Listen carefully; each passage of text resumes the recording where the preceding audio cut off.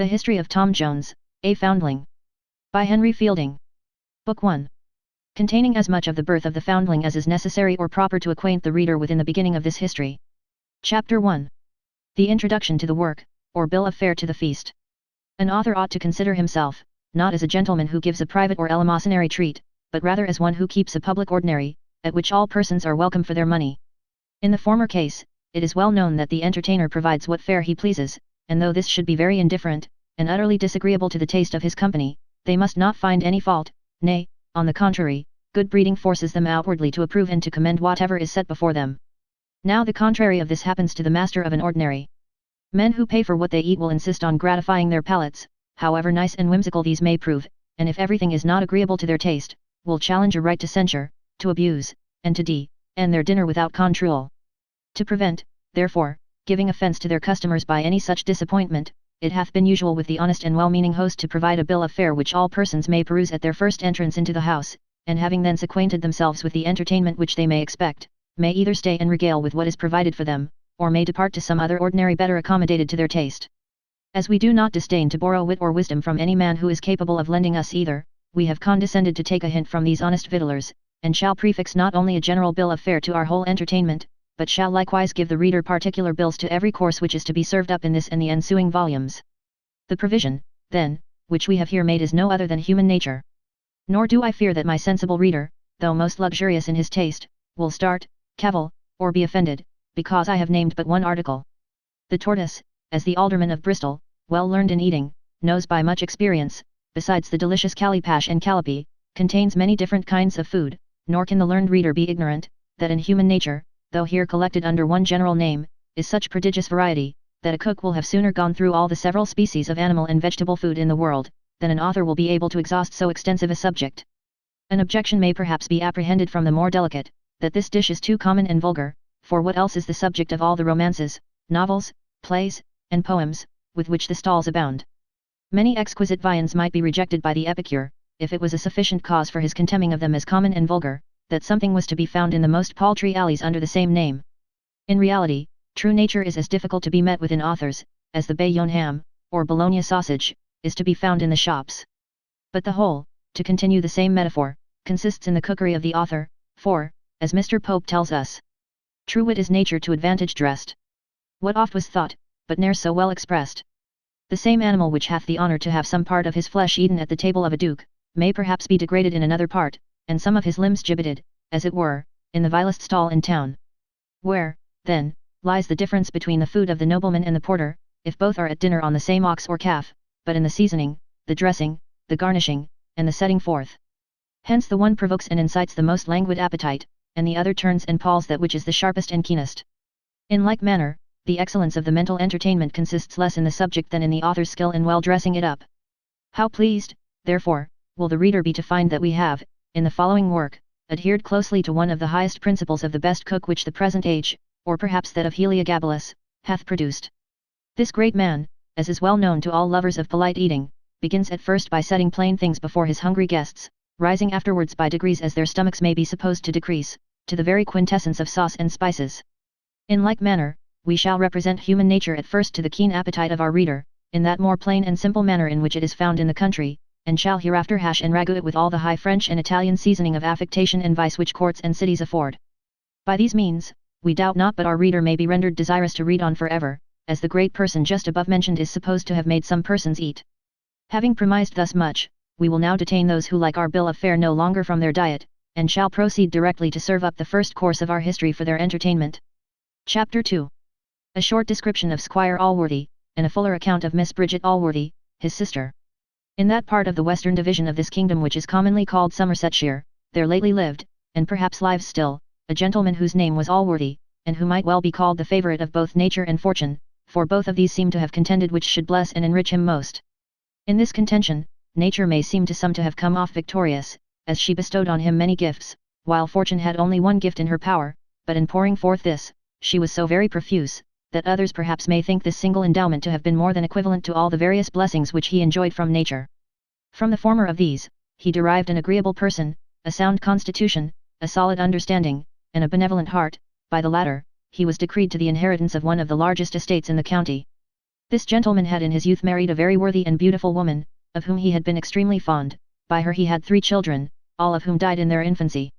He had likewise had the misfortune of burying this beloved wife herself, about 5 years before the time in which this history chusses to set out. This loss, however great, he bore like a man of sense and constancy, though it must be confessed he would often talk a little whimsically on this head, for he sometimes said he looked on himself as still married, and considered his wife as only gone a little before him, a journey which he should most certainly, sooner or later, take after her, and that he had not the least doubt of meeting her again in a place where he should never part with her more, sentiments for which his sense was arraigned by one part of his neighbours, his religion by a second, and his sincerity by a third. He now lived, for the most part, retired in the country, with one sister, for whom he had a very tender affection. This lady was now somewhat past the age of 30, an era at which, in the opinion of the malicious, the title of old maid may with no impropriety be assumed. She was of that species of women whom you commend rather for good qualities than beauty, and who are generally called, by their own sex, very good sort of women, as good a sort of woman, madam, as you would wish to know. Indeed, she was so far from regretting want of beauty, that she never mentioned that perfection, if it can be called one, without contempt, and would often thank God she was not as handsome as Miss such a one, whom perhaps beauty had led into errors which she might have otherwise avoided. Miss Bridget Allworthy, for that was the name of this lady, very rightly conceived the charms of person in a woman to be no better than snares for herself, as well as for others, and yet so discreet was she in her conduct, that her prudence was as much on the guard as if she had all the snares to apprehend which were ever laid for her whole sex. Indeed, I have observed, though it may seem unaccountable to the reader, that this guard of prudence, like the trained bands, is always readiest to go on duty where there is the least danger. It often basely and cowardly deserts those paragons for whom the men are all wishing, sighing, dying, and spreading every net in their power, and constantly attends at the heels of that higher order of women for whom the other sex have a more distant and awful respect, and whom, from despair, I suppose, of success, they never venture to attack.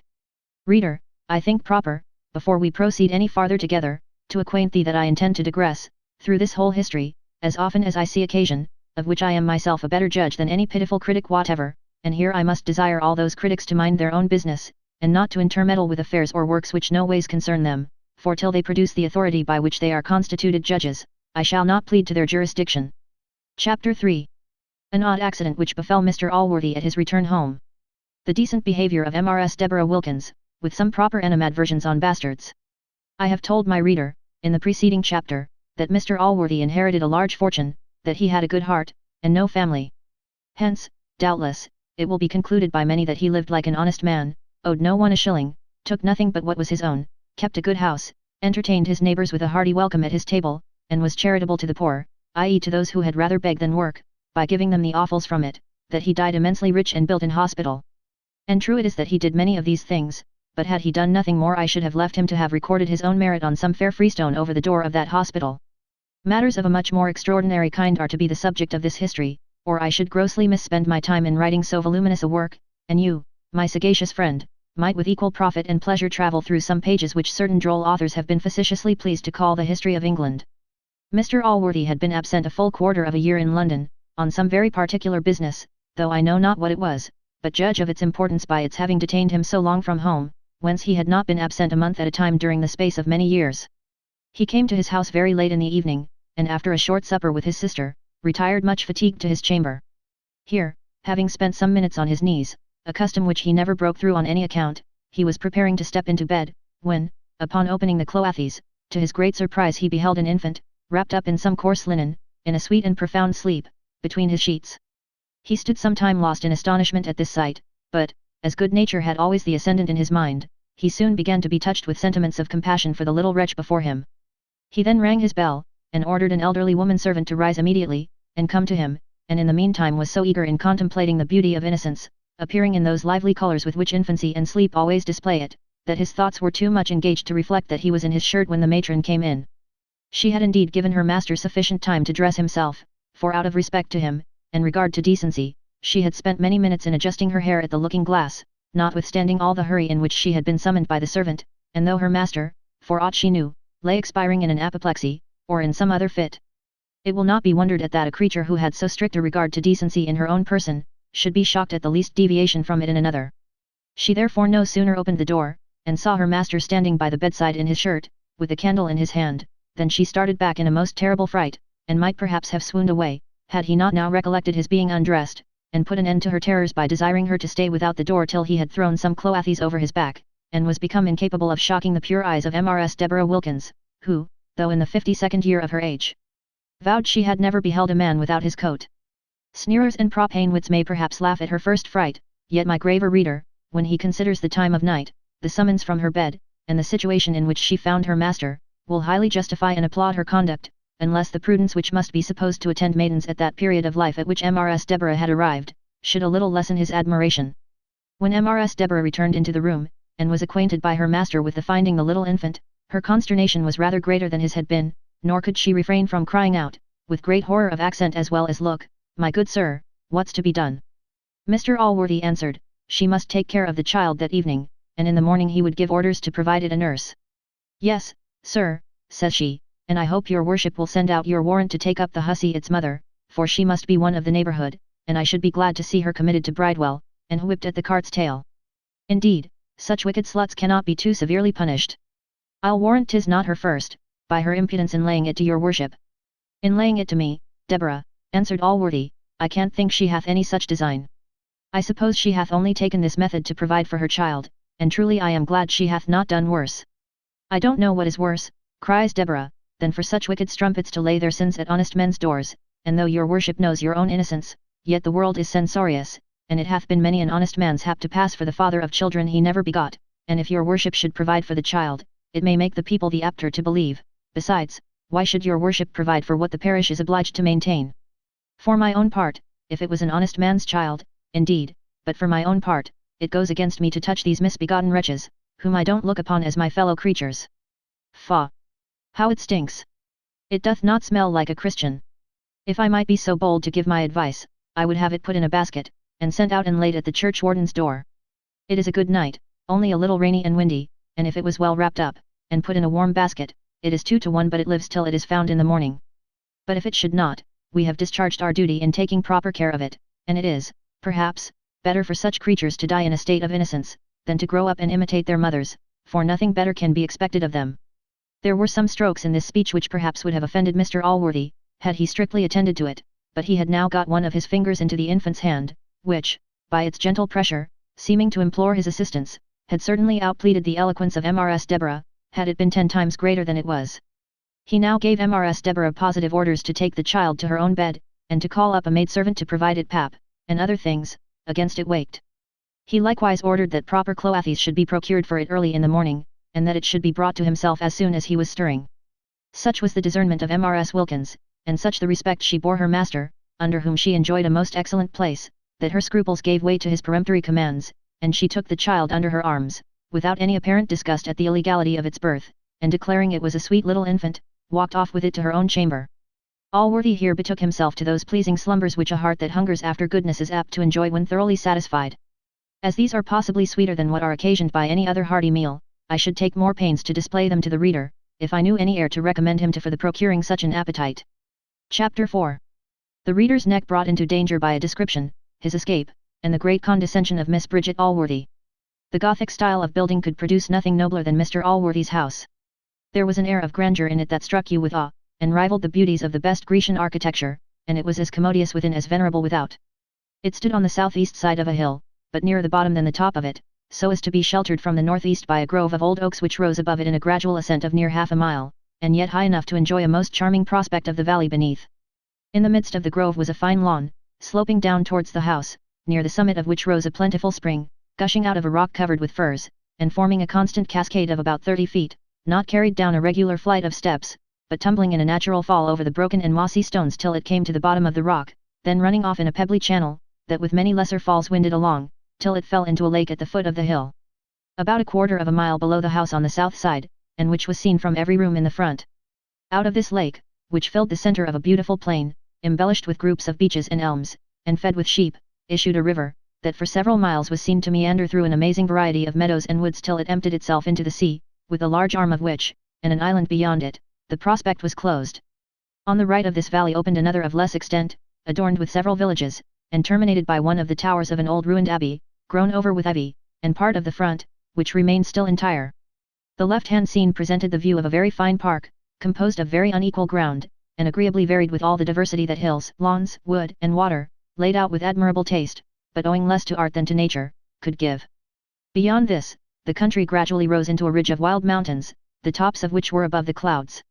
It was now the middle of May, and the morning was remarkably serene, when Mr. Allworthy walked forth on the terrace, where the dawn opened every minute that lovely prospect we have before described to his eye, and now having sent forth streams of light, which ascended the blue firmament before him, as harbingers preceding his pomp, in the full blaze of his majesty rose the sun, than which one object alone in this lower creation could be more glorious, and that Mr. Allworthy himself presented, a human being replete with benevolence, meditating in what manner he might render himself most acceptable to his Creator, by doing most good to his creatures.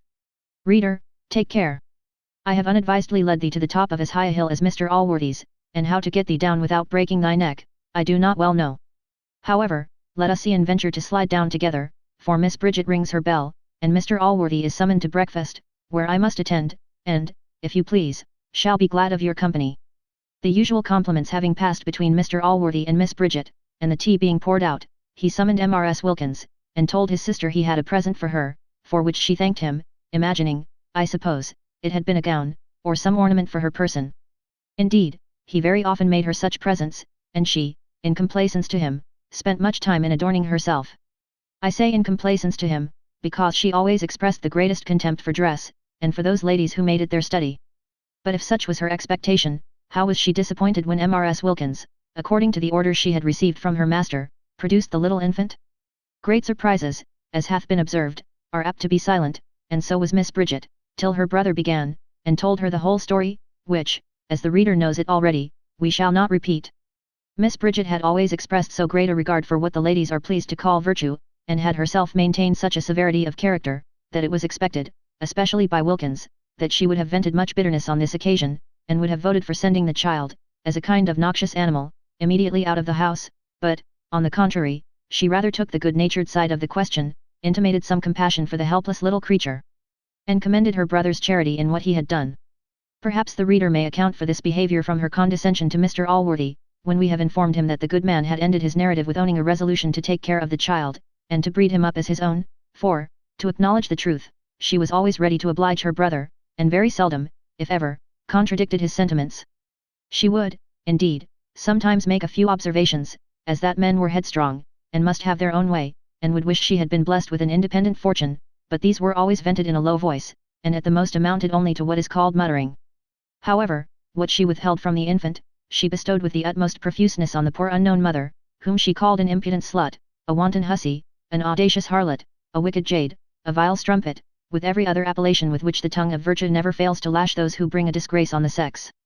A consultation was now entered into how to proceed in order to discover the mother.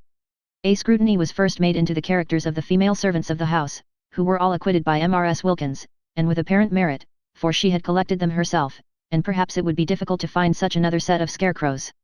The next step was to examine among the inhabitants of the parish, and this was referred to Mrs. Wilkins, who was to inquire with all imaginable diligence, and to make her report in the afternoon. Matters being thus settled, Mr. Allworthy withdrew to his study, as was his custom, and left the child to his sister, who, at his desire, had undertaken the care of it. Chapter 5. Containing a few common matters, with a very uncommon observation upon them. When her master was departed, Mrs. Deborah stood silent, expecting her cue from Miss Bridget, for as to what had passed before her master, the prudent housekeeper by no means relied upon it, as she had often known the sentiments of the lady in her brother's absence to differ greatly from those which she had expressed in his presence. Miss Bridget did not, however, suffer her to continue long in this doubtful situation, for having looked some time earnestly at the child, as it lay asleep in the lap of Mrs. Deborah, the good lady could not forbear giving it a hearty kiss, at the same time declaring herself wonderfully pleased with its beauty and innocence. Mrs. Deborah no sooner observed this than she fell to squeezing and kissing, with as great raptures as sometimes inspire the sage dame of 45 towards a youthful and vigorous bridegroom, crying out, in a shrill voice, "Oh, the dear little creature, the dear, sweet, pretty creature! Well, I vow it is as fine a boy as ever was seen."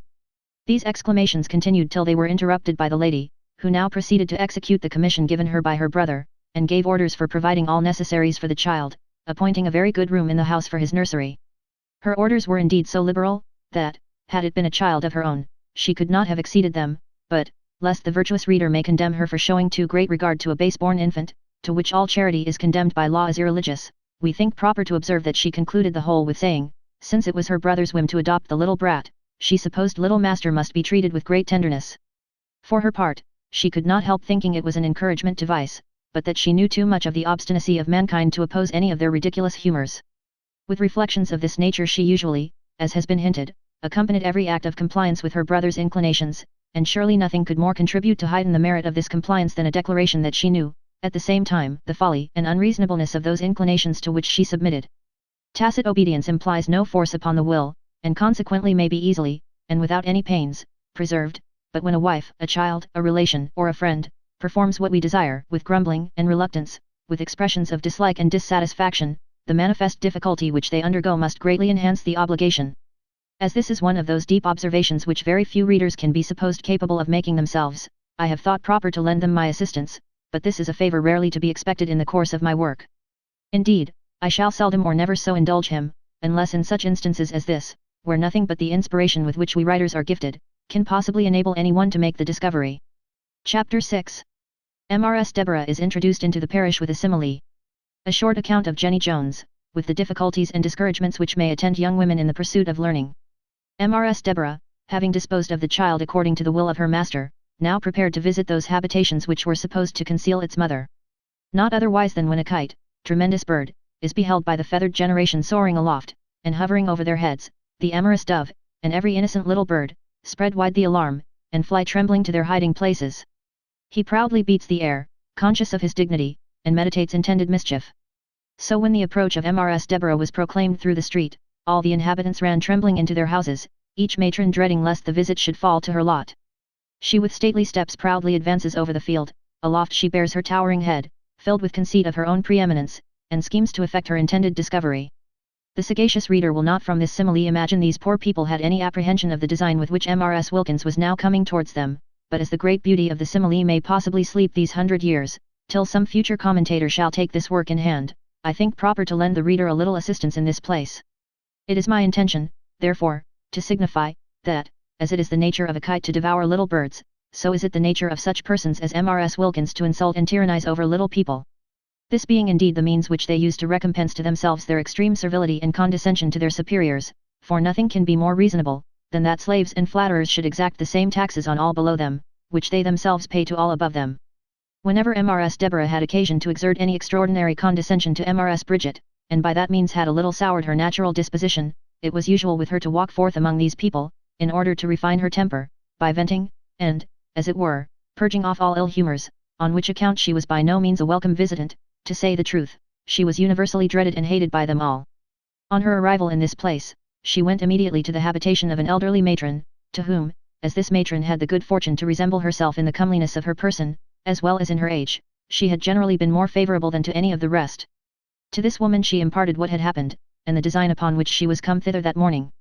These two began presently to scrutinize the characters of the several young girls who lived in any of those houses, and at last fixed their strongest suspicion on one Jenny Jones, who, they both agreed, was the likeliest person to have committed this fact. This Jenny Jones was no very comely girl, either in her face or person, but nature had somewhat compensated the want of beauty with what is generally more esteemed by those ladies whose judgment is arrived at years of perfect maturity, for she had given her a very uncommon share of understanding. This gift Jenny had a good deal improved by erudition. She had lived several years a servant with a schoolmaster, who, discovering a great quickness of parts in the girl, and an extraordinary desire of learning, for every leisure hour she was always found reading in the books of the scholars, had the good nature, or folly, just as the reader pleases to call it, to instruct her so far, that she obtained a competent skill in the Latin language, and was, perhaps, as good a scholar as most of the young men of quality of the age. This advantage, however, like most others of an extraordinary kind, was attended with some small inconveniences, for as it is not to be wondered at, that a young woman so well accomplished should have little relish for the society of those whom fortune had made her equals, but whom education had rendered so much her inferiors, so is it matter of no greater astonishment, that this superiority in Jenny, together with that behaviour which is its certain consequence, should produce among the rest some little envy and ill will towards her, and these had, perhaps, secretly burnt in the bosoms of her neighbours ever since her return from her service. Their envy did not, however, display itself openly, till poor Jenny, to the surprise of everybody, and to the vexation of all the young women in these parts, had publicly shone forth on a Sunday in a new silk gown, with a laced cap, and other proper appendages to these. The flame, which had before lain in embryo, now burst forth. Jenny had, by her learning, increased her own pride, which none of her neighbours were kind enough to feed with the honours she seemed to demand, and now, instead of respect and adoration, she gained nothing but hatred and abuse by her finery. The whole parish declared she could not come honestly by such things, and parents, instead of wishing their daughters the same, felicitated themselves that their children had them not.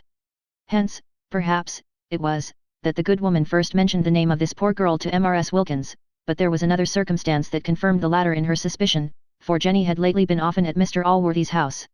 She had officiated as nurse to Miss Bridget, in a violent fit of illness, and had sat up many nights with that lady, besides which, she had been seen there the very day before Mr. Allworthy's return, by Mrs. Wilkins herself, though that sagacious person had not at first conceived any suspicion of her on that account, for, as she herself said, she had always esteemed Jenny as a very sober girl, though indeed she knew very little of her, and had rather suspected some of those wanton trollops, who gave themselves airs, because, forsooth, they thought themselves handsome. Jenny was now summoned to appear in person before Mrs. Deborah, which she immediately did.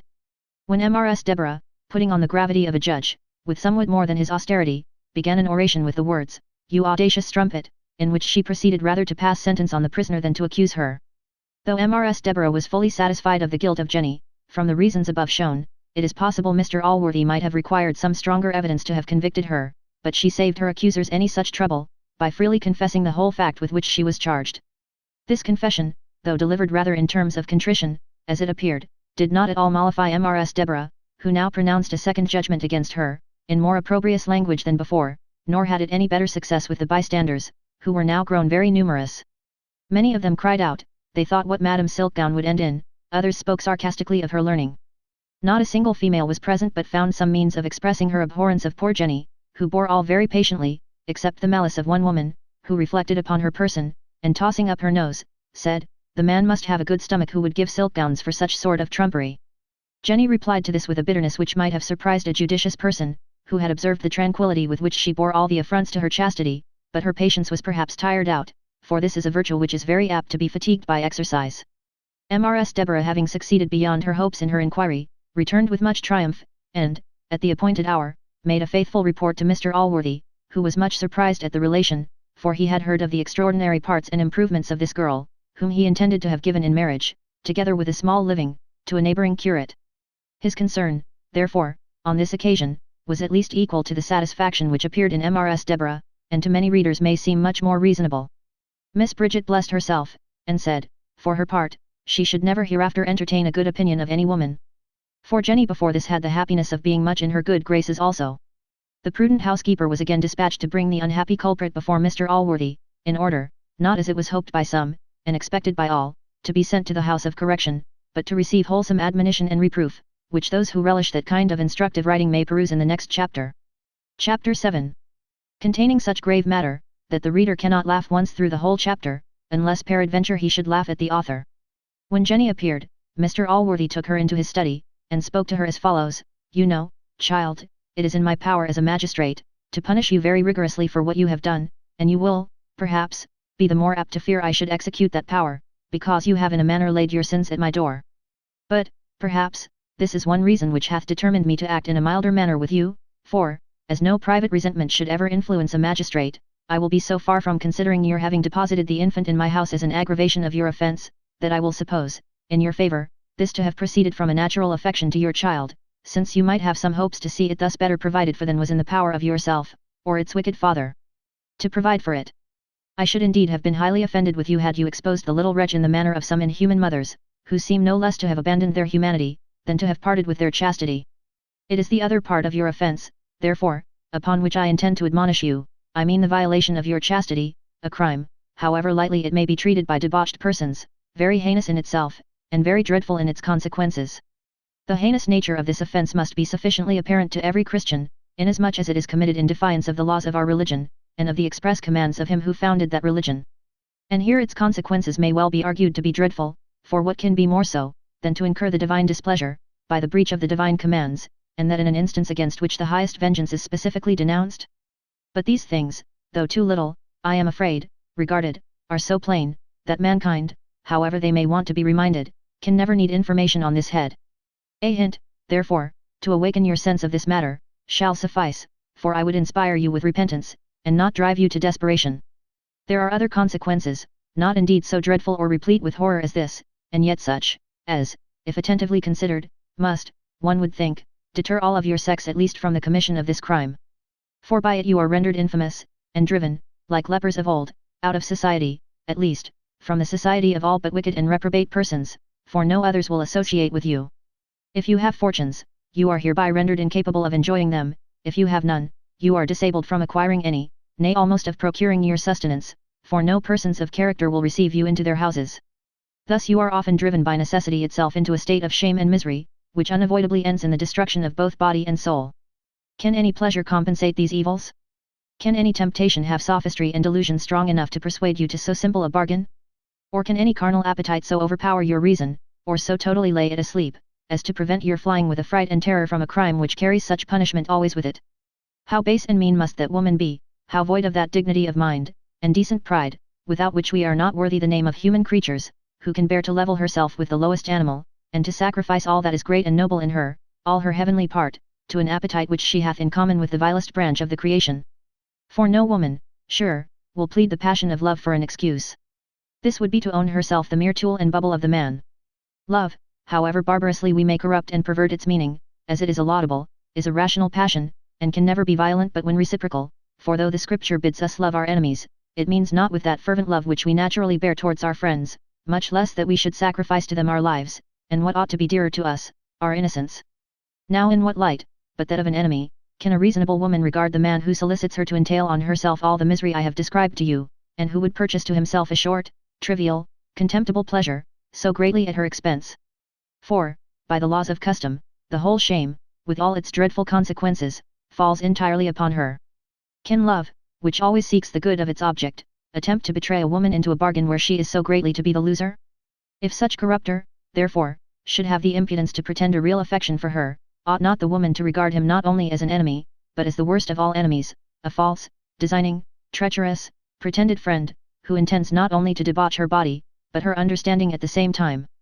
Here Jenny, expressing great concern, Allworthy paused a moment, and then proceeded, I have talked thus to you, child, not to insult you for what is past and irrevocable, but to caution and strengthen you for the future. Nor should I have taken this trouble, but from some opinion of your good sense, notwithstanding the dreadful slip you have made, and from some hopes of your hearty repentance, which are founded on the openness and sincerity of your confession.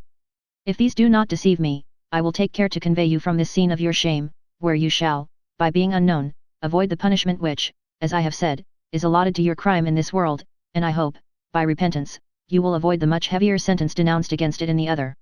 Be a good girl the rest of your days, and want shall be no motive to your going astray, and, believe me, there is more pleasure, even in this world, in an innocent and virtuous life, than in one debauched and vicious.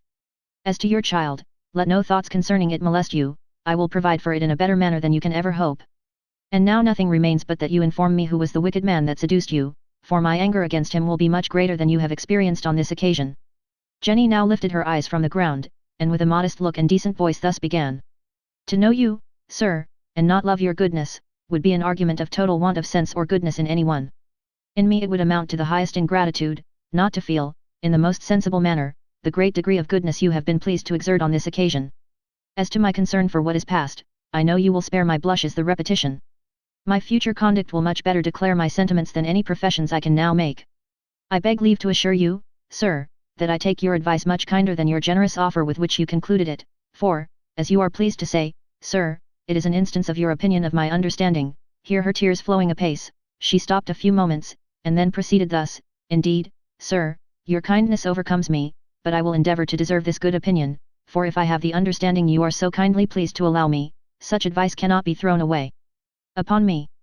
I thank you, sir, heartily, for your intended kindness to my poor helpless child. He is innocent, and I hope will live to be grateful for all the favours you shall show him. But now, sir, I must on my knees entreat you not to persist in asking me to declare the father of my infant. I promise you faithfully you shall one day know, but I am under the most solemn ties and engagements of honour, as well as the most religious vows and protestations, to conceal his name at this time. And I know you too well, to think you would desire I should sacrifice either my honour or my religion.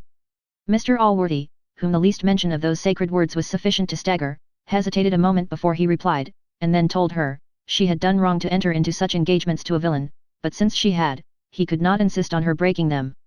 He said, it was not from a motive of vain curiosity he had inquired, but in order to punish the fellow, at least, that he might not ignorantly confer favours on the undeserving. As to these points, Jenny satisfied him by the most solemn assurances, that the man was entirely out of his reach, and was neither subject to his power, nor in any probability of becoming an object of his goodness. The ingenuity of this behavior had gained Jenny so much credit with this worthy man, that he easily believed what she told him, for as she had disdained to excuse herself by a lie, and had hazarded his further displeasure in her present situation, rather than she would forfeit her honor or integrity by betraying another, he had but little apprehensions that she would be guilty of falsehood towards himself. He therefore dismissed her with assurances that he would very soon remove her out of the reach of that obloquy she had incurred, concluding with some additional documents, in which he recommended repentance, saying, "Consider, child, there is one still to reconcile yourself to, whose favor is of much greater importance to you than mine." Chapter 8. A dialogue between Madame Bridget and Deborah, containing more amusement, but less instruction, than the former. When Mr. Allworthy had retired to his study with Jenny Jones, as hath been seen, Mrs. Bridget, with the good housekeeper, had betaken themselves to a post next adjoining to the said study, whence, through the conveyance of a keyhole, they sucked in at their ears the instructive lecture delivered by Mr. Allworthy, together with the answers of Jenny, and indeed every other particular which passed in the last chapter.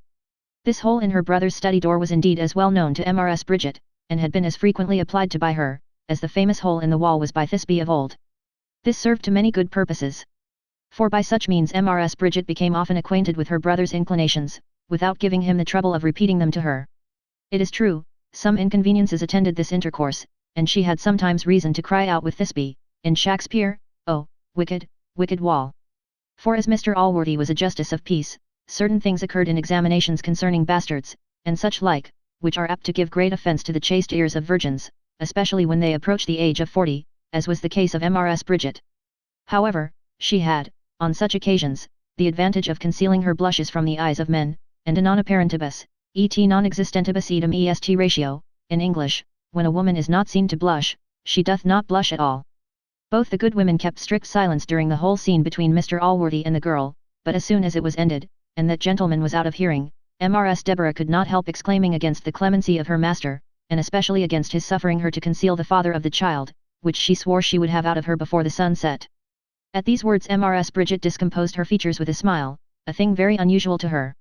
Not that I would have my reader imagine, that this was one of those wanton smiles which Homer would have you conceive came from Venus, when he calls her the laughter-loving goddess, nor was it one of those smiles which Lady Seraphina shoots from the stage box, and which Venus would quit her immortality to be able to equal. No, this was rather one of those smiles which might be supposed to have come from the dimpled cheeks of the august Tisiphone, or from one of the Misses, her sisters.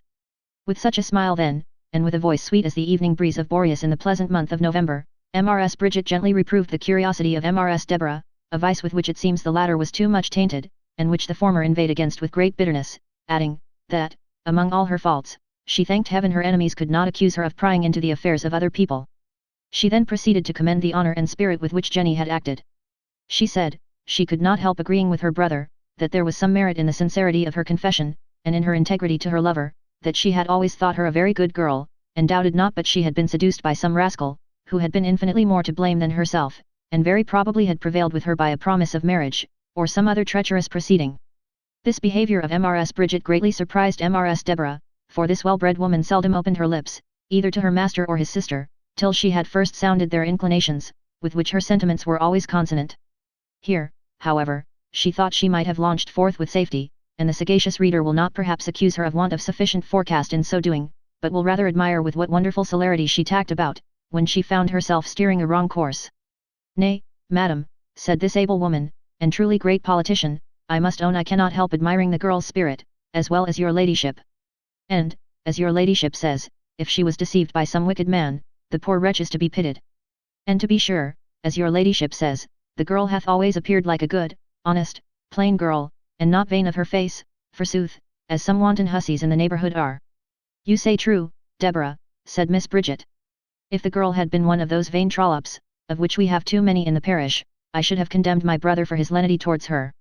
I saw 2 farmers' daughters at church, the other day, with bare necks. I protest they shocked me. If wenches will hang out lures for fellows, it is no matter what they suffer.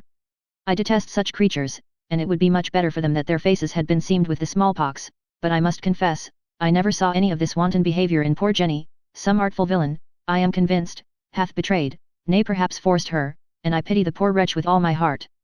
Mrs. Deborah approved all these sentiments, and the dialogue concluded with a general and bitter invective against beauty, and with many compassionate considerations for all honest plain girls who are deluded by the wicked arts of deceitful men. Chapter 9.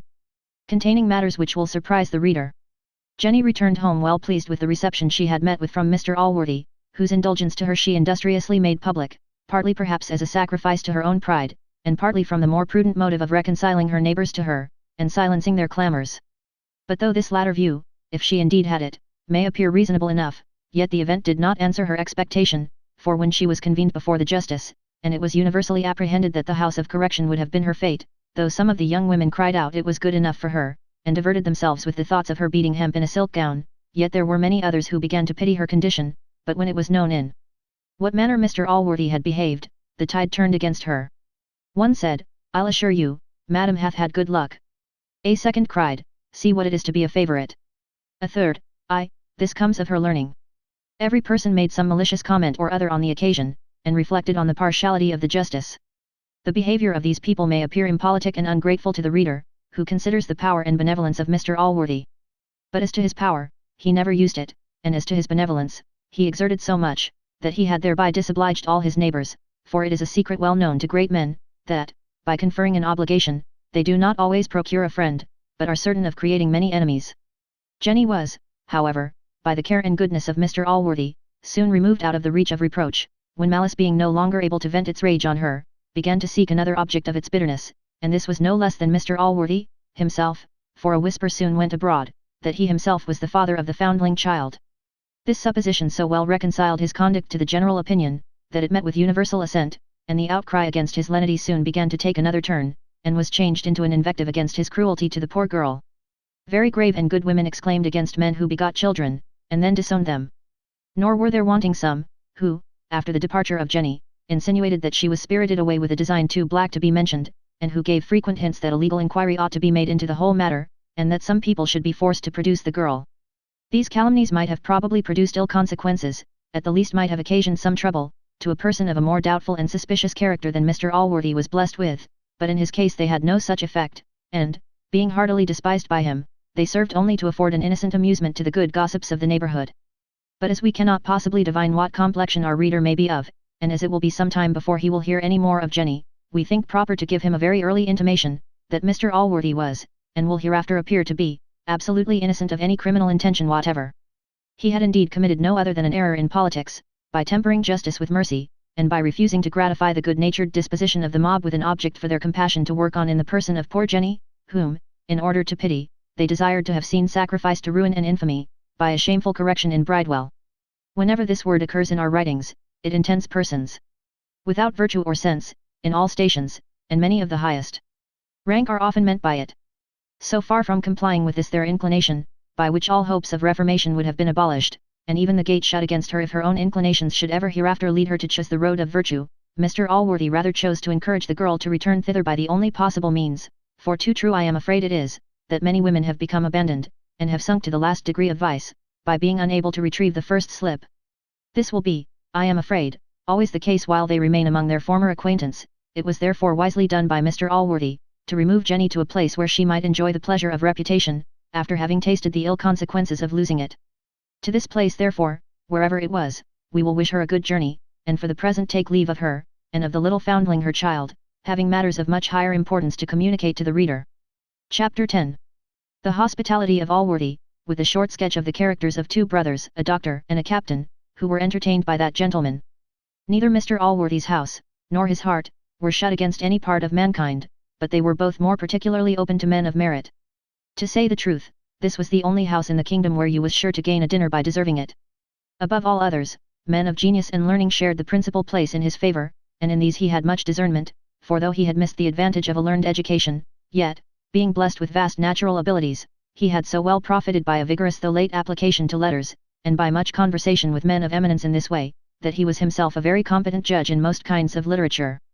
It is no wonder that in an age when this kind of merit is so little in fashion, and so slenderly provided for, persons possessed of it should very eagerly flock to a place where they were sure of being received with great complaisance, indeed, where they might enjoy almost the same advantages of a liberal fortune as if they were entitled to it in their own right, for Mr. Allworthy was not one of those generous persons who are ready most bountifully to bestow meat, drink, and lodging on men of wit and learning, for which they expect no other return but entertainment, instruction, flattery, and subserviency, in a word, that such persons should be enrolled in the number of domestics, without wearing their master's clothes, or receiving wages.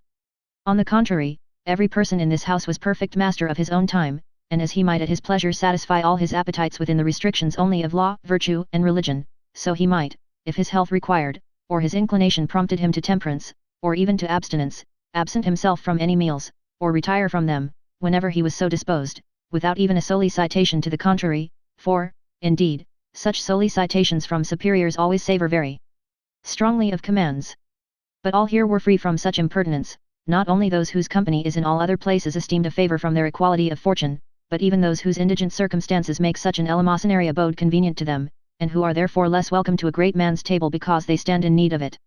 Among others of this kind was Dr. Blifil, a gentleman who had the misfortune of losing the advantage of great talents by the obstinacy of a father, who would breed him to a profession he disliked.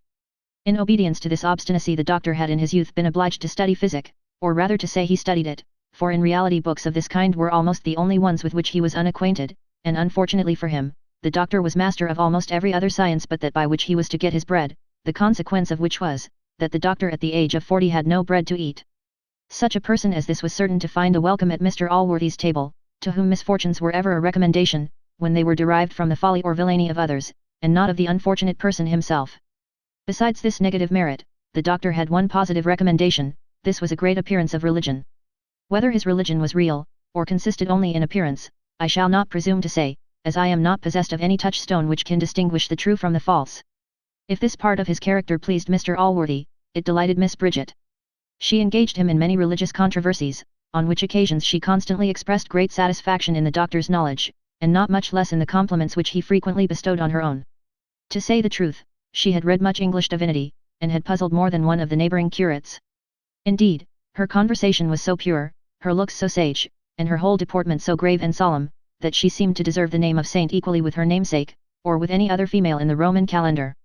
As sympathies of all kinds are apt to beget love, so experience teaches us that none have a more direct tendency this way than those of a religious kind between persons of different sexes. The doctor found himself so agreeable to Miss Bridget, that he now began to lament an unfortunate accident which had happened to him about 10 years before, namely, his marriage with another woman, who was not only still alive, but, what was worse, known to be so by Mr. Allworthy. This was a fatal bar to that happiness which he otherwise saw sufficient probability of obtaining with this young lady, for as to criminal indulgences, he certainly never thought of them. This was owing either to his religion, as is most probable, or to the purity of his passion, which was fixed on those things which matrimony only, and not criminal correspondence, could put him in possession of, or could give him any title to. He had not long ruminated on these matters, before it occurred to his memory that he had a brother who was under no such unhappy incapacity.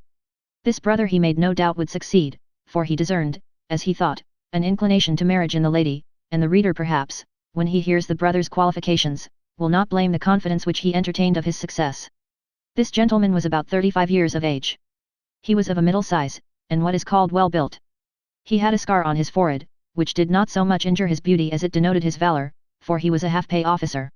He had good teeth, and something affable, when he pleased, in his smile, though naturally his countenance, as well as his air and voice, had much of roughness in it, yet he could at any time deposit this, and appear all gentleness and good humour. He was not ungenteel, nor entirely devoid of wit, and in his youth had abounded in sprightliness, which, though he had lately put on a more serious character, he could, when he pleased, resume. He had, as well as the doctor, an academic education, for his father had, with the same paternal authority we have mentioned before, decreed him for holy orders, but as the old gentleman died before he was ordained, he chose the church military, and preferred the king's commission to the bishop's. He had purchased the post of lieutenant of dragoons, and afterwards came to be a captain, but having quarrelled with his colonel, was by his interest obliged to sell, from which time he had entirely rusticated himself, had betaken himself to studying the scriptures, and was not a little suspected of an inclination to Methodism.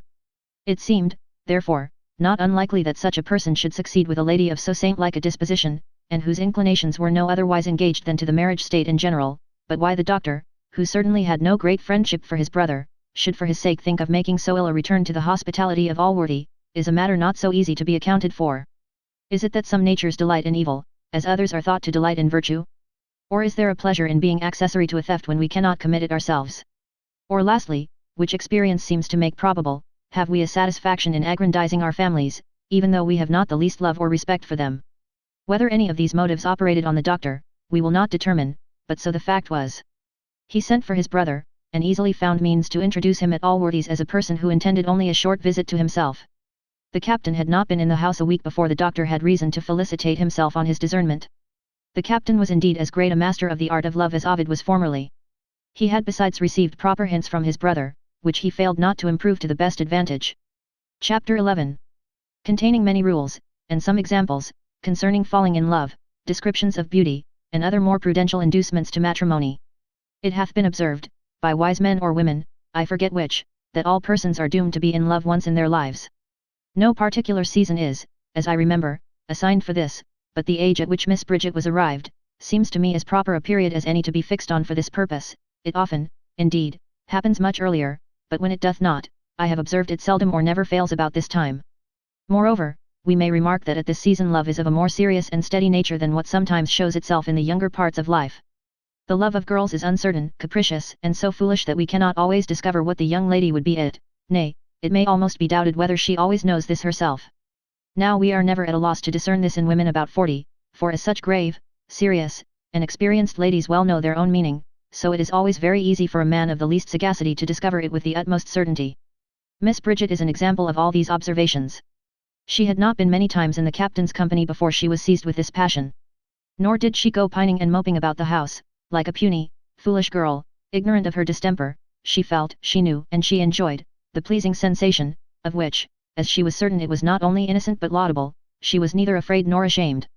And to say the truth, there is, in all points, great difference between the reasonable passion which women at this age conceive towards men, and the idle and childish liking of a girl to a boy, which is often fixed on the outside only, and on things of little value and no duration, as on cherry cheeks, small, lily-white hands, sloe black eyes, flowing locks, downy chins, dapper shapes, nay, sometimes on charms more worthless than these, unless the party's own. Such are the outward ornaments of the person, for which men are beholden to the tailor, the lassman, the periwig maker, the hatter, and the milliner, and not to nature. Such a passion girls may well be ashamed, as they generally are, to own either to themselves or others. The love of Miss Bridget was of another kind. The captain owed nothing to any of these fop makers in his dress, nor was his person much more beholden to nature. Both his dress and person were such as, had they appeared in an assembly or a drawing room, would have been the contempt and ridicule of all the fine ladies there. The former of these was indeed neat, but plain, coarse, ill-fancied, and out of fashion.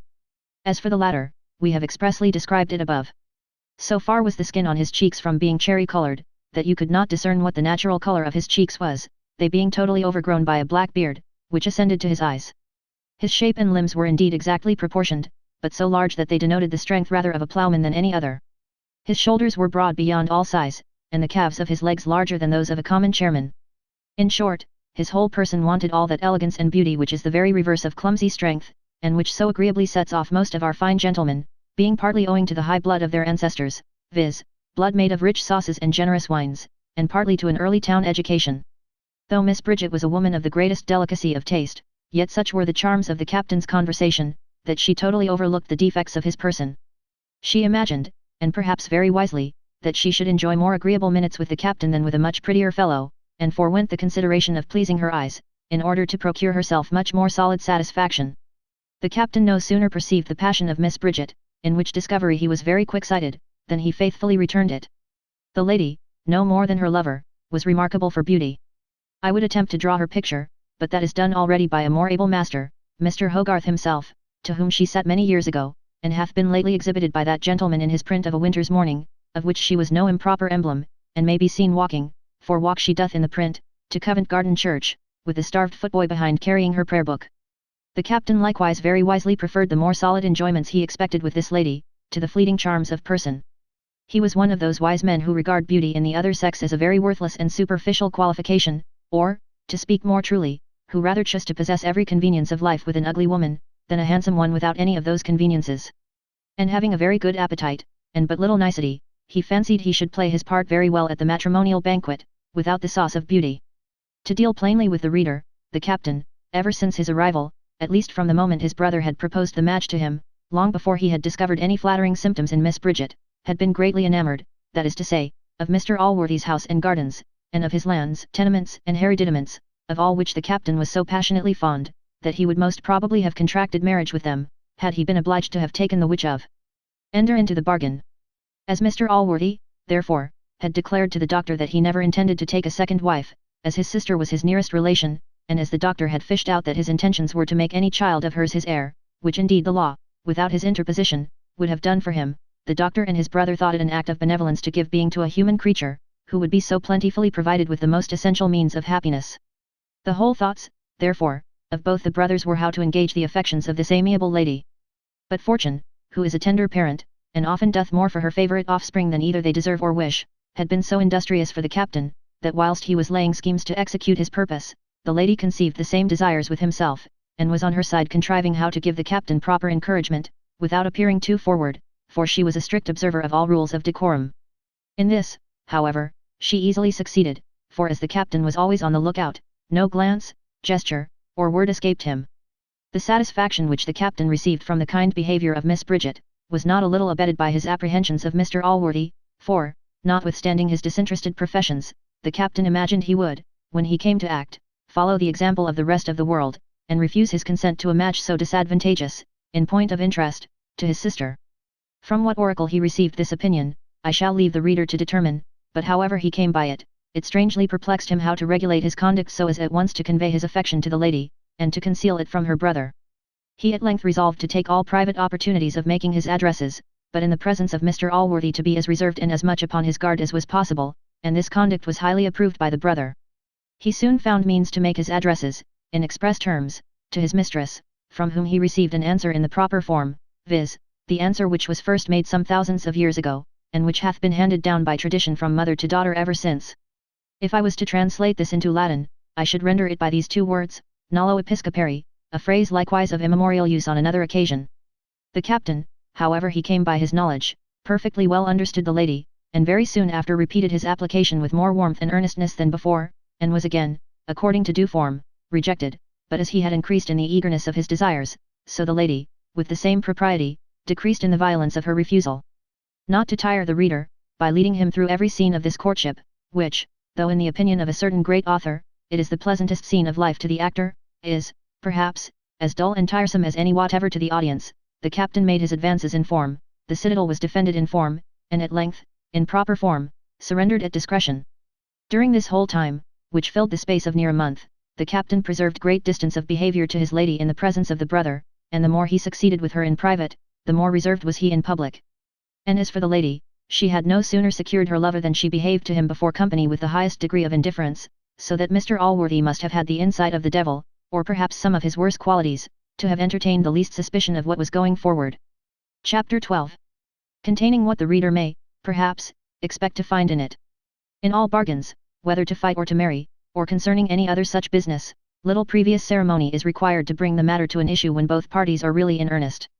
This was the case at present, and in less than a month the captain and his lady were man and wife. The great concern now was to break the matter to Mr. Allworthy, and this was undertaken by the doctor.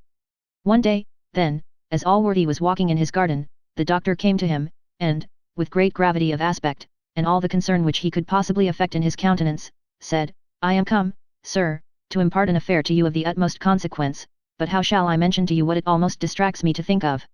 He then launched forth into the most bitter invectives both against men and women, accusing the former of having no attachment but to their interest, and the latter of being so addicted to vicious inclinations that they could never be safely trusted with one of the other sex. Could I, said he, sir, have suspected that a lady of such prudence, such judgment, such learning, should indulge so indiscreet a passion, or could I have imagined that my brother, why do I call him so, he is no longer a brother of mine. Indeed but he is, said Allworthy, and a brother of mine too. Bless me, sir, said the doctor, do you know the shocking affair? Look ye, Mr. Blifil, answered the good man, it hath been my constant maxim in life to make the best of all matters which happen. My sister, though many years younger than I, is at least old enough to be at the age of discretion. Had he imposed on a child, I should have been more averse to have forgiven him, but a woman upwards of 30 must certainly be supposed to know what will make her most happy. She hath married a gentleman, though perhaps not quite her equal in fortune, and if he hath any perfections in her eye which can make up that deficiency, I see no reason why I should object to her choice of her own happiness, which I, no more than herself, imagine to consist only in immense wealth. I might, perhaps, from the many declarations I have made of complying with almost any proposal, have expected to have been consulted on this occasion, but these matters are of a very delicate nature, and the scruples of modesty, perhaps, are not to be overcome. As to your brother, I have really no anger against him at all. He hath no obligations to me, nor do I think he was under any necessity of asking my consent, since the woman is, as I have said, sui juris, and of a proper age to be entirely answerable only, to herself for her conduct. The doctor accused Mr. Allworthy of too great lenity, repeated his accusations against his brother, and declared that he should never more be brought either to see, or to own him for his relation. He then launched forth into a panegyric on Allworthy's goodness, into the highest encomiums on his friendship, and concluded by saying, he should never forgive his brother for having put the place which he bore in that friendship to a hazard. Allworthy thus answered, had I conceived any displeasure against your brother, I should never have carried that resentment to the innocent, but I assure you I have no such displeasure. Your brother appears to me to be a man of sense and honour. I do not disapprove the taste of my sister, nor will I doubt but that she is equally the object of his inclinations. I have always thought love the only foundation of happiness in a married state, as it can only produce that high and tender friendship which should always be the cement of this union, and, in my opinion, all those marriages which are contracted from other motives are greatly criminal, they are a profanation of a most holy ceremony, and generally end in disquiet and misery, for surely we may call it a profanation to convert this most sacred institution into a wicked sacrifice to lust or avarice. And what better can be said of those matches to which men are induced merely by the consideration of a beautiful person, or a great fortune? To deny that beauty is an agreeable object to the eye, and even worthy some admiration, would be false and foolish. Beautiful is an epithet often used in Scripture, and always mentioned with honor. It was my own fortune to marry a woman whom the world thought handsome, and I can truly say I liked her the better on that account. But to make this the sole consideration of marriage, to lust after it so violently as to overlook all imperfections for its sake, or to require it so absolutely as to reject and disdain religion, virtue, and sense, which are qualities in their nature of much higher perfection, only because an elegance of person is wanting, this is surely inconsistent, either with a wise man or a good Christian. And it is, perhaps, being too charitable to conclude that such persons mean anything more by their marriage than to please their carnal appetites, for the satisfaction of which, we are taught, it was not ordained. In the next place, with respect to fortune. Worldly prudence, perhaps, exacts some consideration on this head, nor will I absolutely and altogether condemn it. As the world is constituted, the demands of a married state, and the care of posterity, require some little regard to what we call circumstances. Yet this provision is greatly increased, beyond what is really necessary, by folly and vanity, which create abundantly more wants than nature. Equipage for the wife, and large fortunes for the children, are by custom enrolled in the list of necessaries, and to procure these, everything truly solid and sweet and virtuous and religious, are neglected and overlooked. And this in many degrees, the last and greatest of which seems scarce distinguishable from madness, I mean where persons of immense fortunes contract themselves to those who are, and must be, disagreeable to them, to fools and knaves, in order to increase an estate already larger even than the demands of their pleasures. Surely such persons, if they will not be thought mad, must own, either that they are incapable of tasting the sweets of the tenderest friendship, or that they sacrifice the greatest happiness of which they are capable to the vain, uncertain, and senseless laws of vulgar opinion, which owe as well their force as their foundation to folly. Here Allworthy concluded his sermon, to which Blifil had listened with the profoundest attention, though it cost him some pains to prevent now and then a small discomposure of his muscles. He now praised every period of what he had heard with the warmth of a young divine, who hath the honour to dine with a bishop the same day in which his lordship hath mounted the pulpit. Chapter 13. Which concludes the first book, with an instance of ingratitude, which, we hope, will appear unnatural. The reader, from what hath been said, may imagine that the reconciliation, if indeed it could be so called, was only matter of form. We shall therefore pass it over, and hasten to what must surely be thought matter of substance. The doctor had acquainted his brother with what had passed between Mr. Allworthy and him, and added with a smile, I promise you I paid you off, nay, I absolutely desired the good gentleman not to forgive you, for you know after he had made a declaration in your favour, I might with safety venture on such a request with a person of his temper, and I was willing, as well for your sake as for my own, to prevent the least possibility of a suspicion. Captain Blifil took not the least notice of this, at that time, but he afterwards made a very notable use of it. One of the maxims which the devil, in a late visit upon earth, left to his disciples, is, when once you are got up, to kick the stool from under you. In plain English, when you have made your fortune by the good offices of a friend, you are advised to discard him as soon as you can. Whether the captain acted by this maxim, I will not positively determine, so far we may confidently say, that his actions may be fairly derived from this diabolical principle, and indeed it is difficult to assign any other motive to them, for no sooner was he possessed of Miss Bridget, and reconciled to Allworthy, than he began to show a coldness to his brother which increased daily, till at length it grew into rudeness, and became very visible to every one. The doctor remonstrated to him privately concerning this behaviour, but could obtain no other satisfaction than the following plain declaration, if you dislike anything in my brother's house, sir, you know you are at liberty to quit it. This strange, cruel, and almost unaccountable ingratitude in the captain, absolutely broke the poor doctor's heart, for ingratitude never so thoroughly pierces the human breast as when it proceeds from those in whose behalf we have been guilty of transgressions. Reflections on great and good actions, however they are received or returned by those in whose favor they are performed, always administer some comfort to us, but what consolation shall we receive under so biting a calamity as the ungrateful behavior of our friend, when our wounded conscience at the same time flies in our face, and upbraids us with having spotted it in the service of one so worthless. Mr. Allworthy himself spoke to the captain in his brother's behalf, and desired to know what offence the doctor had committed, when the hard-hearted villain had the baseness to say that he should never forgive him for the injury which he had endeavoured to do him in his favour, which, he said, he had pumped out of him, and was such a cruelty that it ought not to be forgiven. Allworthy spoke in very high terms upon this declaration, which, he said, became not a human creature. He expressed, indeed, so much resentment against an unforgiving temper, that the captain at last pretended to be convinced by his arguments, and outwardly professed to be reconciled. As for the bride, she was now in her honeymoon, and so passionately fond of her new husband that he never appeared to her to be in the wrong, and his displeasure against any person was a sufficient reason for her dislike to the same. The captain, at Mr. Allworthy's instance, was outwardly, as we have said, reconciled to his brother, yet the same rancour remained in his heart, and he found so many opportunities of giving him private hints of this, that the house at last grew insupportable to the poor doctor, and he chose rather to submit to any inconveniences which he might encounter in the world, than longer to bear these cruel and ungrateful insults from a brother for whom he had done so much. He once intended to acquaint Allworthy with the whole, but he could not bring himself to submit to the confession, by which he must take to his share so great a portion of guilt. Besides, by how much the worse man he represented his brother to be, so much the greater would his own offence appear to Allworthy, and so much the greater, he had reason to imagine, would be his resentment. He feigned, therefore, some excuse of business for his departure, and promised to return soon again, and took leave of his brother with so well dissembled content, that, as the captain played his part to the same perfection, Allworthy remained well satisfied with the truth of the reconciliation. The doctor went directly to London, where he died soon after of a broken heart, a distemper which kills many more than is generally imagined, and would have a fair title to a place in the bill of mortality, did it not differ in one instance from all other diseases, viz., that no physician can cure it.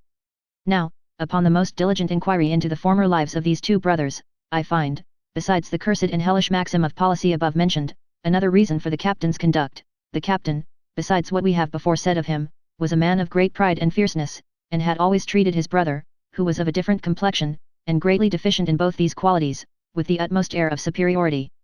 The doctor, however, had much the larger share of learning, and was by many reputed to have the better understanding.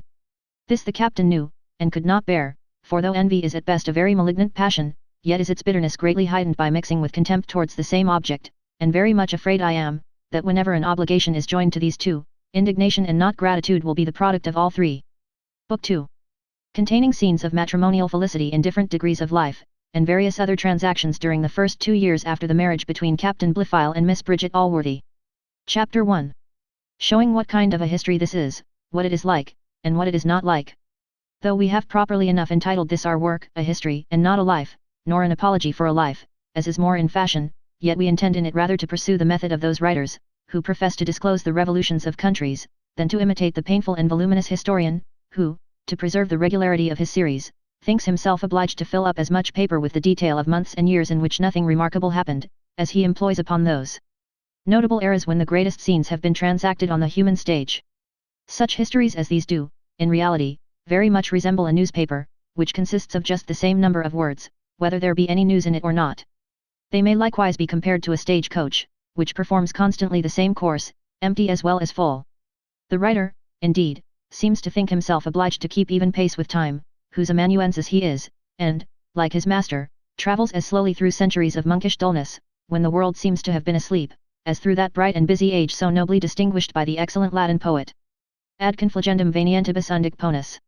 Omnia cum belli trepido concussa tumultu. Horrida contremuere sub altus etheris oris. Intubioque fut sub utrorum regna cadendum. Omnibus humanis esset, terique merique. Of which we wish we could give our readers a more adequate translation than that by Mr. Creech. When dreadful Carthage frighted Rome with arms, and all the world was shook with fierce alarms. Whilst undecided yet, which part should fall, which nation rise the glorious lord of all. Now it is our purpose, in the ensuing pages, to pursue a contrary method.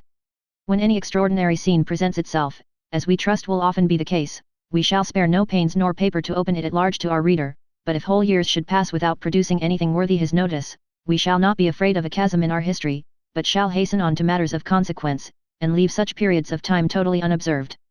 These are indeed to be considered as blanks in the grand lottery of time.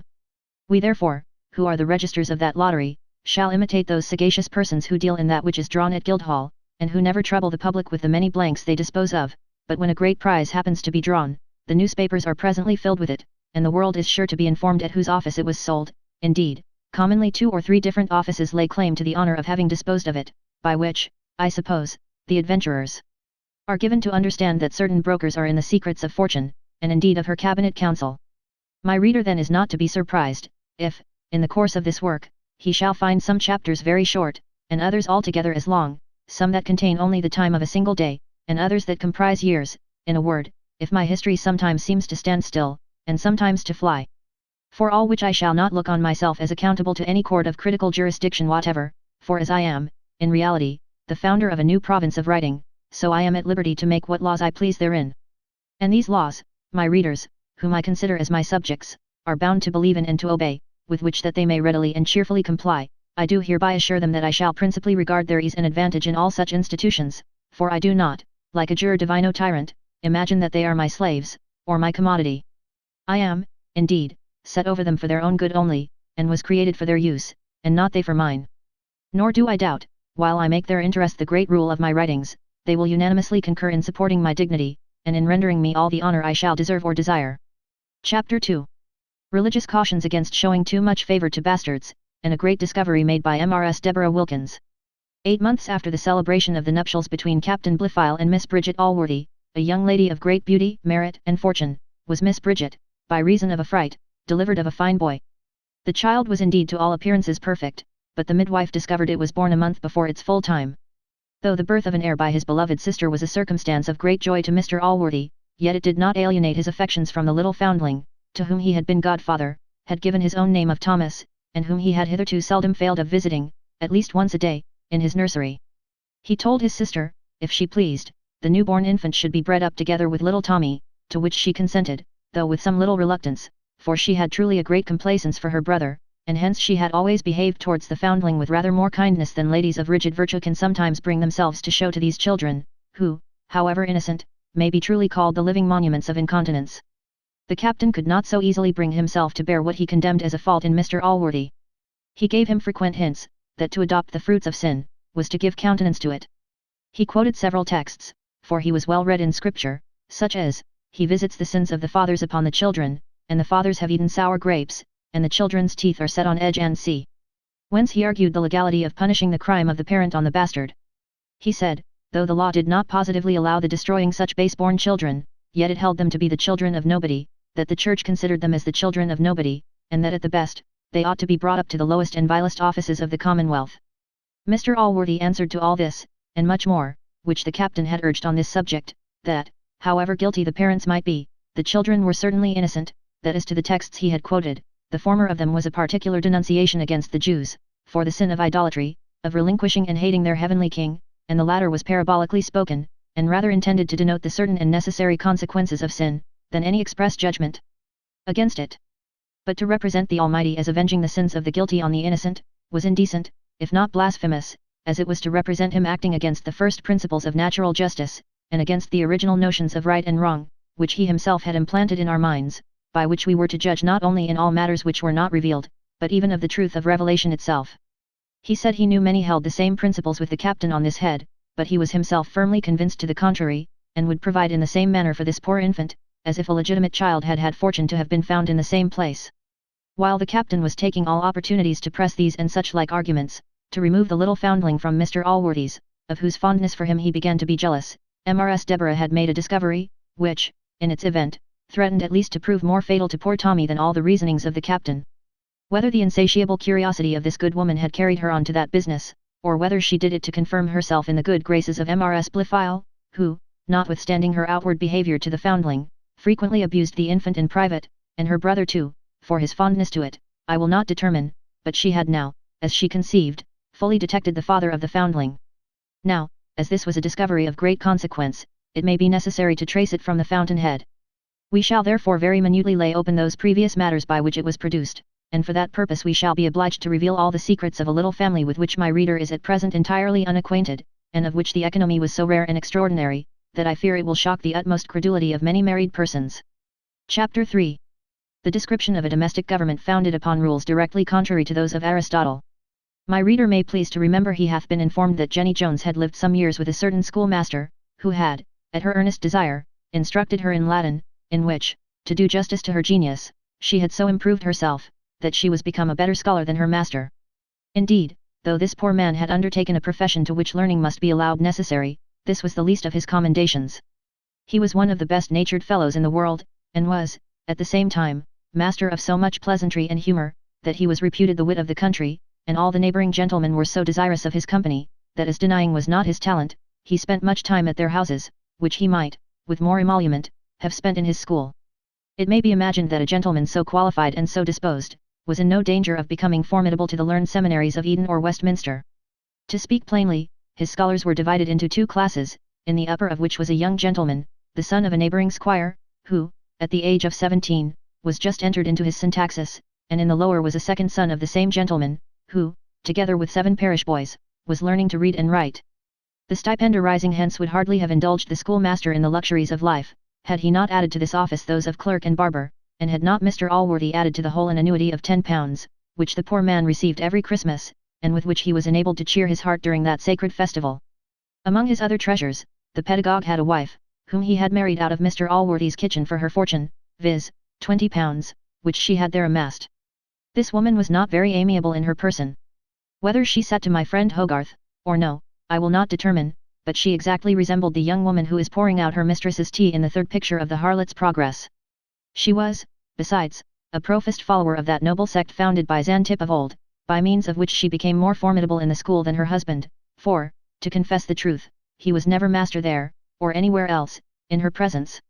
Though her countenance did not denote much natural sweetness of temper, yet this was, perhaps, somewhat soured by a circumstance which generally poisons matrimonial felicity, for children are rightly called the pledges of love, and her husband, though they had been married 9 years, had given her no such pledges, a default for which he had no excuse, either from age or health, being not yet 30 years old, and what they call a jolly brisk young man. Hence arose another evil, which produced no little uneasiness to the poor pedagogue, of whom she maintained so constant a jealousy, that he durst hardly speak to one woman in the parish, for the least degree of civility, or even correspondence, with any female, was sure to bring his wife upon her back, and his own. In order to guard herself against matrimonial injuries in her own house, as she kept one maidservant, she always took care to choose her out of that order of females whose faces are taken as a kind of security for their virtue, of which number Jenny Jones, as the reader hath been before informed, was one.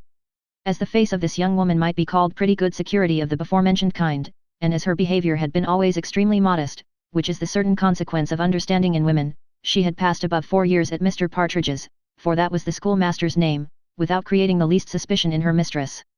Nay, she had been treated with uncommon kindness, and her mistress had permitted Mr. Partridge to give her those instructions which have been before commemorated.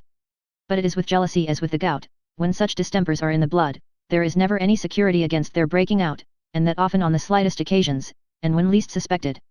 Thus it happened to Mrs. Partridge, who had submitted 4 years to her husband's teaching this young woman, and had suffered her often to neglect her work, in order to pursue her learning. For, passing by one day, as the girl was reading, and her master leaning over her, the girl, I know not for what reason, suddenly started up from her chair, and this was the first time that suspicion ever entered into the head of her mistress.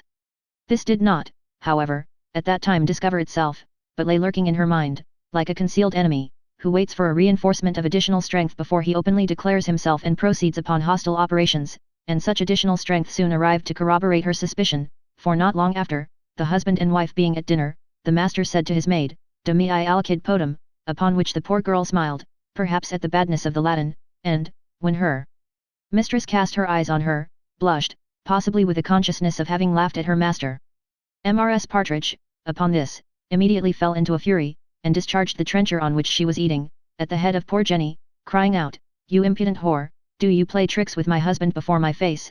and at the same instant rose from her chair with a knife in her hand, with which, most probably, she would have executed very tragical vengeance, had not the girl taken the advantage of being nearer the door than her mistress, and avoided her fury by running away, for, as to the poor husband, whether surprise had rendered him motionless, or fear, which is full as probable, had restrained him from venturing at any opposition, he sat staring and trembling in his chair, nor did he once offer to move or speak, till his wife, returning from the pursuit of Jenny, made some defensive measures necessary for his own preservation, and he likewise was obliged to retreat, after the example of the maid.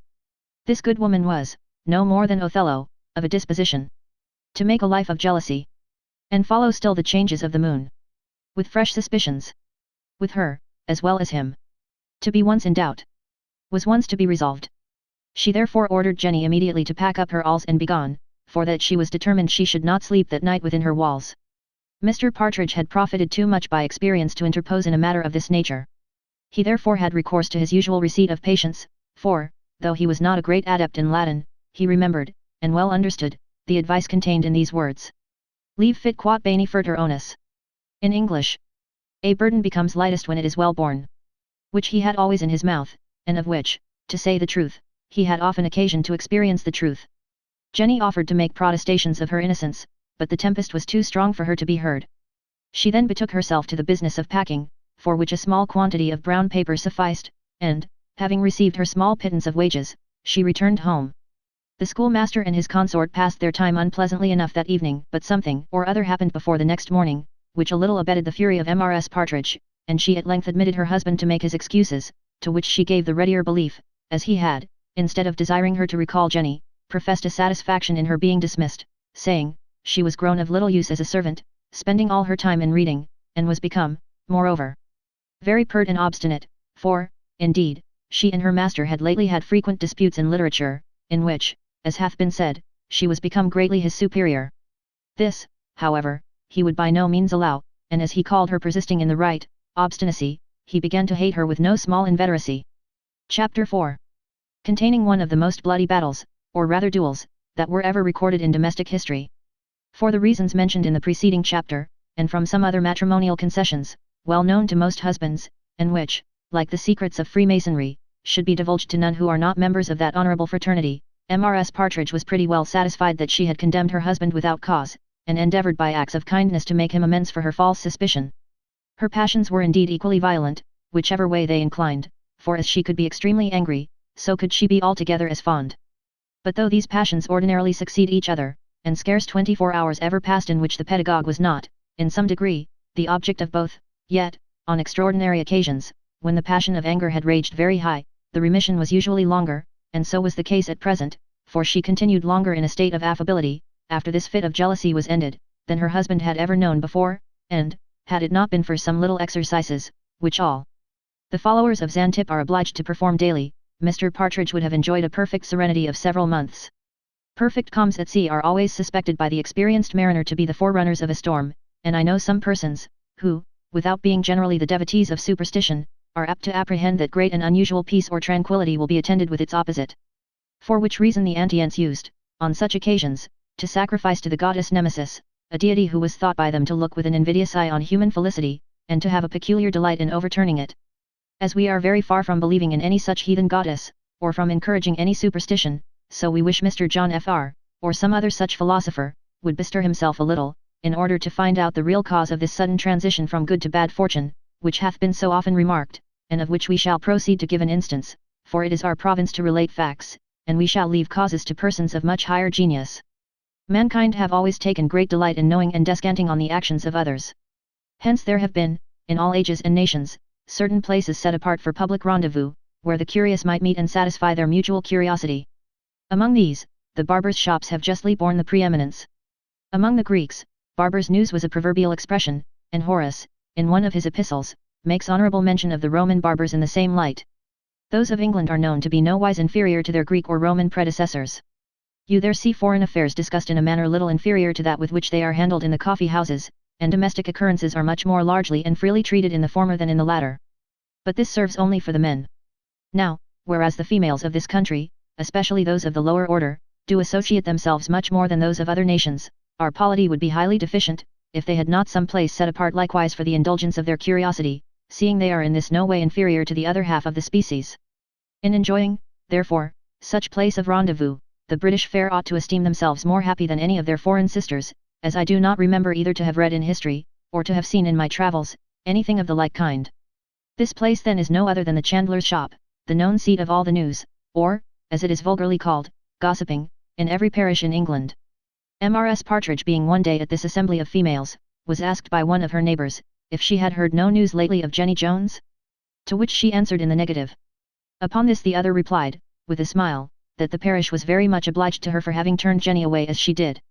Mrs. Partridge, whose jealousy, as the reader well knows, was long since cured, and who had no other quarrel to her maid, answered boldly, she did not know any obligation the parish had to her on that account, for she believed Jenny had scarce left her equal behind her. No, truly, said the gossip, I hope not, though I fancy we have sluts enow too. Then you have not heard, it seems, that she hath been brought to bed of 2 bastards? But as they are not born here, my husband and the other overseer says we shall not be obliged to keep them. 2 bastards, answered Mrs. Partridge hastily, you surprise me. I don't know whether we must keep them, but I am sure they must have been begotten here, for the wench hath not been 9 months gone away. Nothing can be so quick and sudden as the operations of the mind, especially when hope, or fear, or jealousy, to which the 2 others are but journeymen, set it to work. It occurred instantly to her, that Jenny had scarce ever been out of her own house while she lived with her. The leaning over the chair, the sudden starting up, the Latin, the smile, and many other things, rushed upon her all at once. The satisfaction her husband expressed in the departure of Jenny, appeared now to be only dissembled, again, in the same instant, to be real, but yet to confirm her jealousy, proceeding from satiety, and 100 other bad causes. In a word, she was convinced of her husband's guilt, and immediately left the assembly in confusion. As fair Grimalkin, who, though the youngest of the feline family, degenerates not in ferocity from the elder branches of her house, and though inferior in strength, is equal in fierceness to the noble tiger himself, when a little mouse, whom it hath long tormented in sport, escapes from her clutches for a while, frets, scolds, growls, swears, but if the trunk, or box, behind which the mouse lay hid be again removed, she flies like lightning on her prey, and, with envenomed wrath, bites, scratches, mumbles, and tears the little animal. Not with less fury did Mrs. Partridge fly on the poor pedagogue. Her tongue, teeth, and hands, fell all upon him at once. His wig was in an instant torn from his head, his shirt from his back, and from his face descended 5 streams of blood, denoting the number of claws with which nature had unhappily armed the enemy. Mr. Partridge acted for some time on the defensive only, indeed he attempted only to guard his face with his hands, but as he found that his antagonist abated nothing of her rage, he thought he might, at least, endeavour to disarm her, or rather to confine her arms, in doing which her cap fell off in the struggle, and her hair being too short to reach her shoulders, erected itself on her head, her stays likewise, which were laced through one single hole at the bottom, burst open, and her breasts, which were much more redundant than her hair, hung down below her middle, her face was likewise marked with the blood of her husband, her teeth gnashed with rage, and fire, such as sparkles from a smith's forge, darted from her eyes. So that, altogether, this Amazonian heroine might have been an object of terror to a much bolder man than Mr. Partridge. He had, at length, the good fortune, by getting possession of her arms, to render those weapons which she wore at the ends of her fingers useless, which she no sooner perceived, than the softness of her sex prevailed over her rage, and she presently dissolved in tears, which soon after concluded in a fit. That small share of sense which Mr. Partridge had hitherto preserved through the scene of fury, of the cause of which he was hitherto ignorant, now utterly abandoned him. He ran instantly into the street, hallooing out that his wife was in the agonies of death, and beseeching the neighbours to fly with the utmost haste to her assistance. Several good women obeyed his summons, who entering his house, and applying the usual remedies on such occasions, Mrs. Partridge was at length, to the great joy of her husband, brought to herself. As soon as she had a little recollected her spirits, and somewhat composed herself with a cordial, she began to inform the company of the manifold injuries she had received from her husband, who, she said, was not contented to injure her in her bed, but, upon her upbraiding him with it, had treated her in the cruelest manner imaginable, had tore her cap and hair from her head, and her stays from her body, giving her, at the same time, several blows, the marks of which she should carry to the grave. The poor man, who bore on his face many more visible marks of the indignation of his wife, stood in silent astonishment at this accusation, which the reader will, I believe, bear witness for him, had greatly exceeded the truth, for indeed he had not struck her once, and this silence being interpreted to be a confession of the charge by the whole court, they all began at once, una voce, to rebuke and revile him, repeating often, that none but a coward ever struck a woman. Mr. Partridge bore all this patiently, but when his wife appealed to the blood on her face, as an evidence of his barbarity, he could not help laying claim to his own blood, for so it really was, as he thought it very unnatural, that this should rise up, as we are taught that of a murdered person often doth, in vengeance against him. To this the women made no other answer, than that it was a pity it had not come from his heart, instead of his face, all declaring, that, if their husbands should lift their hands against them, they would have their hearts' bloods out of their bodies. After much admonition for what was past, and much good advice to Mr. Partridge for his future behaviour, the company at length departed, and left the husband and wife to a personal conference together, in which Mr. Partridge soon learned the cause of all his sufferings. Chapter 5. Containing much matter to exercise the judgment and reflection of the reader. I believe it is a true observation, that few secrets are divulged to one person only, but certainly, it would be next to a miracle that a fact of this kind should be known to a whole parish, and not transpire any farther. And, indeed, a very few days had passed, before the country, to use a common phrase, rung of the schoolmaster of Little Baddington, who was said to have beaten his wife in the most cruel manner. Nay, in some places it was reported he had murdered her, in others, that he had broke her arms, in others, her legs. In short, there was scarce an injury which can be done to a human creature, but what Mrs. Partridge was somewhere or other affirmed to have received from her husband. The cause of this quarrel was likewise variously reported, for as some people said that Mrs. Partridge had caught her husband in bed with his maid, so many other reasons, of a very different kind, went abroad. Nay, some transferred the guilt to the wife, and the jealousy to the husband. Mrs. Wilkins had long ago heard of this quarrel, but, as a different cause from the true one had reached her ears, she thought proper to conceal it, and the rather, perhaps, as the blame was universally laid on Mr. Partridge, and his wife, when she was servant to Mr. Allworthy, had in something offended Mrs. Wilkins, who was not of a very forgiving temper. But Mrs. Wilkins, whose eyes could see objects at a distance, and who could very well look forward a few years into futurity, had perceived a strong likelihood of Captain Blifil's being hereafter her master, and as she plainly discerned that the captain bore no great goodwill to the little foundling, she fancied it would be rendering him an agreeable service, if she could make any discoveries that might lessen the affection which Mr. Allworthy seemed to have contracted for this child, and which gave visible uneasiness to the captain, who could not entirely conceal it even before Allworthy himself, though his wife, who acted her part much better in public, frequently recommended to him her own example, of conniving at the folly of her brother, which, she said, she at least as well perceived, and as much resented, as any other possibly could. Mrs. Wilkins having therefore, by accident, gotten a true scent of the above story, though long after it had happened, failed not to satisfy herself thoroughly of all the particulars, and then acquainted the captain, that she had at last discovered the true father of the little bastard, which she was sorry, she said, to see her master lose his reputation in the country, by taking so much notice of. The captain chid her for the conclusion of her speech, as an improper assurance in judging of her master's actions, for if his honour, or his understanding, would have suffered the captain to make an alliance with Mrs. Wilkins, his pride would by no means have admitted it. And to say the truth, there is no conduct less politic, than to enter into any confederacy with your friends' servants against their master, for by these means you afterwards become the slave of these very servants, by whom you are constantly liable to be betrayed. And this consideration, perhaps it was, which prevented Captain Blifil from being more explicit with Mrs. Wilkins, or from encouraging the abuse which she had bestowed on Allworthy.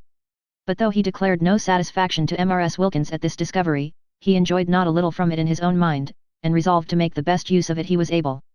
He kept this matter a long time concealed within his own breast, in hopes that Mr. Allworthy might hear it from some other person, but Mrs. Wilkins, whether she resented the captain's behaviour, or whether his cunning was beyond her, and she feared the discovery might displease him, never afterwards opened her lips about the matter. I have thought it somewhat strange, upon reflection, that the housekeeper never acquainted Mrs. Blifil with this news, as women are more inclined to communicate all pieces of intelligence to their own sex, than to ours. The only way, as it appears to me, of solving this difficulty, is, by imputing it to that distance which was now grown between the lady and the housekeeper, whether this arose from a jealousy in Mrs. Blifil, that Wilkins showed too great a respect to the foundling, for while she was endeavouring to ruin the little infant, in order to ingratiate herself with the captain, she was every day more and more commending it before Allworthy, as his fondness for it every day increased. This, notwithstanding all the care she took at other times to express the direct contrary to Mrs. Blifil, perhaps offended that delicate lady, who certainly now hated Mrs. Wilkins, and though she did not, or possibly could not, absolutely remove her from her place, she found, however, the means of making her life very uneasy. This Mrs. Wilkins, at length, so resented, that she very openly showed all manner of respect and fondness to little Tommy, in opposition to Mrs. Blifil. The captain, therefore, finding the story in danger of perishing, at last took an opportunity to reveal it himself. He was one day engaged with Mr. Allworthy in a discourse on charity, in which the captain, with great learning, proved to Mr. Allworthy, that the word charity in Scripture nowhere means beneficence or generosity. The Christian religion, he said, was instituted for much nobler purposes, than to enforce a lesson which many heathen philosophers had taught us long before, and which, though it might perhaps be called a moral virtue, savoured but little of that sublime, Christian-like disposition, that vast elevation of thought, in purity approaching to angelic perfection, to be attained, expressed, and felt only by grace.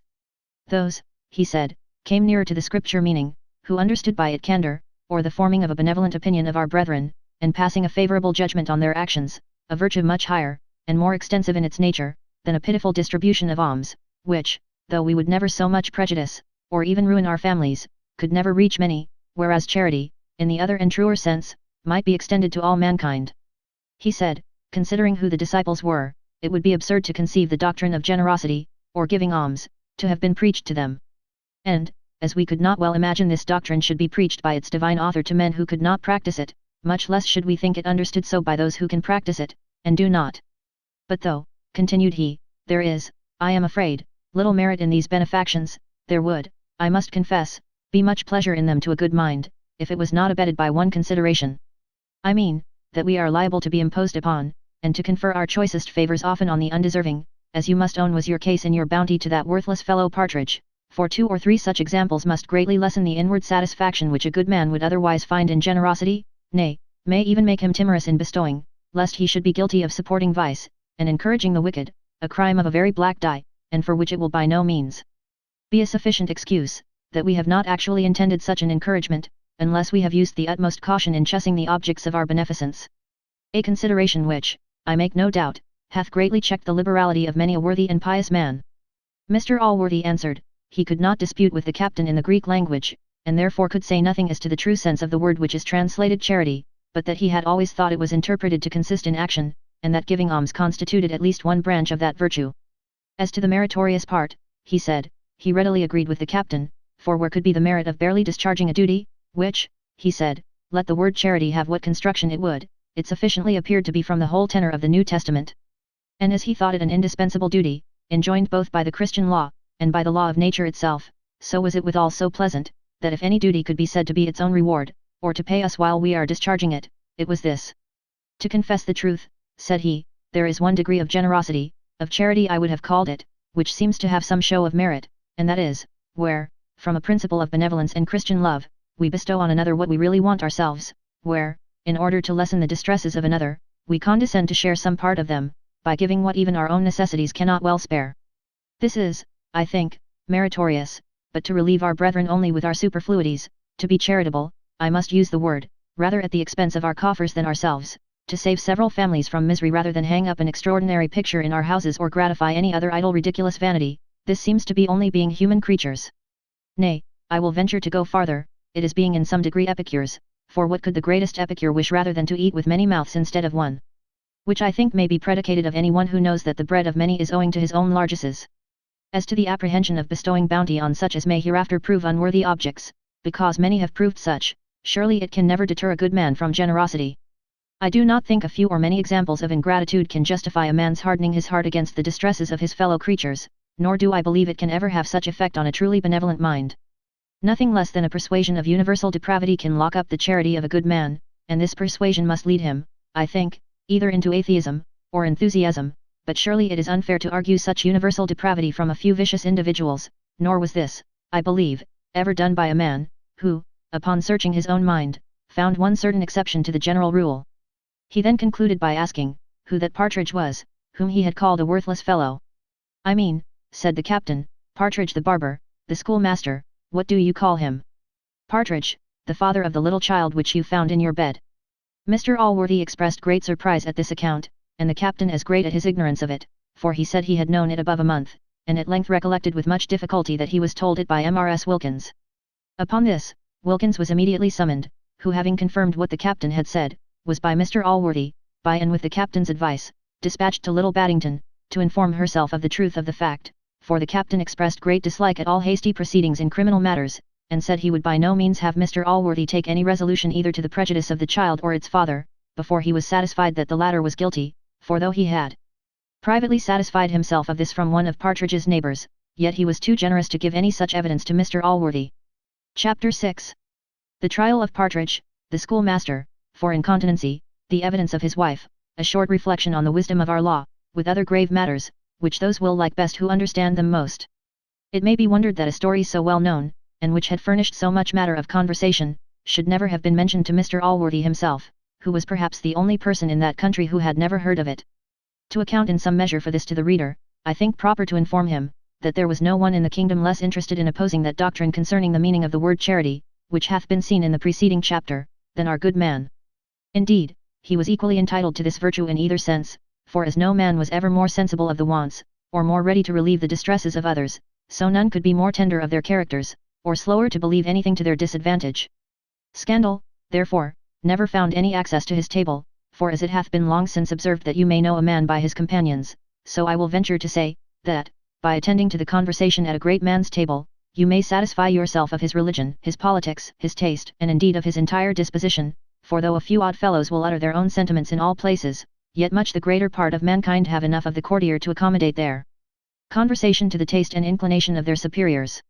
But to return to Mrs. Wilkins, who, having executed her commission with great dispatch, though at 15 miles distance, brought back such a confirmation of the schoolmaster's guilt, that Mr. Allworthy determined to send for the criminal, and examine him viva voce. Mr. Partridge, therefore, was summoned to attend, in order to his defence, if he could make any, against this accusation. At the time appointed, before Mr. Allworthy himself, at Paradise Hall, came as well the said Partridge, with Anne, his wife, as Mrs. Wilkins his accuser. And now Mr. Allworthy being seated in the chair of justice, Mr. Partridge was brought before him. Having heard his accusation from the mouth of Mrs. Wilkins, he pleaded not guilty, making many vehement protestations of his innocence. Mrs. Partridge was then examined, who, after a modest apology for being obliged to speak the truth against her husband, related all the circumstances with which the reader hath already been acquainted, and at last concluded with her husband's confession of his guilt. Whether she had forgiven him or no, I will not venture to determine, but it is certain she was an unwilling witness in this cause, and it is probable from certain other reasons, would never have been brought to depose as she did, had not Mrs. Wilkins, with great art, fished all out of her at her own house, and had she not indeed made promises, in Mr. Allworthy's name, that the punishment of her husband should not be such as might anywise affect his family. Partridge still persisted in asserting his innocence, though he admitted he had made the above-mentioned confession, which he however endeavoured to account for, by protesting that he was forced into it by the continued importunity she used, who vowed, that, as she was sure of his guilt, she would never leave tormenting him till he had owned it, and faithfully promised, that, in such case, she would never mention it to him more. Hence, he said, he had been induced falsely to confess himself guilty, though he was innocent, and that he believed he should have confessed a murder from the same motive. Mrs. Partridge could not bear this imputation with patience, and having no other remedy in the present place but tears, she called forth a plentiful assistance from them, and then addressing herself to Mr. Allworthy, she said, or rather cried, "May it please your worship, there never was any poor woman so injured as I am by that base man, for this is not the only instance of his falsehood to me. No, may it please your worship, he hath injured my bed many's the good time and often. I could have put up with his drunkenness and neglect of his business, if he had not broke one of the sacred commandments.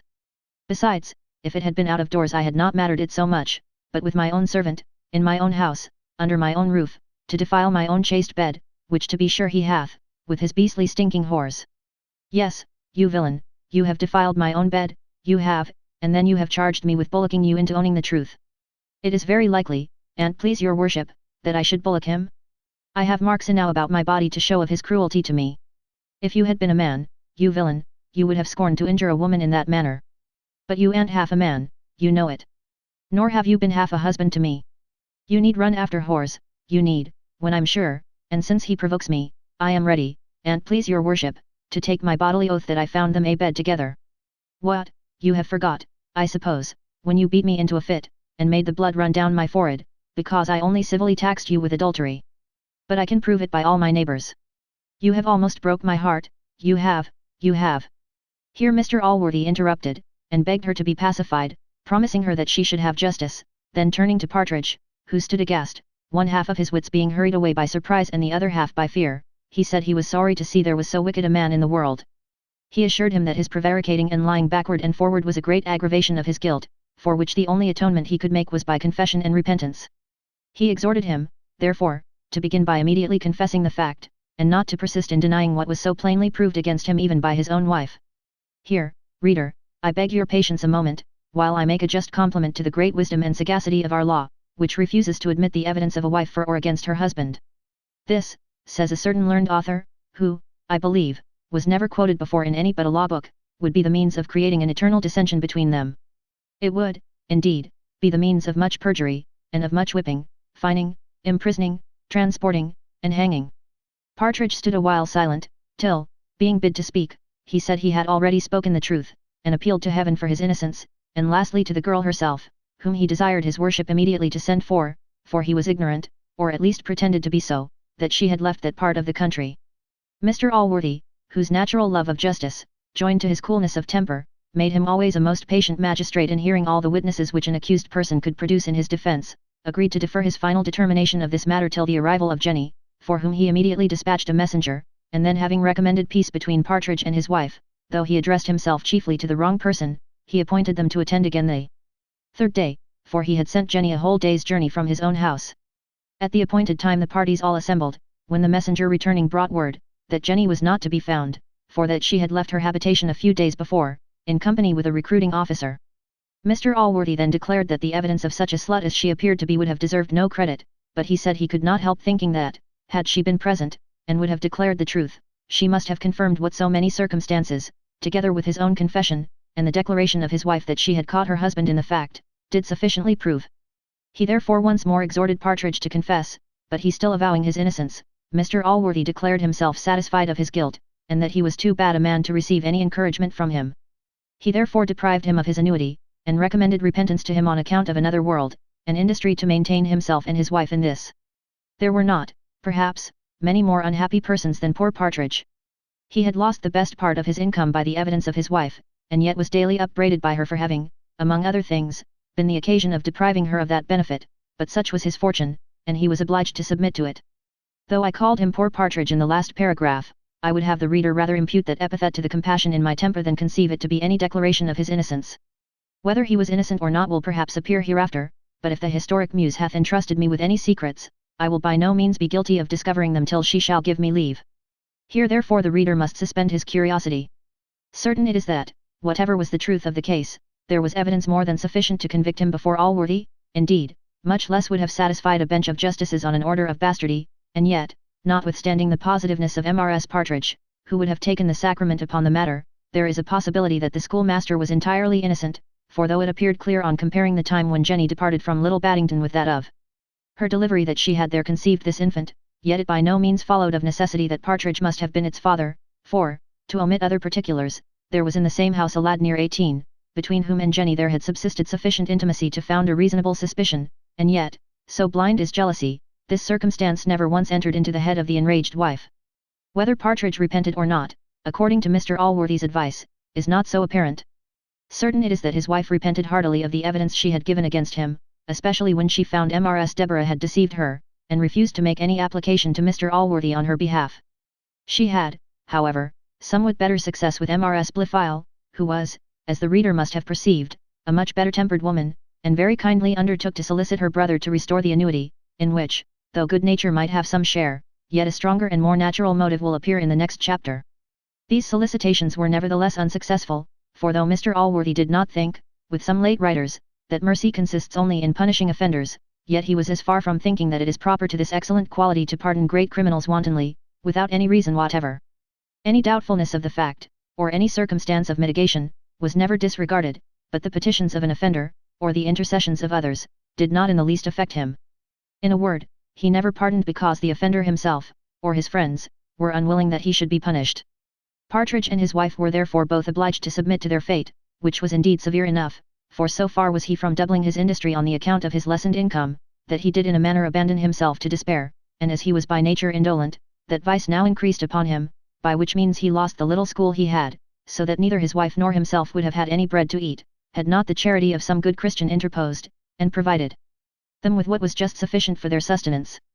As this support was conveyed to them by an unknown hand, they imagined, and so, I doubt not, will the reader, that Mr. Allworthy himself was their secret benefactor, who, though he would not openly encourage vice, could yet privately relieve the distresses of the vicious themselves, when these became too exquisite and disproportionate to their demerit.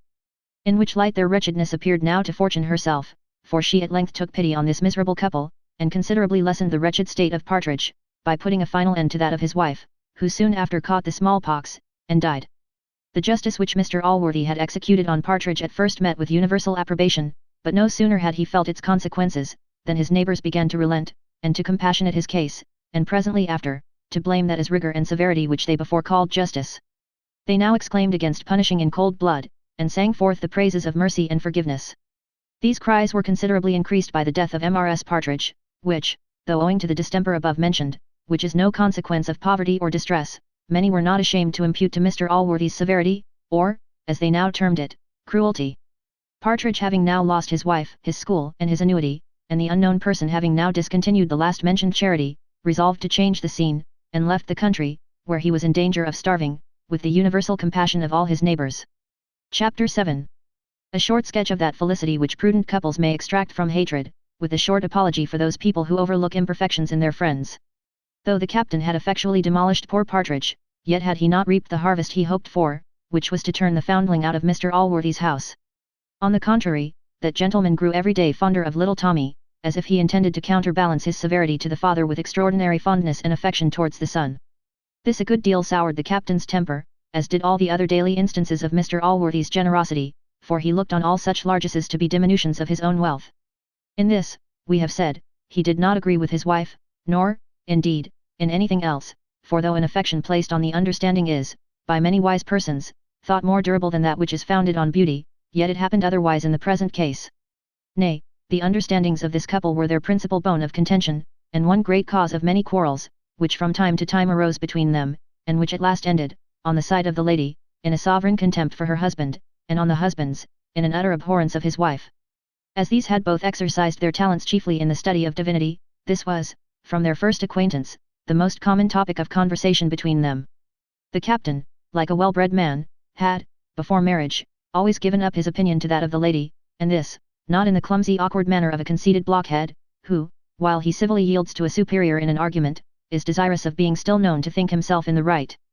The captain, on the contrary, though one of the proudest fellows in the world, so absolutely yielded the victory to his antagonist, that she, who had not the least doubt of his sincerity, retired always from the dispute with an admiration of her own understanding and a love for his. But though this complaisance to one whom the captain thoroughly despised, was not so uneasy to him as it would have been had any hopes of preferment made it necessary to show the same submission to a Hoadley, or to some other of great reputation in the science, yet even this cost him too much to be endured without some motive. Matrimony, therefore, having removed all such motives, he grew weary of this condescension, and began to treat the opinions of his wife with that haughtiness and insolence, which none but those who deserve some contempt themselves can bestow, and those only who deserve no contempt can bear. When the first torrent of tenderness was over, and when, in the calm and long interval between the fits, reason began to open the eyes of the lady, and she saw this alteration of behaviour in the captain, who at length answered all her arguments only with pish and pshaw, she was far from enduring the indignity with a tame submission. Indeed, it at first so highly provoked her, that it might have produced some tragical event, had it not taken a more harmless turn, by filling her with the utmost contempt for her husband's understanding, which somewhat qualified her hatred towards him, though of this likewise she had a pretty moderate share. The captain's hatred to her was of a purer kind, for as to any imperfections in her knowledge or understanding, he no more despised her for them, than for her not being 6 feet high. In his opinion of the female sex, he exceeded the moroseness of Aristotle himself. He looked on a woman as on an animal of domestic use, of somewhat higher consideration than a cat, since her offices were of rather more importance, but the difference between these two was, in his estimation, so small, that, in his marriage contracted with Mr. Allworthy's lands and tenements, it would have been pretty equal which of them he had taken into the bargain. And yet so tender was his pride, that it felt the contempt which his wife now began to express towards him, and this, added to the surfeit he had before taken of her love, created in him a degree of disgust and abhorrence, perhaps hardly to be exceeded. One situation only of the married state is excluded from pleasure, and that is, a state of indifference, but as many of my readers, I hope, know what an exquisite delight there is in conveying pleasure to a beloved object, so some few, I am afraid, may have experienced the satisfaction of tormenting one we hate. It is, I apprehend, to come at this latter pleasure, that we see both sexes often give up that ease in marriage which they might otherwise possess, though their mate was never so disagreeable to them. Hence the wife often puts on fits of love and jealousy, nay, even denies herself any pleasure, to disturb and prevent those of her husband, and he again, in return, puts frequent restraints on himself, and stays at home in company which he dislikes, in order to confine his wife to what she equally detests. Hence, too, must flow those tears which a widow sometimes so plentifully sheds over the ashes of a husband with whom she led a life of constant disquiet and turbulency, and whom now she can never hope to torment any more. But if ever any couple enjoyed this pleasure, it was at present experienced by the captain and his lady. It was always a sufficient reason to either of them to be obstinate in any opinion, that the other had previously asserted the contrary. If the one proposed any amusement, the other constantly objected to it. They never loved or hated, commended or abused, the same person. And for this reason, as the captain looked with an evil eye on the little foundling, his wife began now to caress it almost equally with her own child. The reader will be apt to conceive that this behavior between the husband and wife did not greatly contribute to Mr. Allworthy's repose, as it tended so little to that serene happiness which he had designed for all three from this alliance. But the truth is, though he might be a little disappointed in his sanguine expectations, yet he was far from being acquainted with the whole matter, for, as the captain was, from certain obvious reasons, much on his guard before him, the lady was obliged, for fear of her brother's displeasure, to pursue the same conduct. In fact, it is possible for a third person to be very intimate, nay even to live long in the same house, with a married couple, who have any tolerable discretion, and not even guess at the sour sentiments which they bear to each other, for though the whole day may be sometimes too short for hatred, as well as for love, yet the many hours which they naturally spend together, apart from all observers, furnish people of tolerable moderation with such ample opportunity for the enjoyment of either passion, that, if they love, they can support being a few hours in company without toying, or if they hate, without spitting in each other's faces. It is possible, however, that Mr. Allworthy saw enough to render him a little uneasy, for we are not always to conclude that a wise man is not hurt, because he doth not cry out and lament himself, like those of a childish or effeminate temper. But indeed it is possible he might see some faults in the captain without any uneasiness at all, for men of true wisdom and goodness are contented to take persons and things as they are, without complaining of their imperfections, or attempting to amend them. They can see a fault in a friend, a relation, or an acquaintance, without ever mentioning it to the parties themselves, or to any others, and this often without lessening their affection. Indeed, unless great discernment be tempered with this overlooking disposition, we ought never to contract friendship but with a degree of folly which we can deceive, for I hope my friends will pardon me when I declare, I know none of them without a fault, and I should be sorry if I could imagine I had any friend who could not see mine. Forgiveness of this kind we give and demand in turn. It is an exercise of friendship, and perhaps none of the least pleasant. And this forgiveness we must bestow, without desire of amendment. There is, perhaps, no surer mark of folly, than an attempt to correct the natural infirmities of those we love. The finest composition of human nature, as well as the finest china, may have a flaw in it, and this, I am afraid, in either case, is equally incurable, though, nevertheless, the pattern may remain of the highest value. Upon the whole, then, Mr. Allworthy certainly saw some imperfections in the captain, but as this was a very artful man, and eternally upon his guard before him, these appeared to him no more than blemishes in a good character, which his goodness made him overlook, and his wisdom prevented him from discovering to the captain himself.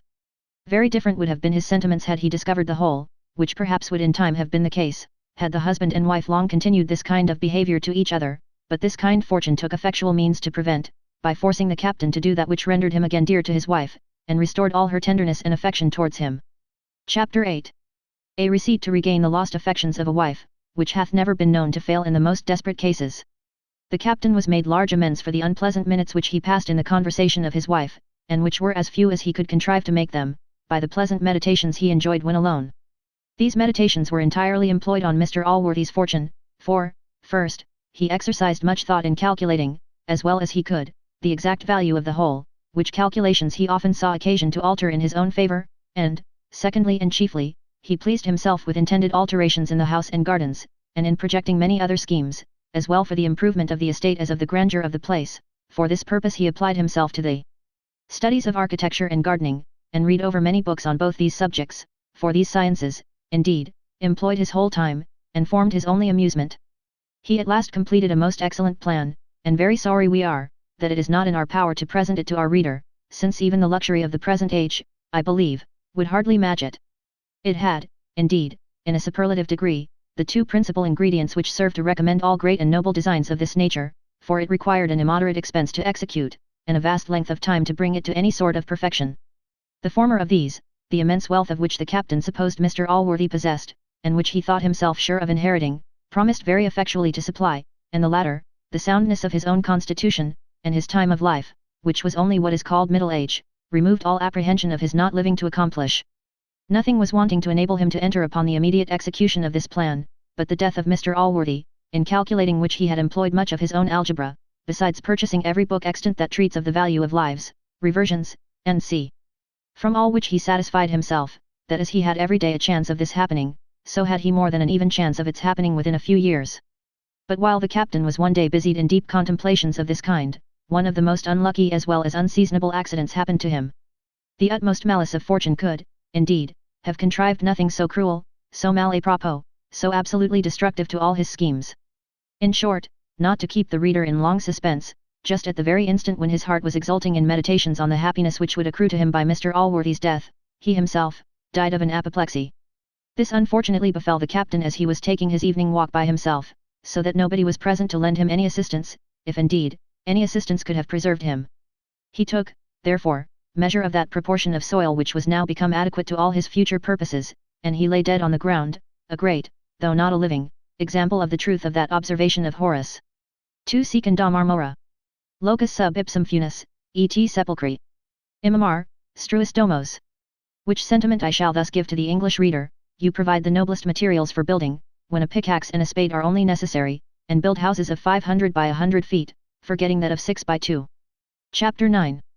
A proof of the infallibility of the foregoing receipt, in the Lamentations of the Widow, with other suitable decorations of death, such as physicians, and an epitaph in the true style.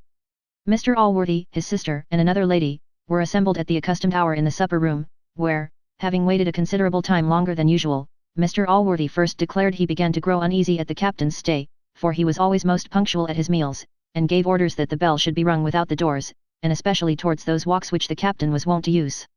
All these summons proving ineffectual, for the captain had, by perverse accident, betaken himself to a new walk that evening, Mrs. Blifil declared she was seriously frightened. Upon which the other lady, who was one of her most intimate acquaintance, and who well knew the true state of her affections, endeavoured all she could to pacify her, telling her, to be sure she could not help being uneasy, but that she should hope the best. That, perhaps the sweetness of the evening had induced the captain to go farther than his usual walk, or he might be detained at some neighbour's. Mrs. Blifil answered, no, she was sure some accident had befallen him, for that he would never stay out without sending her word, as he must know how uneasy it would make her.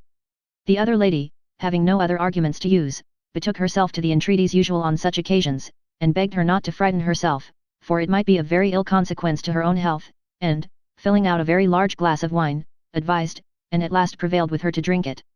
Mr. Allworthy now returned into the parlour, for he had been himself in search after the captain.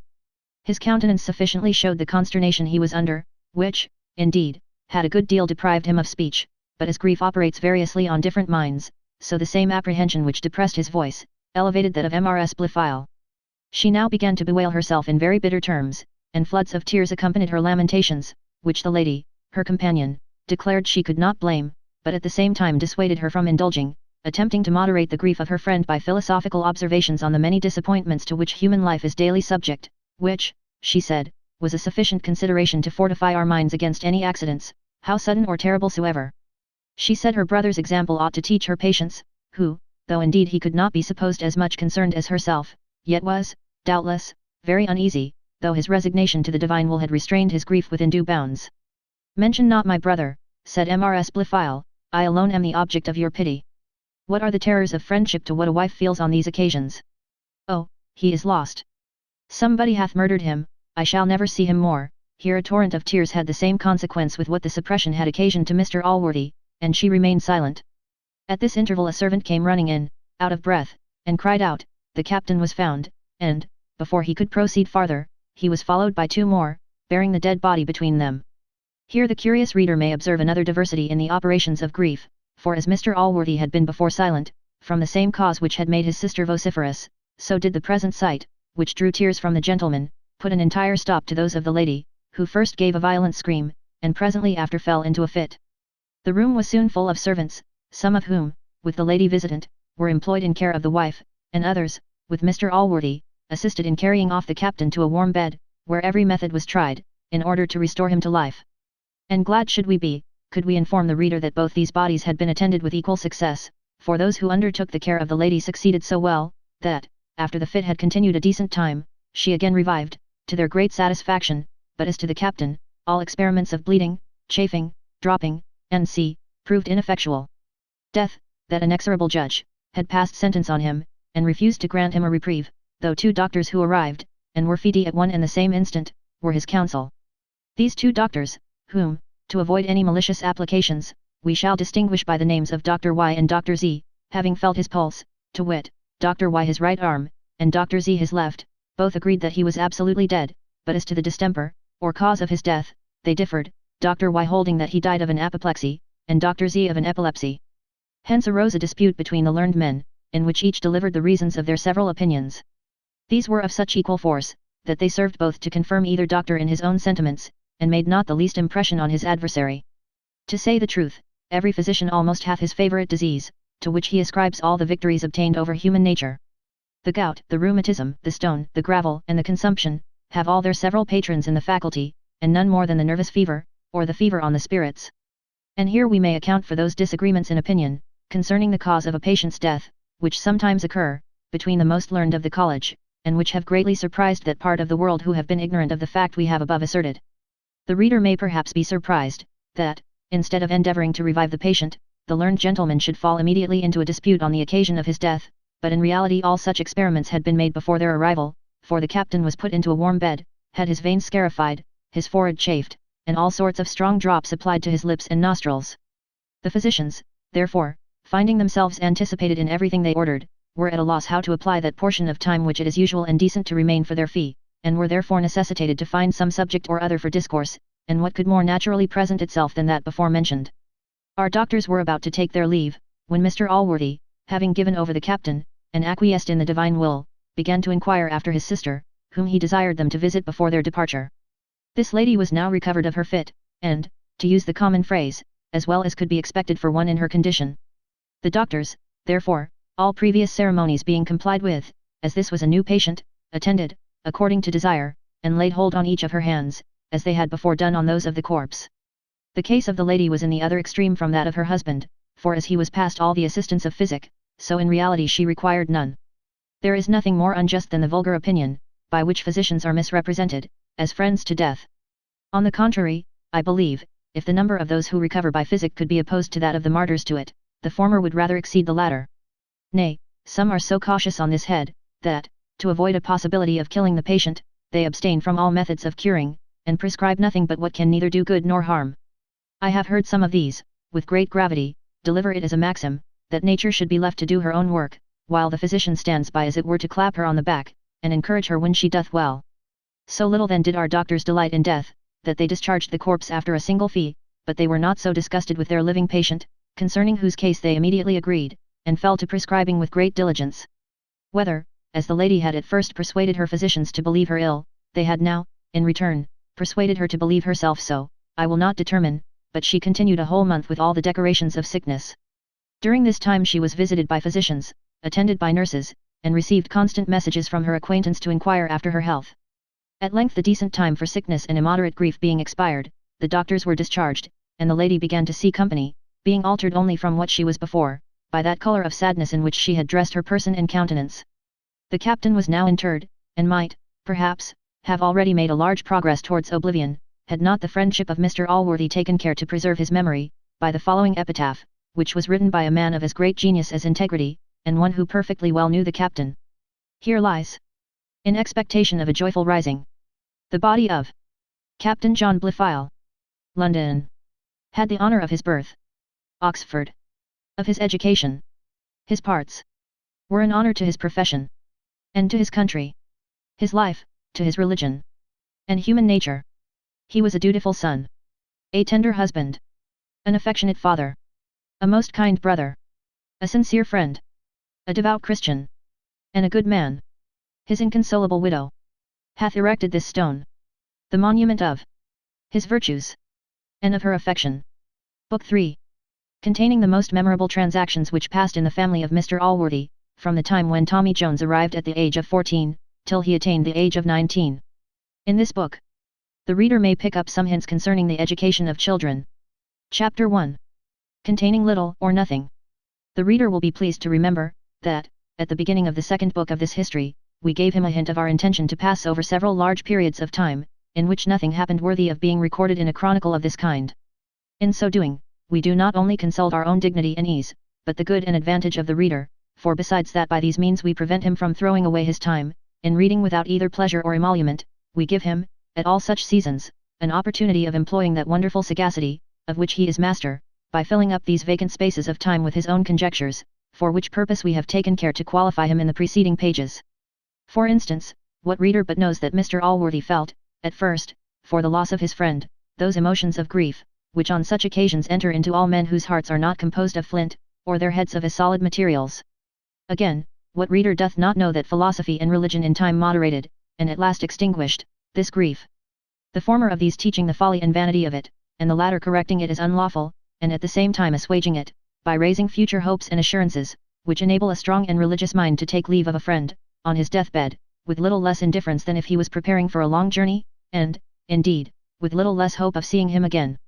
Nor can the judicious reader be at a greater loss on account of Mrs. Bridget Blifil, who, he may be assured, conducted herself through the whole season in which grief is to make its appearance on the outside of the body, with the strictest regard to all the rules of custom and decency, suiting the alterations of her countenance to the several alterations of her habit, for as this changed from weeds to black, from black to grey, from grey to white, so did her countenance change from dismal to sorrowful, from sorrowful to sad, and from sad to serious, till the day came in which she was allowed to return to her former serenity.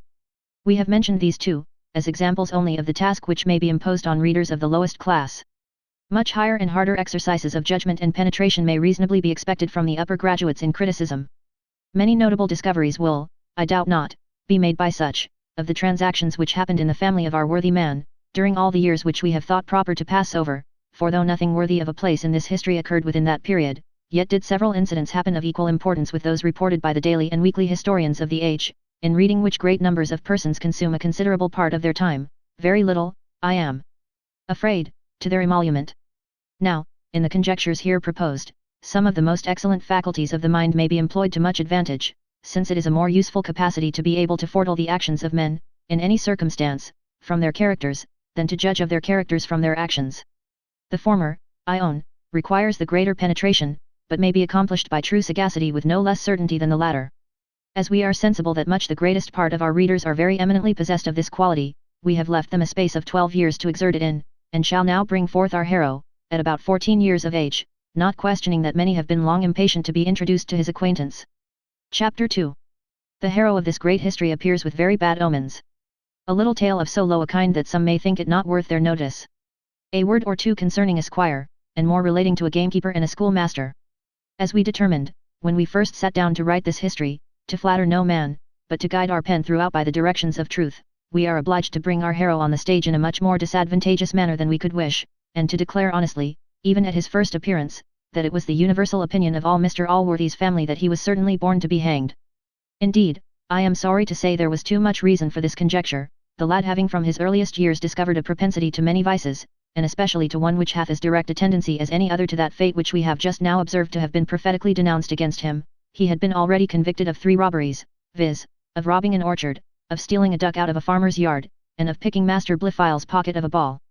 The vices of this young man were, moreover, heightened by the disadvantageous light in which they appeared when opposed to the virtues of Master Blifil, his companion, a youth of so different a cast from little Jones, that not only the family but all the neighbourhood resounded his praises.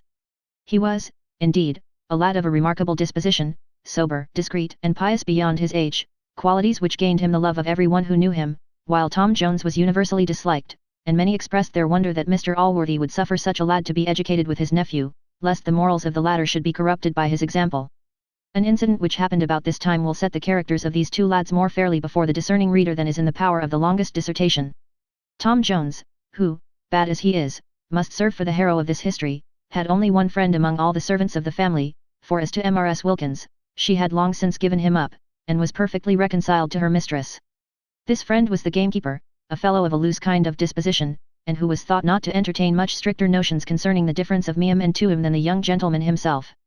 And hence this friendship gave occasion to many sarcastical remarks among the domestics, most of which were either proverbs before, or at least are become so now, and, indeed, the wit of them all may be comprised in that short Latin proverb, Noscitur associo, which, I think, is thus expressed in English, you may know him by the company he keeps. To say the truth, some of that atrocious wickedness in Jones, of which we have just mentioned 3 examples, might perhaps be derived from the encouragement he had received from this fellow, who, in 2 or 3 instances, had been what the law calls an accessory after the fact, for the whole duck, and great part of the apples, were converted to the use of the gamekeeper and his family, though, as Jones alone was discovered, the poor lad bore not only the whole smart, but the whole blame, both. Which fell again to his lot on the following occasion. Contiguous to Mr. Allworthy's estate was the manor of one of those gentlemen who are called preservers of the game. This species of men, from the great severity with which they revenge the death of a hare or partridge, might be thought to cultivate the same superstition with the Banians in India, many of whom, we are told, dedicate their whole lives to the preservation and protection of certain animals. Was it not that our English Banians, while they preserve them from other enemies, will most unmercifully slaughter whole horse loads themselves, so that they stand clearly acquitted of any such heathenish superstition. I have, indeed, a much better opinion of this kind of men than is entertained by some, as I take them to answer the order of nature, and the good purposes for which they were ordained, in a more ample manner than many others. Now, as Horace tells us that there are a set of human beings, fruges consumere nati, born to consume the fruits of the earth, so I make no manner of doubt but that there are others, feras consumere nati, born to consume the beasts of the field, or, as it is commonly called, the game, and none, I believe, will deny but that those squires fulfill this end of their creation. Little Jones went one day a-shooting with the gamekeeper, when happening to spring a covey of partridges near the border of that manor over which fortune, to fulfill the wise purposes of nature, had planted one of the game consumers, the birds flew into it, and were marked, as it is called, by the two sportsmen, in some furze bushes, about 200 or 300 paces beyond Mr. Allworthy's dominions. Mr. Allworthy had given the fellow strict orders, on pain of forfeiting his place, never to trespass on any of his neighbours, no more on those who were less rigid in this matter than on the lord of this manor. With regard to others, indeed, these orders had not been always very scrupulously kept, but as the disposition of the gentleman with whom the partridges had taken sanctuary was well known, the gamekeeper had never yet attempted to invade his territories. Nor had he done it now, had not the younger sportsman, who was excessively eager to pursue the flying game, over-persuaded him, but Jones being very importunate, the other, who was himself keen enough after the sport, yielded to his persuasions, entered the manor, and shot one of the partridges.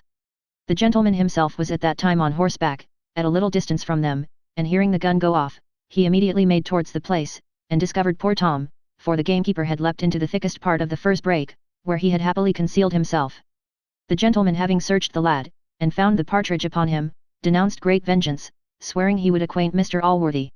He was as good as his word, for he rode immediately to his house, and complained of the trespass on his manor in as high terms and as bitter language as if his house had been broken open, and the most valuable furniture stole out of it. He added, that some other person was in his company, though he could not discover him, for that 2 guns had been discharged almost in the same instant. And, says he, we have found only this partridge, but the Lord knows what mischief they have done. At his return home, Tom was presently convened before Mr. Allworthy. He owned the fact, and alleged no other excuse but what was really true, viz., that the covey was originally sprung in Mr. Allworthy's own manor. Tom was then interrogated who was with him, which Mr. Allworthy declared he was resolved to know, acquainting the culprit with the circumstance of the 2 guns, which had been deposed by the squire and both his servants, but Tom stoutly persisted in asserting that he was alone, yet, to say the truth, he hesitated a little at first, which would have confirmed Mr. Allworthy's belief, had what the squire and his servants said wanted any further confirmation. The gamekeeper, being a suspected person, was now sent for, and the question put to him, but he, relying on the promise which Tom had made him, to take all upon himself, very resolutely denied being in company with the young gentleman, or indeed having seen him the whole afternoon. Mr. Allworthy then turned towards Tom, with more than usual anger in his countenance, and advised him to confess who was with him, repeating, that he was resolved to know. The lad, however, still maintained his resolution, and was dismissed with much wrath by Mr. Allworthy, who told him he should have to the next morning to consider of it, when he should be questioned by another person, and in another manner. Poor Jones spent a very melancholy night, and the more so, as he was without his usual companion, for Master Blifil was gone abroad on a visit with his mother. Fear of the punishment he was to suffer was on this occasion his least evil, his chief anxiety being, lest his constancy should fail him, and he should be brought to betray the gamekeeper, whose ruin he knew must now be the consequence. Nor did the gamekeeper pass his time much better. He had the same apprehensions with the youth, for whose honour he had likewise a much tenderer regard than for his skin. In the morning, when Tom attended the Reverend Mr. Thwackum, the person to whom Mr. Allworthy had committed the instruction of the 2 boys, he had the same questions put to him by that gentleman which he had been asked the evening before, to which he returned the same answers. The consequence of this was, so severe a whipping, that it possibly fell little short of the torture with which confessions are in some countries extorted from criminals. Tom bore his punishment with great resolution, and though his master asked him, between every stroke, whether he would not confess, he was contented to be fleed rather than betray his friend, or break the promise he had made. The gamekeeper was now relieved from his anxiety, and Mr. Allworthy himself began to be concerned at Tom's sufferings, for besides that Mr. Thwackum, being highly enraged that he was not able to make the boy say what he himself pleased, had carried his severity much beyond the good man's intention, this latter began now to suspect that the squire had been mistaken, which his extreme eagerness and anger seemed to make probable, and as for what the servants had said in confirmation of their master's account, he laid no great stress upon that. Now, as cruelty and injustice were 2 ideas of which Mr. Allworthy could by no means support the consciousness a single moment, he sent for Tom, and after many kind and friendly exhortations, said, I am convinced, my dear child, that my suspicions have wronged you. I am sorry that you have been so severely punished on this account. and at last gave him a little horse to make him amends, again repeating his sorrow for what had passed. Tom's guilt now flew in his face more than any severity could make it. He could more easily bear the lashes of Thwackum, than the generosity of Allworthy. The tears burst from his eyes, and he fell upon his knees, crying, "Oh, sir, you are too good to me. Indeed you are. Indeed I don't deserve it." And at that very instant, from the fullness of his heart, had almost betrayed the secret, but the good genius of the gamekeeper suggested to him what might be the consequence to the poor fellow, and this consideration sealed his lips. Thwackum did all he could to persuade Allworthy from showing any compassion or kindness to the boy, saying, he had persisted in an untruth, and gave some hints, that a second whipping might probably bring the matter to light. But Mr. Allworthy absolutely refused to consent to the experiment. He said, the boy had suffered enough already for concealing the truth, even if he was guilty, seeing that he could have no motive but a mistaken point of honor for so doing. "Honor," cried Thwackum, with some warmth, "mere stubbornness and obstinacy. Can honor teach anyone to tell a lie, or can any honor exist independent of religion?" This discourse happened at table when dinner was just ended, and there were present Mr. Allworthy, Mr. Thwackum, and a third gentleman, who now entered into the debate, and whom, before we proceed any further, we shall briefly introduce to our readers' acquaintance. Chapter 3. The character of Mr. Square the philosopher, and of Mr. Thwackum the divine, with a dispute concerning. The name of this gentleman, who had then resided some time at Mr. Allworthy's house, was Mr. Square. His natural parts were not of the first rate, but he had greatly improved them by a learned education. He was deeply read in the Antients, and a professed master of all the works of Plato and Aristotle. Upon which great models he had principally formed himself, sometimes according with the opinion of the one, and sometimes with that of the other. In morals he was a professed Platonist, and in religion he inclined to be an Aristotelian. But though he had, as we have said, formed his morals on the Platonic model, yet he perfectly agreed with the opinion of Aristotle, in considering that great man rather in the quality of a philosopher or a speculatist, than as a legislator. This sentiment he carried a great way, indeed, so far, as to regard all virtue as matter of theory only. This, it is true, he never affirmed, as I have heard, to anyone, and yet upon the least attention to his conduct, I cannot help thinking it was his real opinion, as it will perfectly reconcile some contradictions which might otherwise appear in his character. This gentleman and Mr. Thwackum scarce ever met without a disputation, for their tenets were indeed diametrically opposite to each other. Square held human nature to be the perfection of all virtue, and that vice was a deviation from our nature, in the same manner as deformity of body is. Thwackum, on the contrary, maintained that the human mind, since the fall, was nothing but a sink of iniquity, till purified and redeemed by grace. In one point only they agreed, which was, in all their discourses on morality never to mention the word goodness. The favourite phrase of the former, was the natural beauty of virtue, that of the latter, was the divine power of grace. The former measured all actions by the unalterable rule of right, and the eternal fitness of things, the latter decided all matters by authority, but in doing this, he always used the scriptures and their commentators, as the lawyer doth his coke upon Littleton, where the comment is of equal authority with the text. After this short introduction, the reader will be pleased to remember, that the parson had concluded his speech with a triumphant question, to which he had apprehended no answer, viz., can any honor exist independent on religion? To this Square answered, that it was impossible to discourse philosophically concerning words, till their meaning was first established, that there were scarce any two words of a more vague and uncertain signification, than the two he had mentioned, for that there were almost as many different opinions concerning honor, as concerning religion. But, says he, if by honor you mean the true natural beauty of virtue, I will maintain it may exist independent of any religion whatever. Nay, added he, you yourself will allow it may exist independent of all but one, so will a Mahometan, a Jew, and all the maintainers of all the different sects in the world. Thwackum replied, this was arguing with the usual malice of all the enemies to the true church. He said, he doubted not but that all the infidels and heretics in the world would, if they could, confine honor to their own absurd errors and damnable deceptions, but honor, says he, is not therefore manifold, because there are many absurd opinions about it, nor is religion manifold, because there are various sects and heresies in the world. When I mention religion, I mean the Christian religion, and not only the Christian religion, but the Protestant religion, and not only the Protestant religion, but the Church of England. And when I mention honor, I mean that mode of divine grace which is not only consistent with, but dependent upon, this religion, and is consistent with and dependent upon no other. Now to say that the honor I here mean, and which was, I thought, all the honor I could be supposed to mean, will uphold, much less dictate an untruth, is to assert an absurdity too shocking to be conceived. I purposely avoided, says Square, drawing a conclusion which I thought evident from what I have said, but if you perceived it, I am sure you have not attempted to answer it. However, to drop the article of religion, I think it is plain, from what you have said, that we have different ideas of honor, or why do we not agree in the same terms of its explanation? I have asserted, that true honor and true virtue are almost synonymous terms, and they are both founded on the unalterable rule of right, and the eternal fitness of things, to which an untruth being absolutely repugnant and contrary, it is certain that true honor cannot support an untruth. In this, therefore, I think we are agreed, but that this honor can be said to be founded on religion, to which it is antecedent, if by religion be meant any positive law. I agree, answered Thwackum, with great warmth, with a man who asserts honor to be antecedent to religion. Mr. Allworthy, did I agree?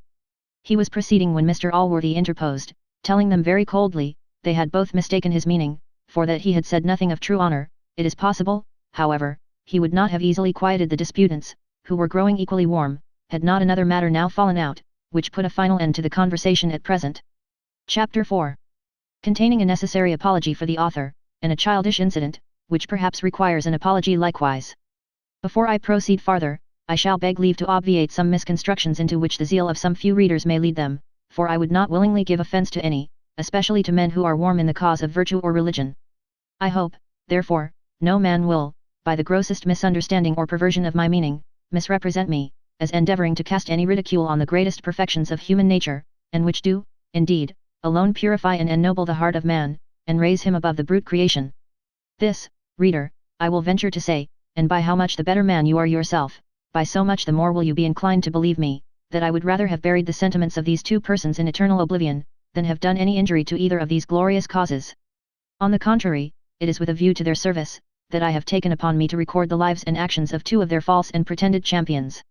A treacherous friend is the most dangerous enemy, and I will say boldly, that both religion and virtue have received more real discredit from hypocrites than the wittiest profligates or infidels could ever cast upon them, nay, farther, as these two, in their purity, are rightly called the bands of civil society, and are indeed the greatest of blessings, so when poisoned and corrupted with fraud, pretense, and affectation, they have become the worst of civil curses, and have enabled men to perpetrate the most cruel mischiefs to their own species. Indeed, I doubt not but this ridicule will in general be allowed. My chief apprehension is, as many true and just sentiments often came from the mouths of these persons, lest the whole should be taken together, and I should be conceived to ridicule all alike. Now the reader will be pleased to consider, that, as neither of these men were fools, they could not be supposed to have holden none but wrong principles, and to have uttered nothing but absurdities. What injustice, therefore, must I have done to their characters, had I selected only what was bad? And how horribly wretched and maimed must their arguments have appeared? Upon the whole, it is not religion or virtue, but the want of them, which is here exposed. Had not Thwackum too much neglected virtue, and Square, religion, in the composition of their several systems, and had not both utterly discarded all natural goodness of heart, they had never been represented as the objects of derision in this history, in which we will now proceed. This matter then, which put an end to the debate mentioned in the last chapter, was no other than a quarrel between Master Blifil and Tom Jones, the consequence of which had been a bloody nose to the former, for though Master Blifil, notwithstanding he was the younger, was in size above the other's match, yet Tom was much his superior at the noble art of boxing. Tom, however, cautiously avoided all engagements with that youth, for besides that Tommy Jones was an inoffensive lad amidst all his roguery, and really loved Blifil, Mr. Thwackum being always the second of the latter, would have been sufficient to deter him. But well says a certain author, no man is wise at all hours, it is therefore no wonder that a boy is not so. A difference arising at play between the two lads, Master Blifil called Tom a beggarly bastard. Upon which the latter, who was somewhat passionate in his disposition, immediately caused that phenomenon in the face of the former, which we have above remembered. Master Blifil now, with his blood running from his nose, and the tears galloping after from his eyes, appeared before his uncle and the tremendous Thwackum. In which court an indictment of assault, battery, and wounding, was instantly preferred against Tom, who in his excuse only pleaded the provocation, which was indeed all the matter that Master Blifil had omitted. It is indeed possible that this circumstance might have escaped his memory, for, in his reply, he positively insisted, that he had made use of no such appellation, adding, Heaven forbid such naughty words should ever come out of his mouth. Tom, though against all form of law, rejoined in affirmance of the words. Upon which Master Blifil said, It is no wonder. Those who will tell one fib, will hardly stick at another. If I had told my master such a wicked fib as you have done, I should be ashamed to show my face. What fib, child? Cries Thwackum pretty eagerly. Why, he told you that nobody was with him a-shooting when he killed the partridge, but he knows, here he burst into a flood of tears, yes, he knows, for he confessed it to me, that Black George the gamekeeper was there. Nay, he said, yes you did, deny it if you can, that you would not have confessed the truth, though master had cut you to pieces. At this the fire flashed from Thwackum's eyes, and he cried out in triumph, Oh, ho, this is your mistaken notion of honor. This is the boy who was not to be whipped again. But Mr. Allworthy, with a more gentle aspect, turned towards the lad, and said, Is this true, child? How came you to persist so obstinately in a falsehood? Tom said, he scorned a lie as much as anyone, but he thought his honour engaged him to act as he did, for he had promised the poor fellow to conceal him, which, he said, he thought himself farther obliged to, as the gamekeeper had begged him not to go into the gentleman's manor, and had at last gone himself, in compliance with his persuasions. He said, this was the whole truth of the matter, and he would take his oath of it, and concluded with very passionately begging Mr. Allworthy to have compassion on the poor fellow's family, especially as he himself only had been guilty, and the other had been very difficultly prevailed on to do what he did. Indeed, sir, said he, it could hardly be called a lie that I told, for the poor fellow was entirely innocent of the whole matter. I should have gone alone after the birds, nay, I did go at first, and he only followed me to prevent more mischief. Do, pray, sir, let me be punished, take my little horse away again, but pray, sir, forgive poor George. Mr. Allworthy hesitated a few moments, and then dismissed the boys, advising them to live more friendly and peaceably together. Chapter 5. The opinions of the divine and the philosopher concerning the two boys, with some reasons for their opinions, and other matters. It is probable, that by disclosing this secret, which had been communicated in the utmost confidence to him, young Blifil preserved his companion from a good lashing, for the offence of the bloody nose would have been of itself sufficient cause for Thwackum to have proceeded to correction, but now this was totally absorbed in the consideration of the other matter, and with regard to this, Mr. Allworthy declared privately, he thought the boy deserved reward rather than punishment, so that Thwackum's hand was withheld by a general pardon. Thwackum, whose meditations were full of birch, exclaimed against this weak, and, as he said he would venture to call it, wicked lenity. To remit the punishment of such crimes was, he said, to encourage them. He enlarged much on the correction of children, and quoted many texts from Solomon, and others, which being to be found in so many other books, shall not be found here. He then applied himself to the vice of lying, on which head he was altogether as learned as he had been on the other. Square said, he had been endeavouring to reconcile the behaviour of Tom with his idea of perfect virtue, but could not.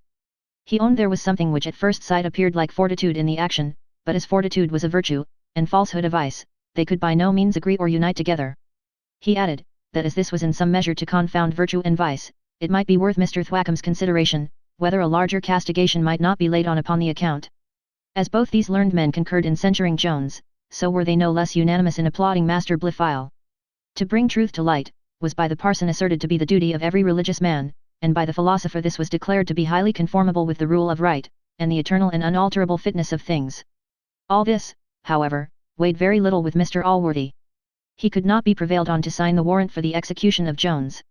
There was something within his own breast with which the invincible fidelity which that youth had preserved, corresponded much better than it had done with the religion of Thwackum, or with the virtue of Square.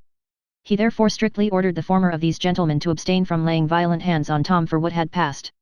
The pedagogue was obliged to obey those orders, but not without great reluctance, and frequent mutterings that the boy would be certainly spoiled. Towards the gamekeeper the good man behaved with more severity.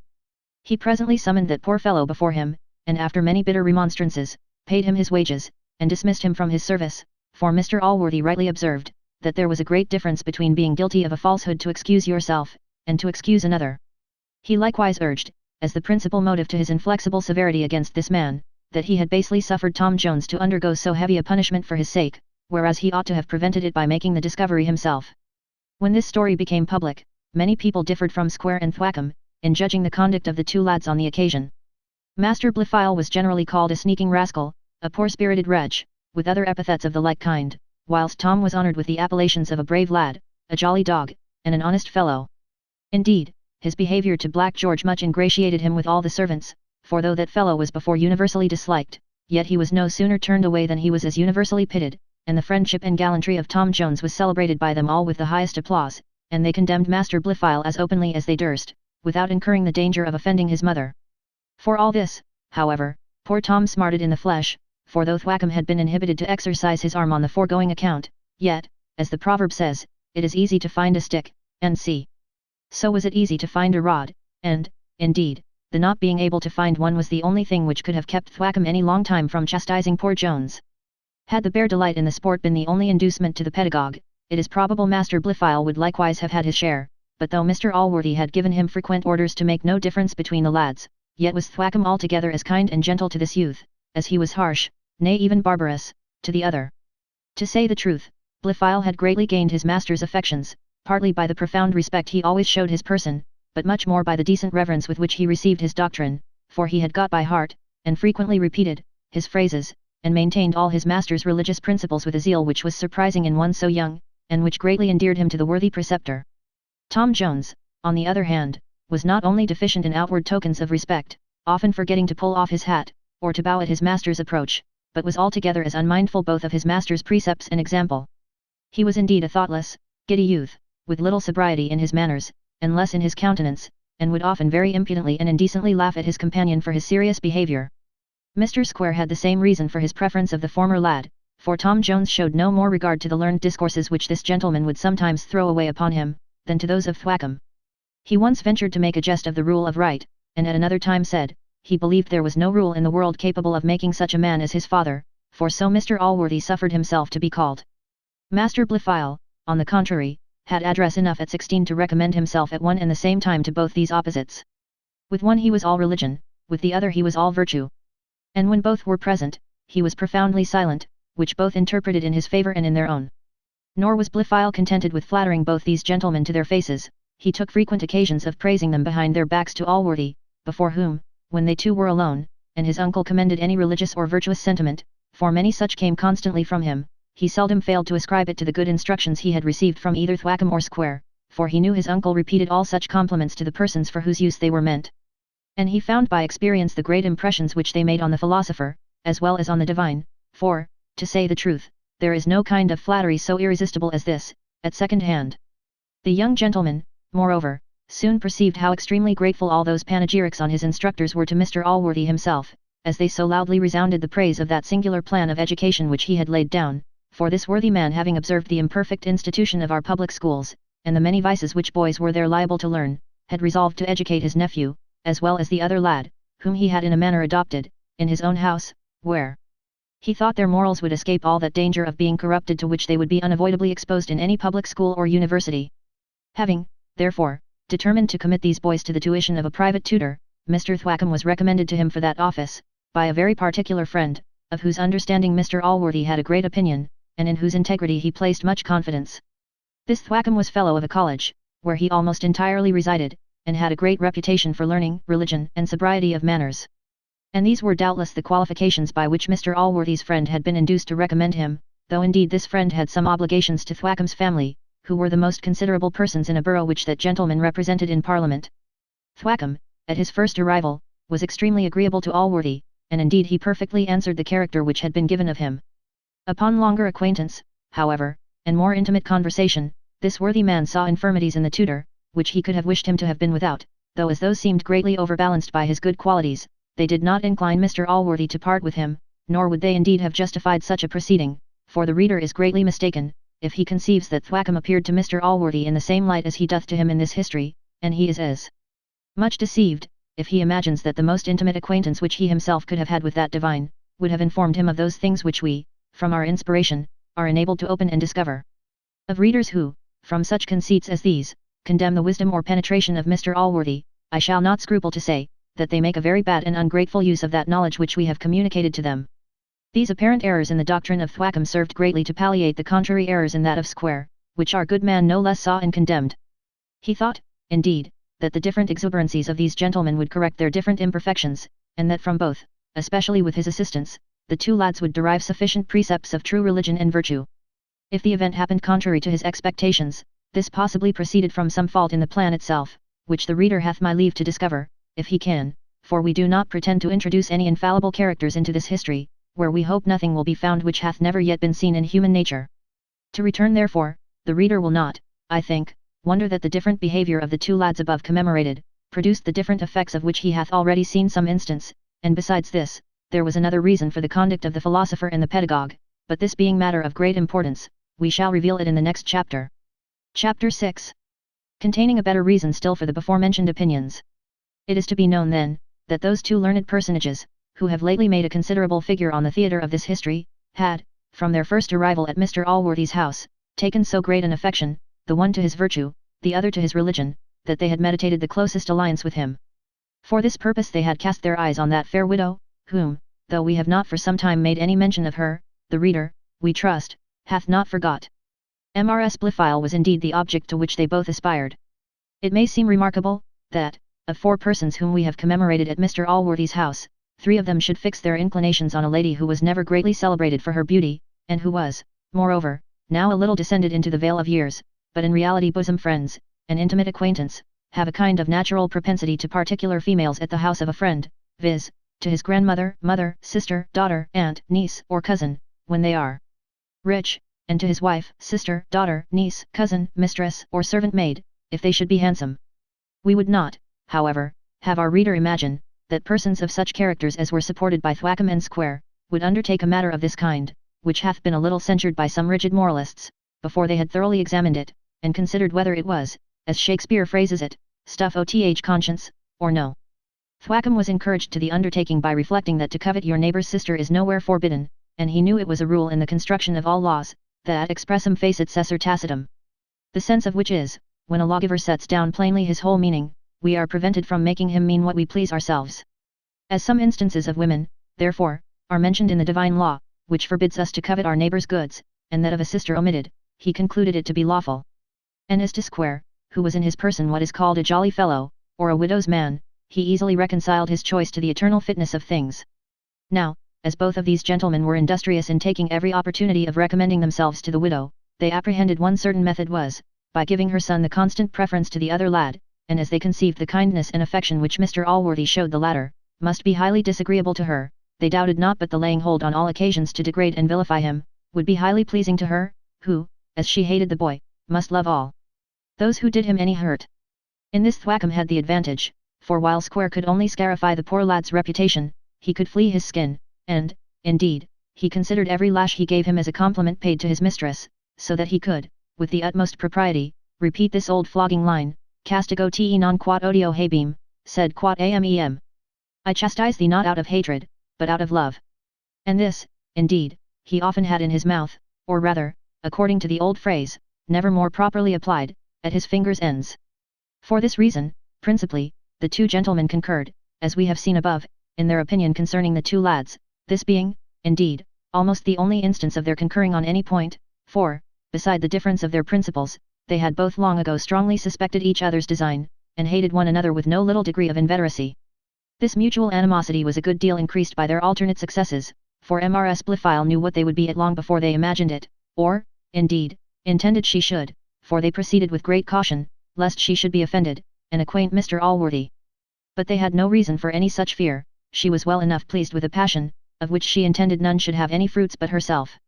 And the only fruits she designed for herself were, flattery and courtship, for which purpose she soothed them by turns, and a long time equally.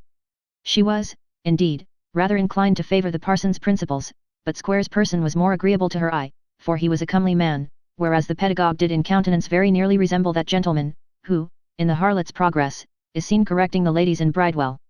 Whether Mrs. Blifil had been surfeited with the sweets of marriage, or disgusted by its bitters, or from what other cause it proceeded, I will not determine, but she could never be brought to listen to any second proposals.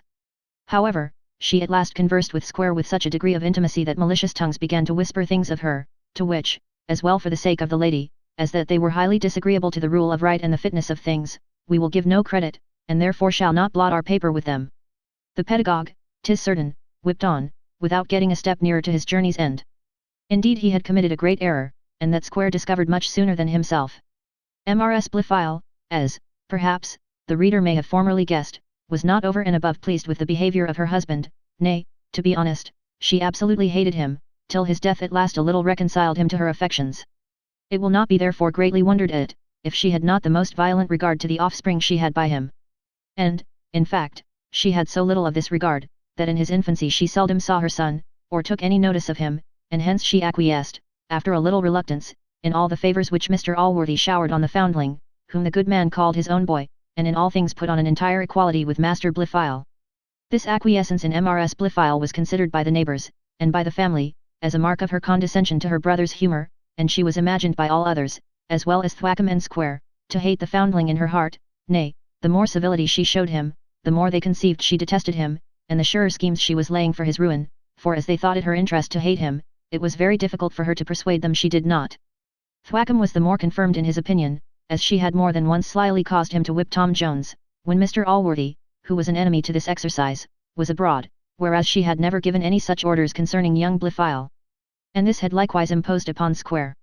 In reality, though she certainly hated her own son, of which, however monstrous it appears, I am assured she is not a singular instance, she appeared, notwithstanding all her outward compliance, to be in her heart sufficiently displeased with all the favour shown by Mr. Allworthy to the foundling. She frequently complained of this behind her brother's back, and very sharply censured him for it, both to Thwackum and Square, nay, she would throw it in the teeth of Allworthy himself, when a little quarrel, or miff, as it is vulgarly called, arose between them. However, when Tom grew up, and gave tokens of that gallantry of temper which greatly recommends men to women, this disinclination which she had discovered to him when a child, by degrees abated, and at last she so evidently demonstrated her affection to him to be much stronger than what she bore her own son, that it was impossible to mistake her any longer. She was so desirous of often seeing him, and discovered such satisfaction and delight in his company, that before he was 18 years old he was become a rival to both Square and Thwackum, and what is worse, the whole country began to talk as loudly of her inclination to Tom, as they had before done of that which she had shown to Square, on which account the philosopher conceived the most implacable hatred for our poor hero. Chapter 7. In which the author himself makes his appearance on the stage. Though Mr. Allworthy was not of himself hasty to see things in a disadvantageous light, and was a stranger to the public voice, which seldom reaches to a brother or a husband, though it rings in the ears of all the neighbourhood, yet was this affection of Mrs. Blifil to Tom, and the preference which she too visibly gave him to her own son, of the utmost disadvantage to that youth. For such was the compassion which inhabited Mr. Allworthy's mind, that nothing but the steel of justice could ever subdue it. To be unfortunate in any respect was sufficient, if there was no demerit to counterpoise it, to turn the scale of that good man's pity, and to engage his friendship and his benefaction. When therefore he plainly saw Master Blifil was absolutely detested, for that he was, by his own mother, he began, on that account only, to look with an eye of compassion upon him, and what the effects of compassion are, in good and benevolent minds, I need not here explain to most of my readers. Henceforward he saw every appearance of virtue in the youth through the magnifying end, and viewed all his faults with the glass inverted, so that they became scarce perceptible. And this perhaps the amiable temper of pity may make commendable, but the next step the weakness of human nature alone must excuse, for he no sooner perceived that preference which Mrs. Blifil gave to Tom, than that poor youth, however innocent, began to sink in his affections as he rose in hers.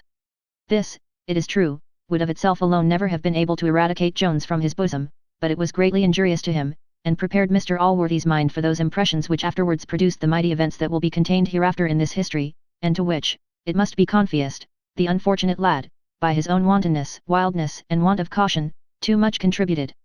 In recording some instances of these, we shall, if rightly understood, afford a very useful lesson to those well-disposed youths who shall hereafter be our readers, for they may here find, that goodness of heart, and openness of temper, though these may give them great comfort within, and administer to an honest pride in their own minds, will by no means, alas, do their business in the world. Prudence and circumspection are necessary even to the best of men. They are indeed, as it were, a guard to virtue, without which she can never be safe. It is not enough that your designs, nay, that your actions, are intrinsically good, you must take care they shall appear so. If your inside be never so beautiful, you must preserve a fair outside also. This must be constantly looked to, or malice and envy will take care to blacken it so, that the sagacity and goodness of an Allworthy will not be able to see through it, and to discern the beauties within. Let this, my young readers, be your constant maxim, that no man can be good enough to enable him to neglect the rules of prudence, nor will virtue herself look beautiful, unless she be bedecked with the outward ornaments of decency and decorum. And this precept, my worthy disciples, if you read with due attention, you will, I hope, find sufficiently enforced by examples in the following pages. I ask pardon for this short appearance, by way of chorus, on the stage. It is in reality for my own sake, that, while I am discovering the rocks on which innocence and goodness often split, I may not be misunderstood to recommend the very means to my worthy readers, by which I intend to show them they will be undone. And this, as I could not prevail on any of my actors to speak, I myself was obliged to declare. Chapter 8. A childish incident, in which, however, is seen a good-natured disposition in Tom Jones. The reader may remember that Mr. Allworthy gave Tom Jones a little horse, as a kind of smart money for the punishment which he imagined he had suffered innocently. This horse Tom kept above half a year, and then rode him to a neighbouring fair, and sold him. At his return, being questioned by Thwackum what he had done with the money for which the horse was sold, he frankly declared he would not tell him. "Oh ho," says Thwackum, "you will not, then I will have it out of your Br.H., that being the place to which he always applied for information on every doubtful occasion." Tom was now mounted on the back of a footman, and everything prepared for execution, when Mr. Allworthy, entering the room, gave the criminal a reprieve, and took him with him into another apartment, where, being alone with Tom, he put the same question to him which Thwackum had before asked him. Tom answered, he could in duty refuse him nothing, but as for that tyrannical rascal, he would never make him any other answer than with a cudgel, with which he hoped soon to be able to pay him for all his barbarities. Mr. Allworthy very severely reprimanded the lad for his indecent and disrespectful expressions concerning his master, but much more for his avowing an intention of revenge. He threatened him with the entire loss of his favour, if he ever heard such another word from his mouth, for, he said, he would never support or befriend a reprobate. By these and the like declarations, he extorted some compunction from Tom, in which that youth was not over sincere, for he really meditated some return for all the smarting favours he had received at the hands of the pedagogue. He was, however, brought by Mr. Allworthy to express a concern for his resentment against Thwackum, and then the good man, after some wholesome admonition, permitted him to proceed, which he did as follows. Indeed, my dear sir, I love and honour you more than all the world, I know the great obligations I have to you, and should detest myself if I thought my heart was capable of ingratitude. Could the little horse you gave me speak, I am sure he could tell you how fond I was of your present, for I had more pleasure in feeding him than in riding him. Indeed, sir, it went to my heart to part with him, nor would I have sold him upon any other account in the world than what I did. You yourself, sir, I am convinced, in my case, would have done the same, for none ever so sensibly felt the misfortunes of others. What would you feel, dear sir, if you thought yourself the occasion of them? Indeed, sir, there never was any misery like theirs. Like whose, child, says Allworthy, what do you mean?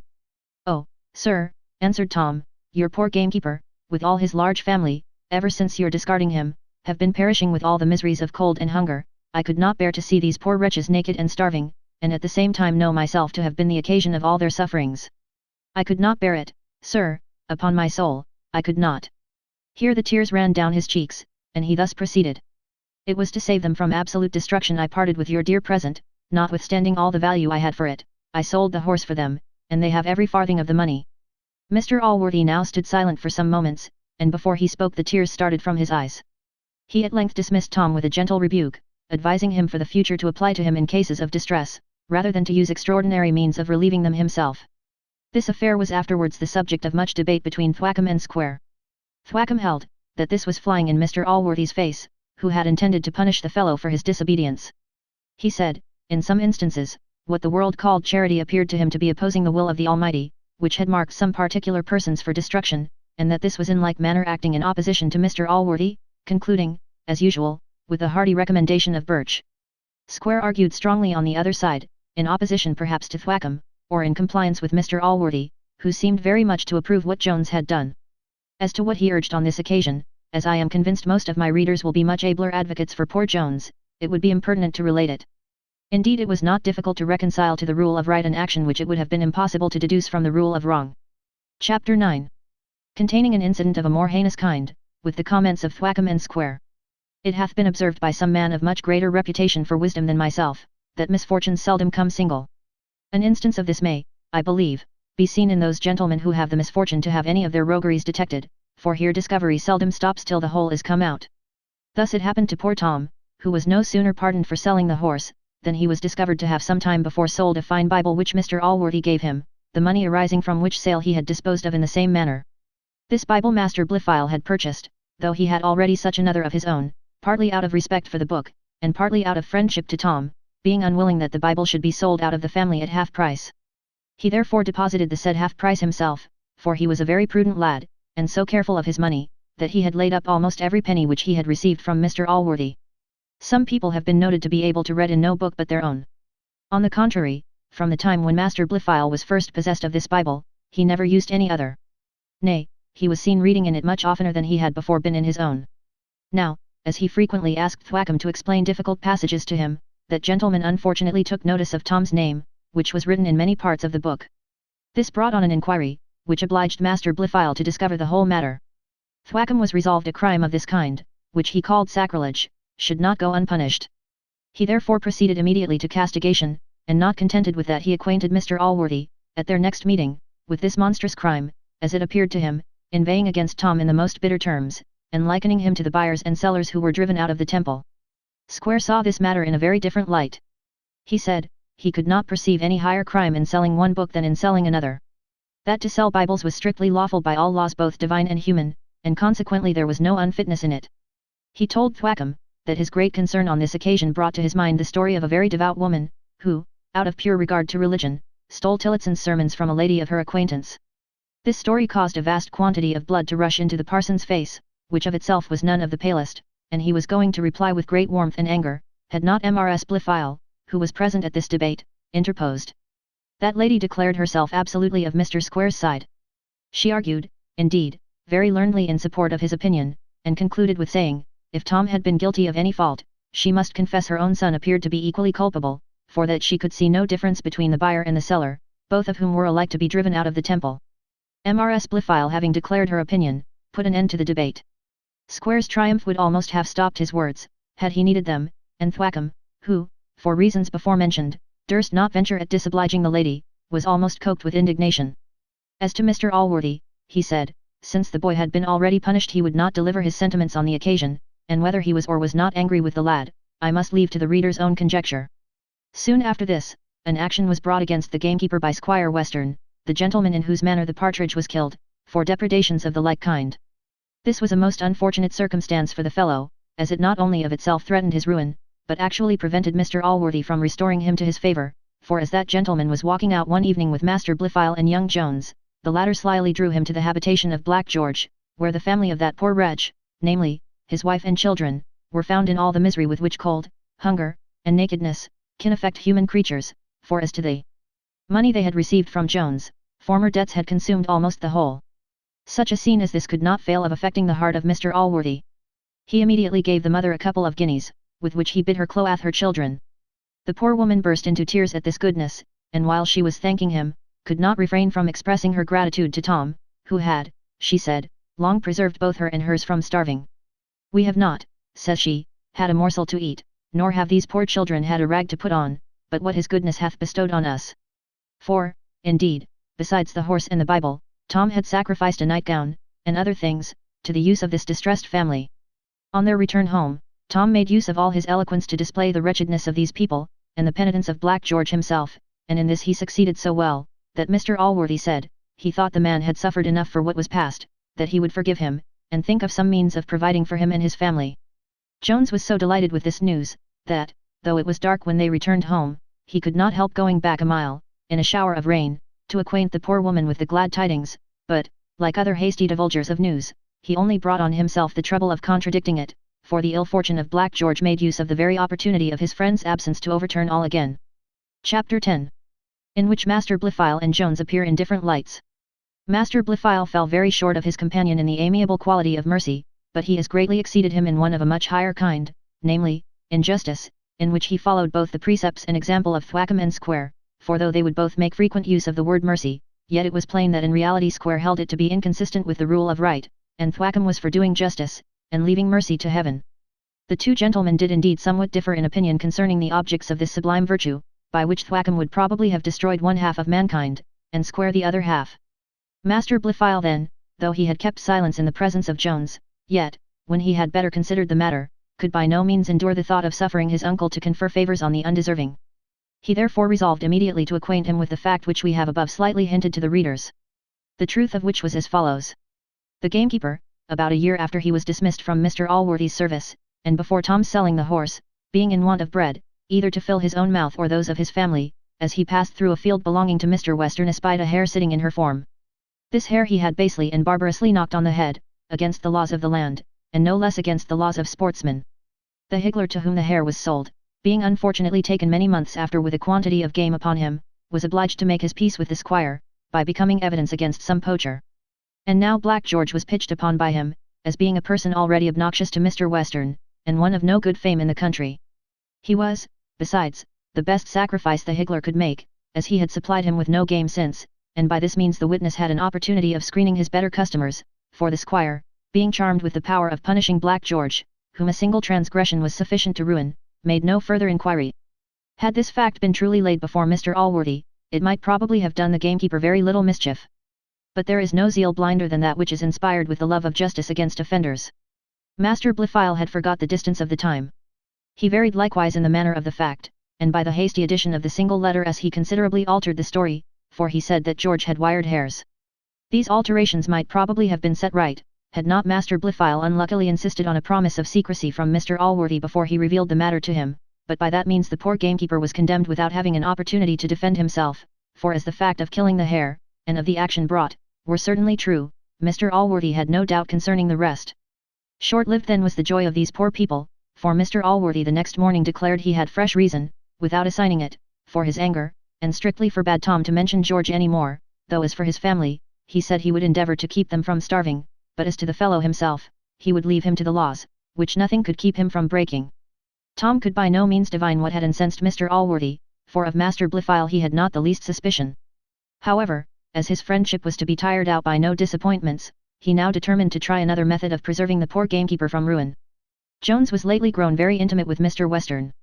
He had so greatly recommended himself to that gentleman, by leaping over 5 barred gates, and by other acts of sportsmanship, that the squire had declared Tom would certainly make a great man if he had but sufficient encouragement. He often wished he had himself a son with such parts, and one day very solemnly asserted at a drinking bout, that Tom should hunt a pack of hounds for £1,000 of his money, with any huntsman in the whole country. By such kind of talents he had so ingratiated himself with the squire, that he was a most welcome guest at his table, and a favourite companion in his sport. Everything which the squire held most dear, to wit, his guns, dogs, and horses, were now as much at the command of Jones, as if they had been his own.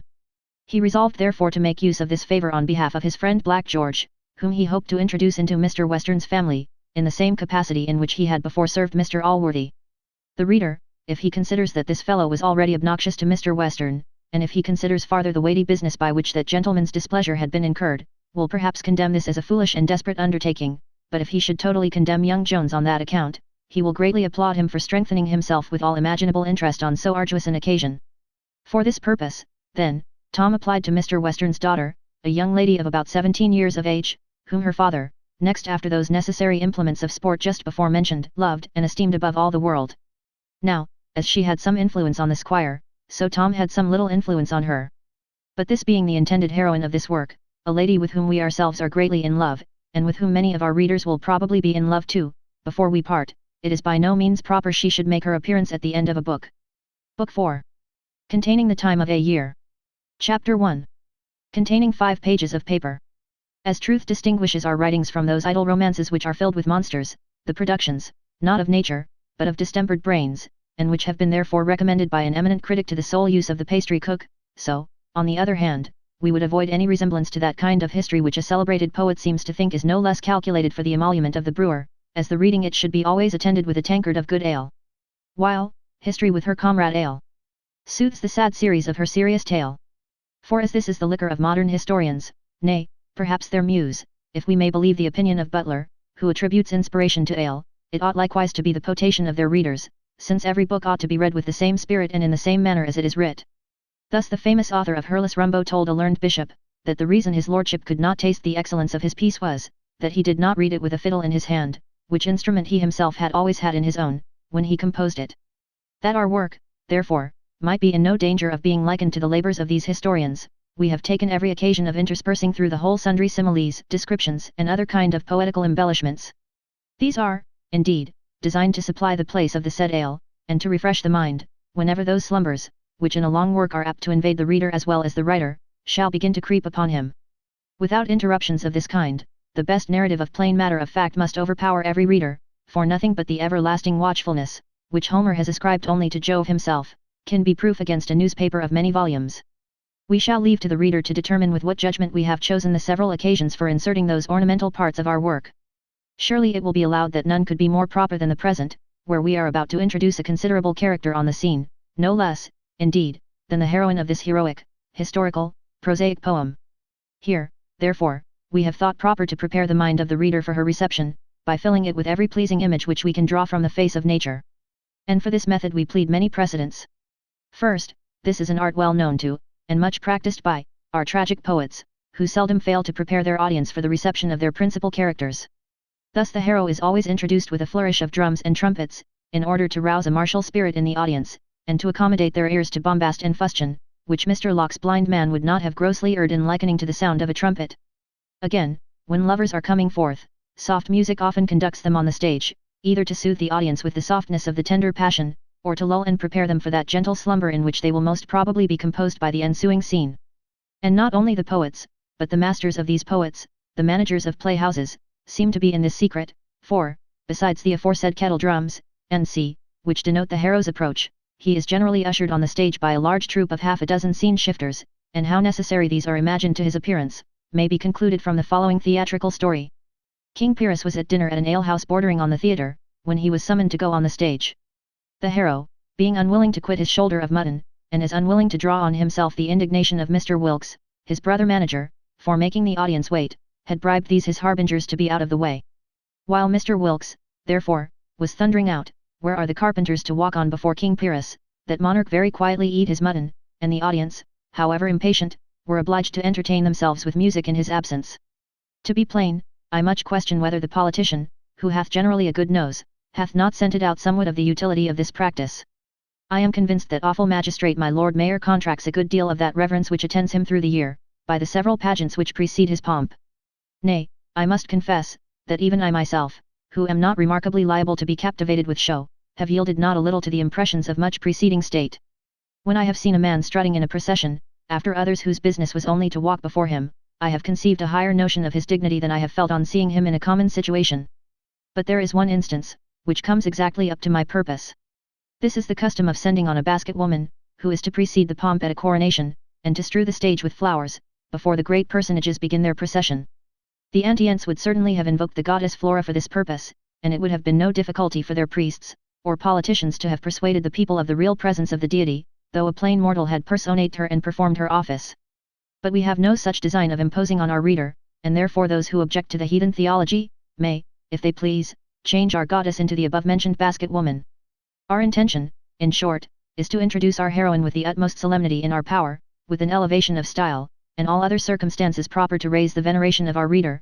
Indeed we would, for certain causes, advise those of our male readers who have any hearts, to read no farther, were we not well assured, that how amiable soever the picture of our heroine will appear, as it is really a copy from nature, many of our fair country women will be found worthy to satisfy any passion, and to answer any idea of female perfection which our pencil will be able to raise. And now, without any further preface, we proceed to our next chapter. Chapter 2. A short hint of what we can do in the sublime, and a description of Miss Sophia Western. Hushed be every ruder breath. May the heathen ruler of the winds confine in iron chains the boisterous limbs of noisy Boreas, and the sharp-pointed nose of bitter-biting Eurus.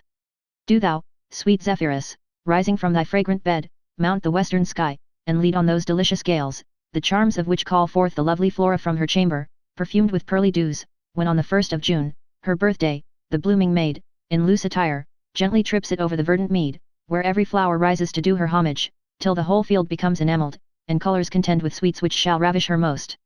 So charming may she now appear. And you the feathered choristers of nature, whose sweetest notes not even Handel can excel, tune your melodious throats to celebrate her appearance. From love proceeds your music, and to love it returns. Awaken therefore that gentle passion in every swain, for lo! Adorned with all the charms in which nature can array her, bedecked with beauty, youth, sprightliness, innocence, modesty, and tenderness, breathing sweetness from her rosy lips, and darting brightness from her sparkling eyes, the lovely Sophia comes. Reader, perhaps thou hast seen the statue of the Venus de Medicis. Perhaps, too, thou hast seen the Gallery of Beauties at Hampton Court. Thou mayest remember each bright Churchill of the galaxy, and all the toasts of the Kit Kat. Or, if their reign was before thy times, at least thou hast seen their daughters, the no less dazzling beauties of the present age, whose names, should we here insert, we apprehend they would fill the whole volume. Now if thou hast seen all these, be not afraid of the rude answer which Lord Rochester once gave to a man who had seen many things. No. If thou hast seen all these without knowing what beauty is, thou hast no eyes, if without feeling its power, thou hast no heart. Yet is it possible, my friend, that thou mayest have seen all these without being able to form an exact idea of Sophia, for she did not exactly resemble any of them. She was most like the picture of Lady Ranelagh, and, I have heard, more still to the famous Duchess of Mazarine, but most of all she resembled one whose image never can depart from my breast, and whom, if thou dost remember, thou hast then, my friend, an adequate idea of Sophia. But lest this should not have been thy fortune, we will endeavour with our utmost skill to describe this paragon, though we are sensible that our highest abilities are very inadequate to the task. Sophia, then, the only daughter of Mr. Western, was a middle-sized woman, but rather inclining to tall.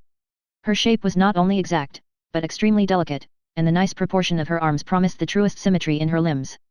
Her hair, which was black, was so luxuriant, that it reached her middle, before she cut it to comply with the modern fashion, and it was now curled so gracefully in her neck, that few could believe it to be her own. If envy could find any part of the face which demanded less commendation than the rest, it might possibly think her forehead might have been higher without prejudice to her. Her eyebrows were full, even, and arched beyond the power of art to imitate. Her black eyes had a luster in them, which all her softness could not extinguish. Her nose was exactly regular, and her mouth, in which were 2 rows of ivory, exactly answered Sir John Suckling's description in those lines. Her lips were red, and one was thin. Compartee to that was next her chin. Some bee had stung it newly. Her cheeks were of the oval kind, and in her right she had a dimple, which the least smile discovered. Her chin had certainly its share in forming the beauty of her face, but it was difficult to say it was either large or small, though perhaps it was rather of the former kind. Her complexion had rather more of the lily than of the rose, but when exercise or modesty increased her natural colour, no vermilion could equal it. Then one might indeed cry out with the celebrated Dr. Donne. Her pure and eloquent blood spoke in her cheeks, and so distinctly wrought, that one might almost say her body thought. Her neck was long and finely turned, and here, if I was not afraid of offending her delicacy, I might justly say, the highest beauties of the famous Venus de Medicis were outdone. Here was whiteness which no lilies, ivory, nor alabaster could match. The finest cambric might indeed be supposed from envy to cover that bosom which was much whiter than itself, it was indeed Niter splendens perio marmor purius. A gloss shining beyond the purest brightness of Parian marble. Such was the outside of Sophia, nor was this beautiful frame disgraced by an inhabitant unworthy of it. Her mind was every way equal to her person, nay, the latter borrowed some charms from the former, for when she smiled, the sweetness of her temper diffused that glory over her countenance which no regularity of features can give.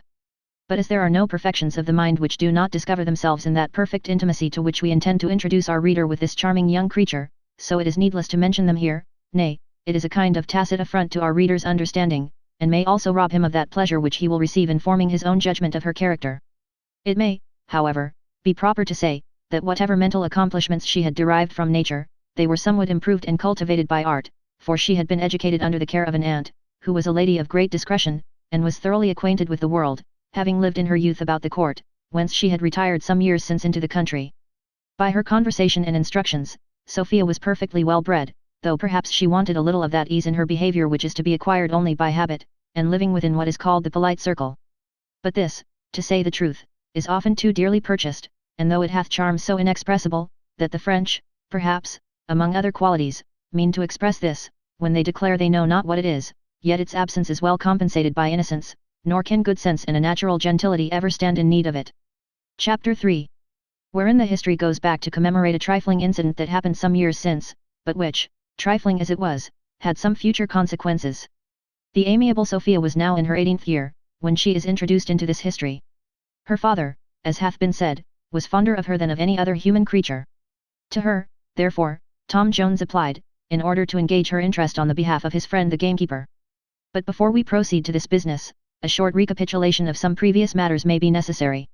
Though the different tempers of Mr. Allworthy and of Mr. Western did not admit of a very intimate correspondence, yet they lived upon what is called a decent footing together, by which means the young people of both families had been acquainted from their infancy, and as they were all near of the same age, had been frequent playmates together. The gaiety of Tom's temper suited better with Sophia, than the grave and sober disposition of Master Blifil. And the preference which she gave the former of these, would often appear so plainly, that a lad of a more passionate turn than Master Blifil was, might have shown some displeasure at it. As he did not, however, outwardly express any such disgust, it would be an ill office in us to pay a visit to the inmost recesses of his mind, as some scandalous people search into the most secret affairs of their friends, and often pry into their closets and cupboards, only to discover their poverty and meanness to the world. However, as persons who suspect they have given others cause of offence, are apt to conclude they are offended, so Sophia imputed an action of Master Blifil to his anger, which the superior sagacity of Thwackum and Square discerned to have arisen from a much better principle. Tom Jones, when very young, had presented Sophia with a little bird, which he had taken from the nest, had nursed up, and taught to sing. Of this bird, Sophia, then about 13 years old, was so extremely fond, that her chief business was to feed and tend it, and her chief pleasure to play with it. By these means little Tommy, for so the bird was called, was become so tame, that it would feed out of the hand of its mistress, would perch upon the finger, and lie contented in her bosom, where it seemed almost sensible of its own happiness, though she always kept a small string about its leg, nor would ever trust it with the liberty of flying away. One day, when Mr. Allworthy and his whole family dined at Mr. Western's, Master Blifil, being in the garden with little Sophia, and observing the extreme fondness that she showed for her little bird, desired her to trust it for a moment in his hands. Sophia presently complied with the young gentleman's request, and after some previous caution, delivered him her bird, of which he was no sooner in possession, than he slipped the string from its leg and tossed it into the air. The foolish animal no sooner perceived itself at liberty, than forgetting all the favours it had received from Sophia, it flew directly from her, and perched on a bough at some distance. Sophia, seeing her bird gone, screamed out so loud, that Tom Jones, who was at a little distance, immediately ran to her assistance. He was no sooner informed of what had happened, than he cursed Blifil for a pitiful malicious rascal, and then immediately stripping off his coat he applied himself to climbing the tree to which the bird escaped. Tom had almost recovered his little namesake, when the branch on which it was perched, and that hung over a canal, broke, and the poor lad plumped over head and ears into the water. Sophia's concern now changed its object. And as she apprehended the boy's life was in danger, she screamed 10 times louder than before, and indeed Master Blifil himself now seconded her with all the vociferation in his power. The company, who were sitting in a room next the garden, were instantly alarmed, and came all forth, but just as they reached the canal, Tom, for the water was luckily pretty shallow in that part, arrived safely on shore. Thwackum fell violently on poor Tom, who stood dropping and shivering before him, when Mr. Allworthy desired him to have patience, and turning to Master Blifil, said, "Pray, child, what is the reason of all this disturbance?" Master Blifil answered, "Indeed, uncle, I am very sorry for what I have done, I have been unhappily the occasion of it all. I had Miss Sophia's bird in my hand, and thinking the poor creature languished for liberty, I own I could not forbear giving it what it desired, for I always thought there was something very cruel in confining anything. It seemed to be against the law of nature, by which everything hath a right to liberty, nay, it is even unchristian, for it is not doing what we would be done by, but if I had imagined Miss Sophia would have been so much concerned at it, I am sure I never would have done it, nay, if I had known what would have happened to the bird itself, for when Master Jones, who climbed up that tree after it, fell into the water, the bird took a second flight, and presently a nasty hawk carried it away. Poor Sophia, who now first heard of her little Tommy's fate, for her concern for Jones had prevented her perceiving it when it happened, shed a shower of tears. These Mr. Allworthy endeavoured to assuage, promising her a much finer bird, but she declared she would never have another. Her father chid her for crying so for a foolish bird, but could not help telling young Blifil, if he was a son of his backside should be well flead. Sophia now returned to her chamber, the 2 young gentlemen were sent home, and the rest of the company returned to their bottle, where a conversation ensued on the subject of the bird, so curious, that we think it deserves a chapter by itself. Chapter 4.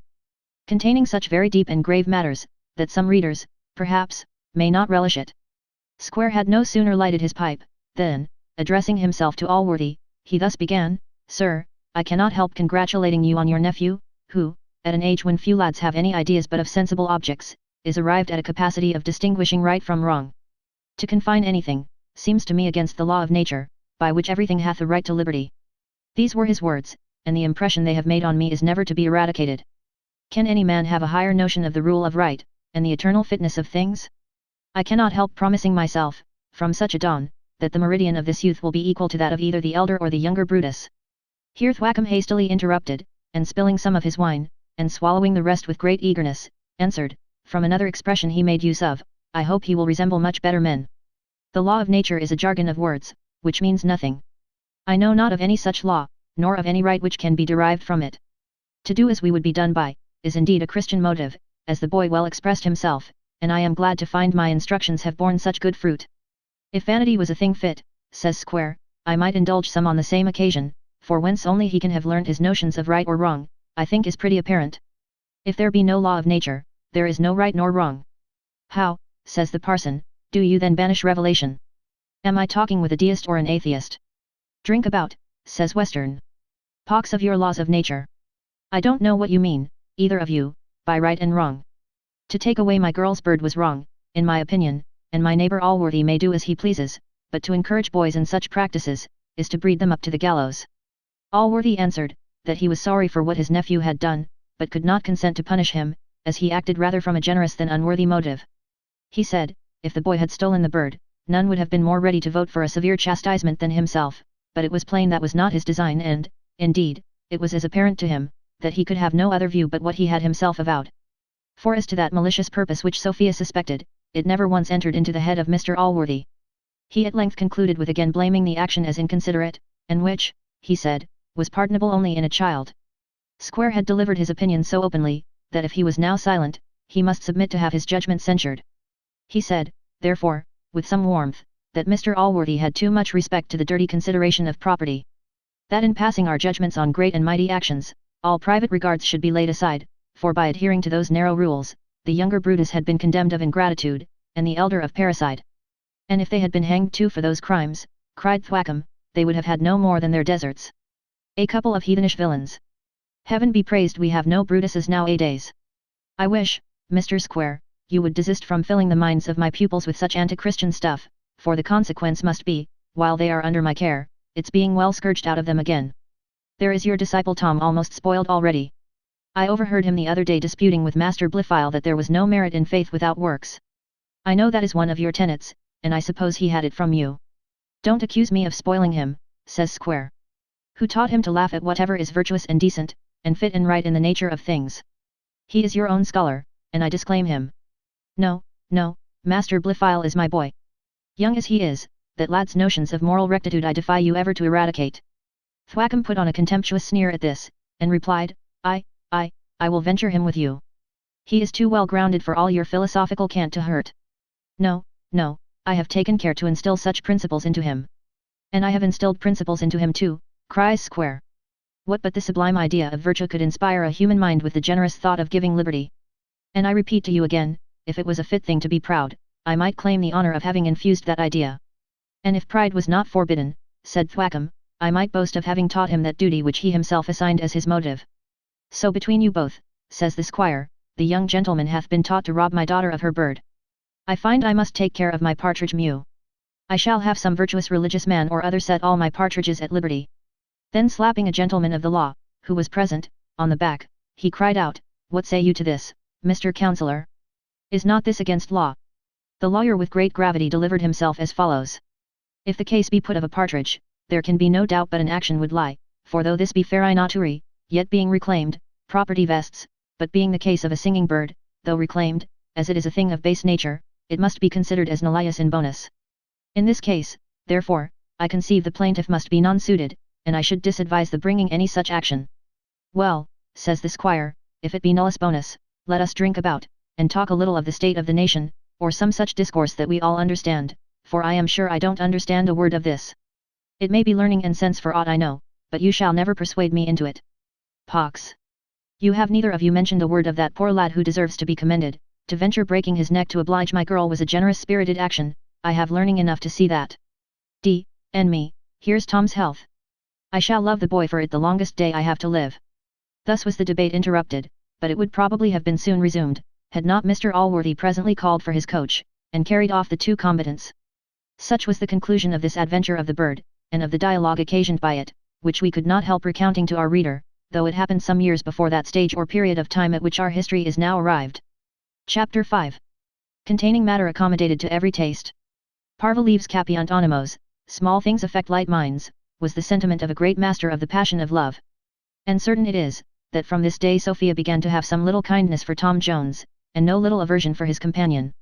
Many accidents from time to time improved both these passions in her breast, which, without our recounting, the reader may well conclude, from what we have before hinted of the different tempers of these lads, and how much the one suited with her own inclinations more than the other.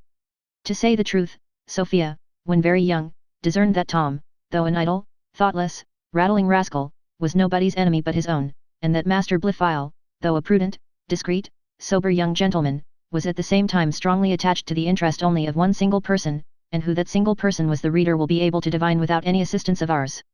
These two characters are not always received in the world with the different regard which seems severally due to either, and which one would imagine mankind, from self-interest, should show towards them.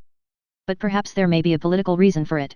In finding one of a truly benevolent disposition, men may very reasonably suppose they have found a treasure, and be desirous of keeping it, like all other good things, to themselves. Hence they may imagine, that to trumpet forth the praises of such a person, would, in the vulgar phrase, be crying roast meat, and calling in partakers of what they intend to apply solely to their own use. If this reason does not satisfy the reader, I know no other means of accounting for the little respect which I have commonly seen paid to a character which really does great honor to human nature, and is productive of the highest good to society. But it was otherwise with Sophia. She honored Tom Jones, and scorned Master Blifil, almost as soon as she knew the meaning of those two words. Sophia had been absent upwards of 3 years with her aunt, during all which time she had seldom seen either of these young gentlemen. She dined, however, once, together with her aunt, at Mr. Allworthy's. This was a few days after the adventure of the partridge, before commemorated. Sophia heard the whole story at table, where she said nothing, nor indeed could her aunt get many words from her as she returned home, but her maid, when undressing her, happening to say, "Well, miss, I suppose you have seen young Master Blifil today," she answered with much passion, "I hate the name of Master Blifil, as I do whatever is base and treacherous, and I wonder Mr. Allworthy would suffer that old barbarous schoolmaster to punish a poor boy so cruelly for what was only the effect of his good nature." She then recounted the story to her maid, and concluded with saying, "Don't you think he is a boy of noble spirit?" This young lady was now returned to her father, who gave her the command of his house, and placed her at the upper end of his table, where Tom, who for his great love of hunting was become a great favourite of the squire, often dined. Young men of open, generous dispositions are naturally inclined to gallantry, which, if they have good understandings, as was in reality Tom's case, exerts itself in an obliging complacent behaviour to all women in general. This greatly distinguished Tom from the boisterous brutality of mere country squires on the one hand, and from the solemn and somewhat sullen deportment of Master Blifil on the other, and he began now, at 20, to have the name of a pretty fellow among all the women in the neighbourhood. Tom behaved to Sophia with no particularity, unless perhaps by showing her a higher respect than he paid to any other.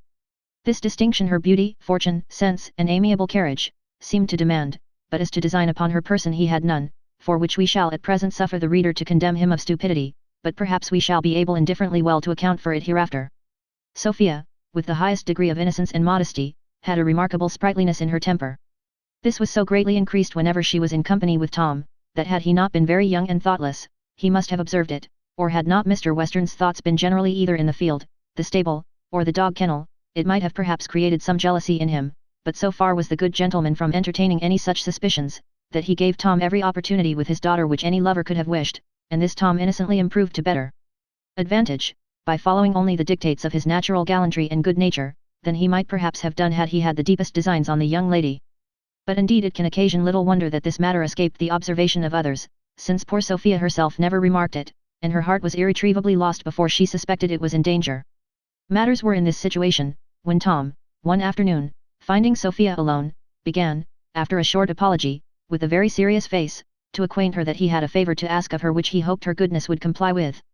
Though neither the young man's behaviour, nor indeed his manner of opening this business, were such as could give her any just cause of suspecting he intended to make love to her, yet whether nature whispered something into her ear, or from what cause it arose I will not determine, certain it is, some idea of that kind must have intruded itself, for her colour forsook her cheeks, her limbs trembled, and her tongue would have faltered, had Tom stopped for an answer, but he soon relieved her from her perplexity, by proceeding to inform her of his request, which was to solicit her interest on behalf of the gamekeeper, whose own ruin, and that of a large family, must be, he said, the consequence of Mr. Western's pursuing his action against him.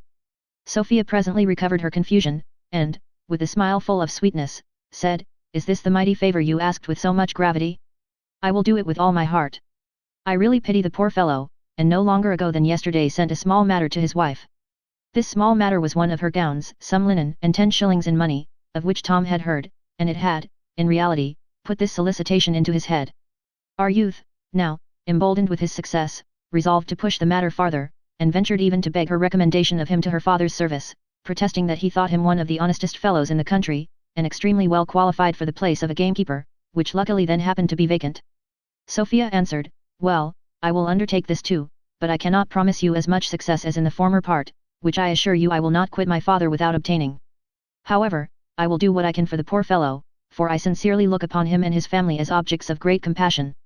And now, Mr. Jones, I must ask you a favour." "A favour, madam," cries Tom, "if you knew the pleasure you have given me in the hopes of receiving a command from you, you would think by mentioning it you did confer the greatest favour on me, for by this dear hand I would sacrifice my life to oblige you." He then snatched her hand, and eagerly kissed it, which was the first time his lips had ever touched her. The blood, which before had forsaken her cheeks, now made her sufficient amends, by rushing all over her face and neck with such violence, that they became all of a scarlet colour. She now first felt a sensation to which she had been before a stranger, and which, when she had leisure to reflect on it, began to acquaint her with some secrets, which the reader, if he doth not already guess them, will know in due time. Sophia, as soon as she could speak, which was not instantly, informed him that the favour she had to desire of him was, not to lead her father through so many dangers in hunting, for that, from what she had heard, she was terribly frightened every time they went out together, and expected some day or other to see her father brought home with broken limbs. She therefore begged him, for her sake, to be more cautious, and as he well knew Mr. Western would follow him, not to ride so madly, nor to take those dangerous leaps for the future. Tom promised faithfully to obey her commands, and after thanking her for her kind compliance with his request, took his leave, and departed highly charmed with his success. Poor Sophia was charmed too, but in a very different way. Her sensations, however, the reader's heart, if he or she have any, will better represent than I can, if I had as many mouths as ever poet wished for, to eat, I suppose, those many dainties with which he was so plentifully provided. It was Mr. Western's custom every afternoon, as soon as he was drunk, to hear his daughter play on the harpsichord, for he was a great lover of music, and perhaps, had he lived in town, might have passed for a connoisseur, for he always accepted against the finest compositions of Mr. Handel. He never relished any music but what was light and airy, and indeed his most favourite tunes were Old Sir Simon the King, St. George He Was for England, Bobbing Joan, and some others.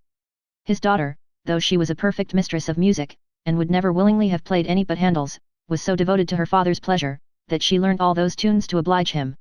However, she would now and then endeavour to lead him into her own taste, and when he required the repetition of his ballads, would answer with a nay, dear sir, and would often beg him to suffer her to play something else. This evening, however, when the gentleman was retired from his bottle, she played all his favourites 3 times over without any solicitation. This so pleased the good squire, that he started from his couch, gave his daughter a kiss, and swore her hand was greatly improved. She took this opportunity to execute her promise to Tom, in which she succeeded so well, that the squire declared, if she would give him t'other bout of Old Sir Simon, he would give the gamekeeper his deputation the next morning.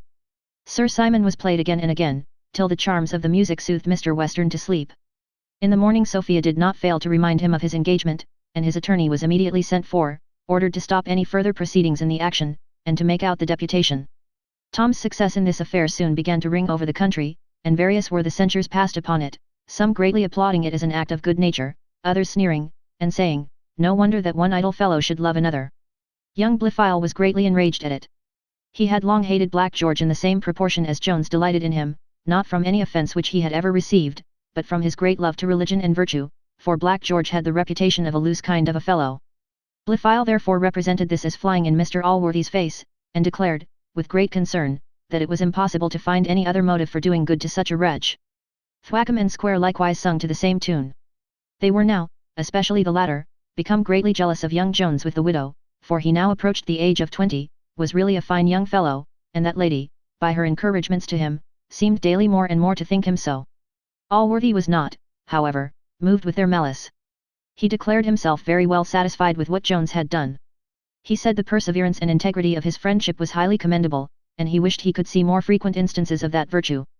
But fortune, who seldom greatly relishes such sparks as my friend Tom, perhaps because they do not pay more ardent addresses to her, gave now a very different turn to all his actions, and showed them to Mr. Allworthy in a light far less agreeable than that gentleman's goodness had hitherto seen them in. Chapter 6. An apology for the insensibility of Mr. Jones to all the charms of the lovely Sophia, in which possibly we may, in a considerable degree, lower his character in the estimation of those men of wit and gallantry who approve the heroes in most of our modern comedies. There are 2 sorts of people, who, I am afraid, have already conceived some contempt for my hero, on account of his behaviour to Sophia. The former of these will blame his prudence in neglecting an opportunity to possess himself of Mr. Western's fortune, and the latter will no less despise him for his backwardness to so fine a girl, who seemed ready to fly into his arms, if he would open them to receive her.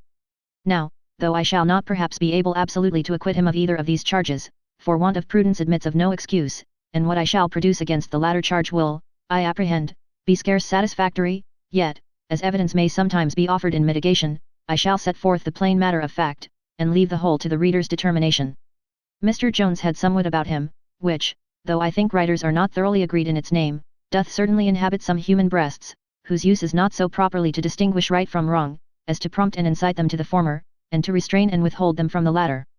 This somewhat may be indeed resembled to the famous trunk maker in the playhouse, for, whenever the person who is possessed of it doth what is right, no ravished or friendly spectator is so eager or so loud in his applause, on the contrary, when he doth wrong, no critic is so apt to hiss and explode him. To give a higher idea of the principle I mean, as well as one more familiar to the present age, it may be considered as sitting on its throne in the mind, like the Lord High Chancellor of this kingdom in his court, where it presides, governs, directs, judges, acquits, and condemns according to merit and justice, with a knowledge which nothing escapes, a penetration which nothing can deceive, and an integrity which nothing can corrupt.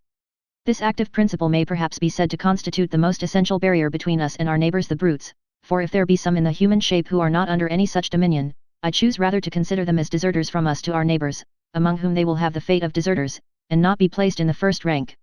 Our hero, whether he derived it from thwackum or square I will not determine, was very strongly under the guidance of this principle, for though he did not always act rightly, yet he never did otherwise without feeling and suffering for it. It was this which taught him, that to repay the civilities and little friendships of hospitality by robbing the house where you have received them, is to be the basest and meanest of thieves. He did not think the baseness of this offence lessened by the height of the injury committed. On the contrary, if to steal another's plate deserved death and infamy, it seemed to him difficult to assign a punishment adequate to the robbing a man of his whole fortune, and of his child into the bargain. This principle, therefore, prevented him from any thought of making his fortune by such means, for this, as I have said, is an active principle, and doth not content itself with knowledge or belief only. Had he been greatly enamoured of Sophia, he possibly might have thought otherwise, but give me leave to say, there is great difference between running away with a man's daughter from the motive of love, and doing the same thing from the motive of theft. Now, though this young gentleman was not insensible of the charms of Sophia, though he greatly liked her beauty, and esteemed all her other qualifications, she had made, however, no deep impression on his heart, for which, as it renders him liable to the charge of stupidity, or at least of want of taste, we shall now proceed to account. The truth then is, his heart was in the possession of another woman. Here I question not but the reader will be surprised at our long taciturnity as to this matter, and quite at a loss to divine who this woman was, since we have hitherto not dropped a hint of any one likely to be a rival to Sophia, for as to Mrs. Blifil, though we have been obliged to mention some suspicions of her affection for Tom, we have not hitherto given the least latitude for imagining that he had any for her, and, indeed, I am sorry to say it, but the youth of both sexes are too apt to be deficient in their gratitude for that regard with which persons more advanced in years are sometimes so kind to honour them. That the reader may be no longer in suspense, he will be pleased to remember, that we have often mentioned the family of George Seagrim, commonly called Black George, the gamekeeper, which consisted at present of a wife and 5 children. The second of these children was a daughter, whose name was Molly, and who was esteemed one of the handsomest girls in the whole country. Congreve well says there is in true beauty something which vulgar souls cannot admire, so can no dirt or rags hide this something from those souls which are not of the vulgar stamp. The beauty of this girl made, however, no impression on Tom, till she grew towards the age of 16, when Tom, who was near 3 years older, began first to cast the eyes of affection upon her. And this affection he had fixed on the girl long before he could bring himself to attempt the possession of her person, for though his constitution urged him greatly to this, his principles no less forcibly restrained him. To debauch a young woman, however low her condition was, appeared to him a very heinous crime, and the goodwill he bore the father, with the compassion he had for his family, very strongly corroborated all such sober reflections, so that he once resolved to get the better of his inclinations, and he actually abstained 3 whole months without ever going to Seagrim's house, or seeing his daughter.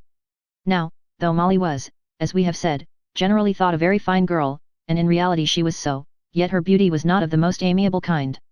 It had, indeed, very little of feminine in it, and would have become a man at least as well as a woman, for, to say the truth, youth and florid health had a very considerable share in the composition. Nor was her mind more effeminate than her person. As this was tall and robust, so was that bold and forward. So little had she of modesty, that Jones had more regard for her virtue than she herself.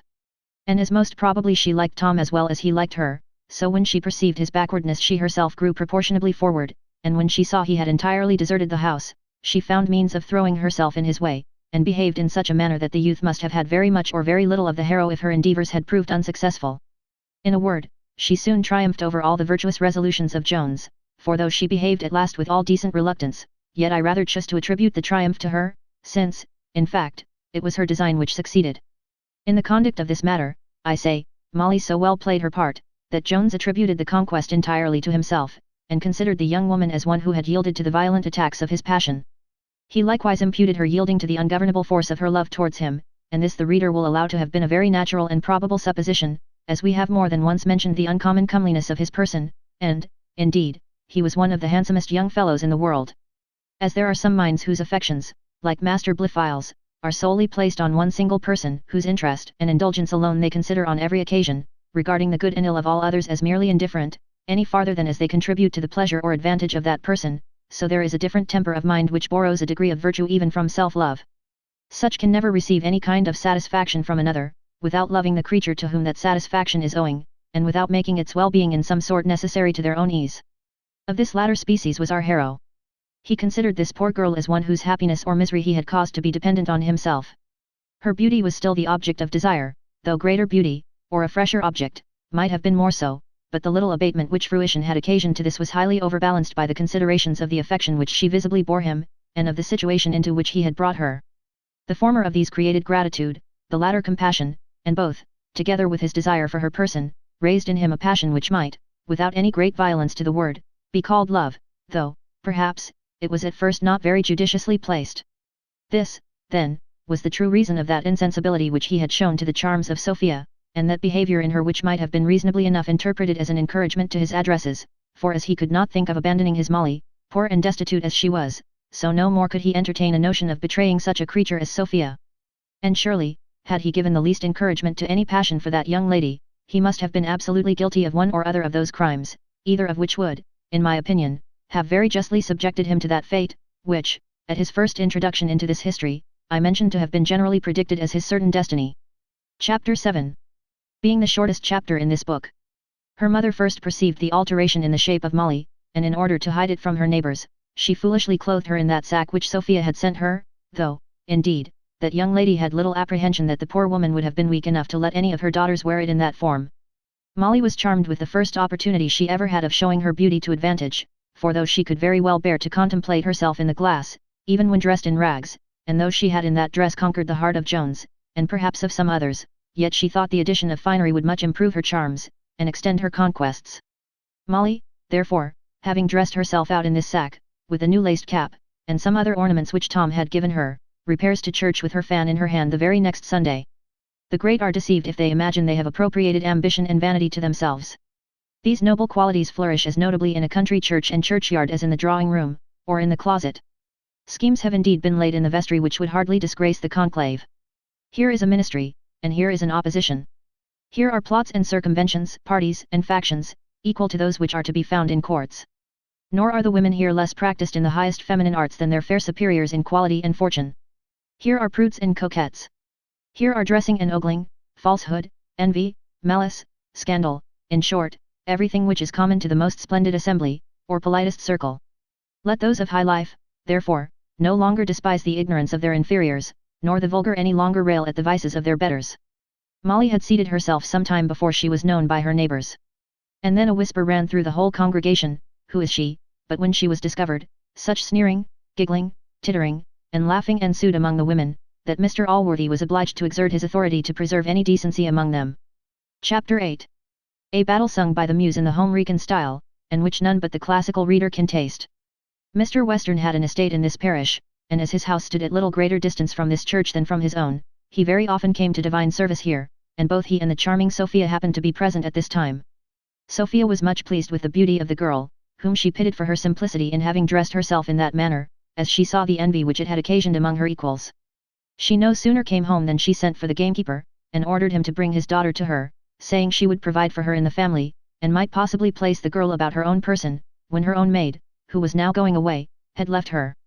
Poor Seagrim was thunderstruck at this, for he was no stranger to the fault in the shape of his daughter. He answered, in a stammering voice, that he was afraid Molly would be too awkward to wait on her ladyship, as she had never been at service. "No matter for that," says Sophia, "she will soon improve. I am pleased with the girl, and am resolved to try her." Black George now repaired to his wife, on whose prudent counsel he depended to extricate him out of this dilemma, but when he came thither he found his house in some confusion. So great envy had this sack occasioned, that when Mr. Allworthy and the other gentry were gone from church, the rage, which had hitherto been confined, burst into an uproar, and, having vented itself at first in opprobrious words, laughs, hisses, and gestures, betook itself at last to certain missile weapons, which, though from their plastic nature they threatened neither the loss of life or of limb, were however sufficiently dreadful to a well-dressed lady. Molly had too much spirit to bear this treatment tamely. Having therefore, but hold, as we are diffident of our own abilities, let us here invite a superior power to our assistance. Ye muses, then, whoever ye are, who love to sing battles, and principally thou who whilom didst recount the slaughter in those fields where Hudibras and Trulla fought, if thou wert not starved with thy friend Butler, assist me on this great occasion. All things are not in the power of all. As a vast herd of cows in a rich farmer's yard, if, while they are milked, they hear their calves at a distance, lamenting the robbery which is then committing, roar and bellow, so roared forth the Somersetshire mob and hallelujah, made up of almost as many squalls, screams, and other different sounds as there were persons, or indeed passions among them. Some were inspired by rage, others alarmed by fear, and others had nothing in their heads but the love of fun, but chiefly envy. The sister of Satan, and his constant companion, rushed among the crowd, and blew up the fury of the women, who no sooner came up to Molly than they pelted her with dirt and rubbish. Molly, having endeavoured in vain to make a handsome retreat, faced about, and laying hold of Ragged Bess, who advanced in the front of the enemy, she at one blow felled her to the ground. The whole army of the enemy, though near 100 in number, seeing the fate of their general, gave back many paces, and retired behind a new dug grave, for the churchyard was the field of battle, where there was to be a funeral that very evening. Molly pursued her victory, and catching up a skull which lay on the side of the grave, discharged it with such fury, that having hit a tailor on the head, the two skulls sent equally forth a hollow sound at their meeting, and the tailor took presently measure of his length on the ground, where the skulls lay side by side, and it was doubtful which was the more valuable of the two. Molly then taking a thigh bone in her hand, fell in among the flying ranks, and dealing her blows with great liberality on either side, overthrew the carcass of many a mighty hero and heroine. Recount, O Muse, the names of those who fell on this fatal day. First, Jemmy Tweedle felt on his hinder head the direful bone. Him the pleasant banks of sweetly winding Stour had nourished, where he first learnt the vocal art, with which, wandering up and down at wakes and fairs, he cheered the rural nymphs and swains, when upon the green they interweaved the sprightly dance, while he himself stood fiddling and jumping to his own music. How little now avails his fiddle! He thumps the verdant floor with his carcass. Next, old Eshpole, the Sogelder, received a blow in his forehead from our Amazonian heroine, and immediately fell to the ground. He was a swinging fat fellow, and fell with almost as much noise as a house. His tobacco box dropped at the same time from his pocket, which Molly took up as lawful spoils. Then Kate of the Mill tumbled unfortunately over a tombstone, which catching hold of her unga rooted stocking inverted the order of nature, and gave her heels the superiority to her head. Betty Pippin, with young Roger her lover, fell both to the ground, where, oh perverse fate! She salutes the earth, and he the sky. Tom Freckle, the smith's son, was the next victim to her rage. He was an ingenious workman, and made excellent pattens, nay, the very pattern with which he was knocked down was his own workmanship. Had he been at that time singing psalms in the church, he would have avoided a broken head. Miss Crow, the daughter of a farmer, John Giddish, himself a farmer, Nan Slouch, Esther Codling, Will Spray, Tom Bennett, the three Mrs. Potter, whose father keeps the sign of the Red Lion, Betty Chambermaid, Jack Ostler, and many others of inferior note, lay rolling among the graves. Not that the strenuous arm of Molly reached all these, for many of them in their flight overthrew each other. But now Fortune, fearing she had acted out of character, and had inclined too long to the same side, especially as it was the right side, hastily turned about, for now Goody Brown, whom Zekiel Brown caressed in his arms, nor he alone, but half the parish besides, so famous was she in the fields of Venus, nor indeed less in those of Mars. The trophies of both these her husband always bore about on his head and face, for if ever human head did by its horns display the amorous glories of a wife, Zekiel's did, nor did his well-scratched face less denote her talents, or rather talons, of a different kind. No longer bore this Amazon the shameful flight of her party. She stopped short, and, calling aloud to all who fled, spoke as follows: Ye Somersetshire men, or rather ye Somersetshire women, are ye not ashamed thus to fly from a single woman? But if no other will oppose her, I myself and Joan Top here will have the honour of the victory. Having thus said, she flew at Molly Seagrim, and easily wrenched the thigh bone from her hand, at the same time clawing off her cap from her head. Then laying hold of the hair of Molly with her left hand, she attacked her so furiously in the face with the right, that the blood soon began to trickle from her nose. Molly was not idle this while. She soon removed the clout from the head of Goody Brown, and then fastening on her hair with one hand, with the other she caused another bloody stream to issue forth from the nostrils of the enemy. When each of the combatants had borne off sufficient spoils of hair from the head of her antagonist, the next rage was against the garments. In this attack they exerted so much violence, that in a very few minutes they were both naked to the middle. It is lucky for the women that the seat of fisticuff war is not the same with them as among men, but though they may seem a little to deviate from their sex, when they go forth to battle, yet I have observed, they never so far forget, as to assail the bosoms of each other, where a few blows would be fatal to most of them. This, I know, some derive from their being of a more bloody inclination than the males. On which account they apply to the nose, as to the part whence blood may most easily be drawn, but this seems a far-fetched as well as ill-natured supposition. Goody Brown had great advantage of Molly in this particular, for the former had indeed no breasts, her bosom, if it may be so called, as well in colour as in many other properties, exactly resembling an antient piece of parchment, upon which any one might have drummed a considerable while without doing her any great damage. Molly, beside her present unhappy condition, was differently formed in those parts, and might, perhaps, have tempted the envy of Brown to give her a fatal blow, had not the lucky arrival of Tom Jones at this instant put an immediate end to the bloody scene. This accident was luckily owing to Mr. Square, for he, Master Blifil, and Jones, had mounted their horses, after church, to take the air, and had ridden about a quarter of a mile, when Square, changing his mind, not idly, but for a reason which we shall unfold as soon as we have leisure, desired the young gentleman to ride with him another way than they had at first purposed. This motion being complied with, brought them of necessity back again to the churchyard. Master Blifil, who rode first, seeing such a mob assembled, and 2 women in the posture in which we left the combatants, stopped his horse to inquire what was the matter. A country fellow, scratching his head, answered him, I don't know, meester, unti, and please your honour, here hath been a vigt, I think, between Goody Brown and Moll Seagrim. Who, cries Tom, but without waiting for an answer, having discovered the features of his Molly through all the discomposure in which they now were, he hastily alighted, turned his horse loose, and, leaping over the wall, ran to her. She now first bursting into tears, told him how barbarously she had been treated. Upon which, forgetting the sex of Goody Brown, or perhaps not knowing it in his rage, for, in reality, she had no feminine appearance but a petticoat, which he might not observe, he gave her a lash or 2 with his horsewhip, and then flying at the mob, who were all accused by Moll, he dealt his blows so profusely on all sides, that unless I would again invoke the muse, which the good-natured reader may think a little too hard upon her, as she hath so lately been violently sweated, it would be impossible for me to recount the horsewhipping of that day.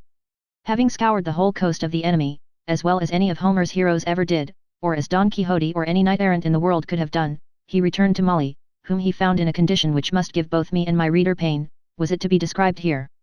Tom raved like a madman, beat his breast, tore his hair, stamped on the ground, and vowed the utmost vengeance on all who had been concerned.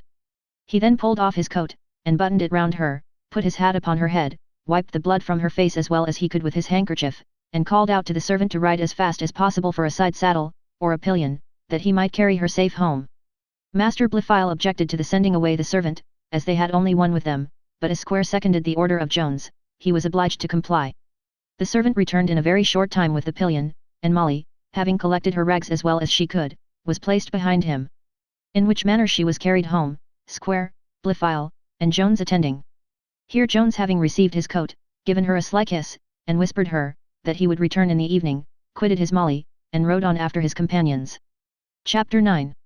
Containing matter of no very peaceable colour. Molly had no sooner apparelled herself in her accustomed rags, than her sisters began to fall violently upon her, particularly her eldest sister, who told her she was well enough served. How had she the assurance to wear a gown which young Madam Western had given to mother? If one of us was to wear it, I think, says she, I myself have the best right, but I warrant you think it belongs to your beauty. I suppose you think yourself more handsomer than any of us. Hand her down the bit of glass from over the cupboard, cries another, I'd wash the blood from my face before I talked of my beauty. You'd better have minded what the parson says, cries the eldest, and not a hearkened after men voke. Indeed, child, and so she had, says the mother, sobbing, she hath brought a disgrace upon us all. She's the worst of the family that ever was a whore. You need not upbraid me with that, mother, cries Molly, you yourself was brought to bed of sister there, within a week after you was married. Yes, hussy, answered the enraged mother, so I was, and what was the mighty matter of that? I was made an honest woman then, and if you was to be made an honest woman, I should not be angry, but you must have to doing with a gentleman, you nasty slut, you will have a bastard, hussy, you will, and that I defy any one to say of me. In this situation Black George found his family, when he came home for the purpose before mentioned. As his wife and 3 daughters were all of them talking together, and most of them crying, it was some time before he could get an opportunity of being heard, but as soon as such an interval occurred, he acquainted the company with what Sophia had said to him. Goody Seagrim then began to revile her daughter afresh. Here, says she, you have brought us into a fine quandary indeed. What will madam say to that big belly? Oh, that ever I should live to see this day!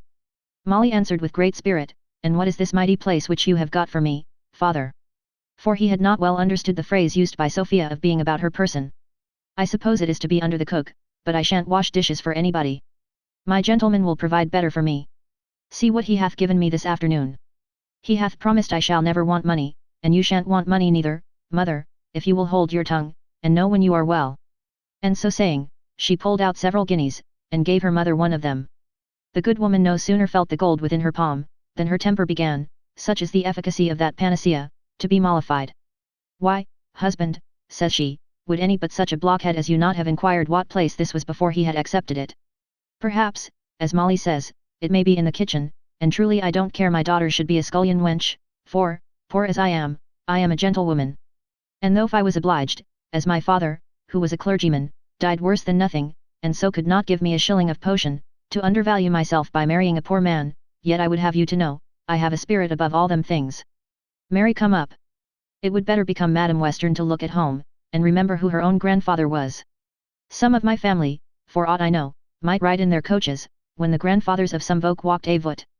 I warrant she fancies she did a mighty matter, when she sent us that old gownd. Some of my family would not have picked up such rags in the street, but poor people are always trampled upon, the parish need not have been in such a fluster with Molly. You might have told them, child, your grandmother wore better things new out of the shop. Well, but consider, cried George, what answer shall I make to madam? I don't know what answer, says she, you are always bringing your family into one quandary or other. Do you remember when you shot the partridge, the occasion of all our misfortunes? Did not I advise you never to go into Squire Western's manor? Did not I tell you many a good year ago what would come of it? But you would have your own headstrong ways, yes, you would, you villain. Black George was, in the main, a peaceable kind of fellow, and nothing choleric nor rash, yet did he bear about him something of what the Antients called the irascible, and which his wife, if she had been endowed with much wisdom, would have feared. He had long experienced, that when the storm grew very high, arguments were but wind, which served rather to increase, than to abate it. He was therefore seldom unprovided with a small switch, a remedy of wonderful force, as he had often essayed, and which the word villain served as a hint for his applying. No sooner, therefore, had this symptom appeared, than he had immediate recourse to the said remedy, which though, as it is usual in all very efficacious medicines, it at first seemed to heighten and inflame the disease, soon produced a total calm, and restored the patient to perfect ease and tranquillity. This is, however, a kind of horse medicine, which requires a very robust constitution to digest, and is therefore proper only for the vulgar, unless in one single instance, viz., where superiority of birth breaks out, in which case, we should not think it very improperly applied by any husband whatever, if the application was not in itself so base, that, like certain applications of the physical kind which need not be mentioned, it so much degrades and contaminates the hand employed in it, that no gentleman should endure the thought of anything so low and detestable. The whole family were soon reduced to a state of perfect quiet, for the virtue of this medicine, like that of electricity, is often communicated through one person to many others, who are not touched by the instrument. To say the truth, as they both operate by friction, it may be doubted whether there is not something analogous between them, of which Mr. Freak would do well to inquire, before he publishes the next edition of his book. A council was now called, in which, after many debates, Molly still persisting that she would not go to service, it was at length resolved, that Goody Seagrim herself should wait on Miss Western, and endeavour to procure the place for her eldest daughter, who declared great readiness to accept it, but Fortune, who seems to have been an enemy of this little family, afterwards put a stop to her promotion. Chapter 10. A story told by Mr. Supple, the curate. The penetration of Squire Western. His great love for his daughter, and the return to it made by her. The next morning Tom Jones hunted with Mr. Western, and was at his return invited by that gentleman to dinner. The lovely Sophia shone forth that day with more gaiety and sprightliness than usual. Her battery was certainly levelled at our hero, though, I believe, she herself scarce yet knew her own intention, but if she had any design of charming him, she now succeeded. Mr. Supple, the curate of Mr. Allworthy's parish, made one of the company. He was a good-natured worthy man, but chiefly remarkable for his great taciturnity at table, though his mouth was never shut at it. In short, he had one of the best appetites in the world. However, the cloth was no sooner taken away, than he always made sufficient amends for his silence, for he was a very hearty fellow, and his conversation was often entertaining, never offensive. At his first arrival, which was immediately before the entrance of the roast beef, he had given an intimation that he had brought some news with him, and was beginning to tell, that he came that moment from Mr. Allworthy's, when the sight of the roast beef struck him dumb, permitting him only to say grace, and to declare he must pay his respect to the baronet, for so he called the sirloin. When dinner was over, being reminded by Sophia of his news, he began as follows: I believe, lady, your ladyship observed a young woman at church yesterday at evensong, who was dressed in one of your outlandish garments. I think I have seen your ladyship in such a one. However, in the country, such dresses are rara avis in terris, nigrox similima signo. That is, madam, as much as to say, a rare bird upon the earth, and very like a black swan. The verse is in Juvenal. But to return to what I was relating. I was saying such garments are rare sights in the country, and perchance, too, it was thought the more rare, respect being had to the person who wore it, who, they tell me, is the daughter of Black George, your worship's gamekeeper, whose sufferings, I should have opined, might have taught him more wit, than to dress forth his wenches in such gaudy apparel. She created so much confusion in the congregation, that if Squire Allworthy had not silenced it, it would have interrupted the service, for I was once about to stop in the middle of the first lesson. Howbeit, nevertheless, after prayer was over, and I was departed home, this occasioned a battle in the churchyard, where, amongst other mischief, the head of a travelling fiddler was very much broken. This morning the fiddler came to Squire Allworthy for a warrant, and the wench was brought before him. The squire was inclined to have compounded matters, when, lo! On a sudden the wench appeared. I ask your ladyship's pardon, to be, as it were, at the eve of bringing forth a bastard. The squire demanded of her who was the father? But she pertinaciously refused to make any response. So that he was about to make her mittimus to Bridewell when I departed. And is a wench having a bastard all your news, doctor? Cries Western. I thought it might have been some public matter, something about the nation. I am afraid it is too common, indeed, answered the parson, but I thought the whole story altogether deserved commemorating. As to national matters, your worship knows them best. My concerns extend no farther than my own parish. Why, says the squire, I believe I do know a little of that matter, as you say. But, come, Tommy, drink about, the bottle stands with you. Tom begged to be excused, for that he had particular business, and getting up from table, escaped the clutches of the squire, who was rising to stop him, and went off with very little ceremony. The squire gave him a good curse at his departure, and then turning to the parson, he cried out, I smoke it, I smoke it. Tom is certainly the father of this bastard. Zooks, parson, you remember how he recommended the Viather o' her to me. What a sly bee, ch 'tis. I, as sure as twopence, Tom is the Viather of the bastard. I should be very sorry for that, says the parson. Why sorry, cries the squire, where is the mighty matter ot? What, I suppose dost pretend that thee hast never got a bastard? Pox! More good luck's thine? For I warrant hast a done therefore many's the good time and often. Your worship is pleased to be jocular, answered the parson, but I do not only animadvert on the sinfulness of the action, though that surely is to be greatly deprecated, but I fear his unrighteousness may injure him with Mr. Allworthy. And truly I must say, though he hath the character of being a little wild, I never saw any harm in the young man, nor can I say I have heard any, save what your worship now mentions. I wish, indeed, he was a little more regular in his responses at church, but altogether he seems ingenui vultus pure ingenuaque puteris. That is a classical line, young lady, and, being rendered into English, is, a lad of an ingenuous countenance, and of an ingenuous modesty, for this was a virtue in great repute both among the Latins and Greeks.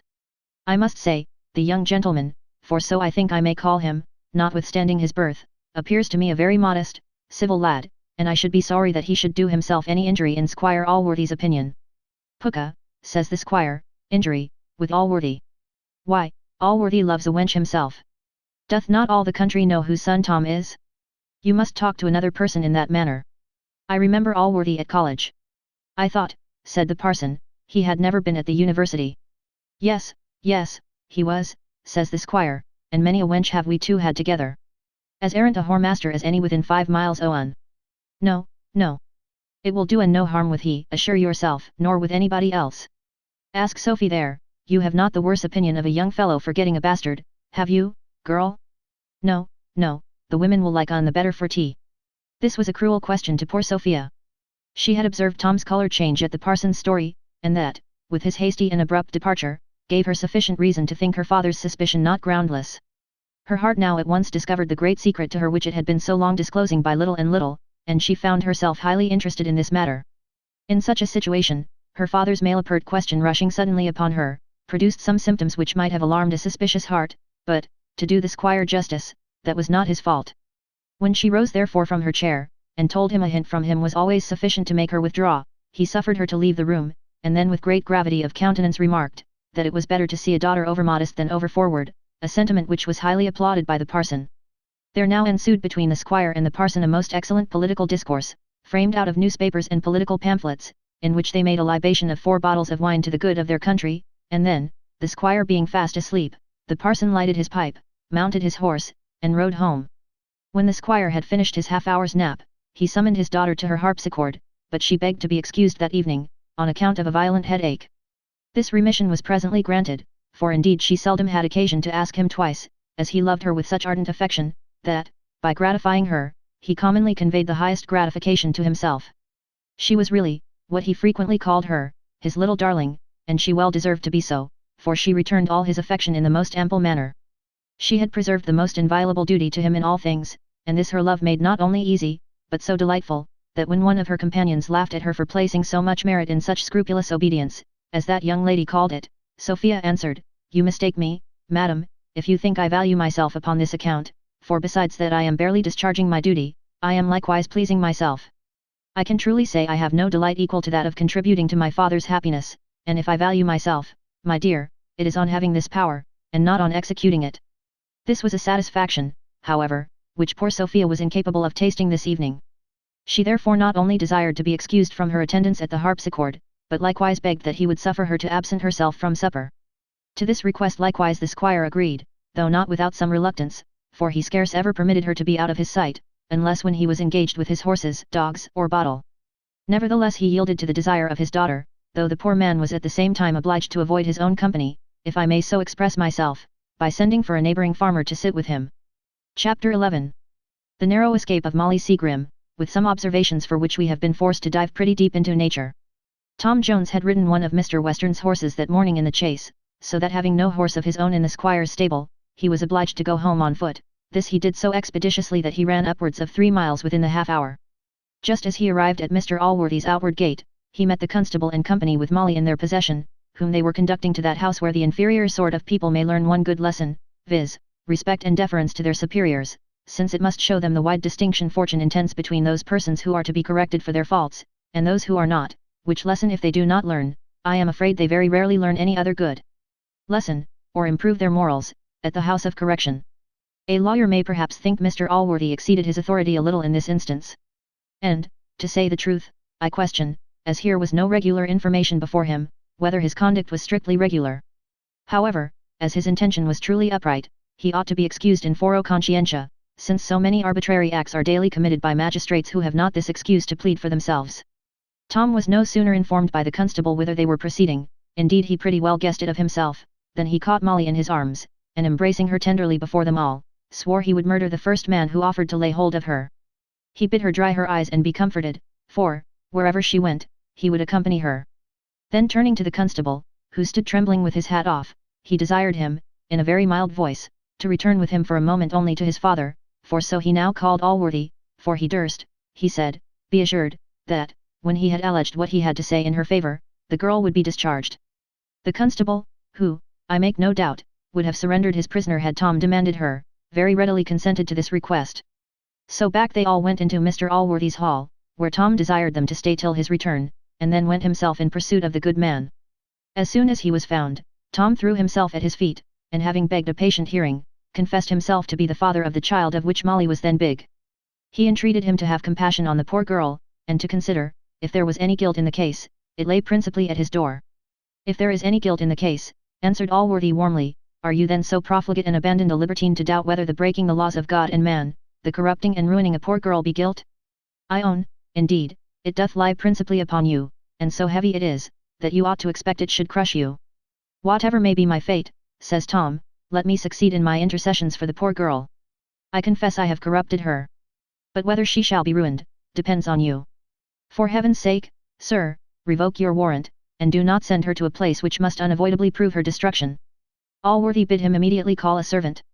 Tom answered there was no occasion, for he had luckily met them at the gate, and relying upon his goodness, had brought them all back into his hall, where they now waited his final resolution, which upon his knees he besought him might be in favour of the girl, that she might be permitted to go home to her parents, and not be exposed to a greater degree of shame and scorn than must necessarily fall upon her.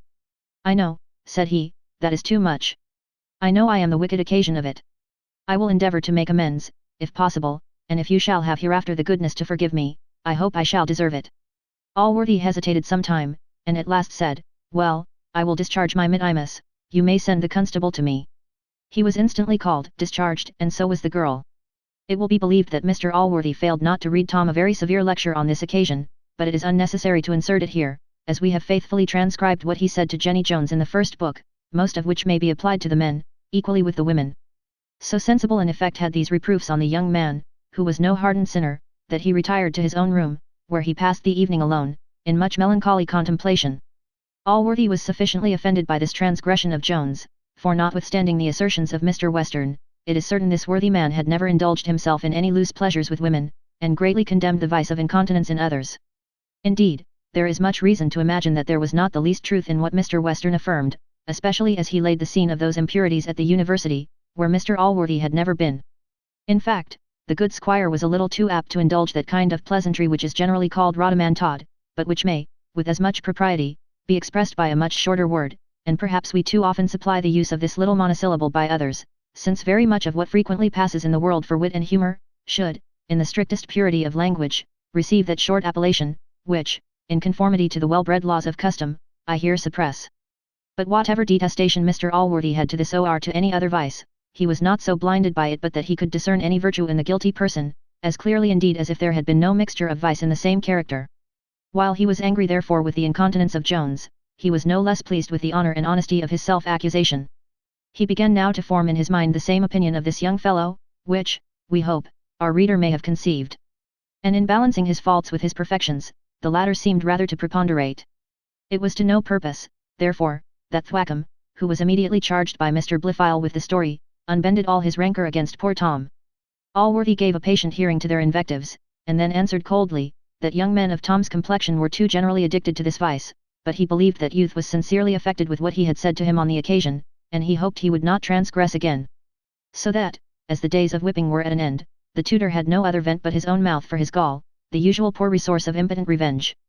But Square, who was a less violent, was a much more artful man, and as he hated Jones more perhaps than Thwackum himself did, so he contrived to do him more mischief in the mind of Mr. Allworthy. The reader must remember the several little incidents of the partridge, the horse, and the Bible, which were recounted in the second book. By all which Jones had rather improved than injured the affection which Mr. Allworthy was inclined to entertain for him. The same, I believe, must have happened to him with every other person who hath any idea of friendship, generosity, and greatness of spirit, that is to say, who hath any traces of goodness in his mind.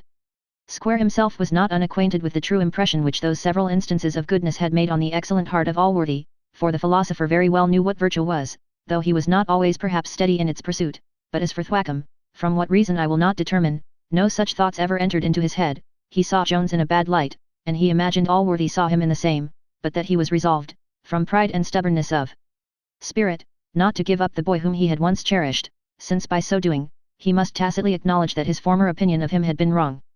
Square therefore embraced this opportunity of injuring Jones in the tenderest part, by giving a very bad turn to all these before-mentioned occurrences. I am sorry, sir, said he, to own I have been deceived as well as yourself. I could not, I confess, help being pleased with what I ascribed to the motive of friendship, though it was carried to an excess, and all excess is faulty and vicious, but in this I made allowance for youth. Little did I suspect that the sacrifice of truth, which we both imagined to have been made to friendship, was in reality a prostitution of it to a depraved and debauched appetite. You now plainly see whence all the seeming generosity of this young man to the family of the gamekeeper proceeded. He supported the father in order to corrupt the daughter, and preserved the family from starving, to bring one of them to shame and ruin. This is friendship. This is generosity. As Sir Richard Steele says, gluttons who give high prices for delicacies, are very worthy to be called generous. In short, I am resolved, from this instance, never to give way to the weakness of human nature more, nor to think anything virtue which doth not exactly quadrate with the unerring rule of right. The goodness of Allworthy had prevented those considerations from occurring to himself, yet were they too plausible to be absolutely and hastily rejected, when laid before his eyes by another. Indeed, what Square had said sunk very deeply into his mind, and the uneasiness which it there created was very visible to the other, though the good man would not acknowledge this, but made a very slight answer, and forcibly drove off the discourse to some other subject. It was well perhaps for poor Tom, that no such suggestions had been made before he was pardoned, for they certainly stamped in the mind of Allworthy the first bad impression concerning Jones. Chapter 12. Containing much clearer matters, but which flowed from the same fountain with those in the preceding chapter. The reader will be pleased, I believe, to return with me to Sophia. She passed the night, after we saw her last, in no very agreeable manner. Sleep befriended her but little, and dreams less. In the morning, when Mrs. Honor, her maid, attended her at the usual hour, she was found already up and dressed. Persons who live 2 or 3 miles distance in the country are considered as next-door neighbours, and transactions at the one house fly with incredible celerity to the other. Mrs. Honor, therefore, had heard the whole story of Molly's shame, which she, being of a very communicative temper, had no sooner entered the apartment of her mistress, than she began to relate in the following manner. Law, ma'am, what doth your lawship think, the girl that your lawship saw at church on Sunday, whom you thought so handsome, though you would not have thought her so handsome neither, if you had seen her nearer, but to be sure she hath been carried before the justice for being big with child. She seemed to me to look like a confident slut, and to be sure she hath laid the child to young Mr. Jones. And all the parish says Mr. Allworthy is so angry with young Mr. Jones, that he won't see him. To be sure, one can't help pitying the poor young man, and yet he doth not deserve much pity neither, for demeaning himself with such kind of trumpery. Yet he is so pretty a gentleman, I should be sorry to have him turned out of doors. I dares to swear the wench was as willing as he, for she was always a forward kind of body. And when wenches are so coming, young men are not so much to be blamed neither, for to be sure they do no more than what is natural. Indeed it is beneath them to meddle with such dirty draggle tales, and whatever happens to them, it is good enough for them. And yet, to be sure, the vile baggages are most in fault. I wishes, with all my heart, they were well to be whipped at the cart's tail, for it is pity they should be the ruin of a pretty young gentleman, and nobody can deny but that Mr. Jones is one of the most handsomest young men that ever. She was running on thus, when Sophia, with a more peevish voice than she had ever spoken to her in before, cried, "Prithee, why dost thou trouble me with all this stuff? What concern have I in what Mr. Jones doth? I suppose you are all alike. And you seem to me to be angry it was not your own case."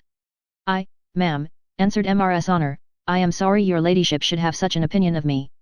I am sure nobody can say any such thing of me. All the young fellows in the world may go to the devil for me. Because I said he was a handsome man? Everybody says it as well as I. To be sure, I never thought as it was any harm to say a young man was handsome, but to be sure I shall never think him so any more now, for handsome is that handsome does.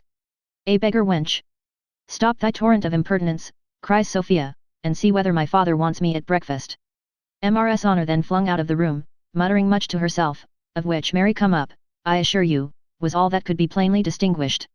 Whether Mrs. Honor really deserved that suspicion, of which her mistress gave her a hint, is a matter which we cannot indulge our readers' curiosity by resolving. We will, however, make him amends in disclosing what passed in the mind of Sophia. The reader will be pleased to recollect, that a secret affection for Mr. Jones had insensibly stolen into the bosom of this young lady. That it had there grown to a pretty great height before she herself had discovered it. When she first began to perceive its symptoms, the sensations were so sweet and pleasing, that she had not resolution sufficient to check or repel them, and thus she went on cherishing a passion of which she never once considered the consequences. This incident relating to Molly first opened her eyes.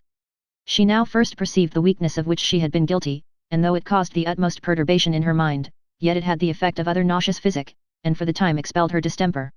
Its operation indeed was most wonderfully quick, and in the short interval, while her maid was absent, so entirely removed all symptoms, that when Mrs. Honor returned with a summons from her father, she was become perfectly easy, and had brought herself to a thorough indifference for Mr. Jones. The diseases of the mind do in almost every particular imitate those of the body.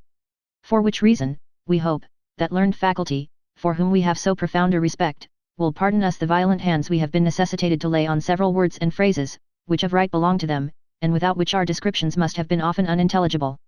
Now there is no one circumstance in which the distempers of the mind bear a more exact analogy to those which are called bodily, than that aptness which both have to a relapse. This is plain in the violent diseases of ambition and avarice.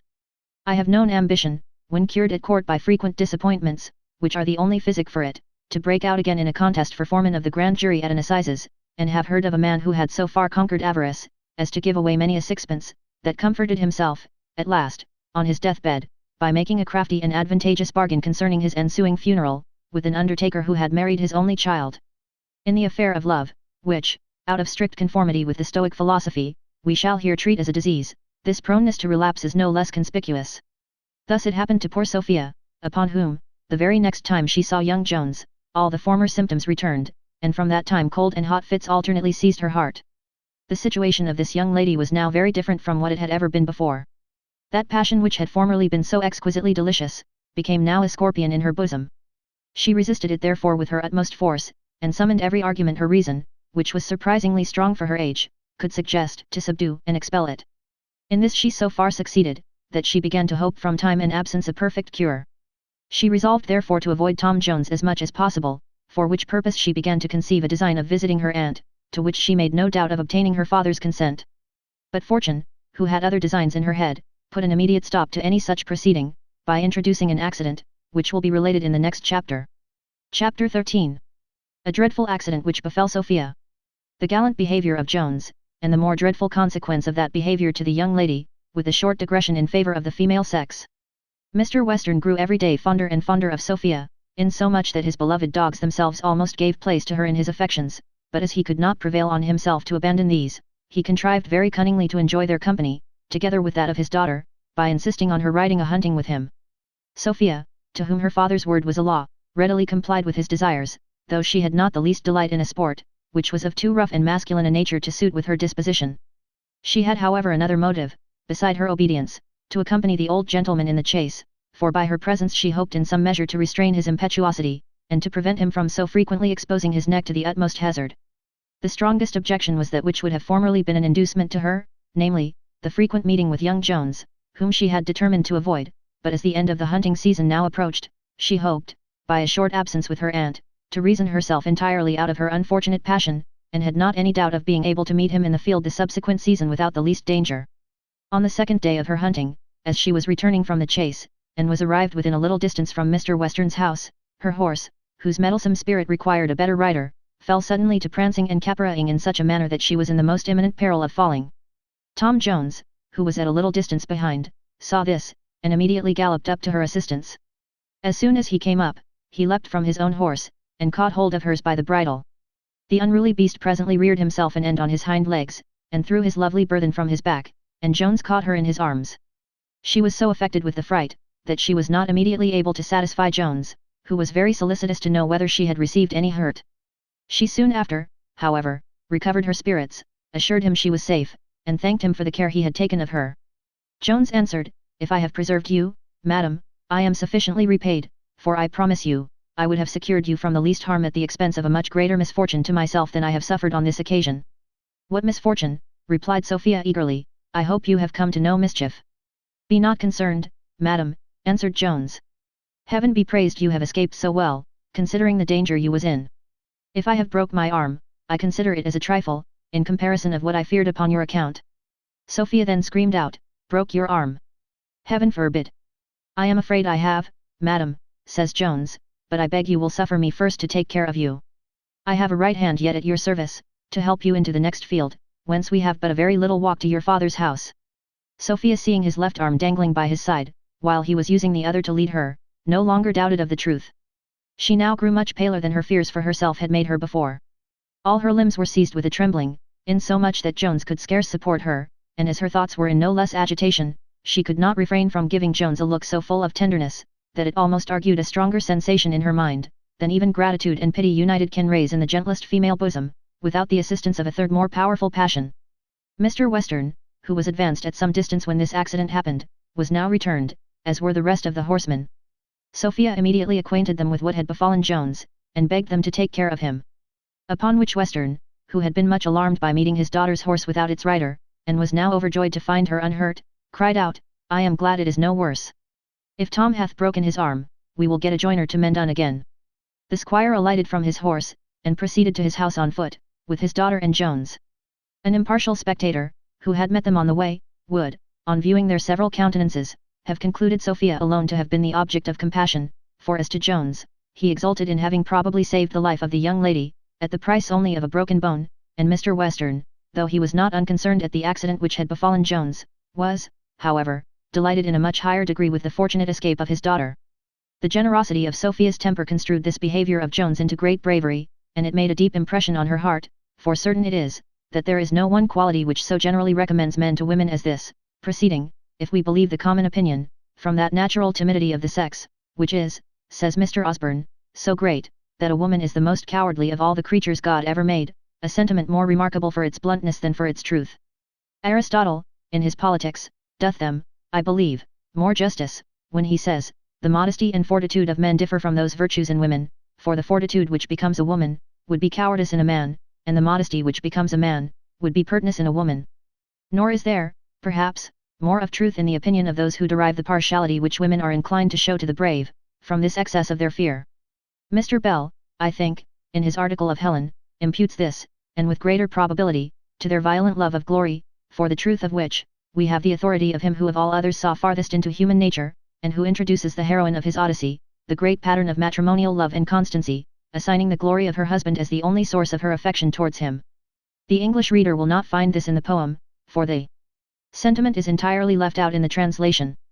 However this be, certain it is that the accident operated very strongly on Sophia, and, indeed, after much inquiry into the matter, I am inclined to believe, that, at this very time, the charming Sophia made no less impression on the heart of Jones. To say truth, he had for some time become sensible of the irresistible power of her charms.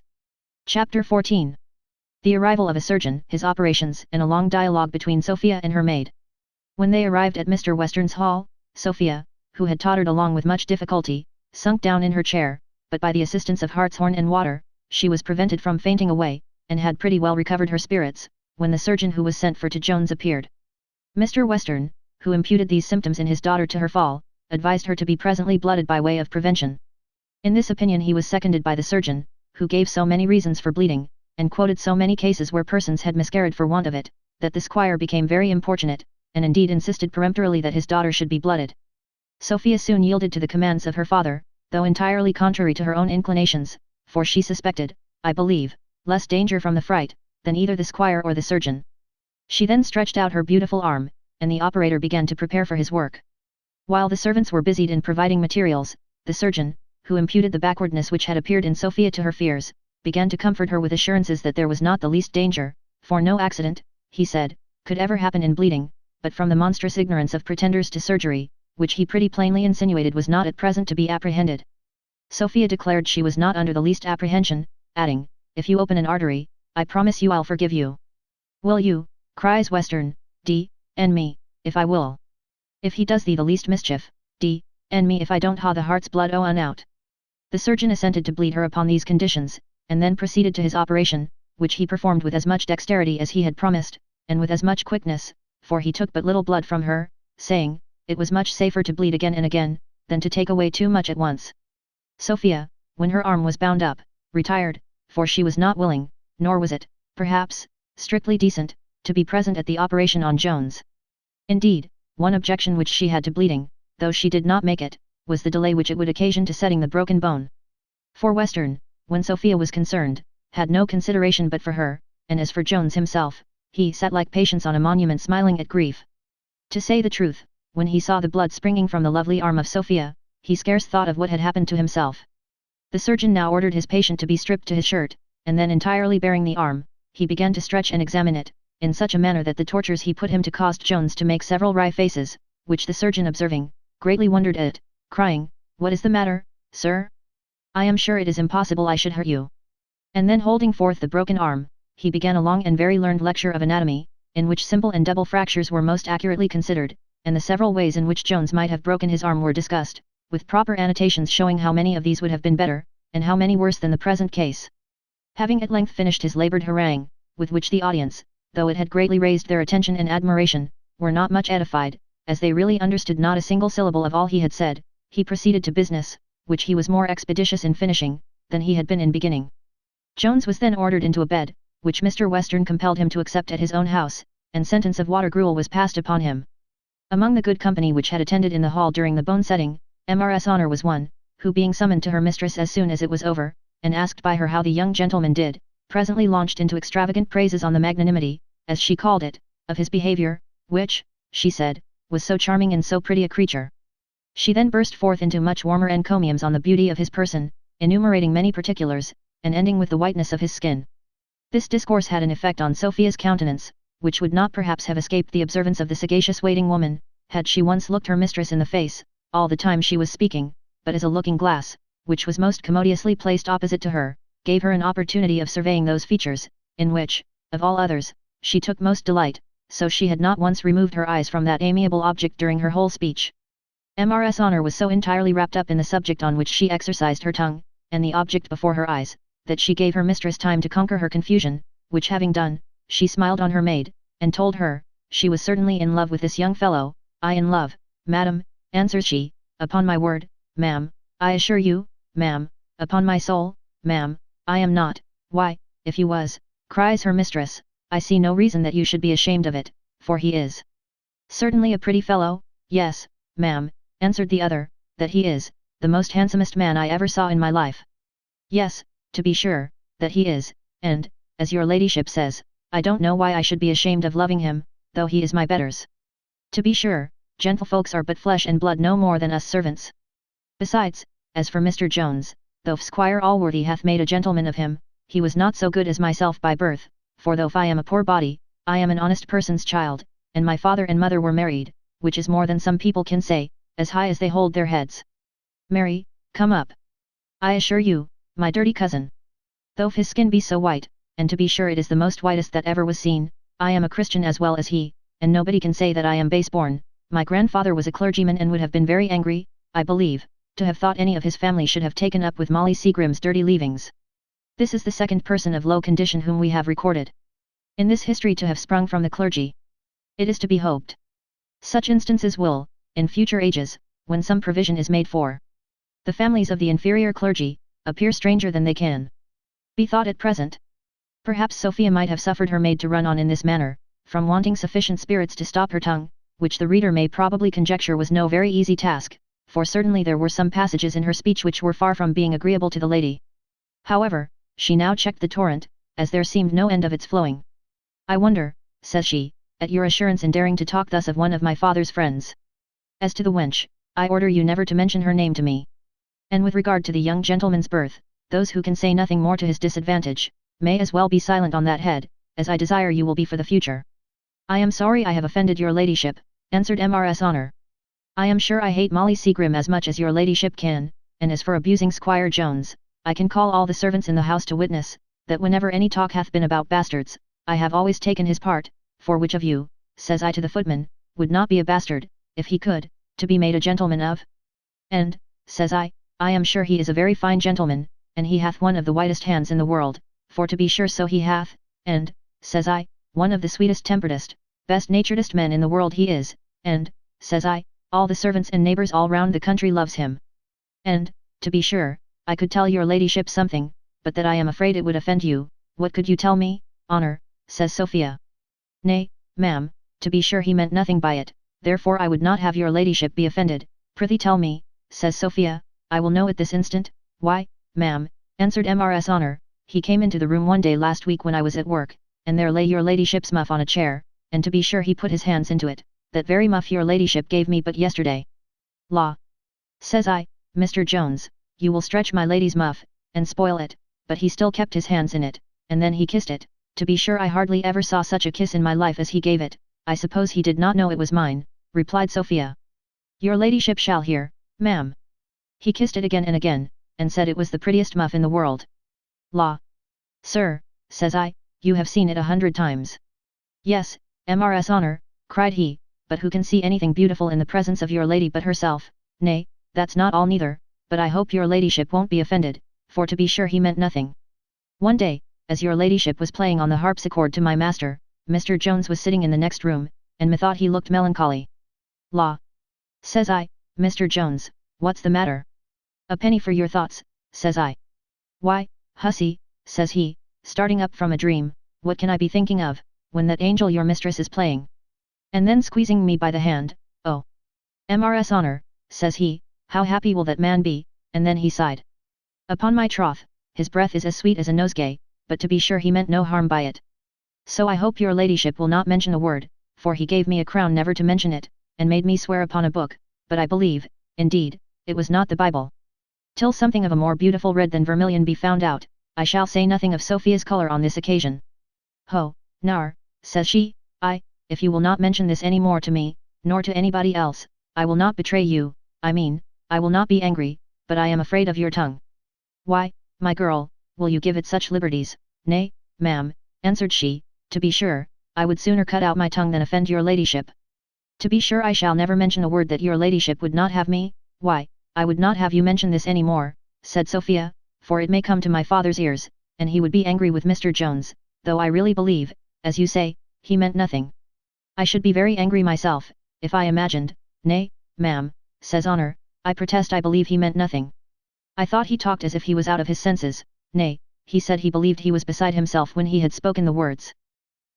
Sir," says I believe so too." "Yes," says he, "Honor, but I ask your ladyship's pardon, I could tear my tongue out for offending you." "Go on," says Sophia, "you may mention anything you have not told me before." "Yes, Honor," says he, "this was some time afterwards, when he gave me the crown. I am neither such a coxcomb, or such a villain, as to think of her in any other delight but as my goddess. As such I will always worship and adore her while I have breath. This was all, ma'am, I will be sworn, to the best of my remembrance. I was in a passion with him myself, till I found he meant no harm. Indeed, Honor, says Sophia, I believe you have a real affection for me. I was provoked the other day when I gave you warning, but if you have a desire to stay with me, you shall." "To be sure, ma'am," answered Mrs. Honor, "I shall never desire to part with your ladyship. To be sure, I almost cried my eyes out when you gave me warning. It would be very ungrateful in me to desire to leave your ladyship, because as why, I should never get so good a place again. I am sure I would live and die with your ladyship, for, as poor Mr. Jones said, happy is the man. Here the dinner bell interrupted a conversation which had wrought such an effect on Sophia, that she was, perhaps, more obliged to her bleeding in the morning, than she, at the time, had apprehended she should be. As to the present situation of her mind, I shall adhere to a rule of Horace, by not attempting to describe it, from despair of success. Most of my readers will suggest it easily to themselves, and the few who cannot, would not understand the picture, or at least would deny it to be natural, if ever so well drawn. Book 5. Containing a portion of time somewhat longer than half a year. Chapter 1. Of the serious in writing, and for what purpose it is introduced. Peradventure there may be no parts in this prodigious work which will give the reader less pleasure in the perusing, than those which have given the author the greatest pains in composing. Among these probably may be reckoned those initial essays which we have prefixed to the historical matter contained in every book, and which we have determined to be essentially necessary to this kind of writing, of which we have set ourselves at the head. For this our determination we do not hold ourselves strictly bound to assign any reason, it being abundantly sufficient that we have laid it down as a rule necessary to be observed in all prosacomic writing. Whoever demanded the reasons of that nice unity of time or place which is now established to be so essential to dramatic poetry? What critic hath been ever asked, why a play may not contain 2 days as well as one? Or why the audience, provided they travel, like electors, without any expense, may not be wafted 50 miles as well as 5? Hath any commentator well accounted for the limitation which an antient critic hath set to the drama, which he will have contain neither more nor less than 5 acts?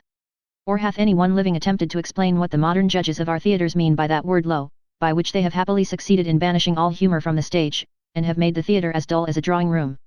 Upon all these occasions the world seems to have embraced a maxim of our law, viz., quicunc in arte sua perito credendum est, for it seems perhaps difficult to conceive that any one should have had enough of impudence to lay down dogmatical rules in any art or science without the least foundation. In such cases, therefore, we are apt to conclude there are sound and good reasons at the bottom, though we are unfortunately not able to see so far. Now, in reality, the world have paid too great a compliment to critics, and have imagined them men of much greater profundity than they really are. From this complaisance, the critics have been emboldened to assume a dictatorial power, and have so far succeeded, that they are now become the masters, and have the assurance to give laws to those authors from whose predecessors they originally received them. The critic, rightly considered, is no more than the clerk, whose office it is to transcribe the rules and laws laid down by those great judges whose vast strength of genius hath placed them in the light of legislators, in the several sciences over which they presided. This office was all which the critics of old aspired to, nor did they ever dare to advance a sentence, without supporting it by the authority of the judge from whence it was borrowed. But in process of time, and in ages of ignorance, the clerk began to invade the power and assume the dignity of his master. The laws of writing were no longer founded on the practice of the author, but on the dictates of the critic. The clerk became the legislator, and those very peremptorily gave laws whose business it was, at first, only to transcribe them. Hence arose an obvious, and perhaps an unavoidable error, for these critics being men of shallow capacities, very easily mistook mere form for substance. They acted as a judge would, who should adhere to the lifeless letter of law, and reject the spirit. Little circumstances, which were perhaps accidental in a great author, were by these critics considered to constitute his chief merit, and transmitted as essentials to be observed by all his successors. To these encroachments, time and ignorance, the two great supporters of imposture gave authority, and thus many rules for good writing have been established, which have not the least foundation in truth or nature, and which commonly serve for no other purpose than to curb and restrain genius, in the same manner as it would have restrained the dancing master, had the many excellent treatises on that art laid it down as an essential rule that every man must dance in chains.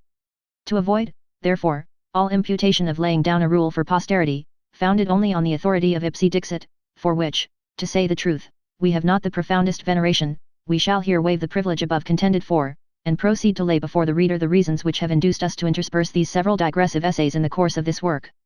And here we shall of necessity be led to open a new vein of knowledge, which if it hath been discovered, hath not, to our remembrance, been wrought on by any antient or modern writer.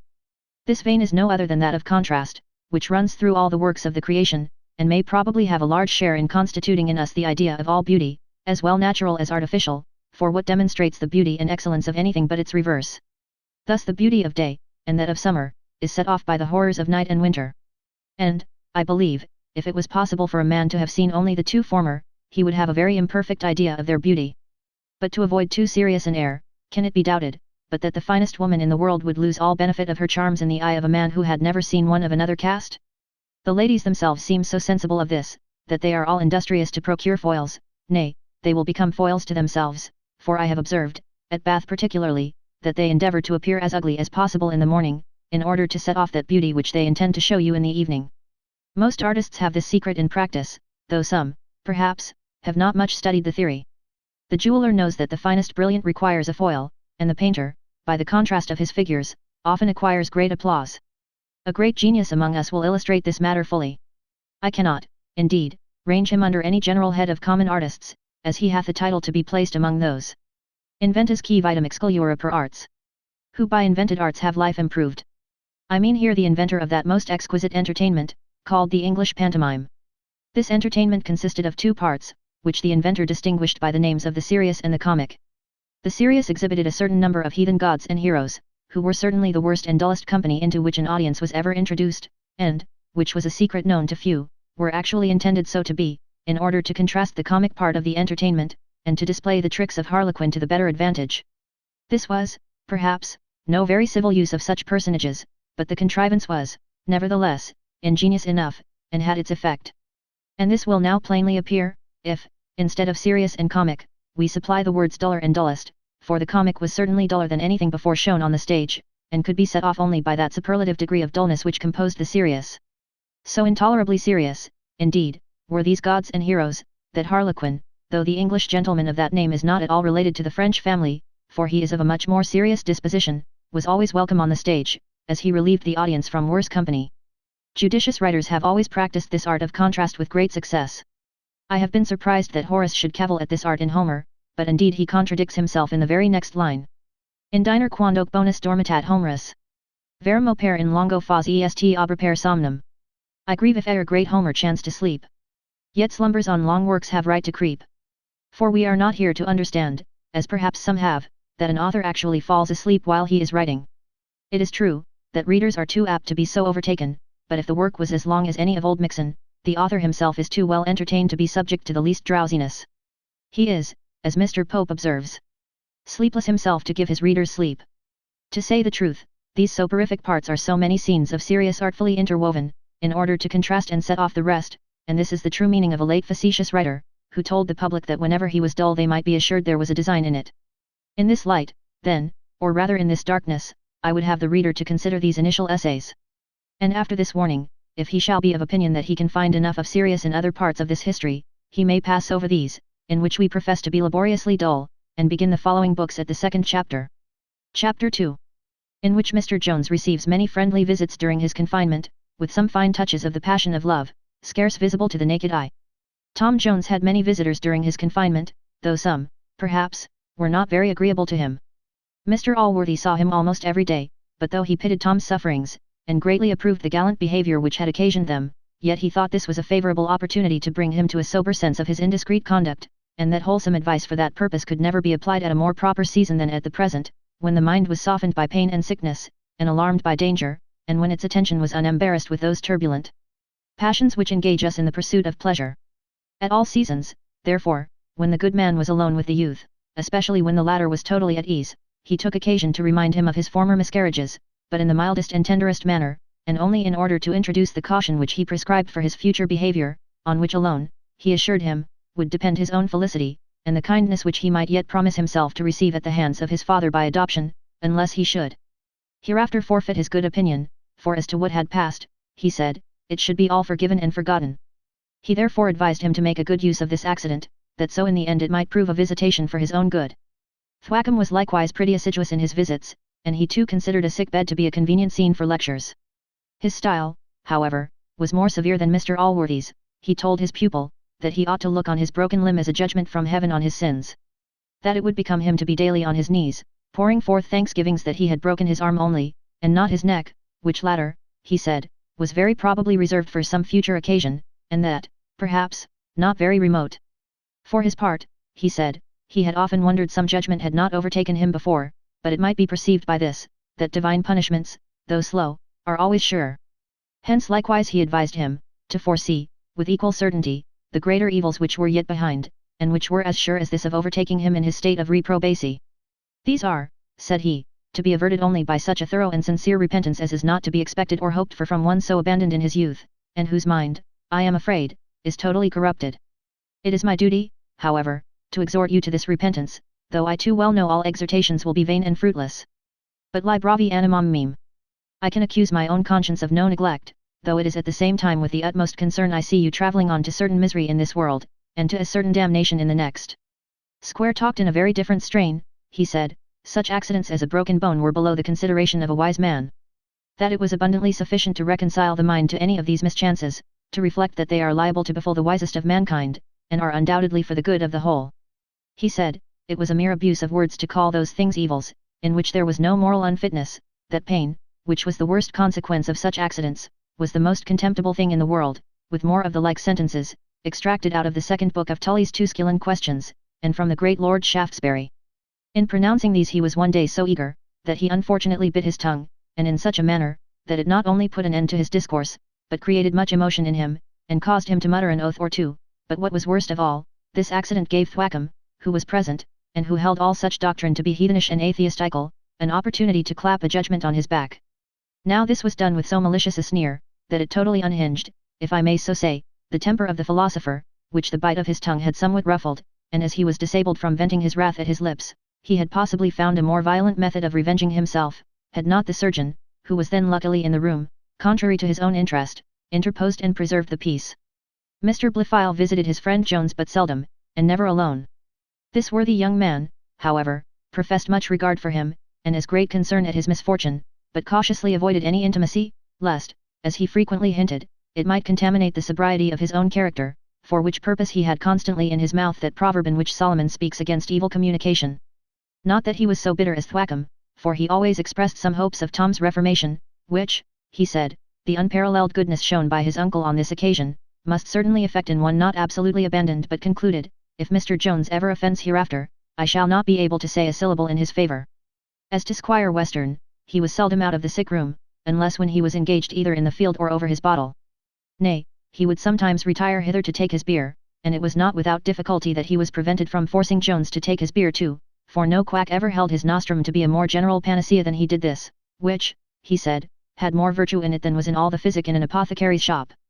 He was, however, by much entreaty, prevailed on to forbear the application of this medicine, but from serenading his patient every hunting morning with the horn under his window, it was impossible to withhold him, nor did he ever lay aside that hallow, with which he entered into all companies, when he visited Jones, without any regard to the sick persons being at that time either awake or asleep. This boisterous behaviour, as it meant no harm, so happily it effected none, and was abundantly compensated to Jones, as soon as he was able to sit up, by the company of Sophia, whom the squire then brought to visit him, nor was it, indeed, long before Jones was able to attend her to the harpsichord, where she would kindly condescend, for hours together, to charm him with the most delicious music, unless when the squire thought proper to interrupt her, by insisting on old Sir Simon, or some other of his favourite pieces. Notwithstanding the nicest guard which Sophia endeavoured to set on her behaviour, she could not avoid letting some appearances now and then slip forth, for love may again be likened to a disease in this, that when it is denied a vent in one part, it will certainly break out in another. What her lips, therefore, concealed, her eyes, her blushes, and many little involuntary actions, betrayed. One day, when Sophia was playing on the harpsichord, and Jones was attending, the squire came into the room, crying, "There, Tom, I have had a battle for thee below stairs with thick Parson Thwackum. He hath been a-telling Allworthy, before my face, that the broken bone was a judgment upon thee. D.N. it, says I, how can that be? Did he not come by it in defence of a young woman? A judgment indeed. Pox, if he never doth anything worse, he will go to heaven sooner than all the parsons in the country.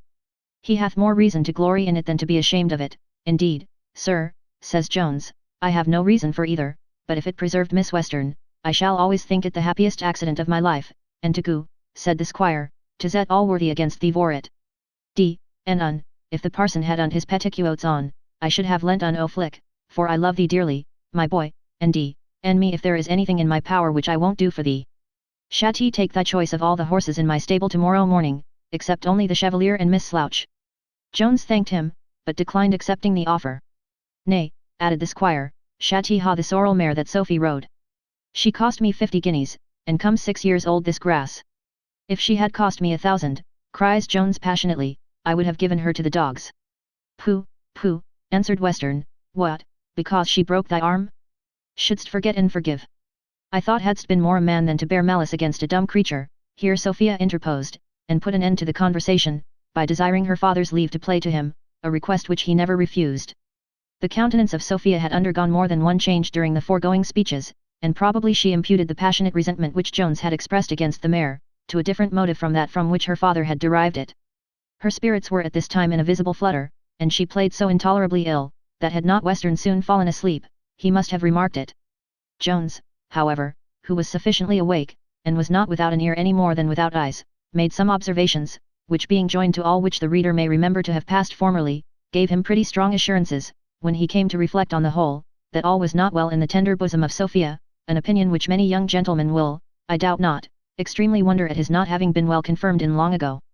To confess the truth, he had rather too much diffidence in himself, and was not forward enough in seeing the advances of a young lady, a misfortune which can be cured only by that early town education, which is at present so generally in fashion.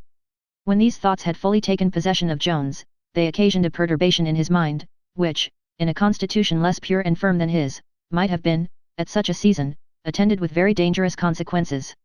He was truly sensible of the great worth of Sophia. He extremely liked her person, no less admired her accomplishments, and tenderly loved her goodness. In reality, as he had never once entertained any thought of possessing her, nor had ever given the least voluntary indulgence to his inclinations, he had a much stronger passion for her than he himself was acquainted with. His heart now brought forth the full secret, at the same time that it assured him the adorable object returned his affection. Chapter 3. Which all who have no heart will think to contain much ado about nothing. The reader will perhaps imagine the sensations which now arose in Jones to have been so sweet and delicious, that they would rather tend to produce a cheerful serenity in the mind, than any of those dangerous effects which we have mentioned, but in fact, sensations of this kind, however delicious, are, at their first recognition, of a very tumultuous nature, and have very little of the opiate in them. They were, moreover, in the present case, embittered with certain circumstances, which being mixed with sweeter ingredients, tended altogether to compose a draught that might be termed bittersweet, than which, as nothing can be more disagreeable to the palate, so nothing, in the metaphorical sense, can be so injurious to the mind. For first, though he had sufficient foundation to flatter himself in what he had observed in Sophia, he was not yet free from doubt of misconstruing compassion, or at best, esteem, into a warmer regard. He was far from a sanguine assurance that Sophia had any such affection towards him, as might promise his inclinations that harvest, which, if they were encouraged and nursed, they would finally grow up to require. Besides, if he could hope to find no bar to his happiness from the daughter, he thought himself certain of meeting an effectual bar in the father, who, though he was a country squire in his diversions, was perfectly a man of the world in whatever regarded his fortune, had the most violent affection for his only daughter, and had often signified, in his cups, the pleasure he proposed in seeing her married to one of the richest men in the county. Jones was not so vain and senseless a coxcomb as to expect, from any regard which Western had professed for him, that he would ever be induced to lay aside these views of advancing his daughter. He well knew that fortune is generally the principal, if not the sole, consideration, which operates on the best of parents in these matters, for friendship makes us warmly espouse the interest of others, but it is very cold to the gratification of their passions. Indeed, to feel the happiness which may result from this, it is necessary we should possess the passion ourselves. As he had therefore no hopes of obtaining her father's consent, so he thought to endeavour to succeed without it, and by such means to frustrate the great point of Mr. Western's life, was to make a very ill use of his hospitality, and a very ungrateful return to the many little favours received, however roughly, at his hands. If he saw such a consequence with horror and disdain, how much more was he shocked with what regarded Mr. Allworthy, to whom, as he had more than filial obligations, so had he for him more than filial piety. He knew the nature of that good man to be so averse to any baseness or treachery, that the least attempt of such a kind would make the sight of the guilty person for ever odious to his eyes, and his name a detestable sound in his ears. The appearance of such unsurmountable difficulties was sufficient to have inspired him with despair, however ardent his wishes had been, but even these were controlled by compassion for another woman. The idea of lovely Molly now intruded itself before him. He had sworn eternal constancy in her arms, and she had as often vowed never to outlive his deserting her. He now saw her in all the most shocking postures of death, nay, he considered all the miseries of prostitution to which she would be liable, and of which he would be doubly the occasion, first by seducing, and then by deserting her, for he well knew the hatred which all her neighbours, and even her own sisters, bore her, and how ready they would all be to tear her to pieces. Indeed, he had exposed her to more envy than shame, or rather to the latter by means of the former, for many women abused her for being a whore, while they envied her lover, and her finery, and would have been themselves glad to have purchased these at the same rate. The ruin, therefore, of the poor girl must, he foresaw, unavoidably attend his deserting her, and this thought stung him to the soul. Poverty and distress seemed to him to give none a right of aggravating those misfortunes. The meanness of her condition did not represent her misery as of little consequence in his eyes, nor did it appear to justify, or even to palliate, his guilt, in bringing that misery upon her. But why do I mention justification? His own heart would not suffer him to destroy a human creature who, he thought, loved him, and had to that love sacrificed her innocence. His own good heart pleaded her cause, not as a cold venal advocate, but as one interested in the event, and which must itself deeply share in all the agonies its owner brought on another. When this powerful advocate had sufficiently raised the pity of Jones, by painting poor Molly in all the circumstances of wretchedness, it artfully called in the assistance of another passion, and represented the girl in all the amiable colours of youth, health, and beauty, as one greatly the object of desire, and much more so, at least to a good mind, from being, at the same time, the object of compassion. Amidst these thoughts, poor Jones passed a long sleepless night, and in the morning the result of the whole was to abide by Molly, and to think no more of Sophia. In this virtuous resolution he continued all the next day till the evening, cherishing the idea of Molly, and driving Sophia from his thoughts, but in the fatal evening, a very trifling accident set all his passions again on float, and worked so total a change in his mind, that we think it decent to communicate it in a fresh chapter. Chapter 4. A little chapter, in which is contained a little incident. Among other visitants, who paid their compliments to the young gentleman in his confinement, Mrs. Honor was one. The reader, perhaps, when he reflects on some expressions which have formerly dropped from her, may conceive that she herself had a very particular affection for Mr. Jones, but, in reality, it was no such thing. Tom was a handsome young fellow, and for that species of men Mrs. Honor had some regard, but this was perfectly indiscriminate, for having been crossed in the love which she bore a certain nobleman's footman, who had basely deserted her after a promise of marriage, she had so securely kept together the broken remains of her heart, that no man had ever since been able to possess himself of any single fragment. She viewed all handsome men with that equal regard and benevolence which a sober and virtuous mind bears to all the good. She might indeed be called a lover of men, as Socrates was a lover of mankind, preferring one to another for corporeal, as he for mental qualifications, but never carrying this preference so far as to cause any perturbation in the philosophical serenity of her temper. The day after Mr. Jones had that conflict with himself which we have seen in the preceding chapter, Mrs. Honor came into his room, and finding him alone, began in the following manner: "Law, sir, where do you think I have been? I warrants you, you would not guess in 50 years, but if you did guess, to be sure I must not tell you neither, nay, if it be something which you must not tell me," said Jones, "I shall have the curiosity to inquire, and I know you will not be so barbarous to refuse me." "I don't know," cries she, "why I should refuse you neither, for that matter, for to be sure you won't mention it any more. And for that matter, if you knew where I have been, unless you knew what I have been about, it would not signify much. Nay, I don't see why it should be kept a secret for my part, for to be sure she is the best lady in the world." Upon this, Jones began to beg earnestly to be let into the secret, and faithfully promised not to divulge it. She then proceeded thus: "Why, you must know, sir, my young lady sent me to inquire after Molly Seagrim, and to see whether the wench wanted anything. To be sure, I did not care to go, methinks, but servants must do what they are ordered. How could you undervalue yourself so, Mr. Jones? So my lady bid me go and carry her some linen, and other things. She is too good. If such forward sluts were sent to Bridewell, it would be better for them. I told my lady, says I, Madam, your lordship is encouraging idleness, and was my Sophia so good, says Jones. My Sophia? I assure you, marry come up, answered Honor. And yet if you knew all, indeed, if I was as Mr. Jones, I should look a little higher than such trumpery as Molly Seagrim." "What do you mean by these words?" replied Jones. "If I knew all." "I mean what I mean," says Honor. "Don't you remember putting your hands in my lady's muff once? I vow I could almost find in my heart to tell, if I was certain my lady would never come to the hearing on tea." Jones then made several solemn protestations. And Honor proceeded, "Then to be sure, my lady gave me that muff, and afterwards, upon hearing what you had done, then you told her what I had done," interrupted Jones. "If I did, sir," answered she, "you need not be angry with me. Many's the man would have given his head to have had my lady told, if they had known, for, to be sure, the biggest lord in the land might be proud, but, I protest, I have a great mind not to tell you." Jones fell to entreaties, and soon prevailed on her to go on thus. "You must know then, sir, that my lady had given this muff to me, but about a day or two after I had told her the story, she quarrels with her new muff, and to be sure it is the prettiest that ever was seen. 'Honor,' says she, 'this is an odious muff, it is too big for me, I can't wear it, till I can get another, you must let me have my old one again, and you may have this in the room on tea,' for she's a good lady, and scorns to give a thing and take a thing, I promise you that. So to be sure I fetched it her back again, and, I believe, she hath worn it upon her arm almost ever since, and I warrants hath given it many a kiss when nobody hath seen her."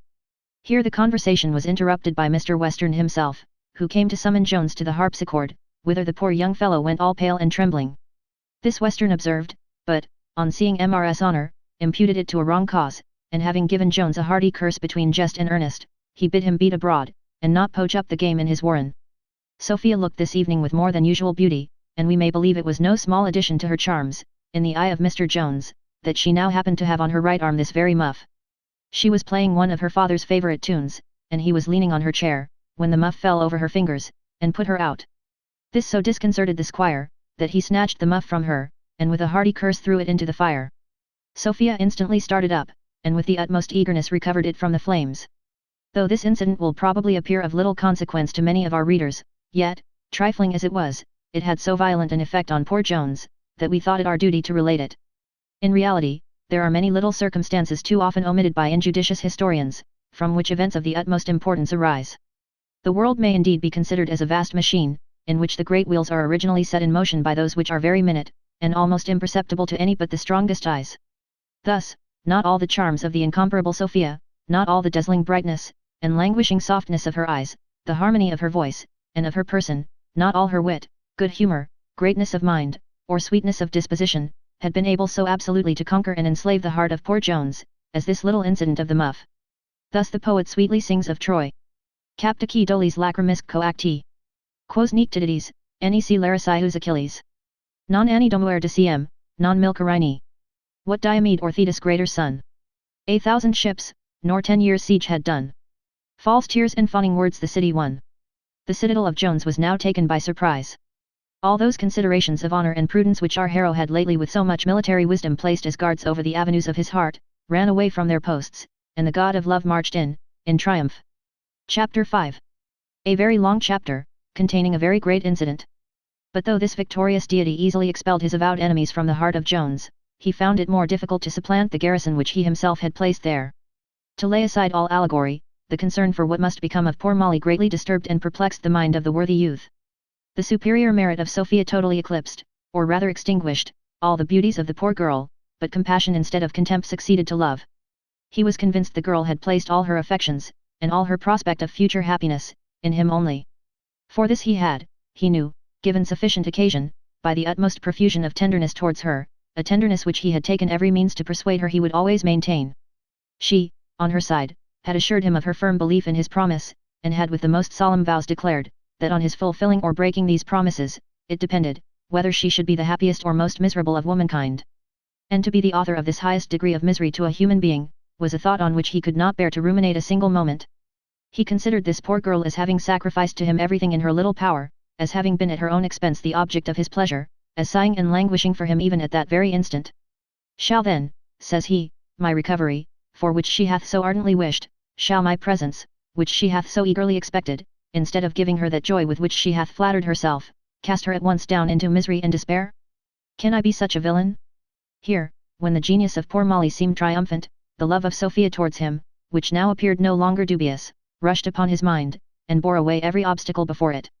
At length it occurred to him, that he might possibly be able to make Molly amends another way, namely, by giving her a sum of money. This, nevertheless, he almost despaired of her accepting, when he recollected the frequent and vehement assurances he had received from her, that the world put in balance with him would make her no amends for his loss. However, her extreme poverty, and chiefly her egregious vanity, somewhat of which hath been already hinted to the reader, gave him some little hope, that, notwithstanding all her avowed tenderness, she might in time be brought to content herself with a fortune superior to her expectation, and which might indulge her vanity, by setting her above all her equals. He resolved therefore to take the first opportunity of making a proposal of this kind.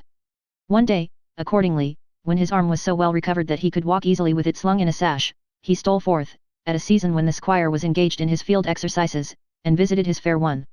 Her mother and sisters, whom he found taking their tea, informed him first that Molly was not at home, but afterwards the eldest sister acquainted him, with a malicious smile, that she was above stairs a-bed. Tom had no objection to this situation of his mistress, and immediately ascended the ladder which led towards her bed-chamber, but when he came to the top, he, to his great surprise, found the door fast, nor could he for some time obtain any answer from within, for Molly, as she herself afterwards informed him, was fast asleep. The extremes of grief and joy have been remarked to produce very similar effects, and when either of these rushes on us by surprise, it is apt to create such a total perturbation and confusion, that we are often thereby deprived of the use of all our faculties. It cannot therefore be wondered at, that the unexpected sight of Mr. Jones should so strongly operate on the mind of Molly, and should overwhelm her with such confusion, that for some minutes she was unable to express the great raptures, with which the reader will suppose she was affected on this occasion. As for Jones, he was so entirely possessed, and as it were enchanted, by the presence of his beloved object, that he for a while forgot Sophia, and consequently the principal purpose of his visit. This, however, soon recurred to his memory, and after the first transports of their meeting were over, he found means by degrees to introduce a discourse on the fatal consequences which must attend their amour, if Mr. Allworthy, who had strictly forbidden him ever seeing her more, should discover that he still carried on this commerce. Such a discovery, which his enemies gave him reason to think would be unavoidable, must, he said, end in his ruin, and consequently in hers. Since therefore their hard fates had determined that they must separate, he advised her to bear it with resolution, and swore he would never omit any opportunity, through the course of his life, of showing her the sincerity of his affection, by providing for her in a manner beyond her utmost expectation, or even beyond her wishes, if ever that should be in his power, concluding at last, that she might soon find some man who would marry her, and who would make her much happier than she could be, by leading a disreputable life with him. Molly remained a few moments in silence, and then bursting into a flood of tears, she began to upbraid him in the following words: "And this is your love for me, to forsake me in this manner, now you have ruined me.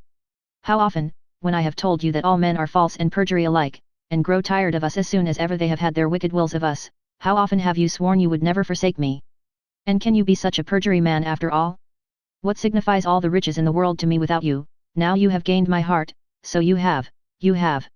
Why do you mention another man to me? I can never love any other man as long as I live. All other men are nothing to me. If the greatest squire in all the country would come a-suiting to me tomorrow, I would not give my company to him. No, I shall always hate and despise the whole sex for your sake." She was proceeding thus, when an accident put a stop to her tongue, before it had run out half its career. The room, or rather garret, in which Molly lay, being up one pair of stairs, that is to say, at the top of the house, was of a sloping figure, resembling the great delta of the Greeks. The English reader may perhaps form a better idea of it, by being told that it was impossible to stand upright anywhere but in the middle. Now, as this room wanted the conveniency of a closet, Molly had, to supply that defect, nailed up an old rug against the rafters of the house, which enclosed a little hole where her best apparel, such as the remains of that sack which we have formerly mentioned, some caps, and other things with which she had lately provided herself, were hung up and secured from the dust. This enclosed place exactly fronted the foot of the bed, to which, indeed, the rug hung so near, that it served in a manner to supply the want of curtains. Now, whether Molly, in the agonies of her rage, pushed this rug with her feet, or Jones might touch it, or whether the pin or nail gave way of its own accord, I am not certain, but as Molly pronounced those last words, which are recorded above, the wicked rug got loose from its fastening, and discovered everything hid behind it, where among other female utensils appeared, with shame I write it, and with sorrow will it be read, the philosopher square, in a posture, for the place would not near admit his standing upright, as ridiculous as can possibly be conceived.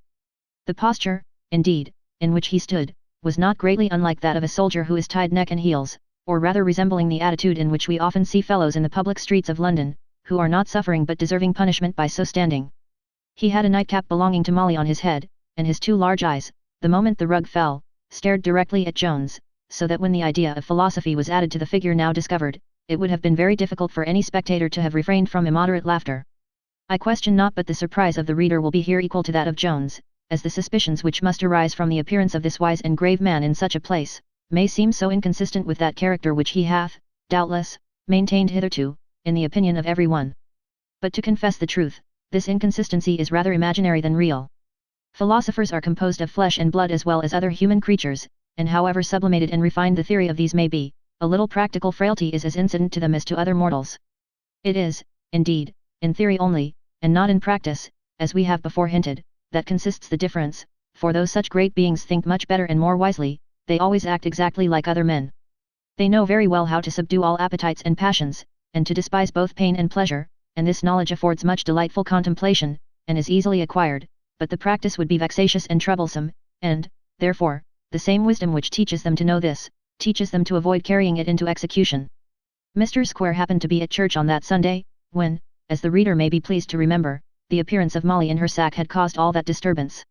Here he first observed her, and was so pleased with her beauty, that he prevailed with the young gentleman to change their intended ride that evening, that he might pass by the habitation of Molly, and by that means might obtain a second chance of seeing her. This reason, however, as he did not at that time mention to any, so neither did we think proper to communicate it then to the reader.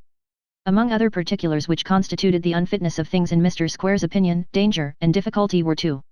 The difficulty therefore which he apprehended there might be in corrupting this young wench, and the danger which would accrue to his character on the discovery, were such strong dissuasives, that it is probable he at first intended to have contented himself with the pleasing ideas which the sight of beauty furnishes us with. These the gravest men, after a full meal of serious meditation, often allow themselves by way of dessert, for which purpose certain books and pictures find their way into the most private recesses of their study, and a certain liquorish part of natural philosophy is often the principal subject of their conversation. But when the philosopher heard, a day or two afterwards, that the fortress of virtue had already been subdued, he began to give a larger scope to his desires. His appetite was not of that squeamish kind which cannot feed on a dainty because another hath tasted it. In short, he liked the girl the better for the want of that chastity, which, if she had possessed it, must have been a bar to his pleasures. He pursued and obtained her.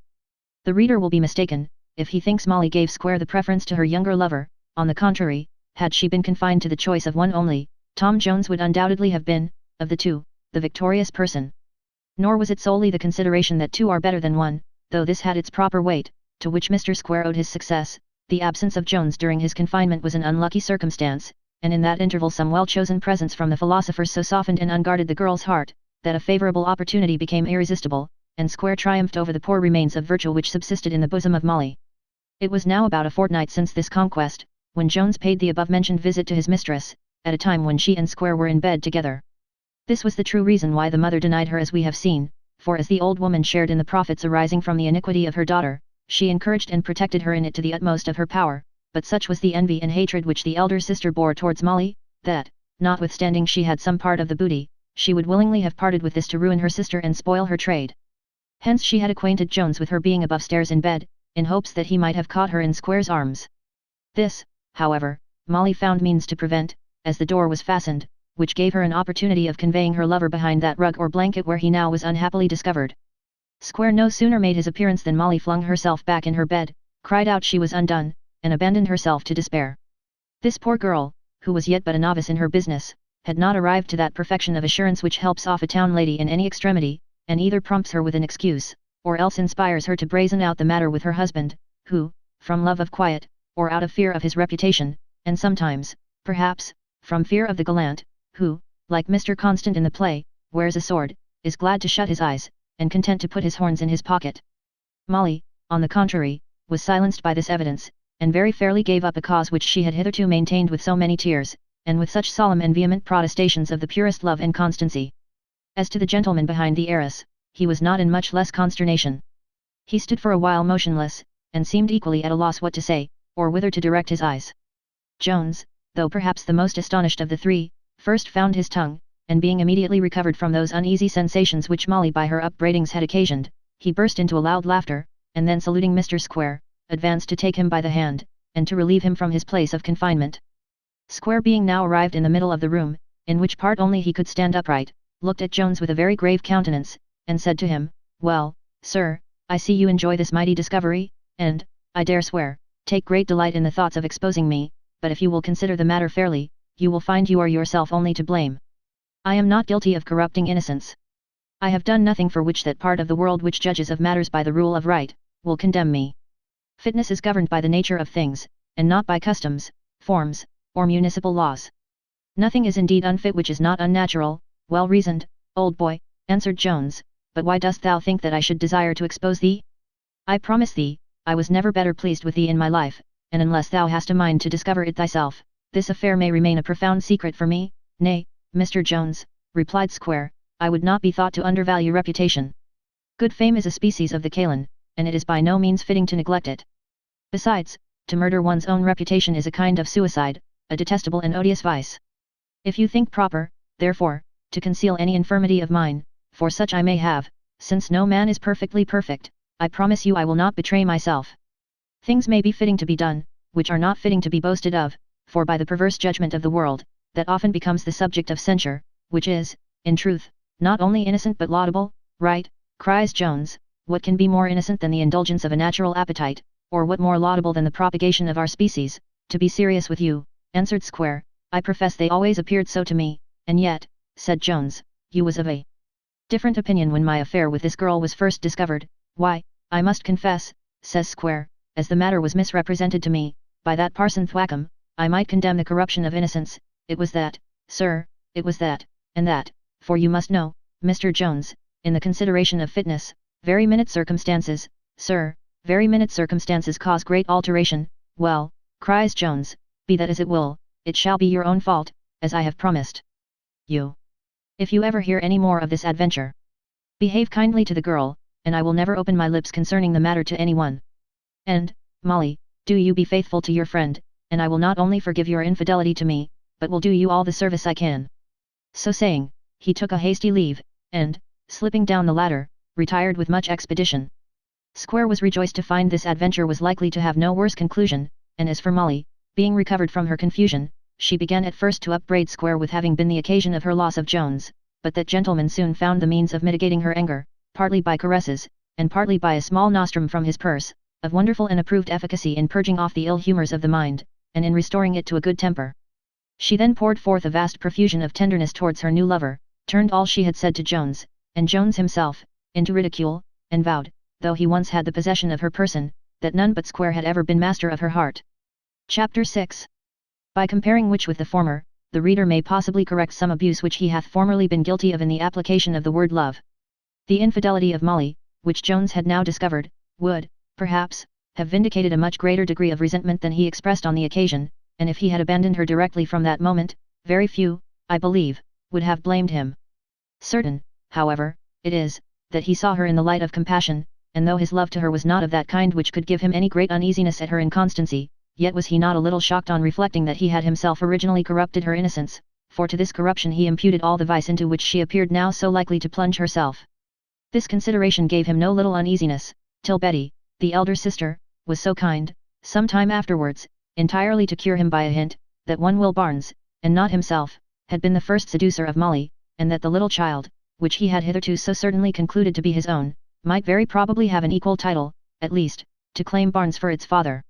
Jones eagerly pursued this scent when he had first received it, and in a very short time was sufficiently assured that the girl had told him truth, not only by the confession of the fellow, but at last by that of Molly herself. This Will Barnes was a country gallant, and had acquired as many trophies of this kind as any ensign or attorney's clerk in the kingdom. He had, indeed, reduced several women to a state of utter profligacy, had broke the hearts of some, and had the honour of occasioning the violent death of one poor girl, who had either drowned herself, or, what was rather more probable, had been drowned by him. Among other of his conquests, this fellow had triumphed over the heart of Betty Seagrim. He had made love to her long before Molly was grown to be a fit object of that pastime, but had afterwards deserted her, and applied to her sister, with whom he had almost immediate success. Now Will had, in reality, the sole possession of Molly's affection, while Jones and Square were almost equally sacrifices to her interest and to her pride. Hence had grown that implacable hatred which we have before seen raging in the mind of Betty, though we did not think it necessary to assign this cause sooner, as envy itself alone was adequate to all the effects we have mentioned. Jones was become perfectly easy by possession of this secret with regard to Molly, but as to Sophia, he was far from being in a state of tranquillity, nay, indeed, he was under the most violent perturbation. His heart was now, if I may use the metaphor, entirely evacuated, and Sophia took absolute possession of it. He loved her with an unbounded passion, and plainly saw the tender sentiments she had for him, yet could not this assurance lessen his despair of obtaining the consent of her father, nor the horrors which attended his pursuit of her by any base or treacherous method. The injury which he must thus do to Mr. Western, and the concern which would accrue to Mr. Allworthy, were circumstances that tormented him all day, and haunted him on his pillow at night. His life was a constant struggle between honour and inclination, which alternately triumphed over each other in his mind. He often resolved, in the absence of Sophia, to leave her father's house, and to see her no more, and as often, in her presence, forgot all those resolutions, and determined to pursue her at the hazard of his life, and at the forfeiture of what was much dearer to him.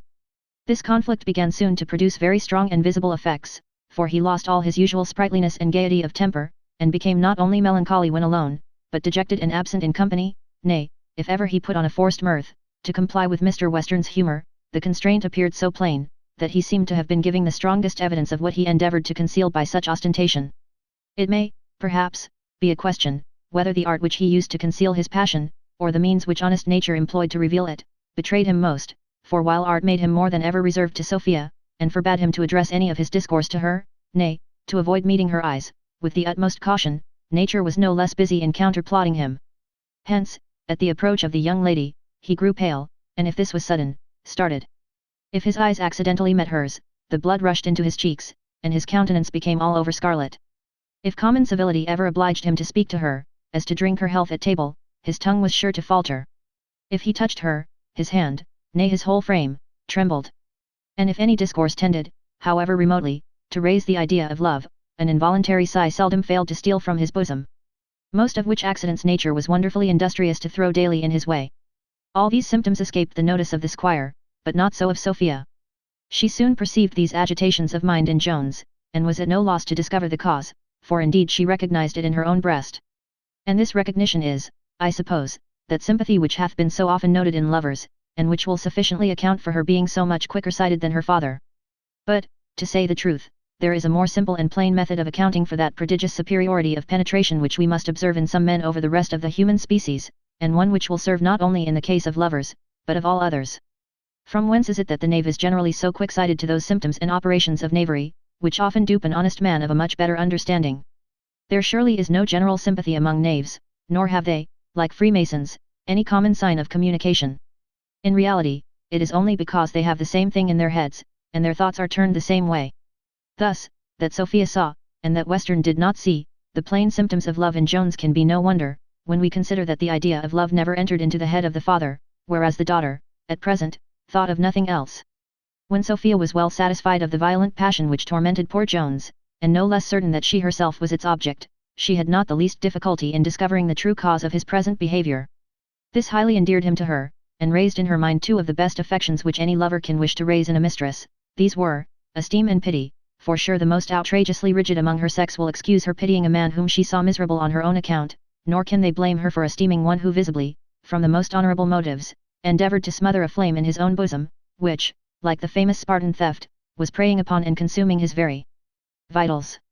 Thus his backwardness, his shunning her, his coldness, and his silence, were the forwardest, the most diligent, the warmest and most eloquent advocates, and wrought so violently on her sensible and tender heart, that she soon felt for him all those gentle sensations which are consistent with a virtuous and elevated female mind. In short, all which esteem, gratitude, and pity, can inspire in such towards an agreeable man, indeed, all which the nicest delicacy can allow. In a word, she was in love with him to distraction. One day this young couple accidentally met in the garden, at the end of the two walks which were both bounded by that canal in which Jones had formerly risked drowning to retrieve the little bird that Sophia had there lost. This place had been of late much frequented by Sophia. Here she used to ruminate, with a mixture of pain and pleasure, on an incident which, however trifling in itself, had possibly sown the first seeds of that affection which was now arrived to such maturity in her heart. Here then this young couple met. They were almost close together before either of them knew anything of the other's approach. A bystander would have discovered sufficient marks of confusion in the countenance of each, but they felt too much themselves to make any observation. As soon as Jones had a little recovered his first surprise, he accosted the young lady with some of the ordinary forms of salutation, which she in the same manner returned, and their conversation began, as usual, on the delicious beauty of the morning. Hence they passed to the beauty of the place, on which Jones launched forth very high encomiums. When they came to the tree whence he had formerly tumbled into the canal, Sophia could not help reminding him of that accident, and said, "I fancy, Mr. Jones, you have some little shuddering when you see that water." "I assure you, madam," answered Jones, "the concern you felt at the loss of your little bird will always appear to me the highest circumstance in that adventure. Poor little Tommy! There is the branch he stood upon. How could the little wretch have the folly to fly away from that state of happiness in which I had the honor to place him? His fate was a just punishment for his ingratitude. Upon my word, Mr. Jones," said she, "your gallantry very narrowly escaped as severe a fate." "Sure the remembrance must affect you." "Indeed, madam," answered he, "if I have any reason to reflect with sorrow on it, it is, perhaps, that the water had not been a little deeper, by which I might have escaped many bitter heartaches that fortune seems to have in store for me." "Fie, Mr. Jones," replied Sophia, "I am sure you cannot be in earnest now. This affected contempt of life is only an excess of your complaisance to me. You would endeavour to lessen the obligation of having twice ventured it for my sake. Beware the third time." She spoke these last words with a smile, and a softness inexpressible. Jones answered with a sigh. He feared it was already too late for caution, and then looking tenderly and steadfastly on her, he cried, "Oh, Miss Western, can you desire me to live? Can you wish me so ill?" Sophia, looking down on the ground, answered with some hesitation, "Indeed, Mr. Jones, I do not wish you ill." "Oh, I know too well that heavenly temper," cries Jones, "that divine goodness, which is beyond every other charm." "Nay, now," answered she, "I understand you not. I can stay no longer." I would not be understood," cries he. "Nay, I can't be understood. I know not what I say. Meeting you here so unexpectedly, I have been unguarded, for heaven's sake pardon me, if I have said anything to offend you. I did not mean it. Indeed, I would rather have died, nay, the very thought would kill me. You surprise me, answered she. How can you possibly think you have offended me? Fear, madam, says he, easily runs into madness, and there is no degree of fear like that which I feel of offending you. How can I speak then? Nay, don't look angrily at me, one frown will destroy me. I mean nothing. Blame my eyes, or blame those beauties. What am I saying? Pardon me if I have said too much. My heart overflowed. I have struggled with my love to the utmost, and have endeavored to conceal a fever which preys on my vitals, and will, I hope, soon make it impossible for me ever to offend you more. Mr. Jones now fell a trembling as if he had been shaken with the fit of an ague. Sophia, who was in a situation not very different from his, answered in these words, Mr. Jones, I will not affect to misunderstand you, indeed, I understand you too well, but, for heaven's sake, if you have any affection for me, let me make the best of my way into the house. I wish I may be able to support myself thither. Jones, who was hardly able to support himself, offered her his arm, which she condescended to accept, but begged he would not mention a word more to her of this nature at present. He promised he would not, insisting only on her forgiveness of what love, without the leave of his will, had forced from him. This, she told him, he knew how to obtain by his future behavior, and thus this young pair tottered and trembled along, the lover not once daring to squeeze the hand of his mistress, though it was locked in his. Sophia immediately retired to her chamber, where Mrs. Honor and the hartshorn were summoned to her assistance. As to poor Jones, the only relief to his distempered mind was an unwelcome piece of news, which, as it opens a scene of different nature from those in which the reader hath lately been conversant, will be communicated to him in the next chapter. Chapter 7. In which Mr. Allworthy appears on a sick bed. Mr. Western was become so fond of Jones that he was unwilling to part with him, though his arm had been long since cured, and Jones, either from the love of sport, or from some other reason, was easily persuaded to continue at his house, which he did sometimes for a fortnight together without paying a single visit at Mr. Allworthy's, nay, without ever hearing from thence. Mr. Allworthy had been for some days indisposed with a cold, which had been attended with a little fever. This he had, however, neglected, as it was usual with him to do all manner of disorders which did not confine him to his bed, or prevent his several faculties from performing their ordinary functions, a conduct which we would by no means be thought to approve or recommend to imitation, for surely the gentlemen of the Aesculapian art are in the right in advising, that the moment the disease has entered at one door, the physician should be introduced at the other. What else is meant by that old adage, venientia currite morbo? Oppose a distemper at its first approach. Thus the doctor and the disease meet in fair and equal conflict, whereas, by giving time to the latter, we often suffer him to fortify and entrench himself, like a French army, so that the learned gentleman finds it very difficult, and sometimes impossible, to come at the enemy. Nay, sometimes by gaining time the disease applies to the French military politics, and corrupts nature over to his side, and then all the powers of physic must arrive too late. Agreeable to these observations was, I remember, the complaint of the great Dr. Miss Aubin, who used very pathetically to lament the late applications which were made to his skill, saying, By gar, me believe my potion take me for de undertaker, for dey never send for me till deficiency and have killed dem. Mr. Allworthy's distemper, by means of this neglect, gained such ground, that, when the increase of his fever obliged him to send for assistance, the doctor at his first arrival shook his head, wished he had been sent for sooner, and intimated that he thought him in very imminent danger. Mr. Allworthy, who had settled all his affairs in this world, and was as well prepared as it is possible for human nature to be for the other, received this information with the utmost calmness and unconcern. He could, indeed, whenever he laid himself down to rest, say with Cato in the tragical poem, Let guilt or fear disturb man's rest, Cato knows neither of them. Indifferent in his choice to sleep or die. In reality, he could say this with 10 times more reason and confidence than Cato, or any other proud fellow among the antient or modern heroes, for he was not only devoid of fear, but might be considered as a faithful labourer, when at the end of harvest he is summoned to receive his reward at the hands of a bountiful master. The good man gave immediate orders for all his family to be summoned round him. None of these were then abroad, but Mrs. Blifil, who had been some time in London, and Mr. Jones, whom the reader hath just parted from at Mr. Western's, and who received this summons just as Sophia had left him. The news of Mr. Allworthy's danger, for the servant told him he was dying, drove all thoughts of love out of his head. He hurried instantly into the chariot which was sent for him, and ordered the coachman to drive with all imaginable haste, nor did the idea of Sophia, I believe, once occur to him on the way. And now the whole family, namely, Mr. Blifil, Mr. Jones, Mr. Thwackum, Mr. Square, and some of the servants, for such were Mr. Allworthy's orders, being all assembled round his bed, the good man sat up in it, and was beginning to speak, when Blifil fell to blubbering, and began to express very loud and bitter lamentations. Upon this Mr. Allworthy shook him by the hand, and said, "Do not sorrow thus, my dear nephew, at the most ordinary of all human occurrences. When misfortunes befall our friends we are justly grieved, for those are accidents which might often have been avoided, and which may seem to render the lot of one man more peculiarly unhappy than that of others, but death is certainly unavoidable, and is that common lot in which alone the fortunes of all men agree, nor is the time when this happens to us very material. If the wisest of men hath compared life to a span, surely we may be allowed to consider it as a day. It is my fate to leave it in the evening, but those who are taken away earlier have only lost a few hours, at the best little worth lamenting, and much oftener hours of labor and fatigue, of pain and sorrow. One of the Roman poets, I remember, likens our leaving life to our departure from a feast, a thought which hath often occurred to me when I have seen men struggling to protract an entertainment, and to enjoy the company of their friends a few moments longer. Alas! How short is the most protracted of such enjoyments! How immaterial the difference between him who retires the soonest, and him who stays the latest! This is seeing life in the best view, and this unwillingness to quit our friends is the most amiable motive from which we can derive the fear of death, and yet the longest enjoyment which we can hope for of this kind is of so trivial a duration, that it is to a wise man truly contemptible. Few men, I own, think in this manner, for, indeed, few men think of death till they are in its jaws. However gigantic and terrible an object this may appear when it approaches them, they are nevertheless incapable of seeing it at any distance, nay, though they have been ever so much alarmed and frightened when they have apprehended themselves in danger of dying, they are no sooner cleared from this apprehension than even the fears of it are erased from their minds. But, alas! He who escapes from death is not pardoned, he is only reprieved, and reprieved to a short day.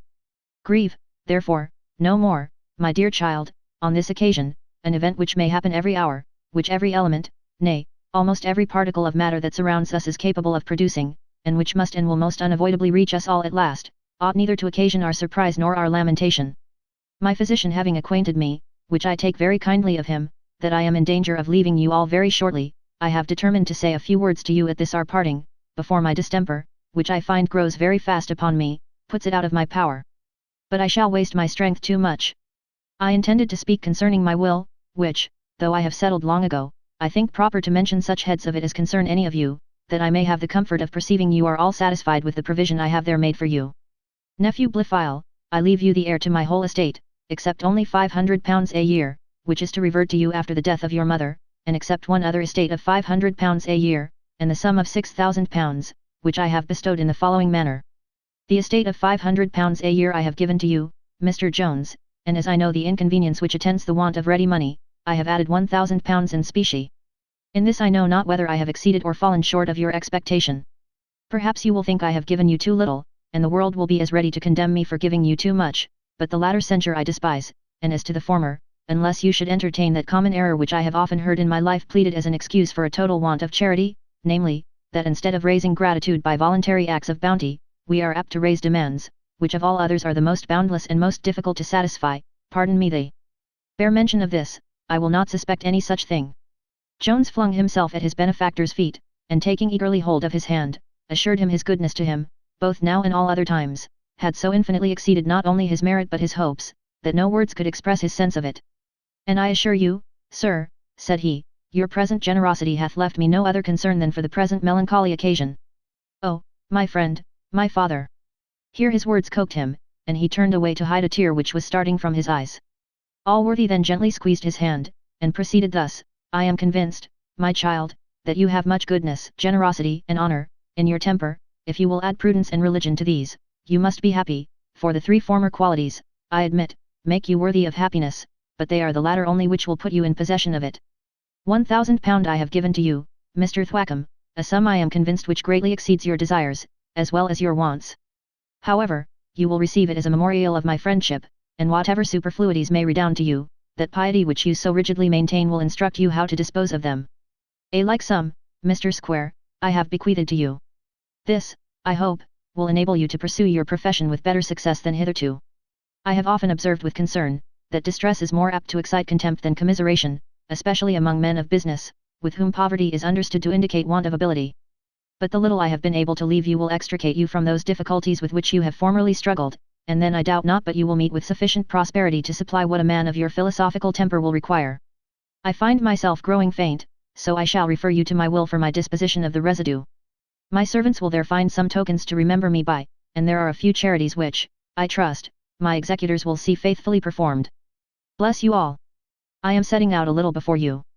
Here a footman came hastily into the room, and said there was an attorney from Salisbury who had a particular message, which he said he must communicate to Mr. Allworthy himself, that he seemed in a violent hurry, and protested he had so much business to do, that, if he could cut himself into 4 quarters, all would not be sufficient.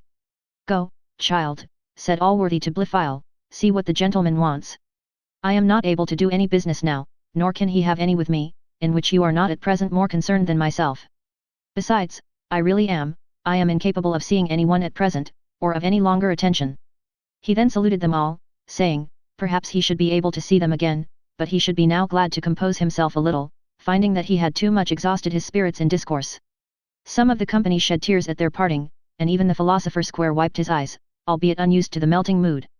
As to Mrs. Wilkins, she dropped her pearls as fast as the Arabian trees their medicinal gums, for this was a ceremonial which that gentlewoman never omitted on a proper occasion.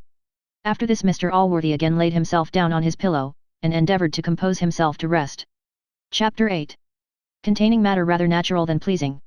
Besides grief for her master, there was another source for that briny stream which so plentifully rose above the 2 mountainous cheekbones of the housekeeper. She was no sooner retired, than she began to mutter to herself in the following pleasant strain, "Sure master might have made some difference, methinks, between me and the other servants. I suppose he hath left me mourning, but, I fackins. If that be all, the devil shall wear it for him, for me. I'd have his worship know I am no beggar. I have saved £500 in his service, and after all to be used in this manner, it is a fine encouragement to servants to be honest, and to be sure, if I have taken a little something now and then, others have taken 10 times as much, and now we are all put in a lump together. If so be that it be so, the legacy may go to the devil with him that gave it. No, I won't give it up neither, because that will please some folks. No, I'll buy the gayest gown I can get, and dance over the old curmudgeon's grave in it. This is my reward for taking his part so often, when all the country have cried shame of him, for breeding up his bastard in that manner, but he is going now where he must pay for all. It would have become him better to have repented of his sins on his deathbed, than to glory in them, and give away his estate out of his own family to a misbegotten child. Found in his bed, forsooth. A pretty story. Ay, those that hide know where to find. Lord forgive him. I warrant he hath many more bastards to answer for, if the truth was known. One comfort is, they will all be known where he is a-going now, the servants will find some token to remember me by. Those were the very words, I shall never forget them, if I was to live 1,000 years. I shall remember you for huddling me among the servants. One would have thought he might have mentioned my name as well as that of Square, but he is a gentleman forsooth, though he had not cloths on his back when he came hither first. Marry come up with such gentlemen. Though he hath lived here this many years, I don't believe there is a servant in the house ever saw the colour of his money. The devil shall wait upon such a gentleman for me. Much more of the like kind she muttered to herself, but this taste shall suffice to the reader. Neither Thwackum nor Square were much better satisfied with their legacies. Though they breathed not their resentment so loud, yet from the discontent which appeared in their countenances, as well as from the following dialogue, we collect that no great pleasure reigned in their minds. About an hour after they had left the sick room, Square met Thwackum in the hall and accosted him thus, "Well, sir, have you heard any news of your friend since we parted from him?" "If you mean Mr. Allworthy," answered Thwackum, "I think you might rather give him the appellation of your friend, for he seems to me to have deserved that title." "The title is as good on your side," replied Square, "for his bounty, such as it is, hath been equal to both. I should not have mentioned it first." Cries Thwackum, "But since you begin, I must inform you I am of a different opinion. There is a wide distinction between voluntary favours and rewards. The duty I have done in his family, and the care I have taken in the education of his 2 boys, are services for which some men might have expected a greater return. I would not have you imagine I am therefore dissatisfied, for St. Paul hath taught me to be content with the little I have. Had the modicum been less, I should have known my duty. But though the Scriptures obliges me to remain contented, it doth not enjoin me to shut my eyes to my own merit, nor restrain me from seeing when I am injured by an unjust comparison. Since you provoke me," returned Square, "that injury is done to me, nor did I ever imagine Mr. Allworthy had held my friendship so light, as to put me in balance with one who received his wages. I know to what it is owing, it proceeds from those narrow principles which you have been so long endeavouring to infuse into him, in contempt of everything which is great and noble. The beauty and loveliness of friendship is too strong for dim eyes, nor can it be perceived by any other medium than that unerring rule of right, which you have so often endeavoured to ridicule, that you have perverted your friend's understanding. I wish," cries Thwackum, in a rage, "I wish, for the sake of his soul, your damnable doctrines have not perverted his faith. It is to this I impute his present behaviour, so unbecoming a Christian. Who but an atheist could think of leaving the world without having first made up his account? Without confessing his sins, and receiving that absolution which he knew he had one in the house duly authorized to give him? He will feel the want of these necessaries when it is too late, when he is arrived at that place where there is wailing and gnashing of teeth. It is then he will find in what mighty stead that heathen goddess, that virtue, which you and all other deists of the age adore, will stand him. He will then summon his priest, when there is none to be found, and will lament the want of that absolution, without which no sinner can be safe. If it be so material, says Square, why don't you present it him of your own accord? It hath no virtue, cries Thwackum, but to those who have sufficient grace to require it. But why do I talk thus to a heathen and an unbeliever? It is you that taught him this lesson, for which you have been well rewarded in this world, as I doubt not your disciple will soon be in the other. I know not what you mean by reward, said Square, but if you hint at that pitiful memorial of our friendship, which he hath thought fit to bequeath me, I despise it, and nothing but the unfortunate situation of my circumstances should prevail on me to accept it. The physician now arrived, and began to inquire of the two disputants, how we all did above stairs. In a miserable way, answered Thwackum. It is no more than I expected, cries the doctor, but pray what symptoms have appeared since I left you? No good ones, I am afraid, replied Thwackum. After what passed at our departure, I think there were little hopes. The bodily physician, perhaps, misunderstood the curer of souls, and before they came to an explanation, Mr. Blifil came to them with a most melancholy countenance, and acquainted them that he brought sad news, that his mother was dead at Salisbury, that she had been seized on the road home with the gout in her head and stomach, which had carried her off in a few hours. Good lack a day, says the doctor. One cannot answer for events, but I wish I had been at hand, to have been called in. The gout is a distemper which it is difficult to treat, yet I have been remarkably successful in it. Thwackum and Square both condoled with Mr. Blifil for the loss of his mother, which the one advised him to bear like a man, and the other like a Christian. The young gentleman said he knew very well we were all mortal, and he would endeavour to submit to his loss as well as he could. That he could not, however, help complaining a little against the peculiar severity of his fate, which brought the news of so great a calamity to him by surprise, and that at a time when he hourly expected the severest blow he was capable of feeling from the malice of fortune. He said, the present occasion would put to the test those excellent rudiments which he had learnt from Mr. Thwackum and Mr. Square, and it would be entirely owing to them, if he was enabled to survive such misfortunes. It was now debated whether Mr. Allworthy should be informed of the death of his sister. This the doctor violently opposed, in which, I believe, the whole college would agree with him, but Mr. Blifil said, he had received such positive and repeated orders from his uncle, never to keep any secret from him for fear of the disquietude which it might give him, that he durst not think of disobedience, whatever might be the consequence. He said, for his part, considering the religious and philosophic temper of his uncle, he could not agree with the doctor in his apprehensions. He was therefore resolved to communicate it to him, for if his uncle recovered, as he heartily prayed he might, he knew he would never forgive an endeavour to keep a secret of this kind from him. The physician was forced to submit to these resolutions, which the two other learned gentlemen very highly commended. So together moved Mr. Blifil and the doctor toward the sick room, where the physician first entered, and approached the bed, in order to feel his patient's pulse, which he had no sooner done, than he declared he was much better, that the last application had succeeded to a miracle, and had brought the fever to intermit, so that, he said, there appeared now to be as little danger as he had before apprehended there were hopes. To say the truth, Mr. Allworthy's situation had never been so bad as the great caution of the doctor had represented it, but as a wise general never despises his enemy, however inferior that enemy's force may be, so neither doth a wise physician ever despise a distemper, however inconsiderable. As the former preserves the same strict discipline, places the same guards, and employs the same scouts, though the enemy be never so weak, so the latter maintains the same gravity of countenance, and shakes his head with the same significant air, let the distemper be never so trifling. And both, among many other good ones, may assign this solid reason for their conduct, that by these means the greater glory redounds to them if they gain the victory, and the less disgrace if by any unlucky accident they should happen to be conquered. Mr. Allworthy had no sooner lifted up his eyes, and thanked heaven for these hopes of his recovery, than Mr. Blifil drew near, with a very dejected aspect, and having applied his handkerchief to his eye, either to wipe away his tears, or to do as Ovid somewhere expresses himself on another occasion. Si nullus erit, tamen excute nullum. If there be none, then wipe away that none. He communicated to his uncle what the reader hath been just before acquainted with. Allworthy received the news with concern, with patience, and with resignation. He dropped a tender tear, then composed his countenance, and at last cried, "The Lord's will be done in everything."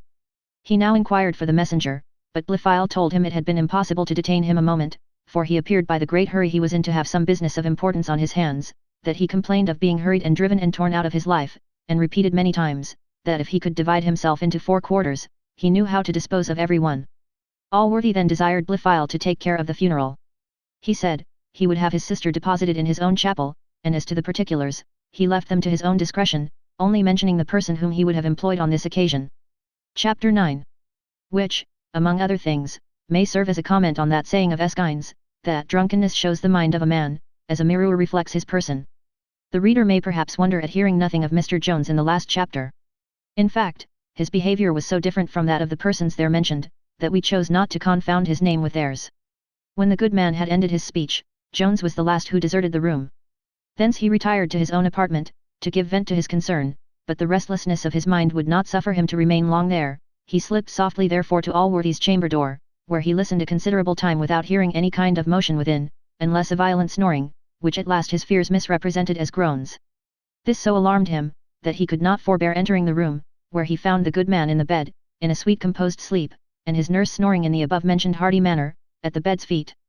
He immediately took the only method of silencing this thorough bass, whose music he feared might disturb Mr. Allworthy, and then sitting down by the nurse, he remained motionless till Blifil and the doctor came in together and waked the sick man, in order that the doctor might feel his pulse, and that the other might communicate to him that piece of news, which, had Jones been apprised of it, would have had great difficulty of finding its way to Mr. Allworthy's ear at such a season. When he first heard Blifil tell his uncle this story, Jones could hardly contain the wrath which kindled in him at the other's indiscretion, especially as the doctor shook his head, and declared his unwillingness to have the matter mentioned to his patient. But as his passion did not so far deprive him of all use of his understanding, as to hide from him the consequences which any violent expression towards Blifil might have on the sick, this apprehension stilled his rage at the present, and he grew afterwards so satisfied with finding that this news had, in fact, produced no mischief, that he suffered his anger to die in his own bosom, without ever mentioning it to Blifil. The physician dined that day at Mr. Allworthy's, and having after dinner visited his patient, he returned to the company, and told them, that he had now the satisfaction to say, with assurance, that his patient was out of all danger, that he had brought his fever to a perfect intermission, and doubted not by throwing in the bark to prevent its return.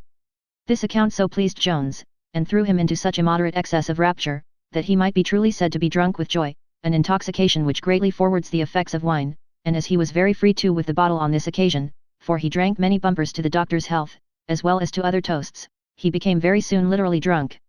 Jones had naturally violent animal spirits, these being set on float and augmented by the spirit of wine, produced most extravagant effects. He kissed the doctor, and embraced him with the most passionate endearments, swearing that next to Mr. Allworthy himself, he loved him of all men living. Doctor, added he, you deserve a statue to be erected to you at the public expense, for having preserved a man, who is not only the darling of all good men who know him, but a blessing to society, the glory of his country, and an honor to human nature. D.N. me if I don't love him better than my own soul. More shame for you, cries Thwackum. Though I think you have reason to love him, for he hath provided very well for you. And perhaps it might have been better for some folks that he had not lived to see just reason of revoking his gift. Jones, now looking on Thwackum with inconceivable disdain, answered, and doth thy mean soul imagine that any such considerations could weigh with me? No, let the earth open and swallow her own dirt, if I had millions of acres I would say it, rather than swallow up my dear glorious friend. Quis desiderio sit puter aut modus? Tam shari capitis. What modesty or measure can set bounds to our desire of so dear a friend? The word desiderium here cannot be easily translated. It includes our desire of enjoying our friend again, and the grief which attends that desire. The doctor now interposed, and prevented the effects of a wrath which was kindling between Jones and Thwackum, after which the former gave a loose to mirth, sang 2 or 3 amorous songs, and fell into every frantic disorder which unbridled joy is apt to inspire, but so far was he from any disposition to quarrel, that he was 10 times better humoured, if possible, than when he was sober. To say truth, nothing is more erroneous than the common observation, that men who are ill-natured and quarrelsome when they are drunk, are very worthy persons when they are sober, for drink, in reality, doth not reverse nature, or create passions in men which did not exist in them before. It takes away the guard of reason, and consequently forces us to produce those symptoms, which many, when sober, have art enough to conceal. It heightens and inflames our passions, generally indeed that passion which is uppermost in our mind, so that the angry temper, the amorous, the generous, the good-humoured, the avaricious, and all other dispositions of men, are in their cups heightened and exposed. And yet as no nation produces so many drunken quarrels, especially among the lower people, as England, for indeed, with them, to drink and to fight together are almost synonymous terms, I would not, methinks, have it thence concluded, that the English are the worst-natured people alive. Perhaps the love of glory only is at the bottom of this, so that the fair conclusion seems to be, that our countrymen have more of that love, and more of bravery, than any other plebeians. And this the rather, as there is seldom anything ungenerous, unfair, or ill-natured, exercised on these occasions. Nay, it is common for the combatants to express goodwill for each other even at the time of the conflict, and as their drunken mirth generally ends in a battle, so do most of their battles end in friendship. But to return to our history. Though Jones had shown no design of giving offence, yet Mr. Blifil was highly offended at a behaviour which was so inconsistent with the sober and prudent reserve of his own temper. He bore it too with the greater impatience, as it appeared to him very indecent at this season, when, as he said, the house was a house of mourning, on the account of his dear mother, and if it had pleased heaven to give him some prospect of Mr. Allworthy's recovery, it would become them better to express the exultations of their hearts in thanksgiving, than in drunkenness and riots, which were proper methods to increase the divine wrath, than to avert it. Thwackum, who had swallowed more liquor than Jones, but without any ill effect on his brain, seconded the pious harangue of Blifil, but Square, for reasons which the reader may probably guess, was totally silent. Wine had not so totally overpowered Jones, as to prevent his recollecting Mr. Blifil's loss, the moment it was mentioned. As no person, therefore, was more ready to confess and condemn his own errors, he offered to shake Mr. Blifil by the hand, and begged his pardon, saying, his excessive joy for Mr. Allworthy's recovery had driven every other thought out of his mind. Blifil scornfully rejected his hand, and with much indignation answered, it was little to be wondered at, if tragical spectacles made no impression on the blind, but, for his part, he had the misfortune to know who his parents were, and consequently must be affected with their loss. Jones, who, notwithstanding his good humour, had some mixture of the irascible in his constitution, leaped hastily from his chair, and catching hold of Blifil's collar, cried out, "D—n you for a rascal, do you insult me with the misfortune of my birth?" He accompanied these words with such rough actions, that they soon got the better of Mr. Blifil's peaceful temper, and a scuffle immediately ensued, which might have produced mischief, had it not been prevented by the interposition of Thwackum and the physician, for the philosophy of Square rendered him superior to all emotions, and he very calmly smoked his pipe, as was his custom in all broils, unless when he apprehended some danger of having it broke in his mouth. The combatants being now prevented from executing present vengeance on each other, betook themselves to the common resources of disappointed rage, and vented their wrath in threats and defiance. In this kind of conflict, fortune, which, in the personal attack, seemed to incline to Jones, was now altogether as favourable to his enemy. A truce, nevertheless, was at length agreed on, by the mediation of the neutral parties, and the whole company again sat down at the table, where Jones being prevailed on to ask pardon, and Blifil to give it, peace was restored, and everything seemed in statu quo. But though the quarrel was, in all appearance, perfectly reconciled, the good humour which had been interrupted by it, was by no means restored. All merriment was now at an end, and the subsequent discourse consisted only of grave relations of matters of fact, and of as grave observations upon them, a species of conversation, in which, though there is much of dignity and instruction, there is but little entertainment. As we presume therefore to convey only this last to the reader, we shall pass by whatever was said, till the rest of the company having by degrees dropped off, left only Square and the physician together, at which time the conversation was a little heightened by some comments on what had happened between the two young gentlemen, both of whom the doctor declared to be no better than scoundrels, to which appellation the philosopher, very sagaciously shaking his head, agreed. Chapter 10. Showing the truth of many observations of Ovid, and of other more grave writers, who have proved beyond contradiction, that wine is often the forerunner of incontinency. Jones retired from the company, in which we have seen him engaged, into the fields, where he intended to cool himself by a walk in the open air before he attended Mr. Allworthy. There, whilst he renewed those meditations on his dear Sophia, which the dangerous illness of his friend and benefactor had for some time interrupted, an accident happened, which with sorrow we relate, and with sorrow doubtless will it be read, however, that historic truth to which we profess so inviolable an attachment, obliges us to communicate it to posterity. It was now a pleasant evening in the latter end of June, when our hero was walking in a most delicious grove, where the gentle breezes fanning the leaves, together with the sweet trilling of a murmuring stream, and the melodious notes of nightingales, formed altogether the most enchanting harmony. In this scene, so sweetly accommodated to love, he meditated on his dear Sophia. While his wanton fancy roamed unbounded over all her beauties, and his lively imagination painted the charming maid in various ravishing forms, his warm heart melted with tenderness, and at length, throwing himself on the ground, by the side of a gently murmuring brook, he broke forth into the following ejaculation. "O Sophia, would heaven give thee to my arms, how blessed would be my condition! Cursed be that fortune which sets a distance between us. Was I but possessed of thee, one only suit of rags thy whole estate, is there a man on earth whom I would envy? How contemptible would the brightest Circassian beauty, dressed in all the jewels of the Indies, appear to my eyes! But why do I mention another woman? Could I think my eyes capable of looking at any other with tenderness, these hands should tear them from my head. No, my Sophia, if cruel fortune separates us forever, my soul shall dote on thee alone. The chastest constancy will I ever preserve to thy image. Though I should never have possession of thy charming person, still shalt thou alone have possession of my thoughts, my love, my soul. Oh! My fond heart is so wrapped in that tender bosom, that the brightest beauties would for me have no charms, nor would a hermit be colder in their embraces. Sophia, Sophia alone shall be mine. What raptures are in that name! I will engrave it on every tree. At these words he started up, and beheld, not his Sophia, no, nor a Circassian maid richly and elegantly attired for the Grand Signor's seraglio. No, without a gown, in a shift that was somewhat of the coarsest, and none of the cleanest, bedewed likewise with some odoriferous effluvia, the produce of the day's labour, with a pitchfork in her hand, Molly Seagrim approached. Our hero had his penknife in his hand, which he had drawn for the before-mentioned purpose of carving on the bark, when the girl coming near him, cried out with a smile, "You don't intend to kill me, squire, I hope." "Why should you think I would kill you?" answered Jones.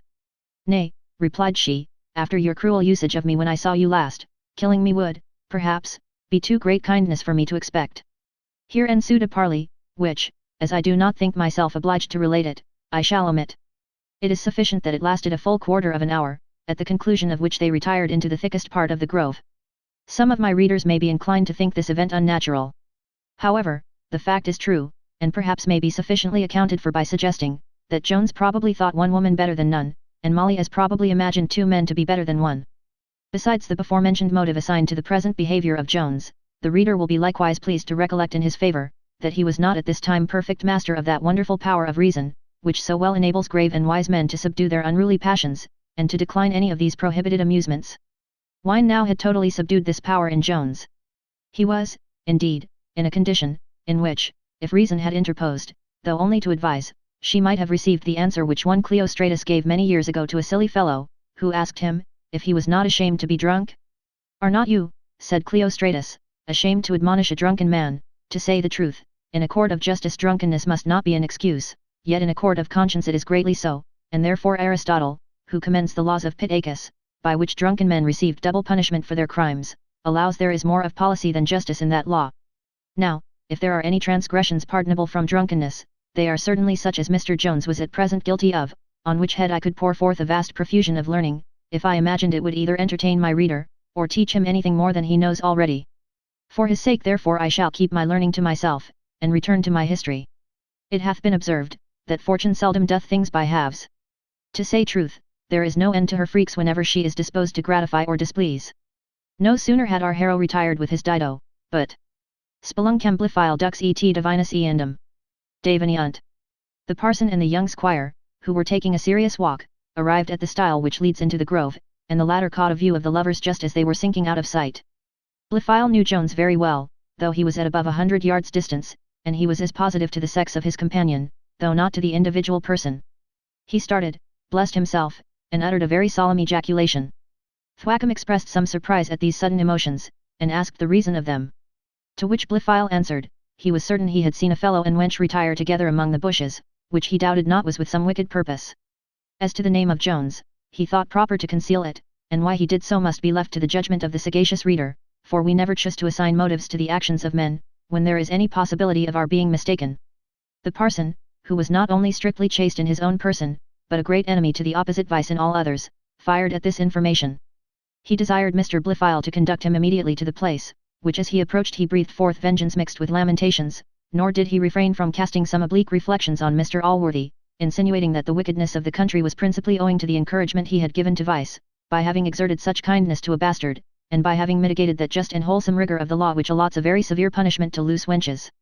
The way through which our hunters were to pass in pursuit of their game was so beset with briars, that it greatly obstructed their walk, and caused besides such a rustling, that Jones had sufficient warning of their arrival before they could surprise him.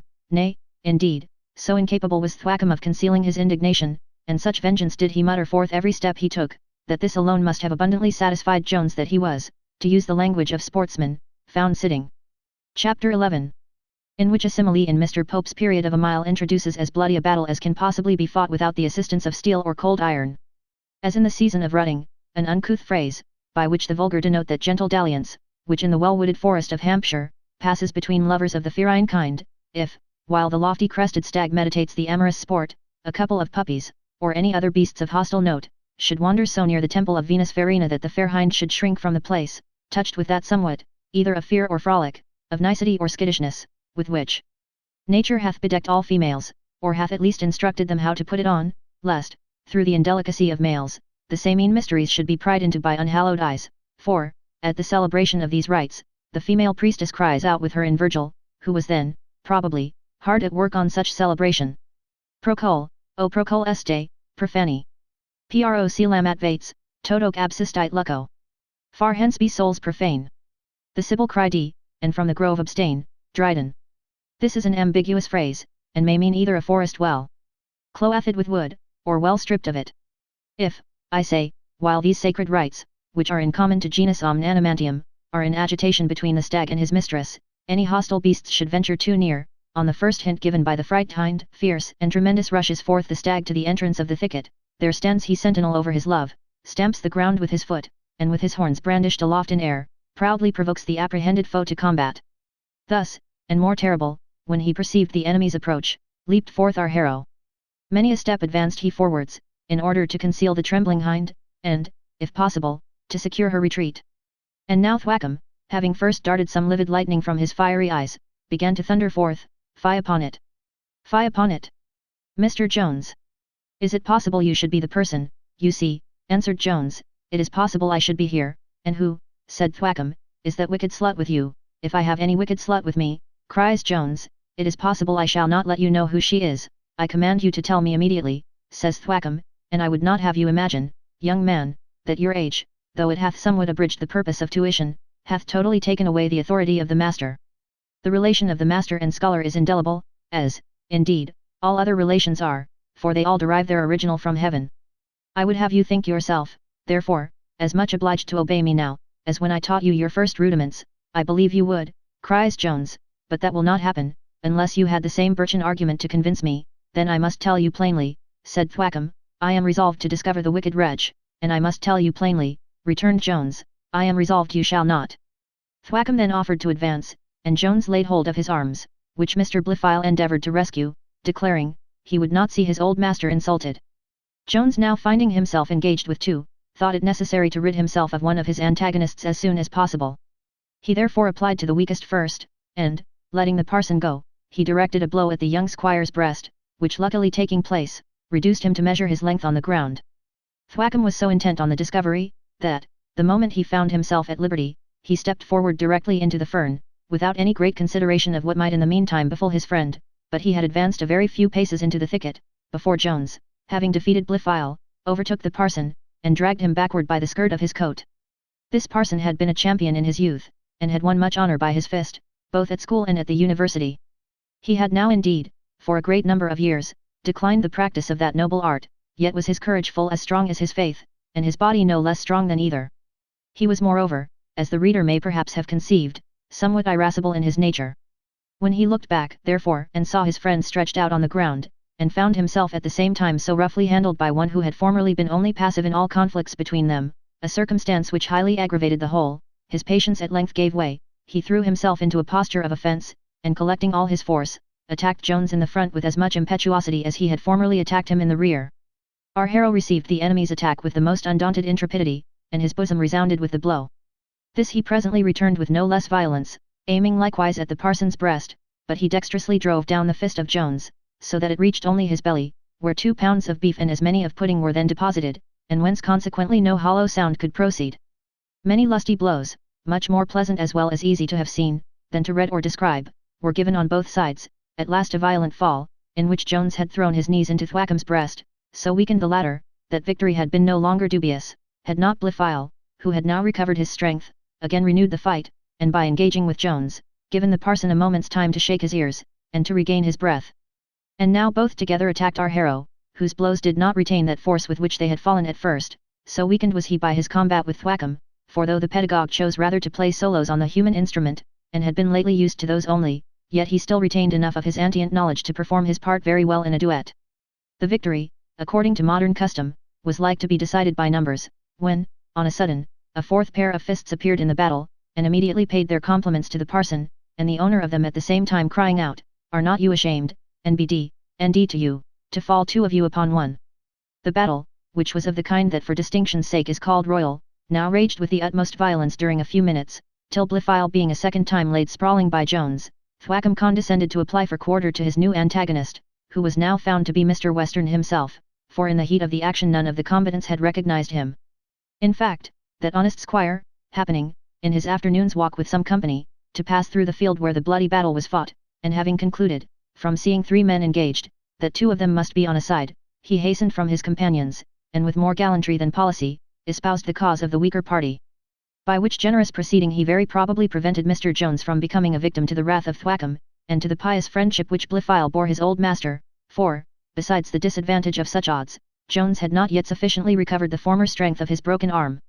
This reinforcement, however, soon put an end to the action, and Jones with his ally obtained the victory. Chapter 12. In which is seen a more moving spectacle than all the blood in the bodies of Thwackum and Blifil, and of 20 other such, is capable of producing. The rest of Mr. Western's company were now come up, being just at the instant when the action was over. These were the honest clergymen, whom we have formerly seen at Mr. Western's table, Mrs. Western, the aunt of Sophia, and lastly, the lovely Sophia herself. At this time, the following was the aspect of the bloody field. In one place lay on the ground, all pale, and almost breathless, the vanquished Blifil. Near him stood the conqueror Jones, almost covered with blood, part of which was naturally his own, and part had been lately the property of the Reverend Mr. Thwackum. In a third place stood the said Thwackum, like King Porus, sullenly submitting to the conqueror. The last figure in the piece was Western the Great, most gloriously forbearing the vanquished foe. Blifil, in whom there was little sign of life, was at first the principal object of the concern of every one, and particularly of Mrs. Western, who had drawn from her pocket a bottle of hartshorn, and was herself about to apply it to his nostrils, when on a sudden the attention of the whole company was diverted from poor Blifil, whose spirit, if it had any such design, might have now taken an opportunity of stealing off to the other world, without any ceremony. For now a more melancholy and a more lovely object lay motionless before them. This was no other than the charming Sophia herself, who, from the sight of blood, or from fear for her father, or from some other reason, had fallen down in a swoon, before any one could get to her assistance. Mrs. Western first saw her and screamed. Immediately 2 or 3 voices cried out, "Miss Western is dead." Hartshorn, water, every remedy was called for, almost at one and the same instant. The reader may remember, that in our description of this grove we mentioned a murmuring brook, which brook did not come there, as such gentle streams flow through vulgar romances, with no other purpose than to murmur. No. Fortune had decreed to ennoble this little brook with a higher honor than any of those which wash the plains of Arcadia ever deserved. Jones was rubbing Blifil's temples, for he began to fear he had given him a blow too much, when the words, "Miss Western and dead," rushed at once on his ear. He started up, left Blifil to his fate, and flew to Sophia, whom, while all the rest were running against each other, backward and forward, looking for water in the dry paths, he caught up in his arms, and then ran away with her over the field to the rivulet above mentioned, where, plunging himself into the water, he contrived to besprinkle her face, head, and neck very plentifully. Happy was it for Sophia that the same confusion which prevented her other friends from serving her, prevented them likewise from obstructing Jones. He had carried her halfways before they knew what he was doing, and he had actually restored her to life before they reached the waterside. She stretched out her arms, opened her eyes, and cried, "Oh, heavens," just as her father, aunt, and the parson came up. Jones, who had hitherto held this lovely burthen in his arms, now relinquished his hold, but gave her at the same instant a tender caress, which, had her senses been then perfectly restored, could not have escaped her observation. As she expressed, therefore, no displeasure at this freedom, we suppose she was not sufficiently recovered from her swoon at the time. This tragical scene was now converted into a sudden scene of joy. In this our hero was certainly the principal character, for as he probably felt more ecstatic delight in having saved Sophia than she herself received from being saved, so neither were the congratulations paid to her equal to what were conferred on Jones, especially by Mr. Western himself, who, after having once or twice embraced his daughter, fell to hugging and kissing Jones. He called him the preserver of Sophia, and declared there was nothing, except her, or his estate, which he would not give him, but upon recollection, he afterwards accepted his foxhounds, the Chevalier, and Miss Slouch, for so he called his favourite mare. All fears for Sophia being now removed, Jones became the object of the squire's consideration. "Come, my lad," says Western, "dee off thy quoat and wash thy face, for att in a devilish pickle, I promise thee. Come, come, wash thyself, and shat go home with me, and we'll to vind thee another quoat." Jones immediately complied, threw off his coat, went down to the water, and washed both his face and bosom, for the latter was as much exposed and as bloody as the former. But though the water could clear off the blood, it could not remove the black and blue marks which Thwackum had imprinted on both his face and breast, and which, being discerned by Sophia, drew from her a sigh and a look full of inexpressible tenderness. Jones received this full in his eyes, and it had infinitely a stronger effect on him than all the contusions which he had received before. An effect, however, widely different, for so soft and balmy was it, that, had all his former blows been stabs, it would for some minutes have prevented his feeling their smart. The company now moved backwards, and soon arrived where Thwackum had got Mr. Blifil again on his legs. Here we cannot suppress a pious wish, that all quarrels were to be decided by those weapons only with which nature, knowing what is proper for us, hath supplied us, and that cold iron was to be used in digging no bowels but those of the earth. Then would war, the pastime of monarchs, be almost inoffensive, and battles between great armies might be fought at the particular desire of several ladies of quality, who, together with the kings themselves, might be actual spectators of the conflict. Then might the field be this moment well strewed with human carcasses, and the next, the dead men, or infinitely the greatest part of them, might get up, like Mr. Baza's troops, and march off either at the sound of a drum or fiddle, as should be previously agreed on. I would avoid, if possible, treating this matter ludicrously, lest grave men and politicians, whom I know to be offended at a jest, may cry pish at it, but, in reality, might not a battle be as well decided by the greater number of broken heads, bloody noses, and black eyes, as by the greater heaps of mangled and murdered human bodies? Might not towns be contended for in the same manner? Indeed, this may be thought too detrimental a scheme to the French interest, since they would thus lose the advantage they have over other nations in the superiority of their engineers, but when I consider the gallantry and generosity of that people, I am persuaded they would never decline putting themselves upon a par with their adversary, or, as the phrase is, making themselves his match. But such reformations are rather to be wished than hoped for. I shall content myself, therefore, with this short hint, and return to my narrative. Western began now to inquire into the original rise of this quarrel, to which neither Blifil nor Jones gave any answer, but Thwackum said surlily, I believe the cause is not far off, if you beat the bushes well you may find her, replied Western. What, have you been fighting for a wench? Ask the gentleman in his waistcoat there, said Thwackum, he best knows. Nay then, cries Western, it is a wench certainly. Ah, Tom, thou art a liquorish dog. But come, gentlemen, be all friends, and go home with me, and make final peace over a bottle. I ask your pardon, sir, says Thwackum, it is no such slight matter for a man of my character to be thus injuriously treated, and buffeted by a boy, only because I would have done my duty, in endeavouring to detect and bring to justice a wanton harlot, but, indeed, the principal fault lies in Mr. Allworthy and yourself, for if you put the laws in execution, as you ought to do, you will soon rid the country of these vermin. I would as soon rid the country of foxes, cries Western. I think we ought to encourage the recruiting those numbers which we are every day losing in the war, but where is she? Prithee, Tom, show me. He then began to beat about, in the same language and in the same manner as if he had been beating for a hare, and at last cried out, Soho! Puss is not far off. Here's her form, upon my soul, I believe I may cry stole away.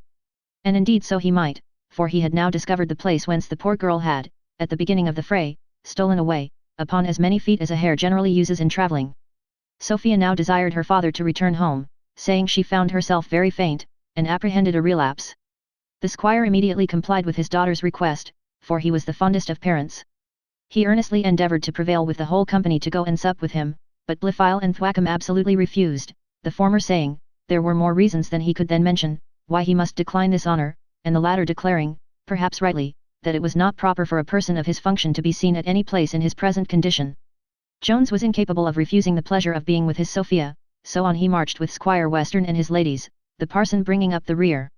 This had, indeed, offered to tarry with his brother Thwackum, professing his regard for the cloth would not permit him to depart, but Thwackum would not accept the favour, and, with no great civility, pushed him after Mr. Western. Thus ended this bloody fray, and thus shall end the 5th book of this history. Book 6. Containing about 3 weeks. Chapter 1. Of Love. In our last book we have been obliged to deal pretty much with the passion of love, and in our succeeding book shall be forced to handle this subject still more largely. It may not therefore in this place be improper to apply ourselves to the examination of that modern doctrine, by which certain philosophers, among many other wonderful discoveries, pretend to have found out, that there is no such passion in the human breast. Whether these philosophers be the same with that surprising sect, who are honourably mentioned by the late Dr. Swift, as having, by the mere force of genius alone, without the least assistance of any kind of learning, or even reading, discovered that profound and invaluable secret that there is no God, or whether they are not rather the same with those who some years since very much alarmed the world, by showing that there were no such things as virtue or goodness really existing in human nature, and who deduced our best actions from pride, I will not here presume to determine. In reality, I am inclined to suspect, that all these several finders of truth, are the very identical men who are by others called the finders of gold. The method used in both these searches after truth and after gold, being indeed one and the same, viz., the searching, rummaging, and examining into a nasty place, indeed, in the former instances, into the nastiest of all places, a bad mind. But though in this particular, and perhaps in their success, the truth finder and the gold finder may very properly be compared together, yet in modesty, surely, there can be no comparison between the two, for whoever heard of a gold finder that had the impudence or folly to assert, from the ill success of his search, that there was no such thing as gold in the world? Whereas the truth finder, having raked out that Jake's, his own mind, and being there capable of tracing no ray of divinity, nor anything virtuous or good or lovely or loving, very fairly, honestly, and logically concludes that no such things exist in the whole creation. To avoid, however, all contention, if possible, with these philosophers, if they will be called so, and to show our own disposition to accommodate matters peaceably between us, we shall here make them some concessions, which may possibly put an end to the dispute. First, we will grant that many minds, and perhaps those of the philosophers, are entirely free from the least traces of such a passion. Secondly, that what is commonly called love, namely, the desire of satisfying a voracious appetite with a certain quantity of delicate white human flesh, is by no means that passion for which I here contend. This is indeed more properly hunger, and as no glutton is ashamed to apply the word love to his appetite, and to say he loves such and such dishes, so may the lover of this kind, with equal propriety, say, he hungers after such and such women. Thirdly, I will grant, which I believe will be a most acceptable concession, that this love for which I am an advocate, though it satisfies itself in a much more delicate manner, doth nevertheless seek its own satisfaction as much as the grossest of all our appetites. And, lastly, that this love, when it operates towards one of a different sex, is very apt, towards its complete gratification, to call in the aid of that hunger which I have mentioned above, and which it is so far from abating, that it heightens all its delights to a degree scarce imaginable by those who have never been susceptible of any other emotions than what have proceeded from appetite alone. In return to all these concessions, I desire of the philosophers to grant, that there is in some, I believe in many, human breasts a kind and benevolent disposition, which is gratified by contributing to the happiness of others. That in this gratification alone, as in friendship, in parental and filial affection, as indeed in general philanthropy, there is a great and exquisite delight. That if we will not call such disposition love, we have no name for it. That though the pleasures arising from such pure love may be heightened and sweetened by the assistance of amorous desires, yet the former can subsist alone, nor are they destroyed by the intervention of the latter. Lastly, that esteem and gratitude are the proper motives to love, as youth and beauty are to desire, and, therefore, though such desire may naturally cease, when age or sickness overtakes its object, yet these can have no effect on love, nor ever shake or remove, from a good mind, that sensation or passion which hath gratitude and esteem for its basis. To deny the existence of a passion of which we often see manifest instances, seems to be very strange and absurd, and can indeed proceed only from that self-admonition which we have mentioned above, but how unfair is this? Doth the man who recognizes in his own heart no traces of avarice or ambition, conclude, therefore, that there are no such passions in human nature? Why will we not modestly observe the same rule in judging of the good, as well as the evil of others? Or why, in any case, will we, as Shakespeare phrases it, put the world in our own person? Predominant vanity is, I am afraid, too much concerned here. This is one instance of that adulation which we bestow on our own minds, and this almost universally. For there is scarce any man, how much soever he may despise the character of a flatterer, but will condescend in the meanest manner to flatter himself.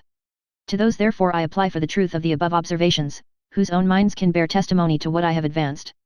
Examine your heart, my good reader, and resolve whether you do believe these matters with me. If you do, you may now proceed to their exemplification in the following pages. If you do not, you have, I assure you, already read more than you have understood, and it would be wiser to pursue your business, or your pleasures, such as they are, than to throw away any more of your time in reading what you can neither taste nor comprehend. To treat of the effects of love to you, must be as absurd as to discourse on colors to a man born blind, since possibly your idea of love may be as absurd as that which we are told such blind man once entertained of the color scarlet, that color seemed to him to be very much like the sound of a trumpet, and love probably may, in your opinion, very greatly resemble a dish of soup, or a sirloin of roast beef. Chapter 2. The character of Mrs. Western. Her great learning and knowledge of the world, and an instance of the deep penetration which she derived from those advantages. The reader hath seen Mr. Western, his sister, and daughter, with young Jones, and the parson, going together to Mr. Western's house, where the greater part of the company spent the evening with much joy and festivity. Sophia was indeed the only grave person, for as to Jones, though love had now gotten entire possession of his heart, yet the pleasing reflection on Mr. Allworthy's recovery, and the presence of his mistress, joined to some tender looks which she now and then could not refrain from giving him, so elevated our hero, that he joined the mirth of the other three, who were perhaps as good-humoured people as any in the world. Sophia retained the same gravity of countenance the next morning at breakfast, whence she retired likewise earlier than usual, leaving her father and aunt together. The squire took no notice of this change in his daughter's disposition. To say the truth, though he was somewhat of a politician, and had been twice a candidate in the country interest at an election, he was a man of no great observation. His sister was a lady of a different turn. She had lived about the court, and had seen the world.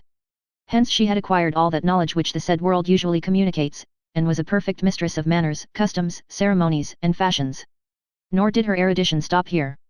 She had considerably improved her mind by study. She had not only read all the modern plays, operas, oratorios, poems, and romances, in all which she was a critic, but had gone through Rapin's History of England, Eachard's Roman History, and many French memoirs pour servir à l'histoire. To these she had added most of the political pamphlets and journals published within the last 20 years. From which she had attained a very competent skill in politics, and could discourse very learnedly on the affairs of Europe. She was, moreover, excellently well skilled in the doctrine of amour, and knew better than anybody who and who were together, a knowledge which she the more easily attained, as her pursuit of it was never diverted by any affairs of her own, for either she had no inclinations, or they had never been solicited, which last is indeed very probable, for her masculine person, which was near 6 foot high, added to her manner and learning, possibly prevented the other sex from regarding her, notwithstanding her petticoats, in the light of a woman. However, as she had considered the matter scientifically, she perfectly well knew, though she had never practiced them, all the arts which fine ladies use when they desire to give encouragement, or to conceal liking, with all the long appendage of smiles, ogles, glances, and as they are at present practiced in the beau monde. To sum the whole, no species of disguise or affectation had escaped her notice, but as to the plain simple workings of honest nature, as she had never seen any such, she could know but little of them. By means of this wonderful sagacity, Mrs. Western had now, as she thought, made a discovery of something in the mind of Sophia. The first hint of this she took from the behaviour of the young lady in the field of battle, and the suspicion which she then conceived, was greatly corroborated by some observations which she had made that evening and the next morning. However, being greatly cautious to avoid being found in a mistake, she carried the secret a whole fortnight in her bosom, giving only some oblique hints, by simpering, winks, nods, and now and then dropping an obscure word, which indeed sufficiently alarmed Sophia, but did not at all affect her brother. Being at length, however, thoroughly satisfied of the truth of her observation, she took an opportunity, one morning, when she was alone with her brother, to interrupt one of his whistles in the following manner. "Pray, brother, have you not observed something very extraordinary in my niece lately?" "No, not I," answered Western. "Is anything the matter with the girl?" "I think there is," replied she, "and something of much consequence too." "Why, she doth not complain of anything," cries Western, "and she hath had the smallpox." "Brother," returned she, "girls are liable to other distempers besides the smallpox, and sometimes possibly to much worse." Here Western interrupted her with much earnestness, and begged her, if anything ailed his daughter, to acquaint him immediately, adding, she knew he loved her more than his own soul, and that he would send to the world's end for the best physician to her. "Nay, nay," answered she, smiling, "the distemper is not so terrible, but I believe, brother, you are convinced I know the world, and I promise you I was never more deceived in my life, if my niece be not most desperately in love." "How, in love?" cries Western, in a passion. "In love, without acquainting me? I'll disinherit her, I'll turn her out of doors, stark naked, without a farthing. Is all my kindness for her, and fondness o'er come to this, to fall in love without asking me leave? But you will not," answered Mrs. Western, "turn this daughter, whom you love better than your own soul, out of doors, before you know whether you shall approve her choice. Suppose she should have fixed on the very person whom you yourself would wish, I hope you would not be angry then." "No, no," cries Western, "that would make a difference. If she marries the man I would ha her, she may love whom she pleases, I shan't trouble my head about that." "That is spoken," answered the sister, "like a sensible man, but I believe the very person she hath chosen would be the very person you would choose for her. I will disclaim all knowledge of the world, if it is not so, and I believe, brother, you will allow I have some." "Why, lookee, sister," said Western, "I do believe you have as much as any woman, and to be sure those are women's matters. You know I don't love to hear you talk about politics, they belong to us, and petticoats should not meddle. But come, who is the man, Mary?" said she, "you may find him out yourself if you please. You, who are so great a politician, can be at no great loss. The judgment which can penetrate into the cabinets of princes, and discover the secret springs which move the great state wheels in all the political machines of Europe, must surely, with very little difficulty, find out what passes in the rude uninformed mind of a girl." "Sister," cries the squire, "I have often warned you not to talk the court gibberish to me. I tell you, I don't understand the lingo, but I can read a journal, or the London Evening Post. Perhaps, indeed, there may be now and tan a verse which I can't make much of, because half the letters are left out, yet I know very well what is meant by that, and that our affairs don't go so well as they should do, because of bribery and corruption. I pity your country ignorance from my heart, cries the lady. Do you, answered Western, and I pity your town learning. I had rather be anything than a courtier, and a Presbyterian, and a Hanoverian too, as some people, I believe, are. If you mean me, answered she, you know I am a woman, brother, and it signifies nothing what I am.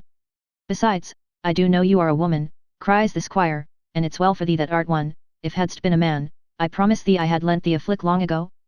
There, said she, in that flick lies all your fancied superiority.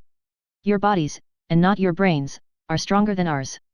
Believe me, it is well for you that you are able to beat us, or, such is the superiority of our understanding, we should make all of you what the brave, and wise, and witty, and polite are already, our slaves. I am glad I know your mind, answered the squire. But we'll talk more of this matter another time. At present, do tell me what man is it you mean about my daughter. Hold a moment, said she, while I digest that sovereign contempt I have for your sex, or else I ought to be angry too with you. There, I have made a shift to gulp it down. And now, good politic sir, what think you of Mr. Blifil? Did she not faint away on seeing him lie breathless on the ground? Did she not, after he was recovered, turn pale again the moment we came up to that part of the field where he stood? And pray what else should be the occasion of all her melancholy that night at supper, the next morning, and indeed ever since, for George, cries the squire, now you mind me auntie, I remember it all. It is certainly so, and I am glad auntie with all my heart. I knew Sophie was a good girl, and would not fall in love to make me angry. I was never more rejoiced in my life, for nothing can lie so handy together as our two estates. I had this matter in my head some time ago, for certainly the two estates are in a manner joined together in matrimony already, and it would be 1,000 pities to part them. It is true, indeed, there be larger estates in the kingdom, but not in this county, and I had rather bate something, than marry my daughter among strangers and foreigners. Besides, most o' such great estates be in the hands of lords, and I heat the very name of Thumune. Well but, sister, what would you advise me to do, for I tell you women know these matters better than we do? Oh, your humble servant, sir, answered the lady, we are obliged to you for allowing us a capacity in anything. Since you are pleased, then, most politic sir, to ask my advice, I think you may propose the match to Allworthy yourself. There is no indecorum in the proposals coming from the parent of either side. King Alcinous, in Mr. Pope's Odyssey, offers his daughter to Ulysses. I need not caution so politic a person not to say that your daughter is in love, that would indeed be against all rules. Well, said the squire, I will propose it, but I shall certainly lend on a flick, if he should refuse me. Fear not, cries Mrs. Western, the match is too advantageous to be refused. I don't know that, answered the squire, Allworthy is a queer b.ch. and money hath no effect on. Brother, said the lady, your politics astonish me. Are you really to be imposed on by professions? Do you think Mr. Allworthy hath more contempt for money than other men because he professes more? Such credulity would better become one of us weak women, than that wise sex which heaven hath formed for politicians. Indeed, brother, you would make a fine plenipot to negotiate with the French. They would soon persuade you, that they take towns out of mere defensive principles. Sister, answered the squire, with much scorn, let your friends at court answer for the towns taken. As you are a woman, I shall lay no blame upon you, for I suppose they are wiser than to trust women with secrets.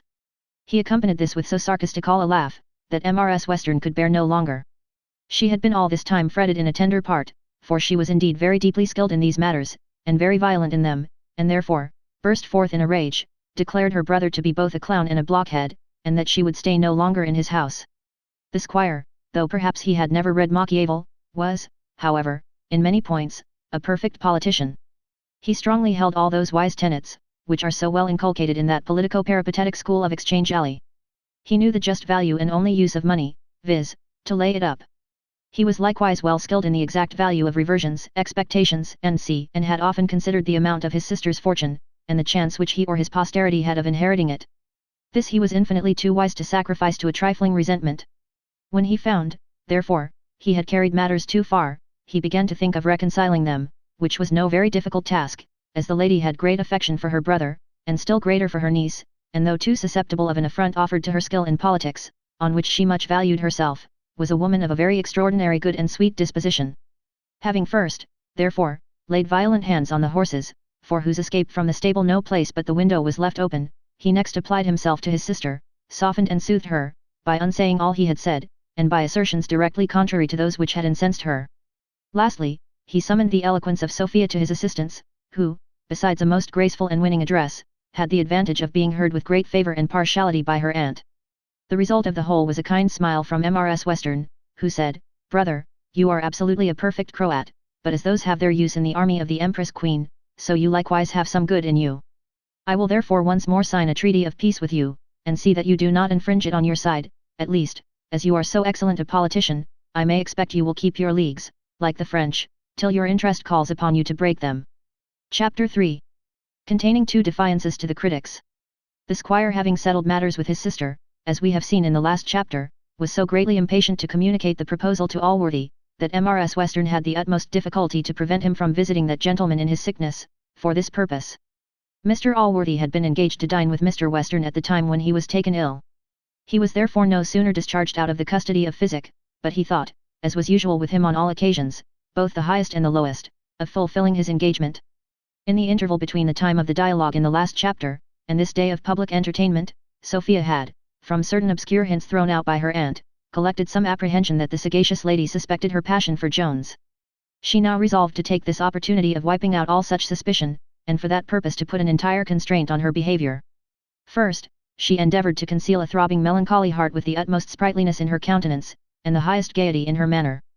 Secondly, she addressed her whole discourse to Mr. Blifil, and took not the least notice of poor Jones the whole day. The squire was so delighted with this conduct of his daughter, that he scarce eat any dinner, and spent almost his whole time in watching opportunities of conveying signs of his approbation by winks and nods to his sister, who was not at first altogether so pleased with what she saw as was her brother. In short, Sophia so greatly overacted her part, that her aunt was at first staggered, and began to suspect some affectation in her niece, but as she was herself a woman of great art, so she soon attributed this to extreme art in Sophia. She remembered the many hints she had given her niece concerning her being in love, and imagined the young lady had taken this way to rally her out of her opinion, by an overacted civility, a notion that was greatly corroborated by the excessive gaiety with which the whole was accompanied.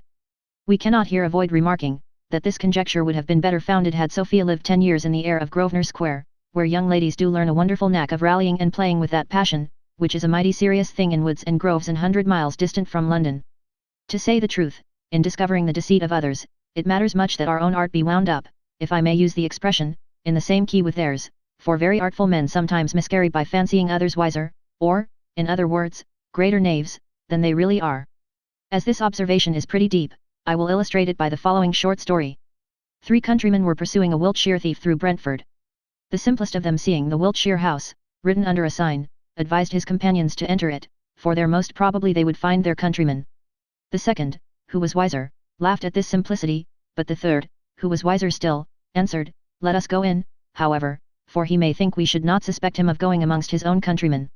They accordingly went in and searched the house, and by that means missed overtaking the thief, who was at that time but a little way before them, and who, as they all knew, but had never once reflected, could not read.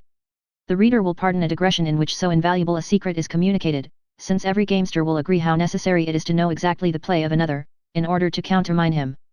This will, moreover, afford a reason why the wiser man, as is often seen, is the bubble of the weaker, and why many simple and innocent characters are so generally misunderstood and misrepresented, but what is most material, this will account for the deceit which Sophia put on her politic aunt. Dinner being ended, and the company retired into the garden, Mr. Western, who was thoroughly convinced of the certainty of what his sister had told him, took Mr. Allworthy aside, and very bluntly proposed a match between Sophia and young Mr. Blifil. Mr. Allworthy was not one of those men whose hearts flutter at any unexpected and sudden tidings of worldly profit. His mind was, indeed, tempered with that philosophy which becomes a man and a Christian. He affected no absolute superiority to all pleasure and pain, to all joy and grief, but was not at the same time to be discomposed and ruffled by every accidental blast, by every smile or frown of fortune. He received, therefore, Mr. Western's proposal without any visible emotion, or without any alteration of countenance. He said the alliance was such as he sincerely wished, then launched forth into a very just encomium on the young lady's merit, acknowledged the offer to be advantageous in point of fortune, and after thanking Mr. Western for the good opinion he had professed of his nephew, concluded, that if the young people liked each other, he should be very desirous to complete the affair. Western was a little disappointed at Mr. Allworthy's answer, which was not so warm as he expected. He treated the doubt whether the young people might like one another with great contempt, saying, that parents were the best judges of proper matches for their children, that for his part he should insist on the most resigned obedience from his daughter, and if any young fellow could refuse such a bedfellow, he was his humble servant, and hoped there was no harm done. Allworthy endeavoured to soften this resentment by many eulogiums on Sophia, declaring he had no doubt but that Mr. Blifil would very gladly receive the offer, but all was ineffectual. He could obtain no other answer from the squire but, "I say no more, I humbly hope there's no harm done, that's all." Which words he repeated at least 100 times before they parted. Allworthy was too well acquainted with his neighbour to be offended at this behaviour, and though he was so averse to the rigour which some parents exercise on their children in the article of marriage, that he had resolved never to force his nephew's inclinations, he was nevertheless much pleased with the prospect of this union, for the whole country resounded the praises of Sophia, and he had himself greatly admired the uncommon endowments of both her mind and person. To which I believe we may add, the consideration of her vast fortune, which, though he was too sober to be intoxicated with it, he was too sensible to despise. And here, in defiance of all the barking critics in the world, I must and will introduce a digression concerning true wisdom, of which Mr. Allworthy was in reality as great a pattern as he was of goodness. True wisdom then, notwithstanding all which Mr. Hogarth's poor poet may have writ against riches, and in spite of all which any rich well-fed divine may have preached against pleasure, consists not in the contempt of either of these. A man may have as much wisdom in the possession of an affluent fortune, as any beggar in the streets, or may enjoy a handsome wife or a hearty friend, and still remain as wise as any sour popish recluse, who buries all his social faculties, and starves his belly while he well lashes his back. To say truth, the wisest man is the likeliest to possess all worldly blessings in an eminent degree, for as that moderation which wisdom prescribes is the surest way to useful wealth, so can it alone qualify us to taste many pleasures. The wise man gratifies every appetite and every passion, while the fool sacrifices all the rest to pall and satiate one. It may be objected, that very wise men have been notoriously avaricious. I answer, not wise in that instance. It may likewise be said, that the wisest men have been in their youth immoderately fond of pleasure. I answer, they were not wise then. Wisdom, in short, whose lessons have been represented as so hard to learn by those who never were at her school, only teaches us to extend a simple maxim universally known and followed even in the lowest life, a little farther than that life carries it. And this is, not to buy at too dear a price. Now, whoever takes this maxim abroad with him into the grand market of the world, and constantly applies it to honours, to riches, to pleasures, and to every other commodity which that market affords, is, I will venture to affirm, a wise man, and must be so acknowledged in the worldly sense of the word, for he makes the best of bargains, since in reality he purchases everything at the price only of a little trouble, and carries home all the good things I have mentioned, while he keeps his health, his innocence, and his reputation, the common prices which are paid for them by others, entire and to himself. From this moderation, likewise, he learns 2 other lessons, which complete his character. First, never to be intoxicated when he hath made the best bargain, nor dejected when the market is empty, or when its commodities are too dear for his purchase. But I must remember on what subject I am writing, and not trespass too far on the patience of a good-natured critic. Here, therefore, I put an end to the chapter. Chapter 4. Containing sundry curious matters. As soon as Mr. Allworthy returned home, he took Mr. Blifil apart, and after some preface, communicated to him the proposal which had been made by Mr. Western, and at the same time informed him how agreeable this match would be to himself. The charms of Sophia had not made the least impression on Blifil, not that his heart was pre-engaged, neither was he totally insensible of beauty, or had any aversion to women, but his appetites were by nature so moderate, that he was able, by philosophy, or by study, or by some other method, easily to subdue them, and as to that passion which we have treated of in the first chapter of this book, he had not the least tincture of it in his whole composition. But though he was so entirely free from that mixed passion, of which we there treated, and of which the virtues and beauty of Sophia formed so notable an object, yet was he altogether as well furnished with some other passions, that promised themselves very full gratification in the young lady's fortune. Such were avarice and ambition, which divided the dominion of his mind between them. He had more than once considered the possession of this fortune as a very desirable thing, and had entertained some distant views concerning it, but his own youth, and that of the young lady, and indeed principally a reflection that Mr. Western might marry again, and have more children, had restrained him from too hasty or eager a pursuit. This last and most material objection was now in great measure removed, as the proposal came from Mr. Western himself. Blifil, therefore, after a very short hesitation, answered Mr. Allworthy, that matrimony was a subject on which he had not yet thought, but that he was so sensible of his friendly and fatherly care, that he should in all things submit himself to his pleasure. Allworthy was naturally a man of spirit, and his present gravity arose from true wisdom and philosophy, not from any original phlegm in his disposition, for he had possessed much fire in his youth, and had married a beautiful woman for love. He was not therefore greatly pleased with this cold answer of his nephew, nor could he help launching forth into the praises of Sophia, and expressing some wonder that the heart of a young man could be impregnable to the force of such charms, unless it was guarded by some prior affection. Blifil assured him he had no such guard, and then proceeded to discourse so wisely and religiously on love and marriage, that he would have stopped the mouth of a parent much less devoutly inclined than was his uncle. In the end, the good man was satisfied that his nephew, far from having any objections to Sophia, had that esteem for her, which in sober and virtuous minds is the sure foundation of friendship and love. And as he doubted not but the lover would, in a little time, become altogether as agreeable to his mistress, he foresaw great happiness arising to all parties by so proper and desirable an union. With Mr. Blifil's consent therefore he wrote the next morning to Mr. Western, acquainting him that his nephew had very thankfully and gladly received the proposal, and would be ready to wait on the young lady, whenever she should be pleased to accept his visit.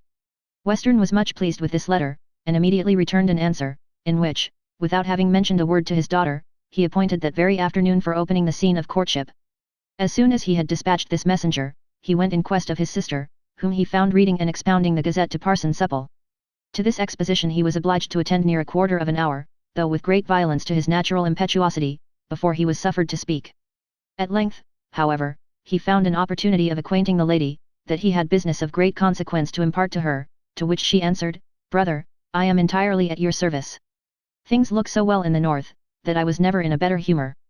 The parson then withdrawing, Western acquainted her with all which had passed, and desired her to communicate the affair to Sophia, which she readily and cheerfully undertook, though perhaps her brother was a little obliged to that agreeable northern aspect which had so delighted her, that he heard no comment on his proceedings, for they were certainly somewhat too hasty and violent. Chapter 5. In which is related what passed between Sophia and her aunt. Sophia was in her chamber, reading, when her aunt came in.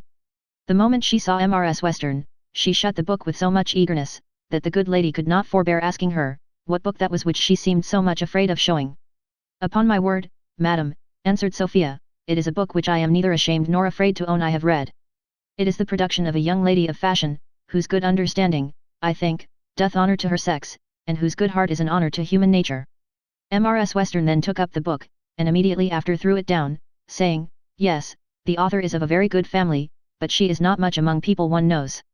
I have never read it, for the best judges say, there is not much in it. I dare not, madam, set up my own opinion," says Sophia, "against the best judges, but there appears to me a great deal of human nature in it, and in many parts so much true tenderness and delicacy, that it hath cost me many a tear."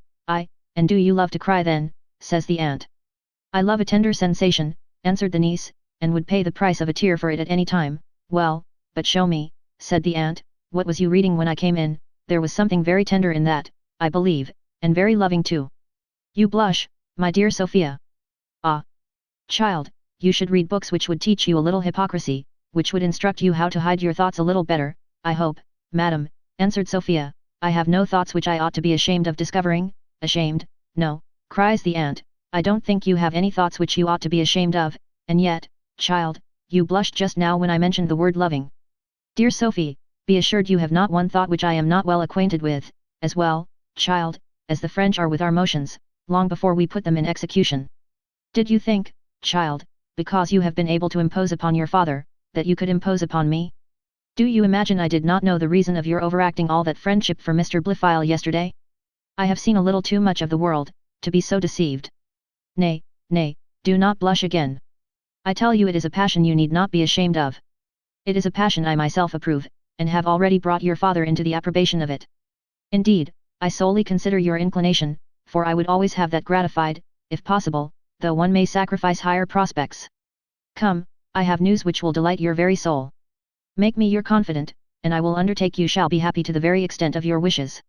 "La, madam," says Sophia, looking more foolishly than ever she did in her life, "I know not what to say." "Why, madam, should you suspect, nay, no dishonesty," returned Mrs. Western.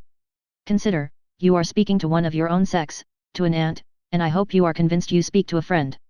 Consider, you are only revealing to me what I know already, and what I plainly saw yesterday, through that most artful of all disguises, which you had put on, and which must have deceived anyone who had not perfectly known the world. Lastly, consider it is a passion which I highly approve." "La, madam," says Sophia, "you come upon one so unawares, and on a sudden.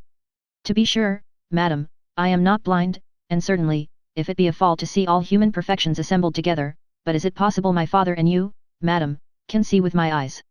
"I tell you," answered the aunt, "we do entirely approve, and this very afternoon your father hath appointed for you to receive your lover." "My father, this afternoon," cries Sophia, with the blood starting from her face. "Yes, child," said the aunt, "this afternoon." You know the impetuosity of my brother's temper. I acquainted him with the passion which I first discovered in you that evening when you fainted away in the field. I saw it in your fainting. I saw it immediately upon your recovery. I saw it that evening at supper, and the next morning at breakfast. You know, child, I have seen the world. Well, I no sooner acquainted my brother, but he immediately wanted to propose it to Allworthy. He proposed it yesterday, Allworthy consented, as to be sure he must with joy, and this afternoon, I tell you, you are to put on all your best airs. This afternoon, cries Sophia. Dear aunt, you frighten me out of my senses. Oh, my dear, said the aunt, you will soon come to yourself again, for he is a charming young fellow, that's the truth on't. Nay, I will own, says Sophia, I know none with such perfections.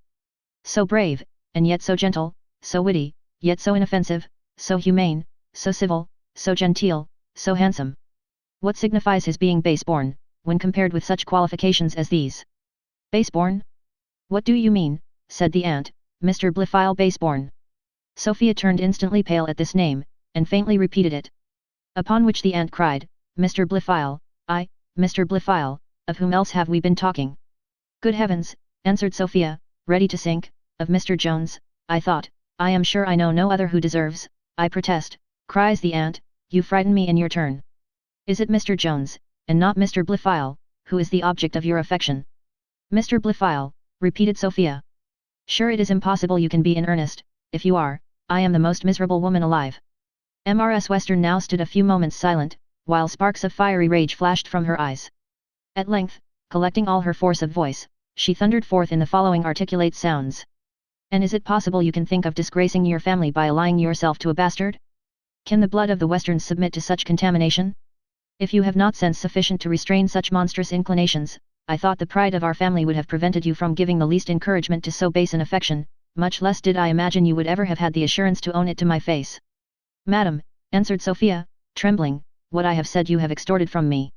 I do not remember to have ever mentioned the name of Mr. Jones with approbation to any one before, nor should I now had I not conceived he had your approbation.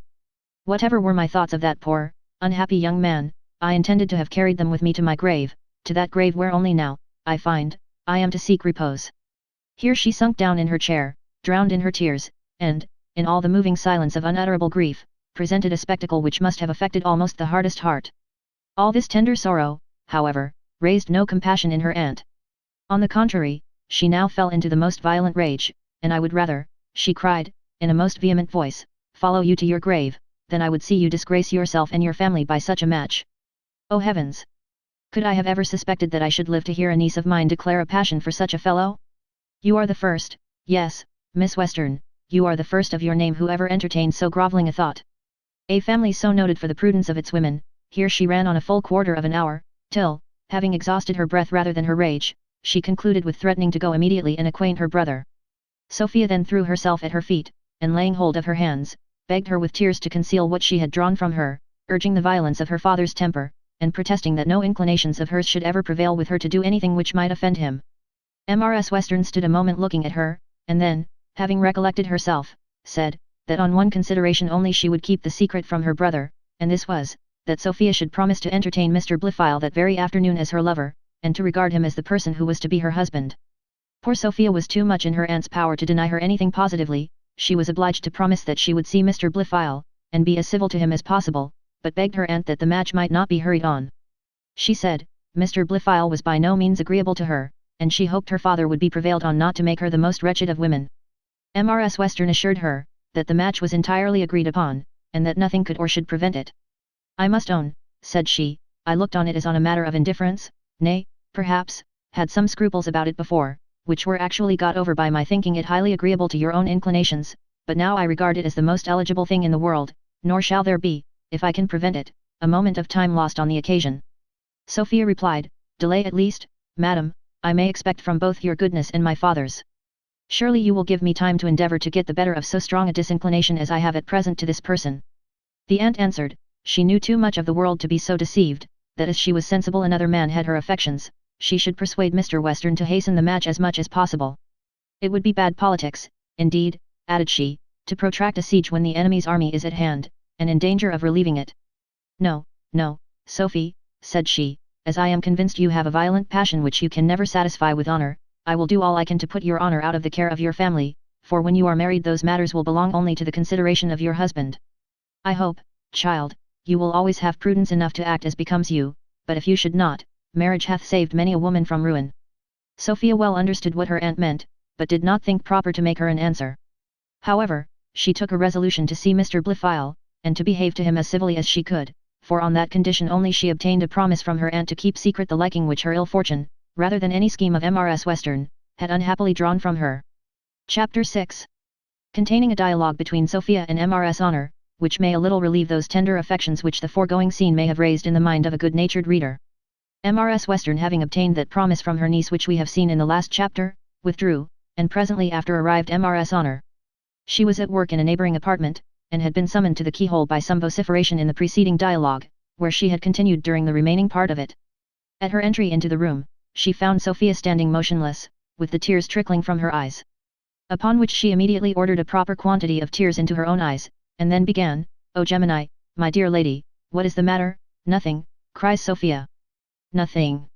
"Oh dear madam," answers Honor, "you must not tell me that, when your ladyship is in this taking, and when there hath been such a preamble between your ladyship and Madam Western." "Don't tease me," cries Sophia, "I tell you nothing is the matter." "Good heavens! Why was I born?" "Nay, madam," says Mrs. Honor, "you shall never persuade me that your lordship can lament yourself so for nothing. To be sure I am but a servant, but to be sure I have been always faithful to your lordship, and to be sure I would serve your lordship with my life." "My dear Honor," says Sophia, "'tis not in thy power to be of any service to me.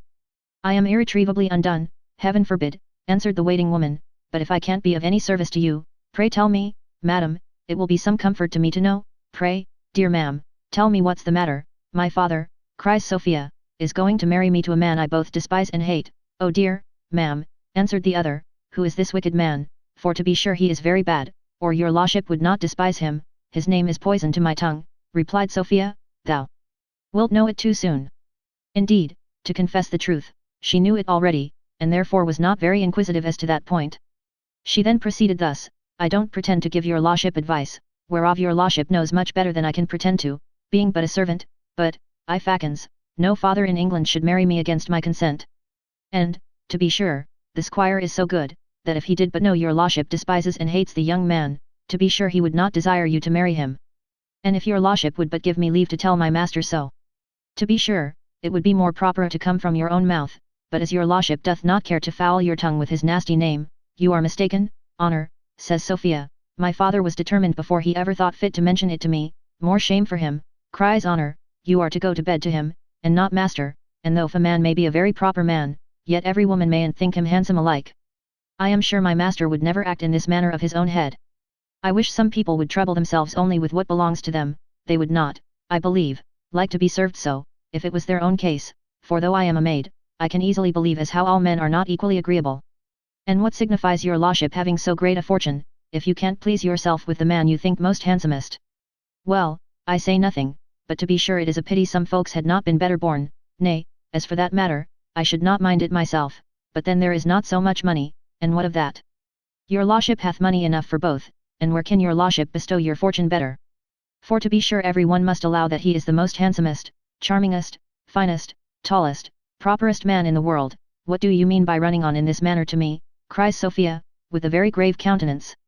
"Have I ever given any encouragement for these liberties?" "Nay, ma'am, I ask pardon, I meant no harm," answered she, "but to be sure the poor gentleman hath run in my head ever since I saw him this morning. To be sure, if your lordship had but seen him just now, you must have pitied him. Poor gentleman! I wishes some misfortune hath not happened to him, for he hath been walking about with his arms across, and looking so melancholy, all this morning. I vow and protest it made me almost cry to see him." "To see whom?" says Sophia. "Poor Mr. Jones," answered Honor. "See him? Why, where did you see him?" cries Sophia. "By the canal, ma'am," says Honor. "There he hath been walking all this morning, and at last there he laid himself down. I believe he lies there still. To be sure, if it had not been for my modesty, being a maid, as I am, I should have gone and spoke to him. Do, ma'am, let me go and see, only for a fancy, whether he is there still." "Phew," says Sophia. "There, no, no, what should he do there? He is gone before this time, to be sure. Besides, why should you go to see? Besides, I want you for something else. Go, fetch me my hat and gloves.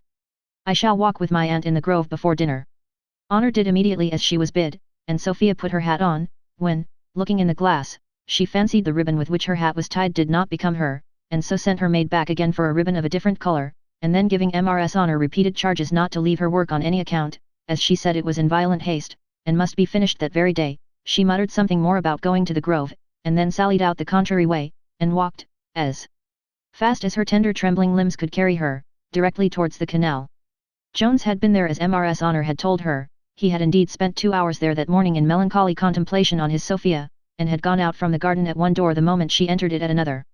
So that those unlucky minutes which had been spent in changing the ribbons, had prevented the lovers from meeting at this time, a most unfortunate accident, from which my fair readers will not fail to draw a very wholesome lesson.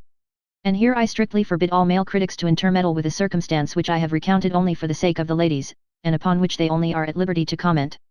Chapter 7. A picture of formal courtship in miniature, as it always ought to be drawn, and a scene of a tenderer kind painted at full length. It was well remarked by one, and perhaps by more, that misfortunes do not come single. This wise maxim was now verified by Sophia, who was not only disappointed of seeing the man she loved, but had the vexation of being obliged to dress herself out, in order to receive a visit from the man she hated. That afternoon Mr. Western, for the first time, acquainted his daughter with his intention, telling her, he knew very well that she had heard it before from her aunt. Sophia looked very grave upon this, nor could she prevent a few pearls from stealing into her eyes.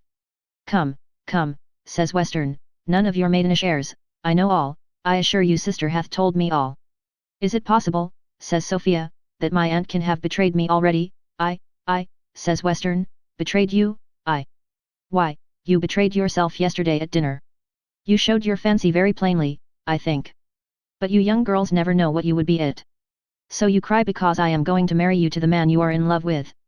Your mother, I remember, whimpered and whined just in the same manner, but it was all over within 24 hours after we were married. Mr. Blifil is a brisk young man, and will soon put an end to your squeamishness. Come, cheer up, I expect on every minute.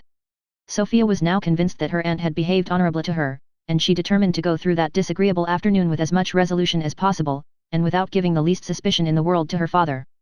Mr. Blifil soon arrived, and Mr. Western soon after withdrawing, left the young couple together. Here a long silence of near a quarter of an hour ensued, for the gentleman who was to begin the conversation had all the unbecoming modesty which consists in bashfulness. He often attempted to speak, and as often suppressed his words just at the very point of utterance.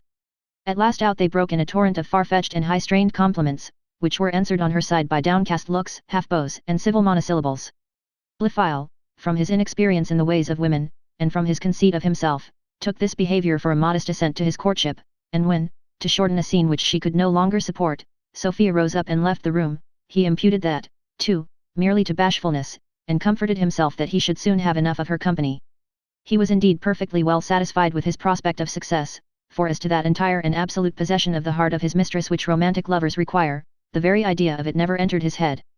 Her fortune and her person were the sole objects of his wishes, of which he made no doubt soon to obtain the absolute property, as Mr. Western's mind was so earnestly bent on the match, and as he well knew the strict obedience which Sophia was always ready to pay to her father's will, and the greater still which her father would exact, if there was occasion. This authority, therefore, together with the charms which he fancied in his own person and conversation, could not fail, he thought, of succeeding with a young lady, whose inclinations were, he doubted not, entirely disengaged. Of Jones he certainly had not even the least jealousy, and I have often thought it wonderful that he had not. Perhaps he imagined the character which Jones bore all over the country, how justly, let the reader determine, of being one of the wildest fellows in England, might render him odious to a lady of the most exemplary modesty. Perhaps his suspicions might be laid asleep by the behaviour of Sophia, and of Jones himself, when they were all in company together. Lastly, and indeed principally, he was well assured there was not another self in the case. He fancied that he knew Jones to the bottom, and had in reality a great contempt for his understanding, for not being more attached to his own interest. He had no apprehension that Jones was in love with Sophia, and as for any lucrative motives, he imagined they would sway very little with so silly a fellow. Blifil, moreover, thought the affair of Molly Seagrim still went on, and indeed believed it would end in marriage, for Jones really loved him from his childhood, and had kept no secret from him, till his behaviour on the sickness of Mr. Allworthy had entirely alienated his heart, and it was by means of the quarrel which had ensued on this occasion, and which was not yet reconciled, that Mr. Blifil knew nothing of the alteration which had happened in the affection which Jones had formerly borne towards Molly. From these reasons, therefore, Mr. Blifil saw no bar to his success with Sophia.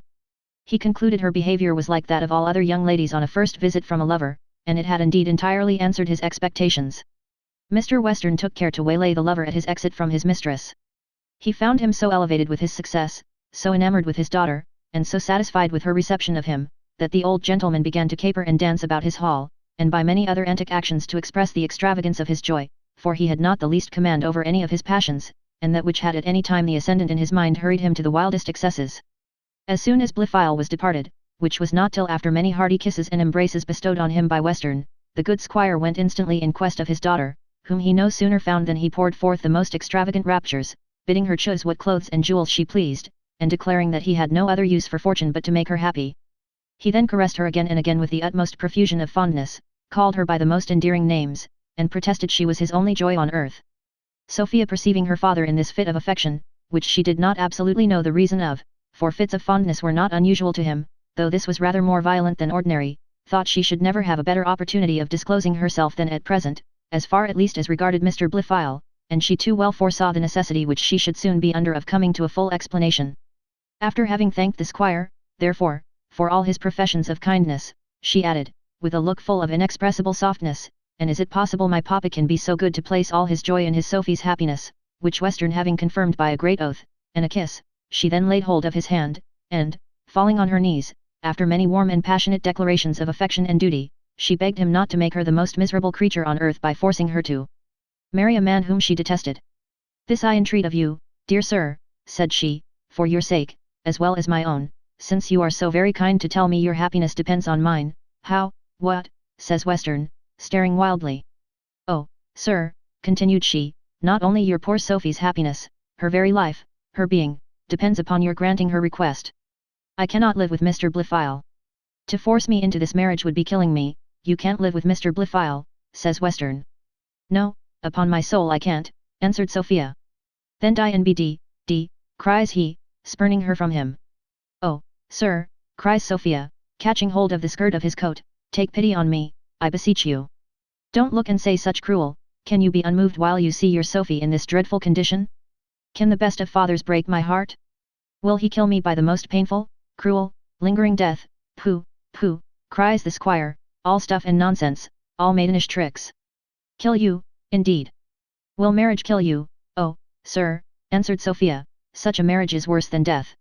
He is not even indifferent, I hate and detest him. If you detest never so much, cries Western, you shall ha. This he bound by an oath too shocking to repeat, and after many violent asseverations, concluded in these words, I am resolved upon the match, and unless you consent to it I will not give you a groat, not a single farthing, no, though I saw you expiring with famine in the street, I would not relieve you with a morsel of bread. This is my fixed resolution, and so I leave you to consider on it. He then broke from her with such violence, that her face dashed against the floor, and he burst directly out of the room, leaving poor Sophia prostrate on the ground. When Western came into the hall, he there found Jones, who seeing his friend looking wild, pale, and almost breathless, could not forbear inquiring the reason of all these melancholy appearances. Upon which the squire immediately acquainted him with the whole matter, concluding with bitter denunciations against Sophia, and very pathetic lamentations of the misery of all fathers who are so unfortunate to have daughters. Jones, to whom all the resolutions which had been taken in favour of Blifil were yet a secret, was at first almost struck dead with this relation, but recovering his spirits a little, mere despair, as he afterwards said, inspired him to mention a matter to Mr. Western, which seemed to require more impudence than a human forehead was ever gifted with. He desired leave to go to Sophia, that he might endeavour to obtain her concurrence with her father's inclinations. If the squire had been as quick-sighted as he was remarkable for the contrary, passion might at present very well have blinded him. He thanked Jones for offering to undertake the office, and said, Go, prithee, try what canst do, and then swore many execrable oaths that he would turn her out of doors unless she consented to the match. Chapter 8. The meeting between Jones and Sophia.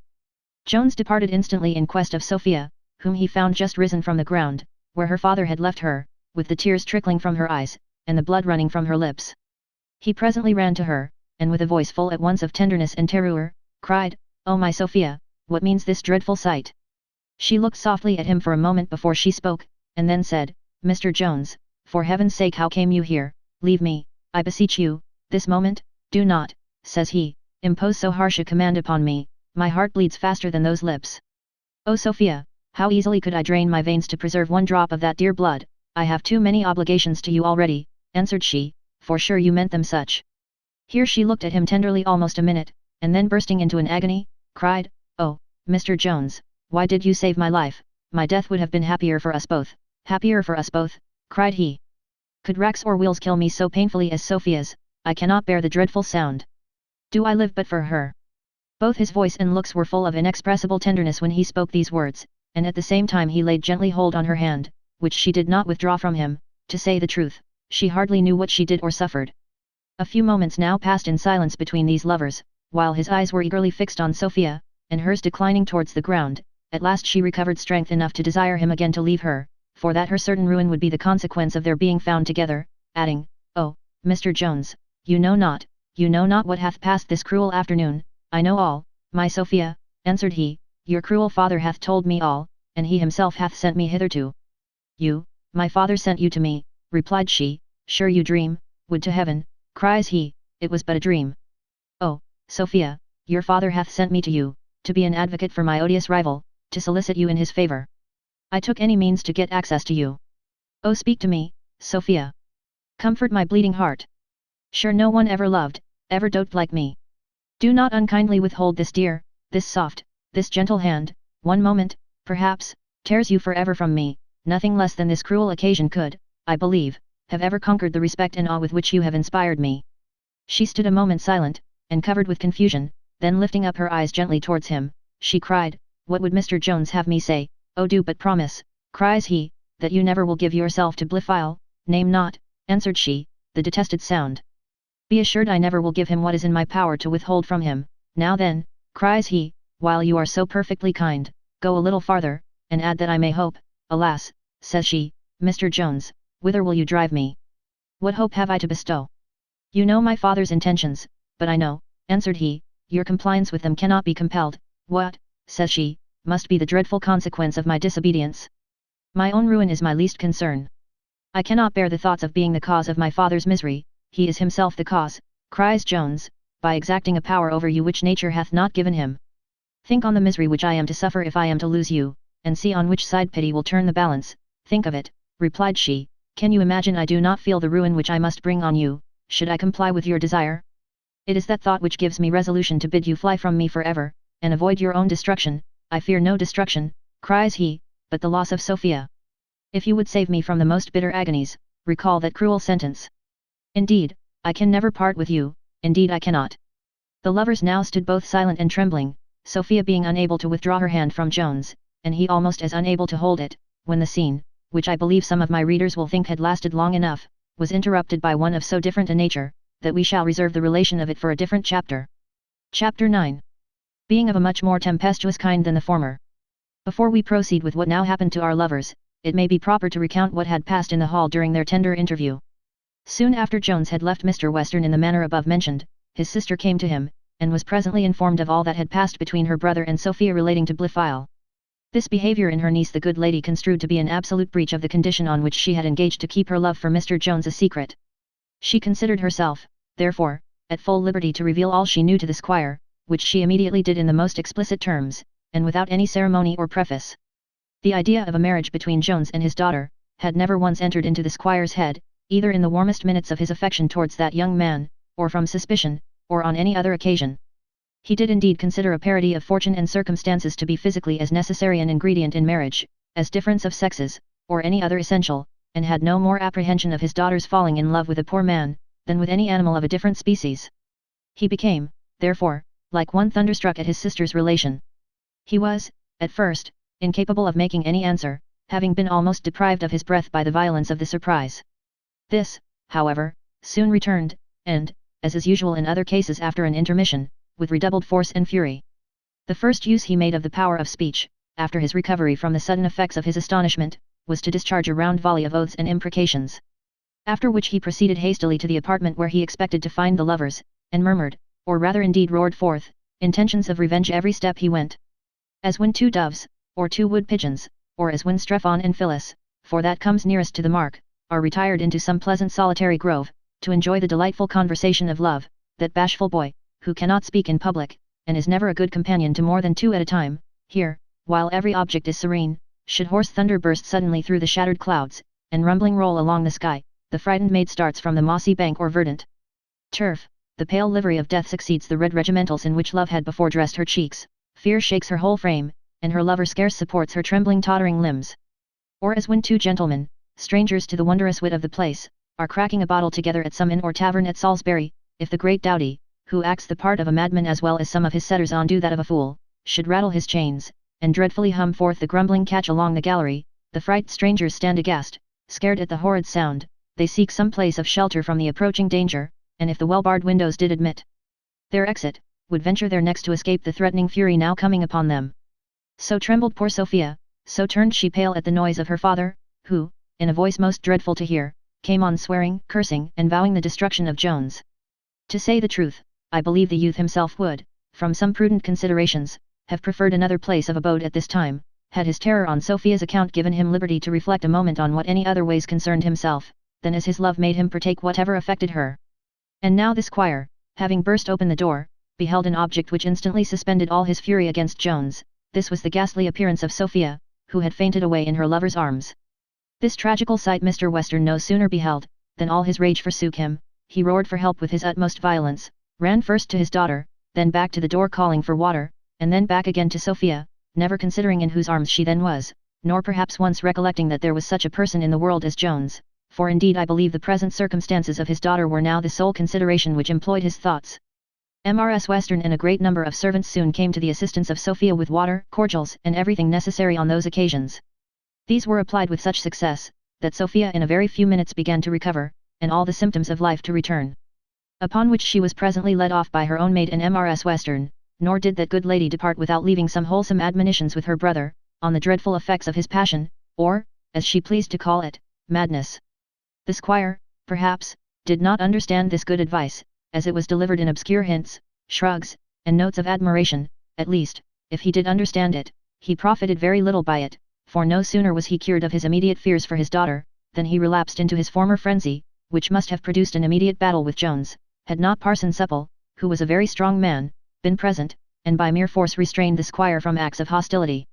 The moment Sophia was departed, Jones advanced in a very suppliant manner to Mr. Western, whom the parson held in his arms, and begged him to be pacified, for that, while he continued in such a passion, it would be impossible to give him any satisfaction. I will have satisfaction o' thee, answered the squire, so doff thy clothes. At unt half a man, and I'll lick thee as well as wast ever licked in thy life. He then bespattered the youth with abundance of that language which passes between country gentlemen who embrace opposite sides of the question, with frequent applications to him to salute that part which is generally introduced into all controversies that arise among the lower orders of the English gentry at horse races, cock matches, and other public places. Allusions to this part are likewise often made for the sake of the jest. And here, I believe, the wit is generally misunderstood. In reality, it lies in desiring another to kiss your for having just before threatened to kick his, for I have observed very accurately, that no one ever desires you to kick that which belongs to himself, nor offers to kiss this part in another. It may likewise seem surprising that in the many thousand kind invitations of this sort, which every one who hath conversed with country gentlemen must have heard, no one, I believe, hath ever seen a single instance where the desire hath been complied with, a great instance of their want of politeness, for in town nothing can be more common than for the finest gentlemen to perform this ceremony every day to their superiors, without having that favour once requested of them. To all such wit, Jones very calmly answered, Sir, this usage may perhaps cancel every other obligation you have conferred on me, but there is one you can never cancel, nor will I be provoked by your abuse to lift my hand against the father of Sophia. At these words the squire grew still more outrageous than before, so that the parson begged Jones to retire, saying, You behold, sir, how he waxed wrath at your abode here, therefore let me pray you not to tarry any longer. His anger is too much kindled for you to commune with him at present. You had better, therefore, conclude your visit, and refer what matters you have to urge in your behalf to some other opportunity. Jones accepted this advice with thanks, and immediately departed. The squire now regained the liberty of his hands, and so much temper as to express some satisfaction in the restraint which had been laid upon him, declaring that he should certainly have beat his brains out, and adding, it would have vexed one confoundedly to have been hanged for such a rascal. The parson now began to triumph in the success of his peace-making endeavours, and proceeded to read a lecture against anger, which might perhaps rather have tended to raise than to quiet that passion in some hasty minds. This lecture he enriched with many valuable quotations from the Antients, particularly from Seneca, who hath indeed so well handled this passion, that none but a very angry man can read him without great pleasure and profit. The doctor concluded this harangue with the famous story of Alexander and Clitus, but as I find that entered in my commonplace under title Drunkenness, I shall not insert it here. The squire took no notice of this story, nor perhaps of anything he said, for he interrupted him before he had finished, by calling for a tankard of beer, observing, which is perhaps as true as any observation on this fever of the mind, that anger makes a man dry. No sooner had the squire swallowed a large draught than he renewed the discourse on Jones, and declared a resolution of going the next morning early to acquaint Mr. Allworthy. His friend would have dissuaded him from this, from the mere motive of good nature, but his dissuasion had no other effect than to produce a large volley of oaths and curses, which greatly shocked the pious ears of Supple, but he did not dare to remonstrate against a privilege which the squire claimed as a free-born Englishman. To say truth, the parson submitted to please his palate at the squire's table, at the expense of suffering now and then this violence to his ears. He contented himself with thinking he did not promote this evil practice, and that the squire would not swear an oath the less, if he never entered within his gates. However, though he was not guilty of ill manners by rebuking a gentleman in his own house, he paid him off obliquely in the pulpit, which had not, indeed, the good effect of working a reformation in the squire himself, yet it so far operated on his conscience, that he put the laws very severely in execution against others, and the magistrate was the only person in the parish who could swear with impunity. Chapter 10. In which Mr. Western visits Mr. Allworthy. Mr. Allworthy was now retired from breakfast with his nephew, well satisfied with the report of the young gentleman's successful visit to Sophia, for he greatly desired the match, more on account of the young lady's character than of her riches, when Mr. Western broke abruptly in upon them, and without any ceremony began as follows. There, you have done a fine piece of work truly. You have brought up your bastard to a fine purpose, not that I believe you have had any hand in it neither, that is, as a man may say, designedly, but there is a fine kettle of fish made on tea up at our house. What can be the matter, Mr. Western, said Allworthy. Oh, matter enow of all conscience, my daughter hath fallen in love with your bastard, that's all, but I won't gie her a halfpenny, not the 20th part of a brass varden. I always thought what would come o' breeding up a bastard like a gentleman, and letting un come about to vox houses. It's well vor un I could not get at un, I'd a licked un, I'd a spoiled his caterwauling, I'd a taught the son of a whore to meddle with meat for his master. He shan't ever have a morsel of meat of mine, or a varden to buy it, if she will ha un, one smock shall be her portion. I'd sooner gie my estate to the zincaing fund, that it may be sent to Hanover to corrupt our nation with. I am heartily sorry, cries Allworthy. Pox o' your sorrow, says Western, it will do me abundance of good when I have lost my only child, my poor Sophie, that was the joy of my heart, and all the hope and comfort of my age, but I am resolved I will turn her out o' doors, she shall beg and starve and rot in the streets. Not one halfpenny, not a halfpenny shall she ever ha o' mine. The son of a bitch was always good at finding a hare sitting, and be rotted to en, I little thought what puss he was looking after, but it shall be the worst he ever found in his life. She shall be no better than carrion, the skin o'er is all he shall ha, and see you may tell un. I am in amazement, cries Allworthy, at what you tell me, after what passed between my nephew and the young lady no longer ago than yesterday. Yes, sir, answered Western, it was after what passed between your nephew and she that the whole matter came out. Mr. Blifil there was no sooner gone than the son of a whore came lurching about the house. Little did I think when I used to love him for a sportsman that he was all the while a-poaching after my daughter. Why truly, says Allworthy, I could wish you had not given him so many opportunities with her, and you will do me the justice to acknowledge that I have always been averse to his staying so much at your house, though I own I had no suspicion of this kind. Why, zounds, cries Western, who could have thought it? What the devil had she to do win? He did not come there according to her, he came there a-hunting with me. But was it possible, says Allworthy, that you should never discern any symptoms of love between them, when you have seen them so often together? Never in my life, as I hope to be saved, cries Western, I never so much as seed him kiss her in all my life, and so far from courting her, he used rather to be more silent when she was in company than at any other time, and as for the girl, she was always less civil to en than to any young man that came to the house. As to that matter, I am not more easy to be deceived than another, I would not have you think I am, neighbour. Allworthy could scarce refrain laughter at this, but he resolved to do a violence to himself, for he perfectly well knew mankind, and had too much good breeding and good nature to offend the squire in his present circumstances. He then asked Western what he would have him do upon this occasion. To which the other answered, that he would have him keep the rascal away from his house, and that he would go and lock up the wench, for he was resolved to make her marry Mr. Blifil in spite of her teeth. He then shook Blifil by the hand, and swore he would have no other son-in-law. Presently after which he took his leave, saying his house was in such disorder that it was necessary for him to make haste home, to take care his daughter did not give him the slip, and as for Jones, he swore if he caught him at his house, he would qualify him to run for the gelding's plate. When Allworthy and Blifil were again left together, a long silence ensued between them, all which interval the young gentleman filled up with sighs, which proceeded partly from disappointment, but more from hatred, for the success of Jones was much more grievous to him than the loss of Sophia. At length his uncle asked him what he was determined to do, and he answered in the following words, "Alas, sir, can it be a question what step a lover will take, when reason and passion point different ways?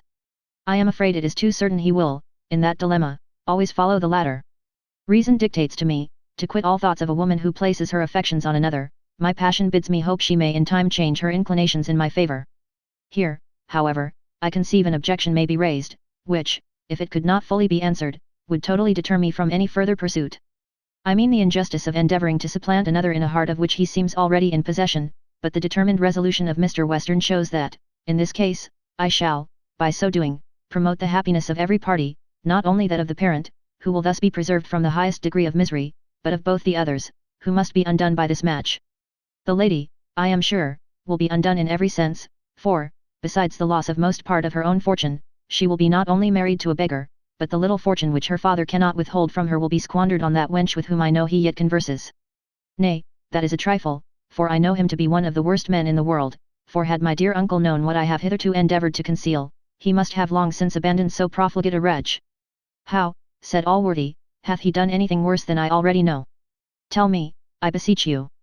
"No," replied Blifil, "it is now past, and perhaps he may have repented of it." "I command you, on your duty," said Allworthy, "to tell me what you mean."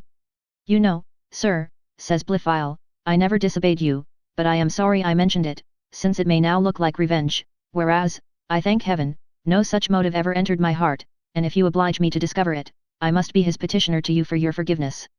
"I will have no conditions," answered Allworthy, "I think I have shown tenderness enough towards him, and more perhaps than you ought to thank me for."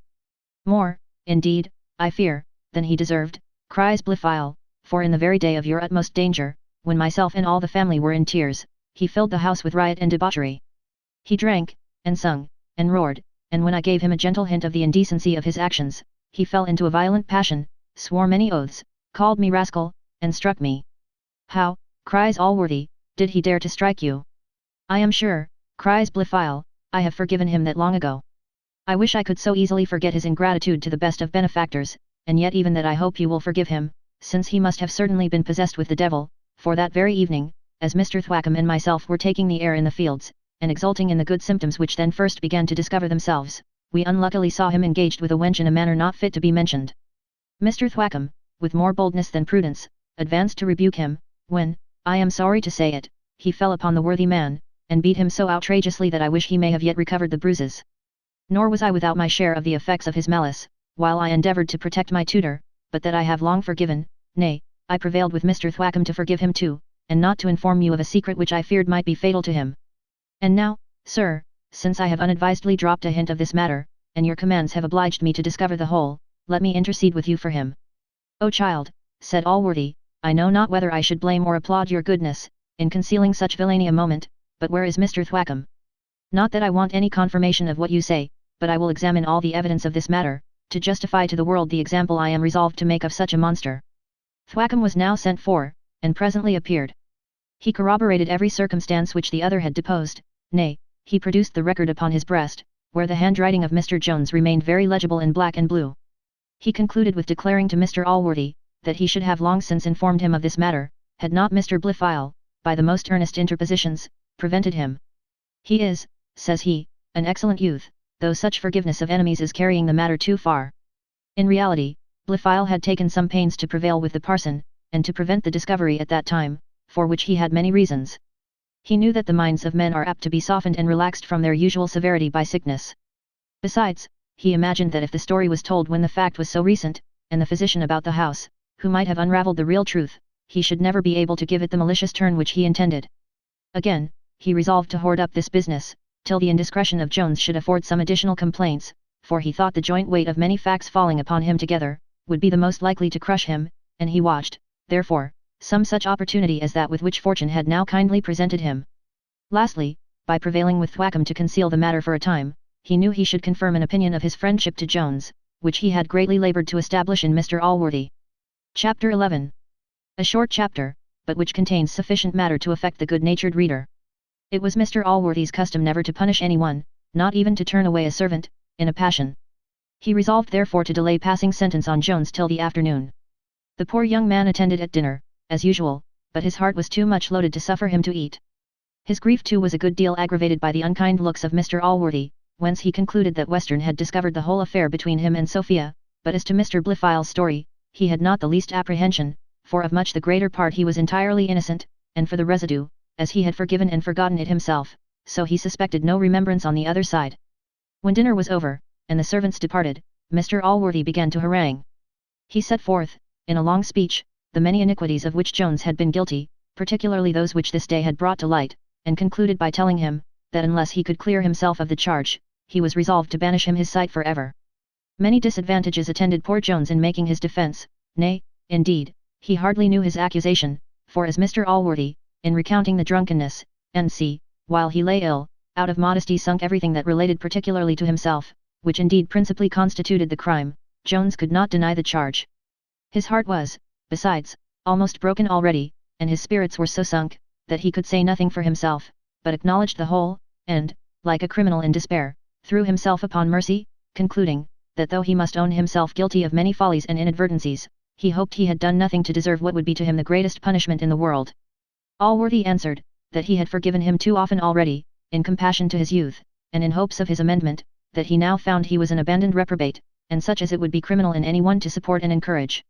Nay, said Mr. Allworthy to him, your audacious attempt to steal away the young lady, calls upon me to justify my own character in punishing you.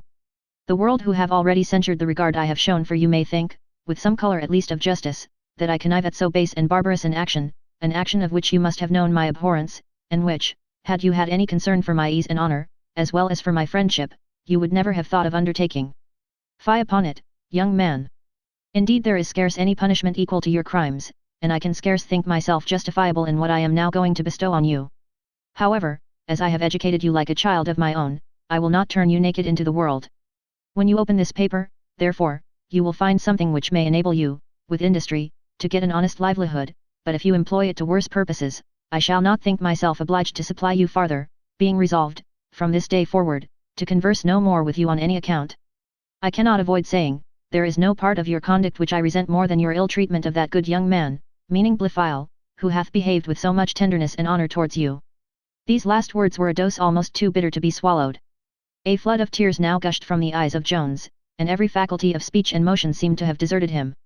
It was some time before he was able to obey Allworthy's peremptory commands of departing, which he at length did, having first kissed his hands with a passion difficult to be affected, and as difficult to be described.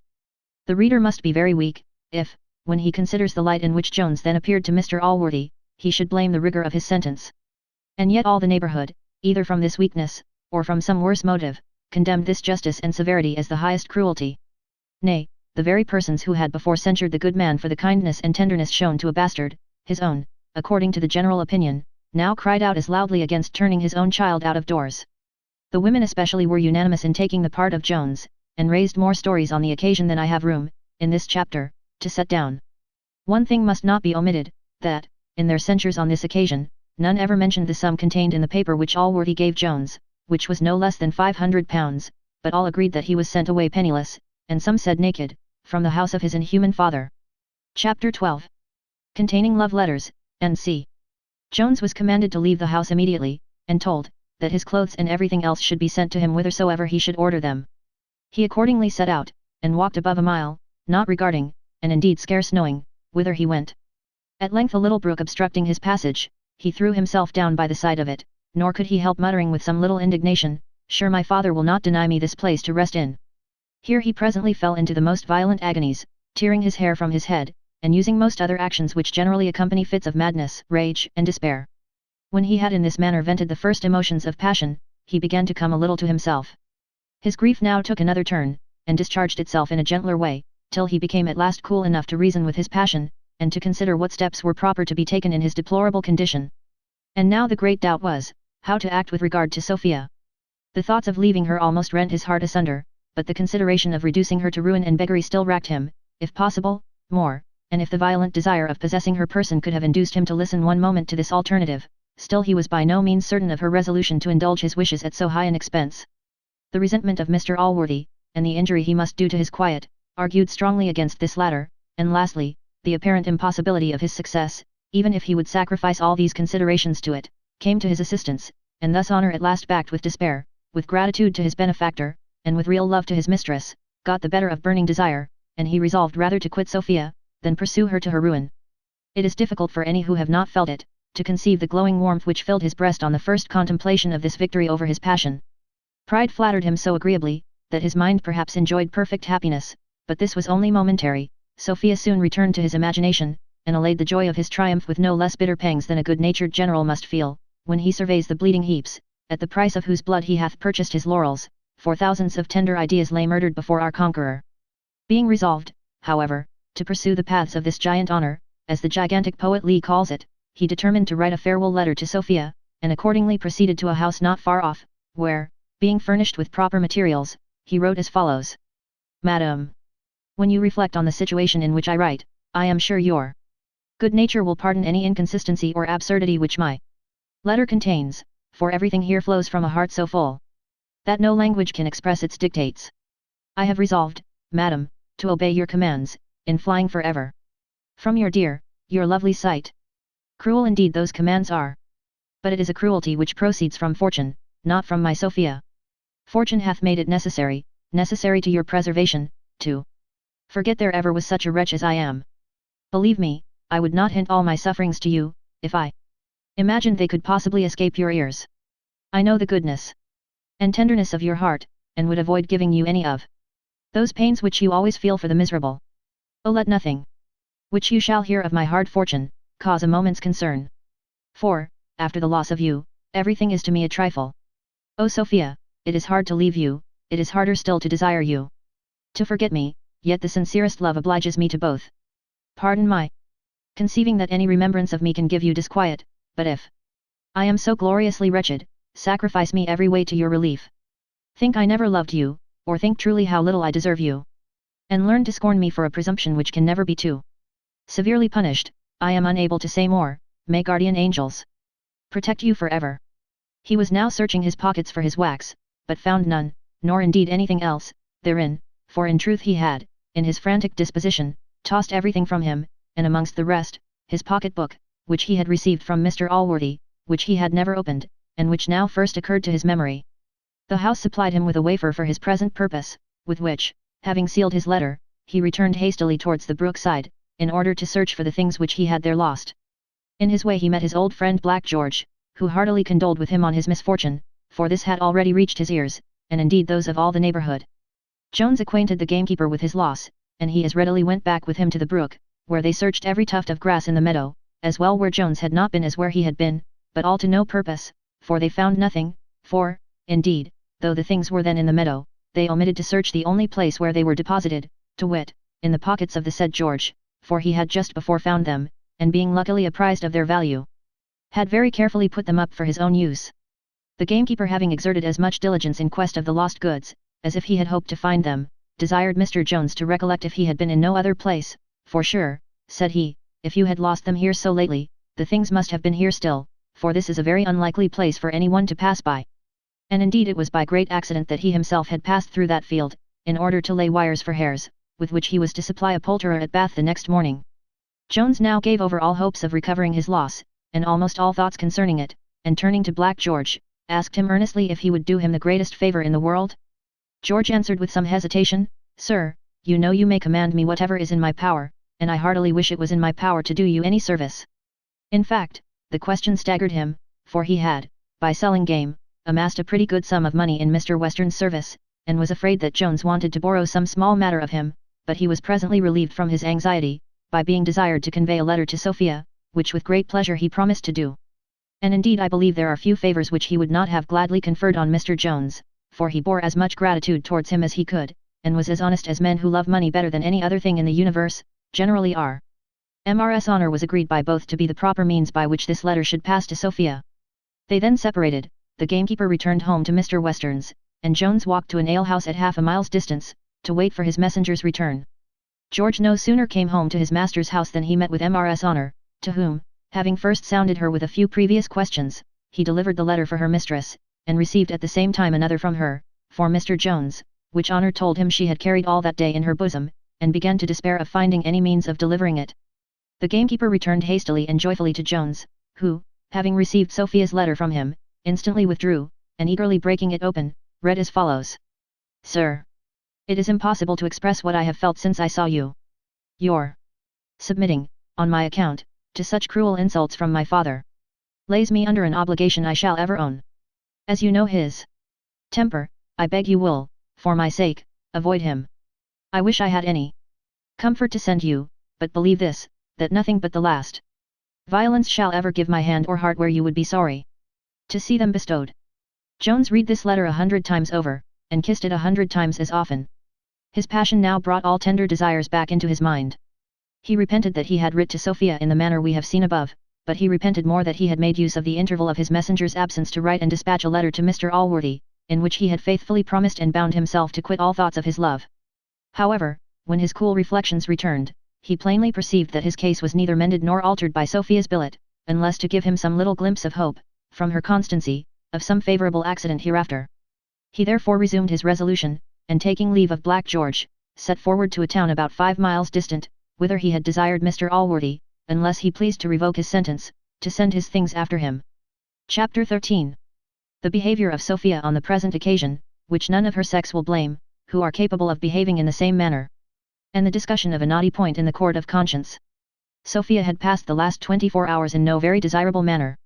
During a large part of them she had been entertained by her aunt with lectures of prudence, recommending to her the example of the polite world, where love, so the good lady said, is at present entirely laughed at, and where women consider matrimony, as men do offices of public trust, only as the means of making their fortunes, and of advancing themselves in the world.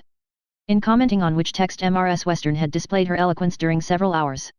These sagacious lectures, though little suited either to the taste or inclination of Sophia, were, however, less irksome to her than her own thoughts, that formed the entertainment of the night, during which she never once closed her eyes.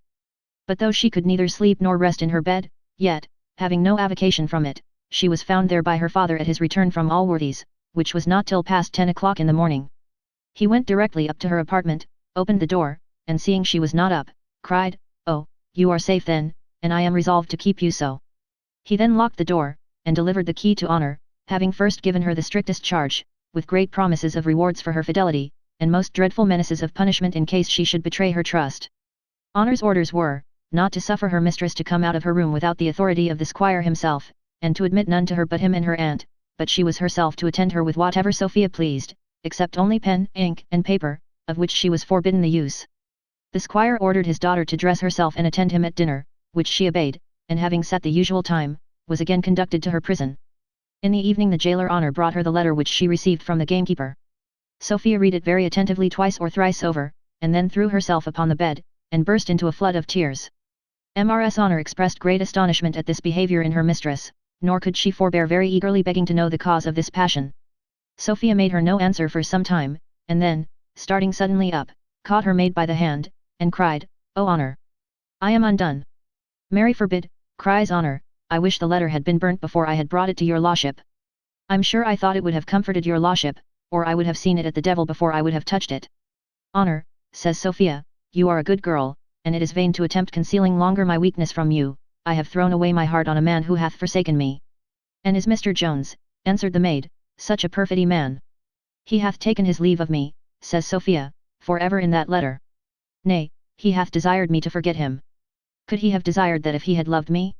Could he have borne such a thought? Could he have written such a word?" "No, certainly, ma'am," cries Honour, "and to be sure, if the best man in England was to desire me to forget him, I'd take him at his word. Mary, come up. I am sure your lordship hath done him too much honour ever to think on him, a young lady who may take her choice of all the young men in the country. And to be sure, if I may be so presumptuous as to offer my poor opinion, there is young Mr. Blifil, who, besides that he is come of honest parents, and will be one of the greatest squires all hereabouts, he is to be sure, in my poor opinion, a more handsomer and a more politer man by half, and besides, he is a young gentleman of a sober character, and who may defy any of the neighbours to say black is his eye. He follows no dirty trollops, nor can any bastards be laid at his door. Forget him, indeed. I thank heaven I myself am not so much at my last prayers as to suffer any man to bid me forget him twice. If the best he that wears a head was for to offer to say such an affronting word to me, I would never give him my company afterwards, if there was another young man in the kingdom. And as I was a-saying, to be sure, there is young Mr. Blifil." "Name not his detested name," cries Sophia. "Nay, ma'am," says Honour, "if your lordship doth not like him, there be more jolly handsome young men that would court your lordship, if they had but the least encouragement. I don't believe there is arrow young gentleman in this county, or in the next to it, that if your lordship was but to look as if you had a mind to him, would not come about to make his offers directly. What a wretch dost thou imagine me, cries Sophia, by affronting my ears with such stuff. I detest all mankind. Nay, to be sure, ma'am, answered Honour, your lordship hath had enough to give you a surfeit of them. To be used ill by such a poor, beggarly, bastardly fellow, hold your blasphemous tongue, cries Sophia, how dare you mention his name with disrespect before me? He use me ill? No, his poor bleeding heart suffered more when he writ the cruel words than mine from reading them. Oh! He is all heroic virtue and angelic goodness. I am ashamed of the weakness of my own passion, for blaming what I ought to admire. Oh, Honour! It is my good only which he consults. To my interest he sacrifices both himself and me. The apprehension of ruining me hath driven him to despair. I am very glad, says Honour, to hear your lordship takes that into your consideration, for to be sure, it must be nothing less than ruin to give your mind to one that is turned out of doors, and is not worth a farthing in the world. Turned out of doors, cries Sophia hastily, how, what dost thou mean? Why, to be sure, ma'am, my master no sooner told Squire Allworthy about Mr. Jones having offered to make love to your lordship than the squire stripped him stark naked, and turned him out of doors. Ha, says Sophia, I have been the cursed, wretched cause of his destruction. Turned naked out of doors. Here, Honour, take all the money I have, take the rings from my fingers. Here, my watch, carry him all. Go find him immediately. For heaven's sake, ma'am, answered Mrs. Honour, do but consider, if my master should miss any of these things, I should be made to answer for them. Therefore let me beg your lordship not to part with your watch and jewels. Besides, the money, I think, is enough of all conscience, and as for that, my master can never know anything of the matter. Here, then, cries Sophia, take every farthing I am worth, find him out immediately, and give it him. Go, go, lose not a moment. Mrs. Honour departed according to orders, and finding Black George below stairs, delivered him the purse, which contained 16 guineas, being, indeed, the whole stock of Sophia, for though her father was very liberal to her, she was much too generous to be rich. Black George having received the purse, set forward towards the alehouse, but in the way a thought occurred to him, whether he should not detain this money likewise. His conscience, however, immediately started at this suggestion, and began to upbraid him with ingratitude to his benefactor. To this his avarice answered, that his conscience should have considered the matter before, when he deprived poor Jones of his £500. That having quietly acquiesced in what was of so much greater importance, it was absurd, if not downright hypocrisy, to affect any qualms at this trifle. In return to which, conscience, like a good lawyer, attempted to distinguish between an absolute breach of trust, as here, where the goods were delivered, and a bare concealment of what was found, as in the former case. Avarice presently treated this with ridicule, called it a distinction without a difference, and absolutely insisted that when once all pretensions of honour and virtue were given up in any one instance, that there was no precedent for resorting to them upon a second occasion. In short, poor conscience had certainly been defeated in the argument, had not fear stepped into her assistance, and very strenuously urged that the real distinction between the two actions, did not lie in the different degrees of honour but of safety, for that the secreting the £500 was a matter of very little hazard, whereas the detaining the 16 guineas was liable to the utmost danger of discovery. By this friendly aid of fear, conscience obtained a complete victory in the mind of Black George, and, after making him a few compliments on his honesty, forced him to deliver the money to Jones. Chapter 14. A short chapter, containing a short dialogue between Squire Western and his sister. Mrs. Western had been engaged abroad all that day. The squire met her at her return home, and when she inquired after Sophia, he acquainted her that he had secured her safe enough. She is locked up in chamber, cries he, and Honour keeps the key. As his looks were full of prodigious wisdom and sagacity when he gave his sister this information, it is probable he expected much applause from her for what he had done, but how was he disappointed when, with a most disdainful aspect, she cried, "Sure, brother, you are the weakest of all men. Why will you not confide in me for the management of my niece? Why will you interpose? You have now undone all that I have been spending my breath in order to bring about. While I have been endeavouring to fill her mind with maxims of prudence, you have been provoking her to reject them. English women, brother, I thank heaven, are no slaves. We are not to be locked up like the Spanish and Italian wives. We have as good a right to liberty as yourselves. We are to be convinced by reason and persuasion only, and not governed by force. I have seen the world, brother, and know what arguments to make use of, and if your folly had not prevented me, should have prevailed with her to form her conduct by those rules of prudence and discretion which I formerly taught her. To be sure, said the squire, I am always in the wrong. Brother, answered the lady, you are not in the wrong, unless when you meddle with matters beyond your knowledge.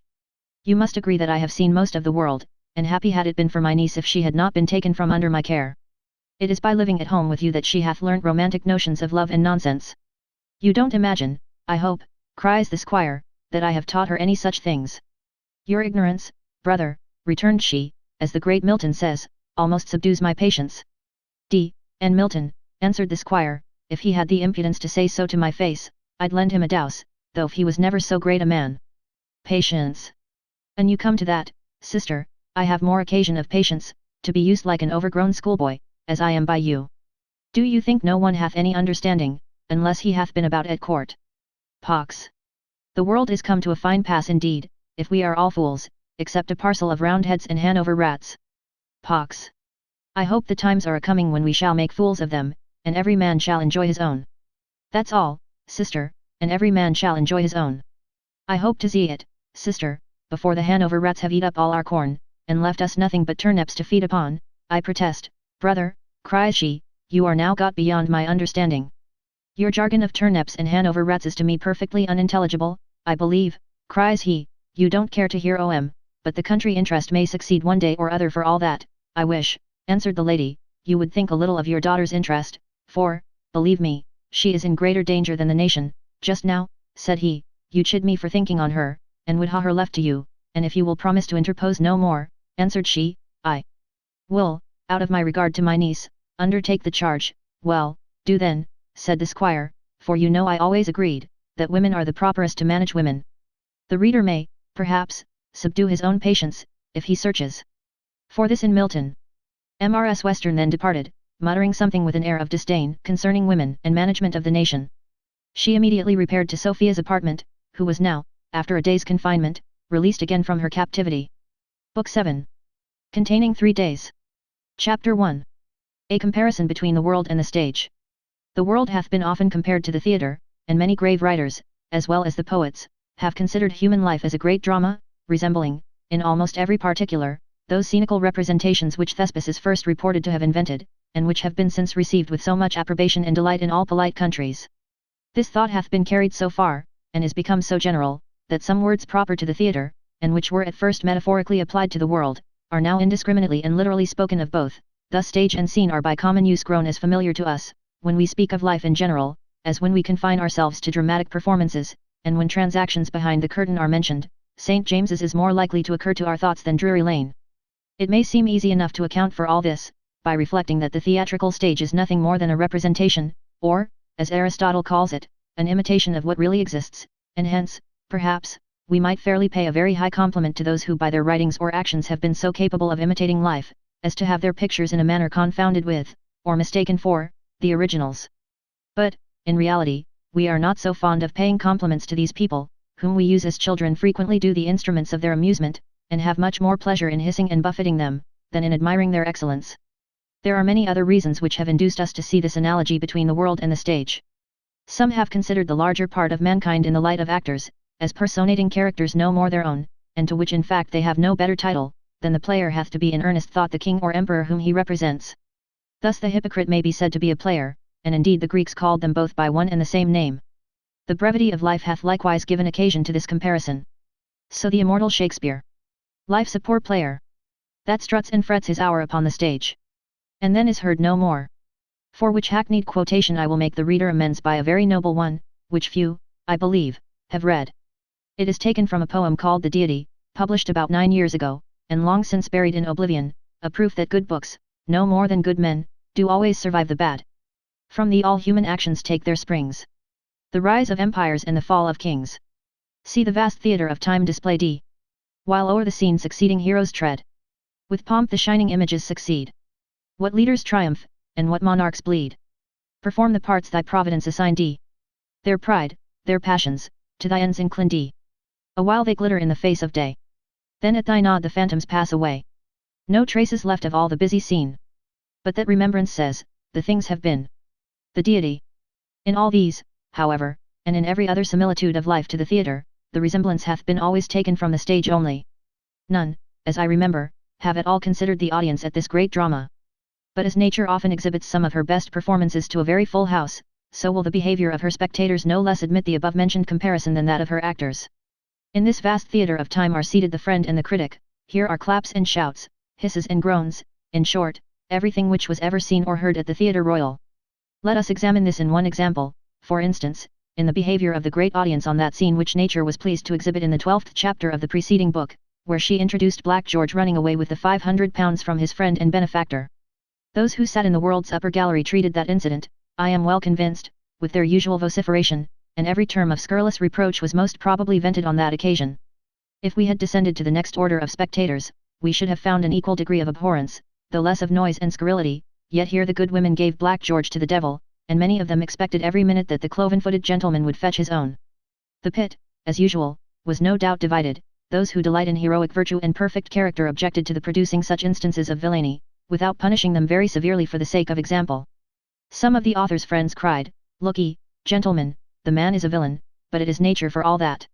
And all the young critics of the age, the clerks, apprentices, N.C., called it low, and fell a-groaning. As for the boxes, they behaved with their accustomed politeness. Most of them were attending to something else. Some of those few who regarded the scene at all, declared he was a bad kind of man, while others refused to give their opinion, till they had heard that of the best judges. Now we, who are admitted behind the scenes of this great theatre of nature, and no author ought to write anything besides dictionaries and spelling books who hath not this privilege, can censure the action, without conceiving any absolute detestation of the person, whom perhaps nature may not have designed to act an ill part in all her dramas, for in this instance life most exactly resembles the stage, since it is often the same person who represents the villain and the hero, and he who engages your admiration today will probably attract your contempt tomorrow. As Garrick, whom I regard in tragedy to be the greatest genius the world hath ever produced, sometimes condescends to play the fool, so did Scipio the Great, and Laelius the Wise, according to Horace, many years ago. Nay, Cicero reports them to have been incredibly childish.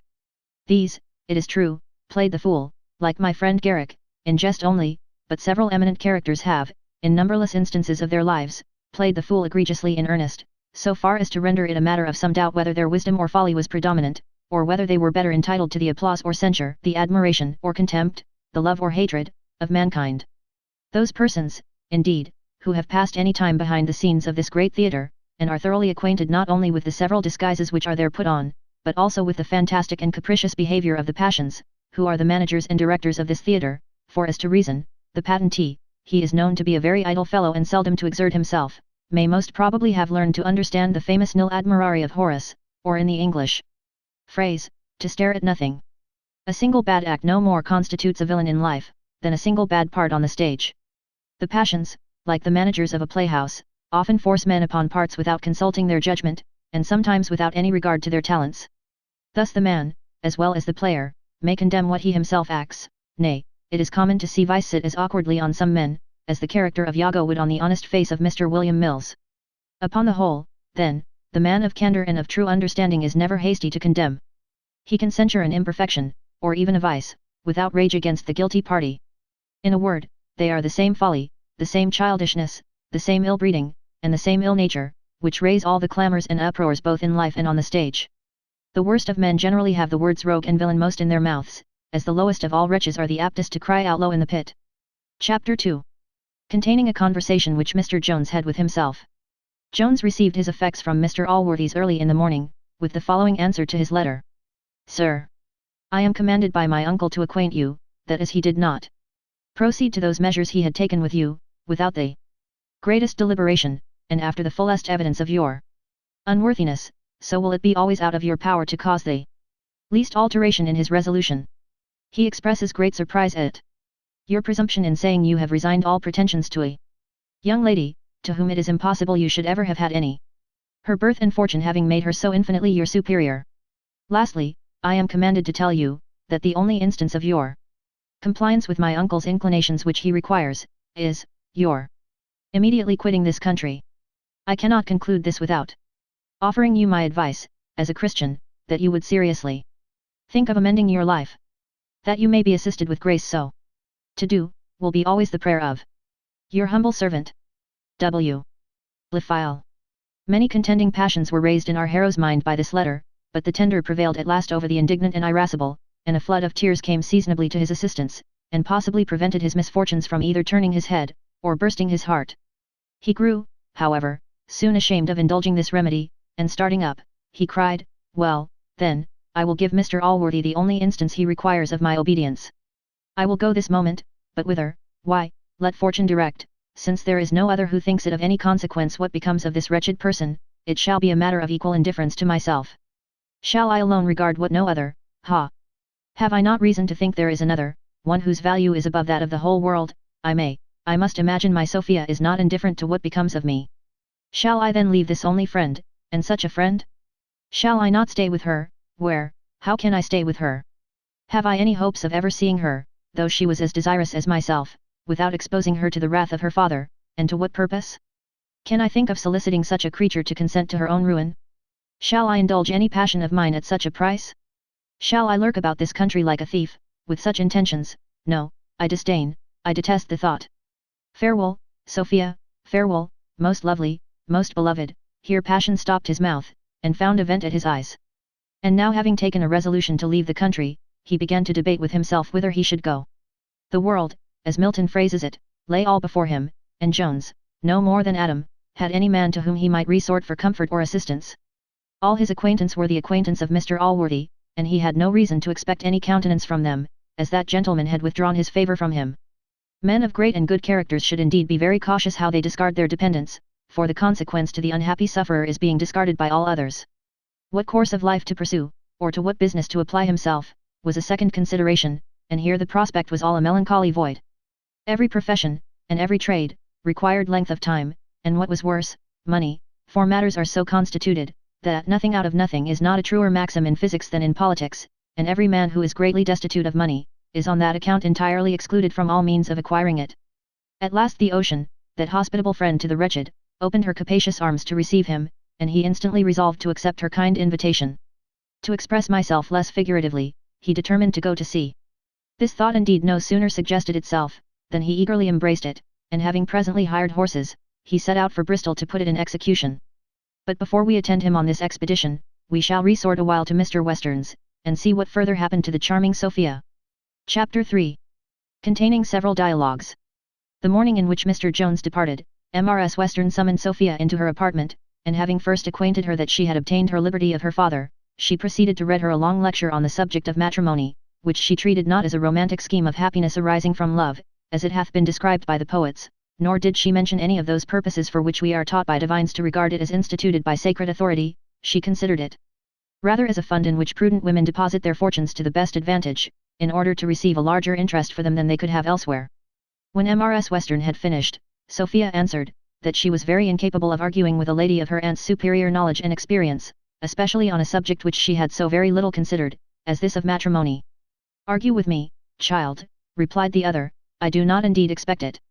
I should have seen the world to very little purpose truly, if I am to argue with one of your years. I have taken this trouble, in order to instruct you. The antient philosophers, such as Socrates, Alcibiades, and others, did not use to argue with their scholars. You are to consider me, child, as Socrates, not asking your opinion, but only informing you of mine.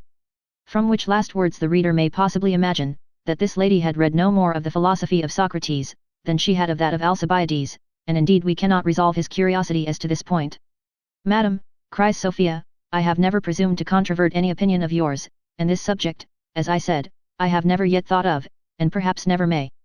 Indeed, Sophie, replied the aunt, this dissimulation with me is very foolish.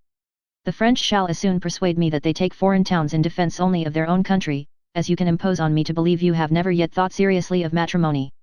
How can you, child, affect to deny that you have considered of contracting an alliance, when you so well know I am acquainted with the party with whom you desire to contract it, an alliance as unnatural, and contrary to your interest, as a separate league with the French would be to the interest of the Dutch. But however, if you have not hitherto considered of this matter, I promise you it is now high time, for my brother is resolved immediately to conclude the treaty with Mr. Blifil, and indeed I am a sort of guarantee in the affair, and have promised your concurrence. Indeed, madam, cries Sophia, this is the only instance in which I must disobey both yourself and my father. For this is a match which requires very little consideration in me to refuse. If I was not as great a philosopher as Socrates himself, returned Mrs. Western, you would overcome my patience. What objection can you have to the young gentleman? A very solid objection, in my opinion, says Sophia, I hate him. Will you never learn a proper use of words, answered the aunt. Indeed, child, you should consult Bailey's dictionary. It is impossible you should hate a man from whom you have received no injury. By hatred, therefore, you mean no more than dislike, which is no sufficient objection against your marrying of him. I have known many couples, who have entirely disliked each other, lead very comfortable genteel lives. Believe me, child, I know these things better than you. You will allow me, I think, to have seen the world, in which I have not an acquaintance who would not rather be thought to dislike her husband than to like him. The contrary is such out-of-fashion romantic nonsense, that the very imagination of it is shocking.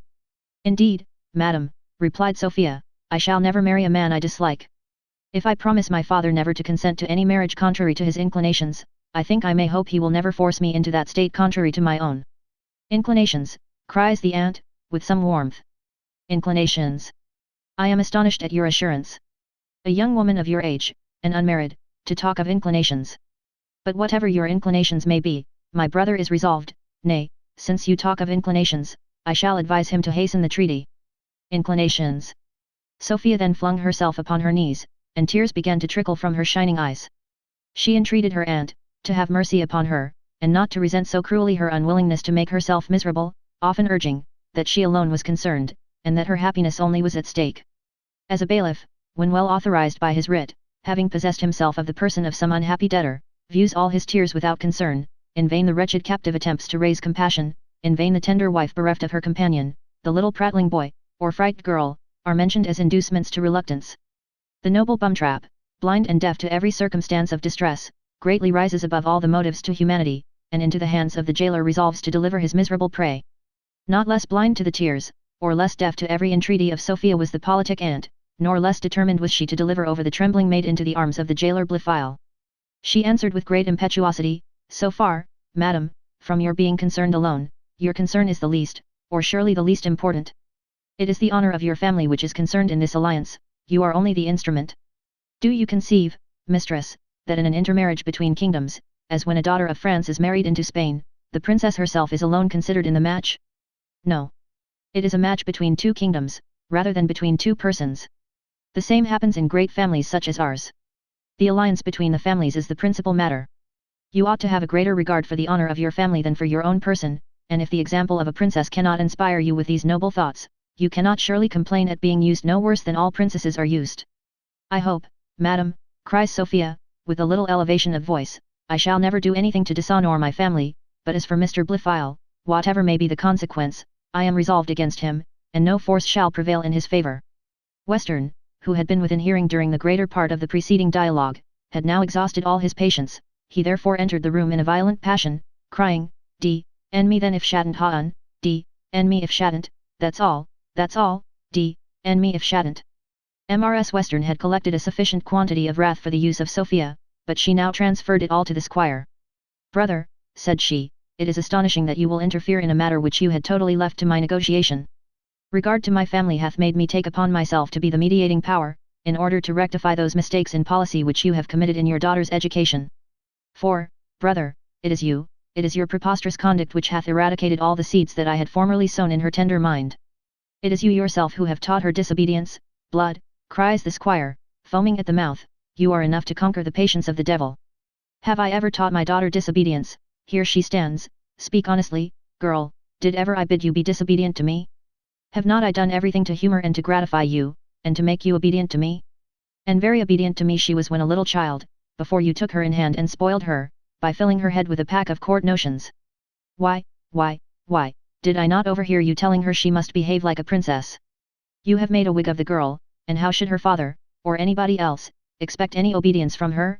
Brother, answered Mrs. Western, with an air of great disdain, I cannot express the contempt I have for your politics of all kinds, but I will appeal likewise to the young lady herself, whether I have ever taught her any principles of disobedience.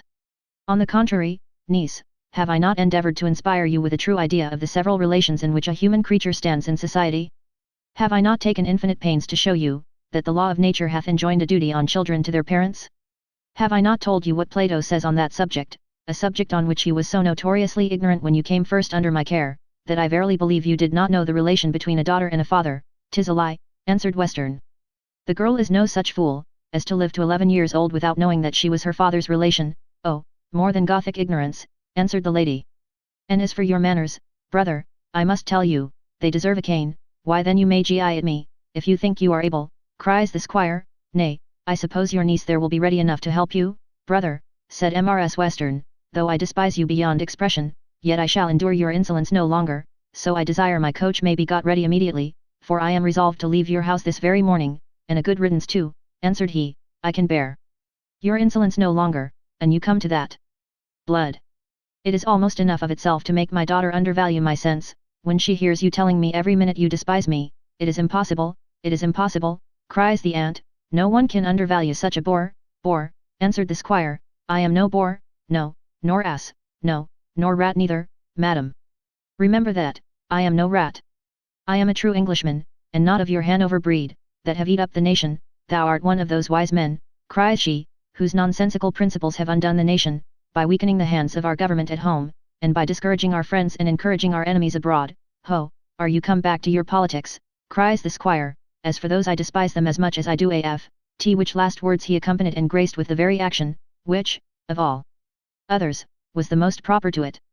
And whether it was this word or the contempt expressed for her politics, which most affected Mrs. Western, I will not determine, but she flew into the most violent rage, uttered phrases improper to be here related, and instantly burst out of the house.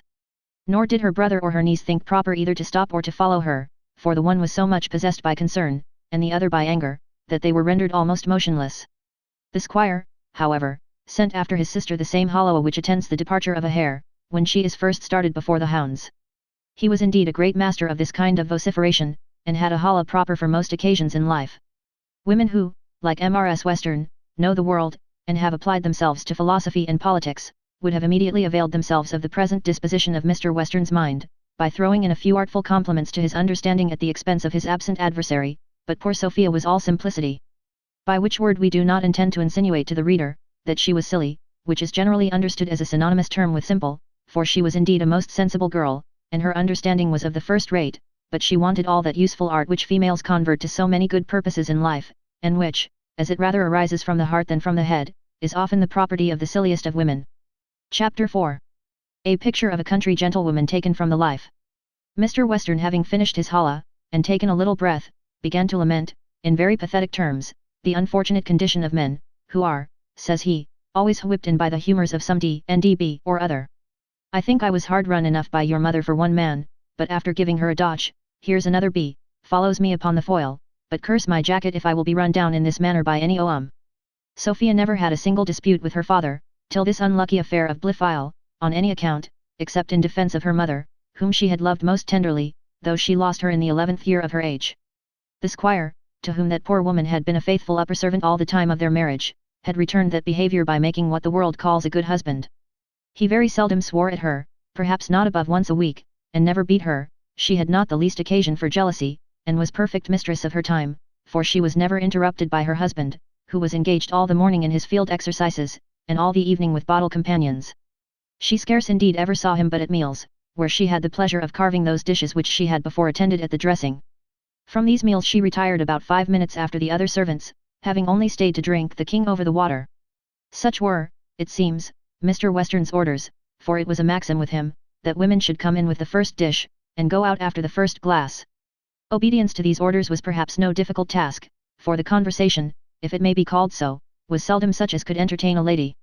It consisted chiefly of hallowing, singing, relations of sporting adventures, and abuse of women, and of the government. These, however, were the only seasons when Mr. Western saw his wife, for when he repaired to her bed, he was generally so drunk that he could not see, and in the sporting season he always rose from her before it was light. Thus was she perfect mistress of her time, and had besides a coach and four usually at her command, though unhappily, indeed, the badness of the neighbourhood, and of the roads, made this of little use, for none who had set much value on their necks would have passed through the one, or who had set any value on their hours, would have visited the other. Now to deal honestly with the reader, she did not make all the return expected to so much indulgence, for she had been married against her will by a fond father, the match having been rather advantageous on her side, for the squire's estate was upward of £3,000 a year, and her fortune no more than a bare £8,000. Hence perhaps she had contracted a little gloominess of temper, for she was rather a good servant than a good wife, nor had she always the gratitude to return the extraordinary degree of roaring mirth, with which the squire received her, even with a good-humoured smile. She would, moreover, sometimes interfere with matters which did not concern her, as the violent drinking of her husband, which in the gentlest terms she would take some of the few opportunities he gave her of remonstrating against. And once in her life she very earnestly entreated him to carry her for 2 months to London, which he peremptorily denied, nay, was angry with his wife for the request ever after, being well assured that all the husbands in London are cuckolds. For this last, and many other good reasons, Western at length heartily hated his wife, and as he never concealed this hatred before her death, so he never forgot it afterwards, but when anything in the least soured him, as a bad scenting day, or a distemper among his hounds, or any other such misfortune, he constantly vented his spleen by invectives against the deceased, saying, if my wife was alive now, she would be glad of this. These invectives he was especially desirous of throwing forth before Sophia, for as he loved her more than he did any other, so he was really jealous that she had loved her mother better than him. And this jealousy Sophia seldom failed of heightening on these occasions, for he was not contented with violating her ears with the abuse of her mother, but endeavoured to force an explicit approbation of all this abuse, with which desire he never could prevail upon her by any promise or threats to comply. Hence some of my readers will, perhaps, wonder that the squire had not hated Sophia as much as he had hated her mother, but I must inform them, that hatred is not the effect of love, even through the medium of jealousy. It is, indeed, very possible for jealous persons to kill the objects of their jealousy, but not to hate them. Which sentiment being a pretty hard morsel, and bearing something of the air of a paradox, we shall leave the reader to chew the cud upon it to the end of the chapter. Chapter 5. The generous behaviour of Sophia towards her aunt. Sophia kept silence during the foregoing speech of her father, nor did she once answer otherwise than with a sigh, but as he understood none of the language, or, as he called it, lingo of the eyes, so he was not satisfied without some further approbation of his sentiments, which he now demanded of his daughter, telling her, in the usual way, he expected she was ready to take the part of everybody against him, as she had always done that of the bee, her mother. Sophia remaining still silent, he cried out, What, art dumb, why dost unspeak? Was not thy mother a d.b. to me? Answer me that. What, I suppose you despise your father too, and don't think him good enough to speak to? For heaven's sake, sir, answered Sophia, do not give so cruel a turn to my silence. I am sure I would sooner die than be guilty of any disrespect towards you, but how can I venture to speak, when every word must either offend my dear papa, or convict me of the blackest ingratitude as well as impiety to the memory of the best of mothers, for such, I am certain, my mamma was always to me. And your aunt, I suppose, is the best of sisters too, replied the squire. Will you be so kind as to allow that she is a b? I may fairly insist upon that, I think. Indeed, sir, says Sophia, I have great obligations to my aunt. She hath been a second mother to me. And a second wife to me too, returned Western, so you will take her part too. You won't confess that she hath acted the part of the vilest sister in the world. Upon my word, sir, cries Sophia, I must belie my heart wickedly if I did. I know my aunt and you differ very much in your ways of thinking, but I have heard her 1,000 times express the greatest affection for you, and I am convinced, so far from her being the worst sister in the world, there are very few who love a brother better. The English of all which is, answered the squire, that I am in the wrong. I, certainly. I, to be sure the woman is in the right, and the man in the wrong always. Pardon me, sir, cries Sophia. I do not say so. What don't you say, answered the father, you have the impudence to say she's in the right, doth it not follow then of course that I am in the wrong? And perhaps I am in the wrong to suffer such a Presbyterian Hanoverian b. to come into my house. She may indict me of a plot for anything I know, and give my estate to the government. So far, sir, from injuring you or your estate, says Sophia, if my aunt had died yesterday, I am convinced she would have left you her whole fortune. Whether Sophia intended it or no, I shall not presume to assert, but certain it is, these last words penetrated very deep into the ears of her father, and produced a much more sensible effect than all she had said before. He received the sound with much the same action as a man receives a bullet in his head. He started, staggered, and turned pale. After which he remained silent above a minute, and then began in the following hesitating manner, Yesterday, she would have left me her estate yesterday, would she? Why yesterday, of all the days in the year? I suppose if she dies tomorrow, she will leave it to somebody else, and perhaps out of the family. My aunt, sir, cries Sophia, hath very violent passions, and I can't answer what she may do under their influence. You can't, returned the father, and pray who hath been the occasion of putting her into those violent passions? Nay, who hath actually put her into them? Was not you and she hard at it before I came into the room? Besides, was not all our quarrel about you? I have not quarrelled with sister this many years but upon your account, and now you would throw the whole blame upon me, as though I should be the occasion of her leaving the estate out o' the family. I could have expected no better indeed, this is like the return you make to all the rest of my fondness. I beseech you then, cries Sophia, upon my knees I beseech you, if I have been the unhappy occasion of this difference, that you will endeavour to make it up with my aunt, and not suffer her to leave your house in this violent rage of anger. She is a very good-natured woman, and a few civil words will satisfy her. Let me entreat you, sir. So I must go and ask pardon for your fault, must I? Answered Western. You have lost the hair, and I must draw every way to find her again? Indeed, if I was certain, here he stopped, and Sophia throwing in more entreaties, at length prevailed upon him, so that after venting 2 or 3 bitter sarcastical expressions against his daughter, he departed as fast as he could to recover his sister, before her equipage could be gotten ready. Sophia then returned to her chamber of mourning, where she indulged herself, if the phrase may be allowed me, in all the luxury of tender grief. She read over more than once the letter which she had received from Jones, her muff too was used on this occasion, and she bathed both these, as well as herself, with her tears. In this situation the friendly Mrs. Honor exerted her utmost abilities to comfort her afflicted mistress. She ran over the names of many young gentlemen, and having greatly commended their parts and persons, assured Sophia that she might take her choice of any.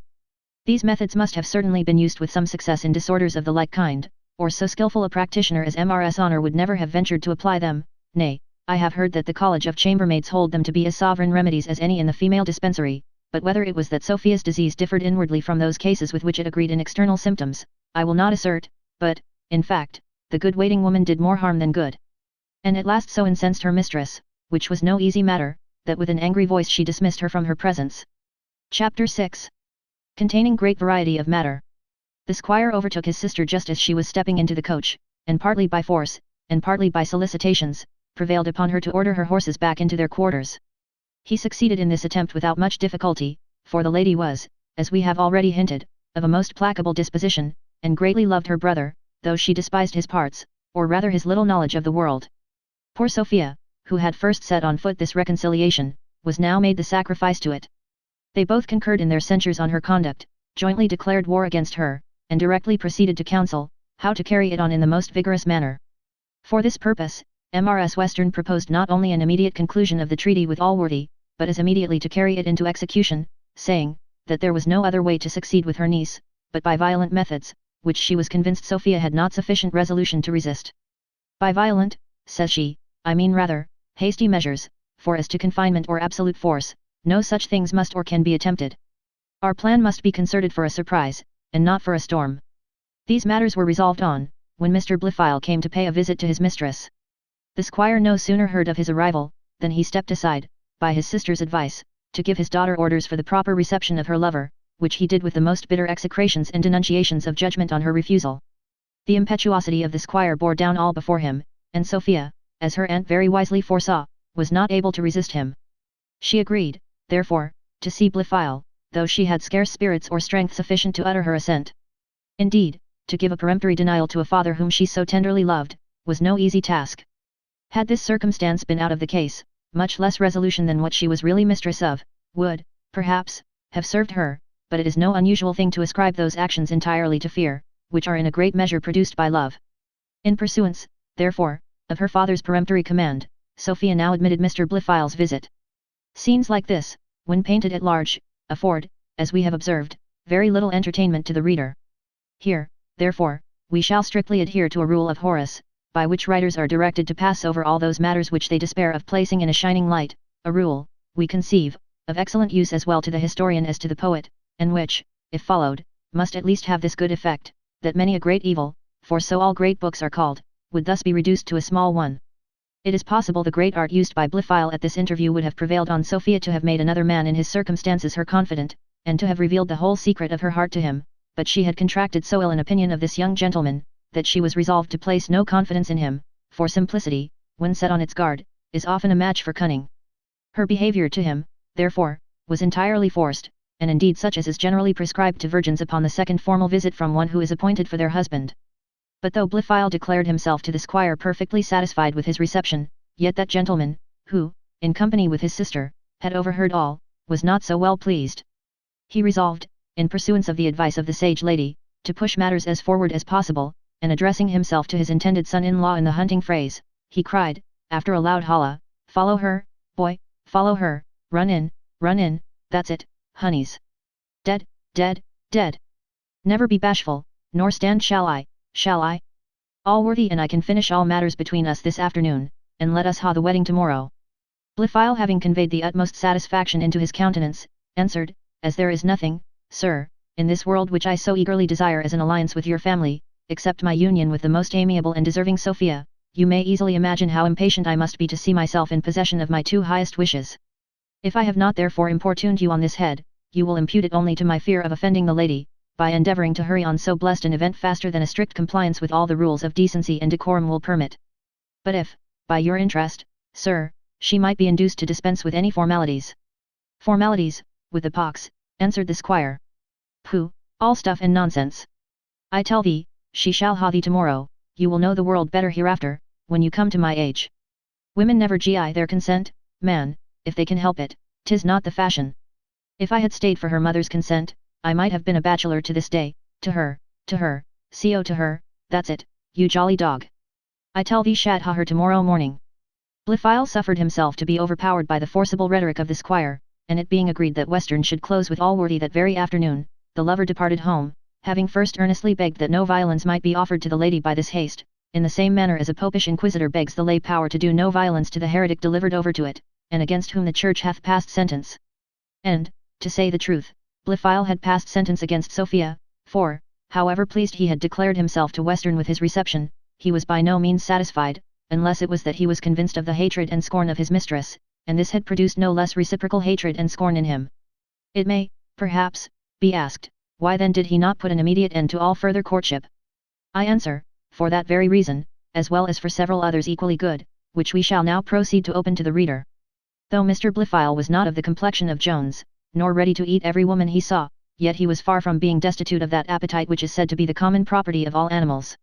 With this, he had likewise that distinguishing taste, which serves to direct men in their choice of the object or food of their several appetites, and this taught him to consider Sophia as a most delicious morsel, indeed to regard her with the same desires which an ortolan inspires into the soul of an epicure.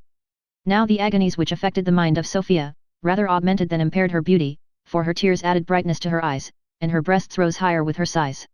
Indeed, no one hath seen beauty in its highest lustre who hath never seen it in distress. Blifil therefore looked on this human ortolan with greater desire than when he viewed her last, nor was his desire at all lessened by the aversion which he discovered in her to himself. On the contrary, this served rather to heighten the pleasure he proposed in rifling her charms, as it added triumph to lust. Nay, he had some further views, from obtaining the absolute possession of her person, which we detest too much even to mention, and revenge itself was not without its share in the gratifications which he promised himself.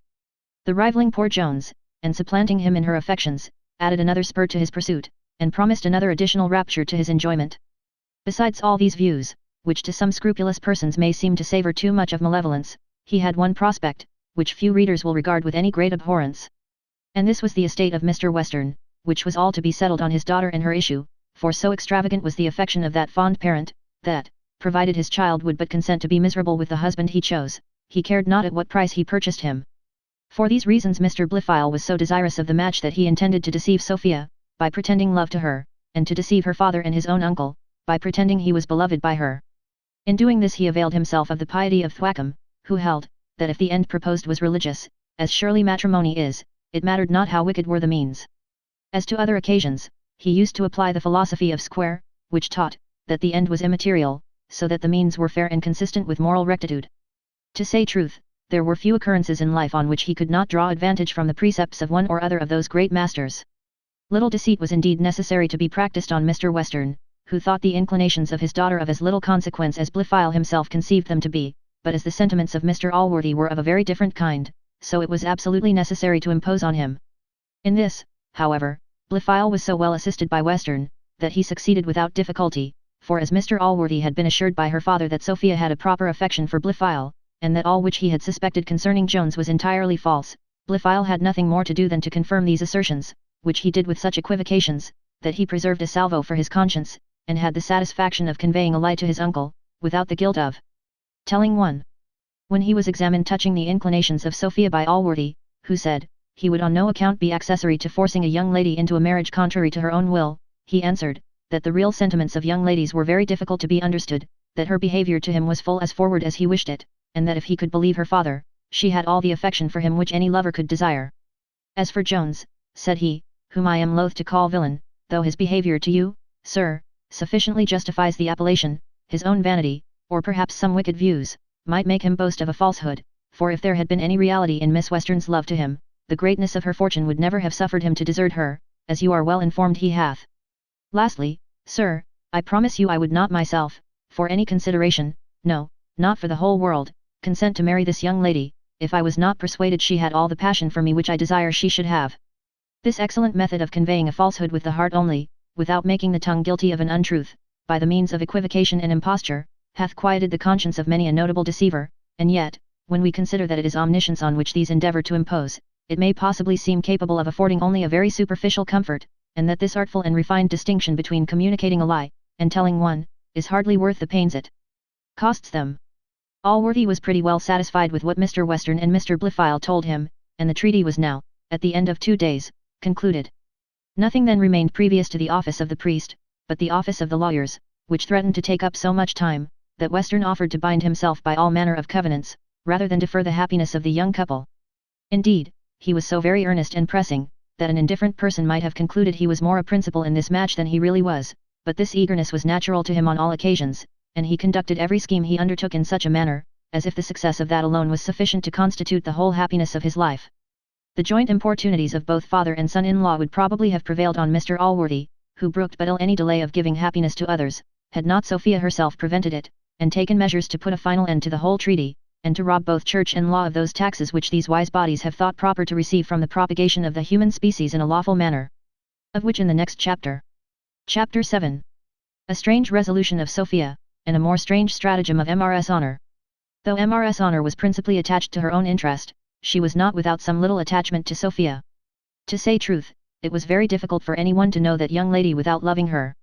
She no sooner therefore heard a piece of news, which she imagined to be of great importance to her mistress, than, quite forgetting the anger which she had conceived 2 days before, at her unpleasant dismission from Sophia's presence, she ran hastily to inform her of the news.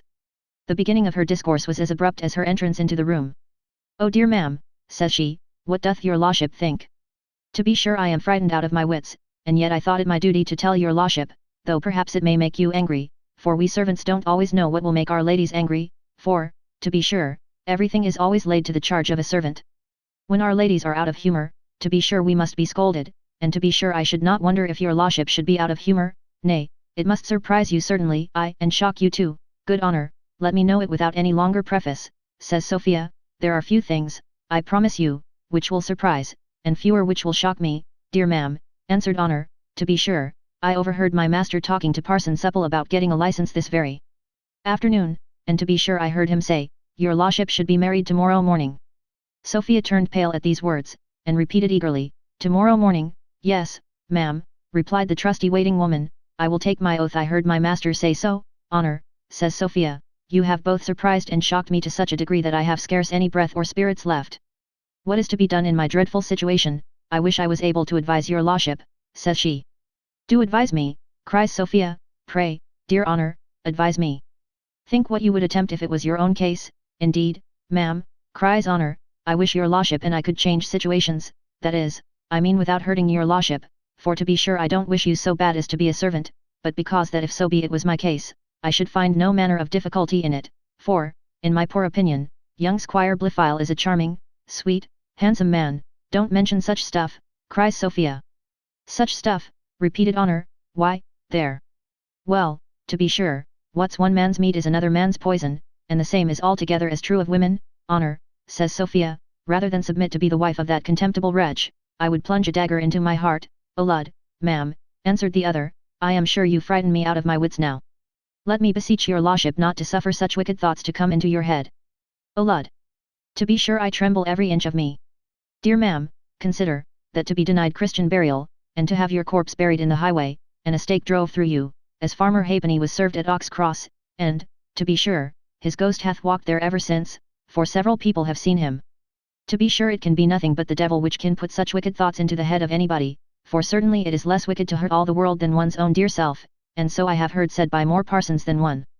If your lordship hath such a violent aversion, and hates the young gentleman so very bad, that you can't bear to think of going into bed to him, for to be sure there may be such antipathies in nature, and one had liever to touch a toad than the flesh of some people."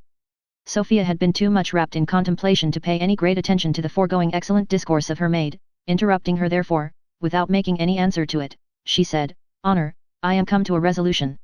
I am determined to leave my father's house this very night, and if you have the friendship for me which you have often professed, you will keep me company." "That I will, ma'am, to the world's end," answered Honour, but I beg your lordship to consider the consequence before you undertake any rash action. Where can your lordship possibly go? There is, replied Sophia, a lady of quality in London, a relation of mine, who spent several months with my aunt in the country, during all which time she treated me with great kindness, and expressed so much pleasure in my company, that she earnestly desired my aunt to suffer me to go with her to London. As she is a woman of very great note, I shall easily find her out, and I make no doubt of being very well and kindly received by her. I would not have your lordship too confident of that, cries Honour, for the first lady I lived with used to invite people very earnestly to her house, but if she heard afterwards they were coming, she used to get out of the way. Besides, though this lady would be very glad to see your lordship, as to be sure anybody would be glad to see your lordship, yet when she hears your lordship is run away from my master, you are mistaken, Honour, says Sophia. She looks upon the authority of a father in a much lower light than I do, for she pressed me violently to go to London with her, and when I refused to go without my father's consent, she laughed me to scorn, called me silly country girl, and said, I should make a pure, loving wife, since I could be so dutiful a daughter. So I have no doubt but she will both receive me and protect me too, till my father, finding me out of his power, can be brought to some reason. Well, but, ma'am, answered Honour, how doth your lordship think of making your escape? Where will you get any horses or conveyance? For as for your own horse, as all the servants know a little how matters stand between my master and your lordship, Robin will be hanged before he will suffer it to go out of the stable without my master's express orders. I intend to escape, said Sophia, by walking out of the doors when they are open. I thank heaven my legs are very able to carry me. They have supported me many a long evening. Yes, to be sure, cries Honour, I will follow your lordship through the world, but your lordship had almost as good be alone, for I should not be able to defend you, if any robbers, or other villains, should meet with you. Nay, I should be in as horrible a fright as your lordship, for to be certain, they would ravish us both. Besides, ma'am, consider how cold the nights are now, we shall be frozen to death. A good brisk pace, answered Sophia, will preserve us from the cold, and if you cannot defend me from a villain, Honour, I will defend you, for I will take a pistol with me. There are two always charged in the hall. Dear ma'am, you frighten me more and more, cries Honour, sure your lordship would not venture to fire it off. I had rather run any chance than your lordship should do that. Why so, says Sophia, smiling, would not you, Honour, fire a pistol at anyone who should attack your virtue?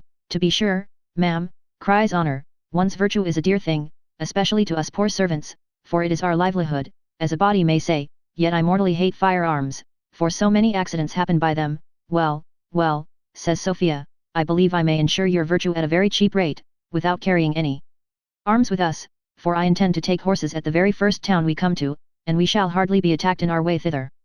Look ye, Honour, I am resolved to go, and if you will attend me, I promise you I will reward you to the very utmost of my power. This last argument had a stronger effect on Honour than all the preceding. And since she saw her mistress so determined, she desisted from any further dissuasions. They then entered into a debate on ways and means of executing their project. Here a very stubborn difficulty occurred, and this was the removal of their effects, which was much more easily got over by the mistress than by the maid, for when a lady hath once taken a resolution to run to a lover, or to run from him, all obstacles are considered as trifles. But Honour was inspired by no such motive, she had no raptures to expect, nor any terrors to shun, and besides the real value of her clothes, in which consisted a great part of her fortune, she had a capricious fondness for several gowns, and other things, either because they became her, or because they were given her by such a particular person, because she had bought them lately, or because she had had them long, or for some other reasons equally good, so that she could not endure the thoughts of leaving the poor things behind her exposed to the mercy of Western, who, she doubted not, would in his rage make them suffer martyrdom. The ingenious Mrs. Honour having applied all her oratory to dissuade her mistress from her purpose, when she found her positively determined, at last started the following expedient to remove her clothes, viz., to get herself turned out of doors that very evening. Sophia highly approved this method, but doubted how it might be brought about.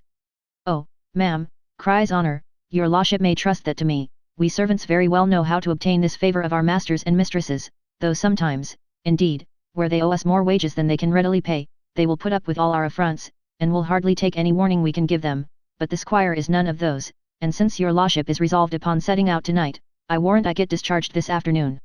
It was then resolved that she should pack up some linen and a nightgown for Sophia, with her own things, and as for all her other clothes, the young lady abandoned them with no more remorse than the sailor feels when he throws over the goods of others, in order to save his own life. Chapter 8. Containing scenes of altercation, of no very uncommon kind. Mrs. Honour had scarce sooner parted from her young lady, than something, for I would not, like the old woman in Quevedo, injure the devil by any false accusation, and possibly he might have no hand in it, but something, I say, suggested itself to her, that by sacrificing Sophia and all her secrets to Mr. Western, she might probably make her fortune. Many considerations urged this discovery. The fair prospect of a handsome reward for so great and acceptable a service to the squire, tempted her avarice, and again, the danger of the enterprise she had undertaken, the uncertainty of its success, night, cold, robbers, ravishers, all alarmed her fears. So forcibly did all these operate upon her, that she was almost determined to go directly to the squire, and to lay open the whole affair. She was, however, too upright a judge to decree on one side, before she had heard the other. And here, first, a journey to London appeared very strongly in support of Sophia. She eagerly longed to see a place in which she fancied charms short only of those which enraptured Saint Imogines in heaven. In the next place, as she knew Sophia to have much more generosity than her master, so her fidelity promised her a greater reward than she could gain by treachery.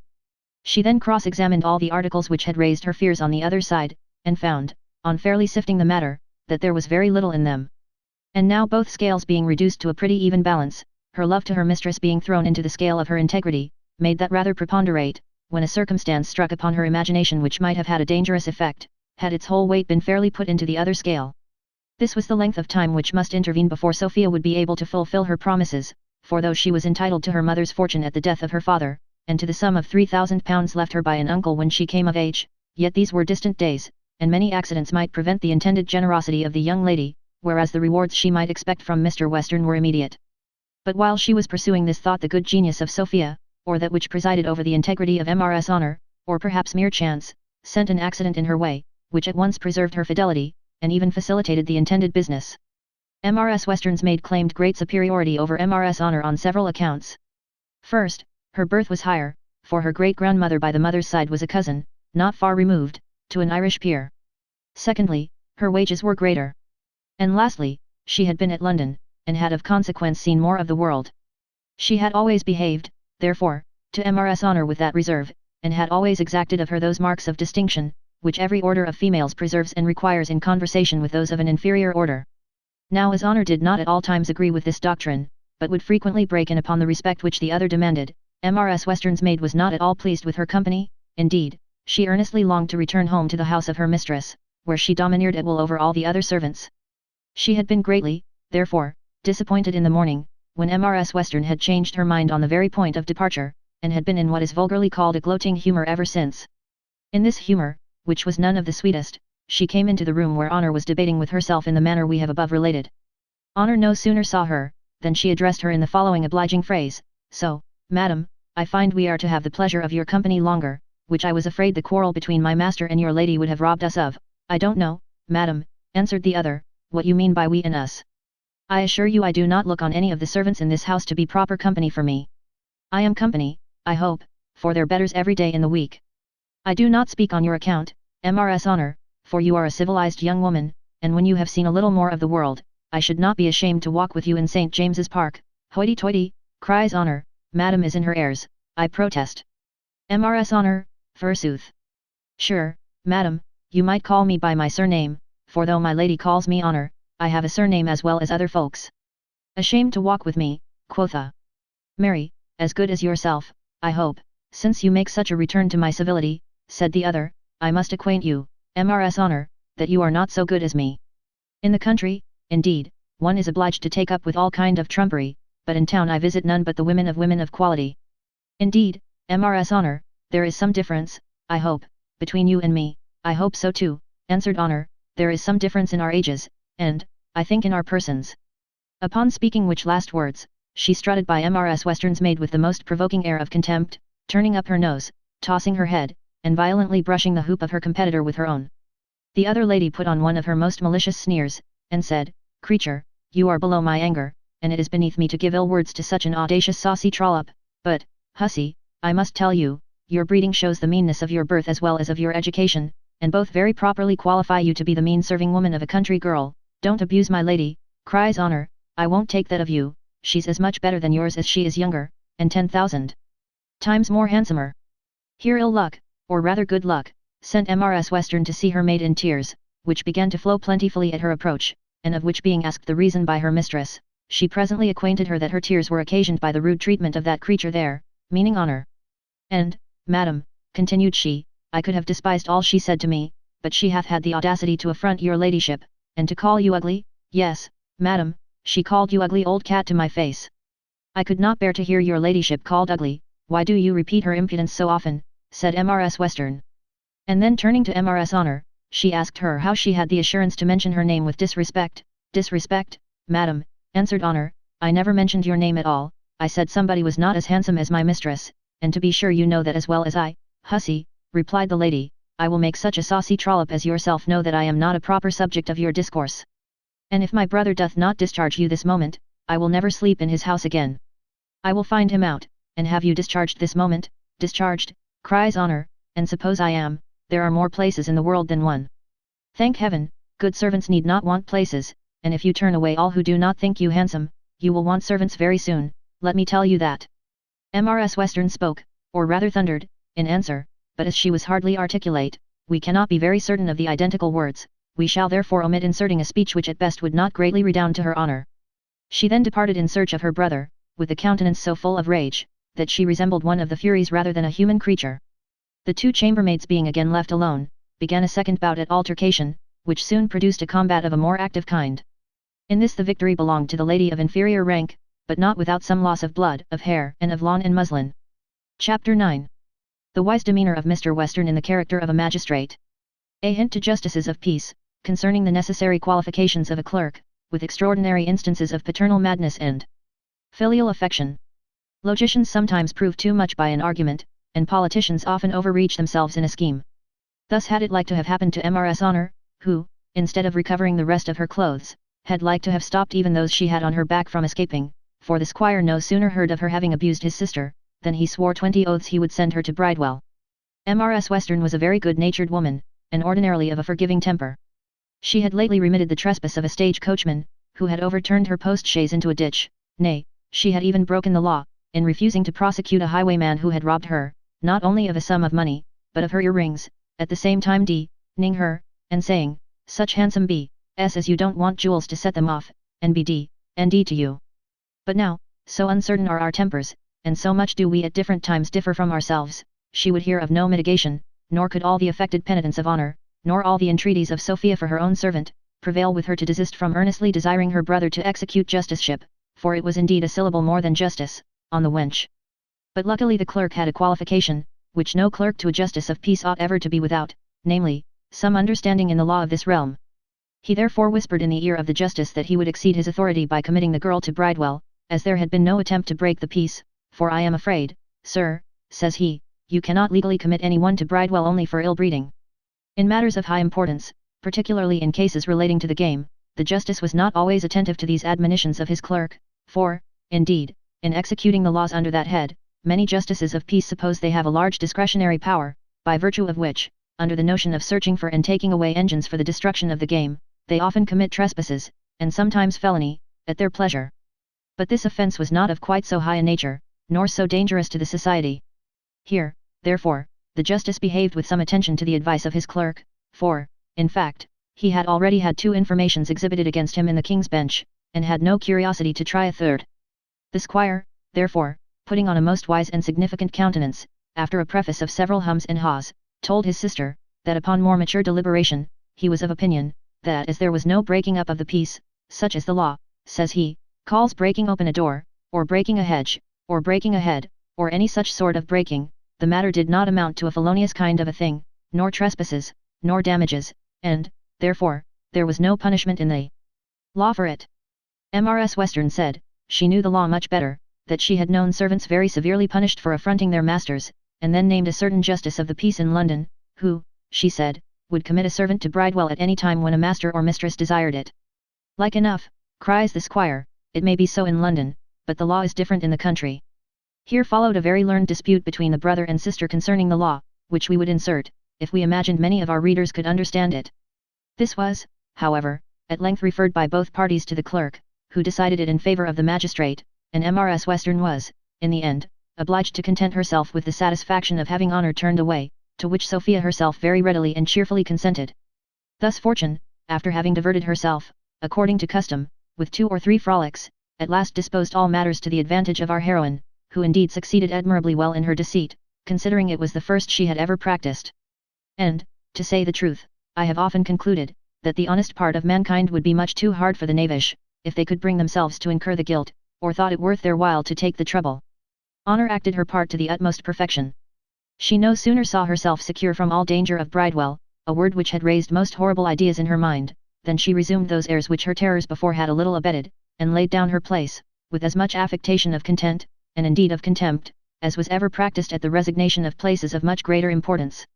If the reader pleases, therefore, we choose rather to say she resigned, which hath, indeed, been always held a synonymous expression with being turned out, or turned away.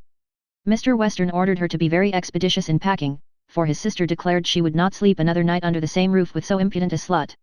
To work therefore she went, and that so earnestly, that everything was ready early in the evening, when, having received her wages, away packed bag and baggage, to the great satisfaction of every one, but of none more than of Sophia, who, having appointed her maid to meet her at a certain place not far from the house, exactly at the dreadful and ghostly hour of 12, began to prepare for her own departure.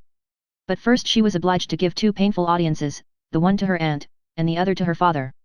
In these Mrs. Western herself began to talk to her in a more peremptory style than before, but her father treated her in so violent and outrageous a manner, that he frightened her into an affected compliance with his will, which so highly pleased the good squire, that he changed his frowns into smiles, and his menaces into promises. He vowed his whole soul was wrapped in hers, that her consent, for so he construed the words, "You know, sir, I must not, nor can, refuse to obey any absolute command of yours," had made him the happiest of mankind.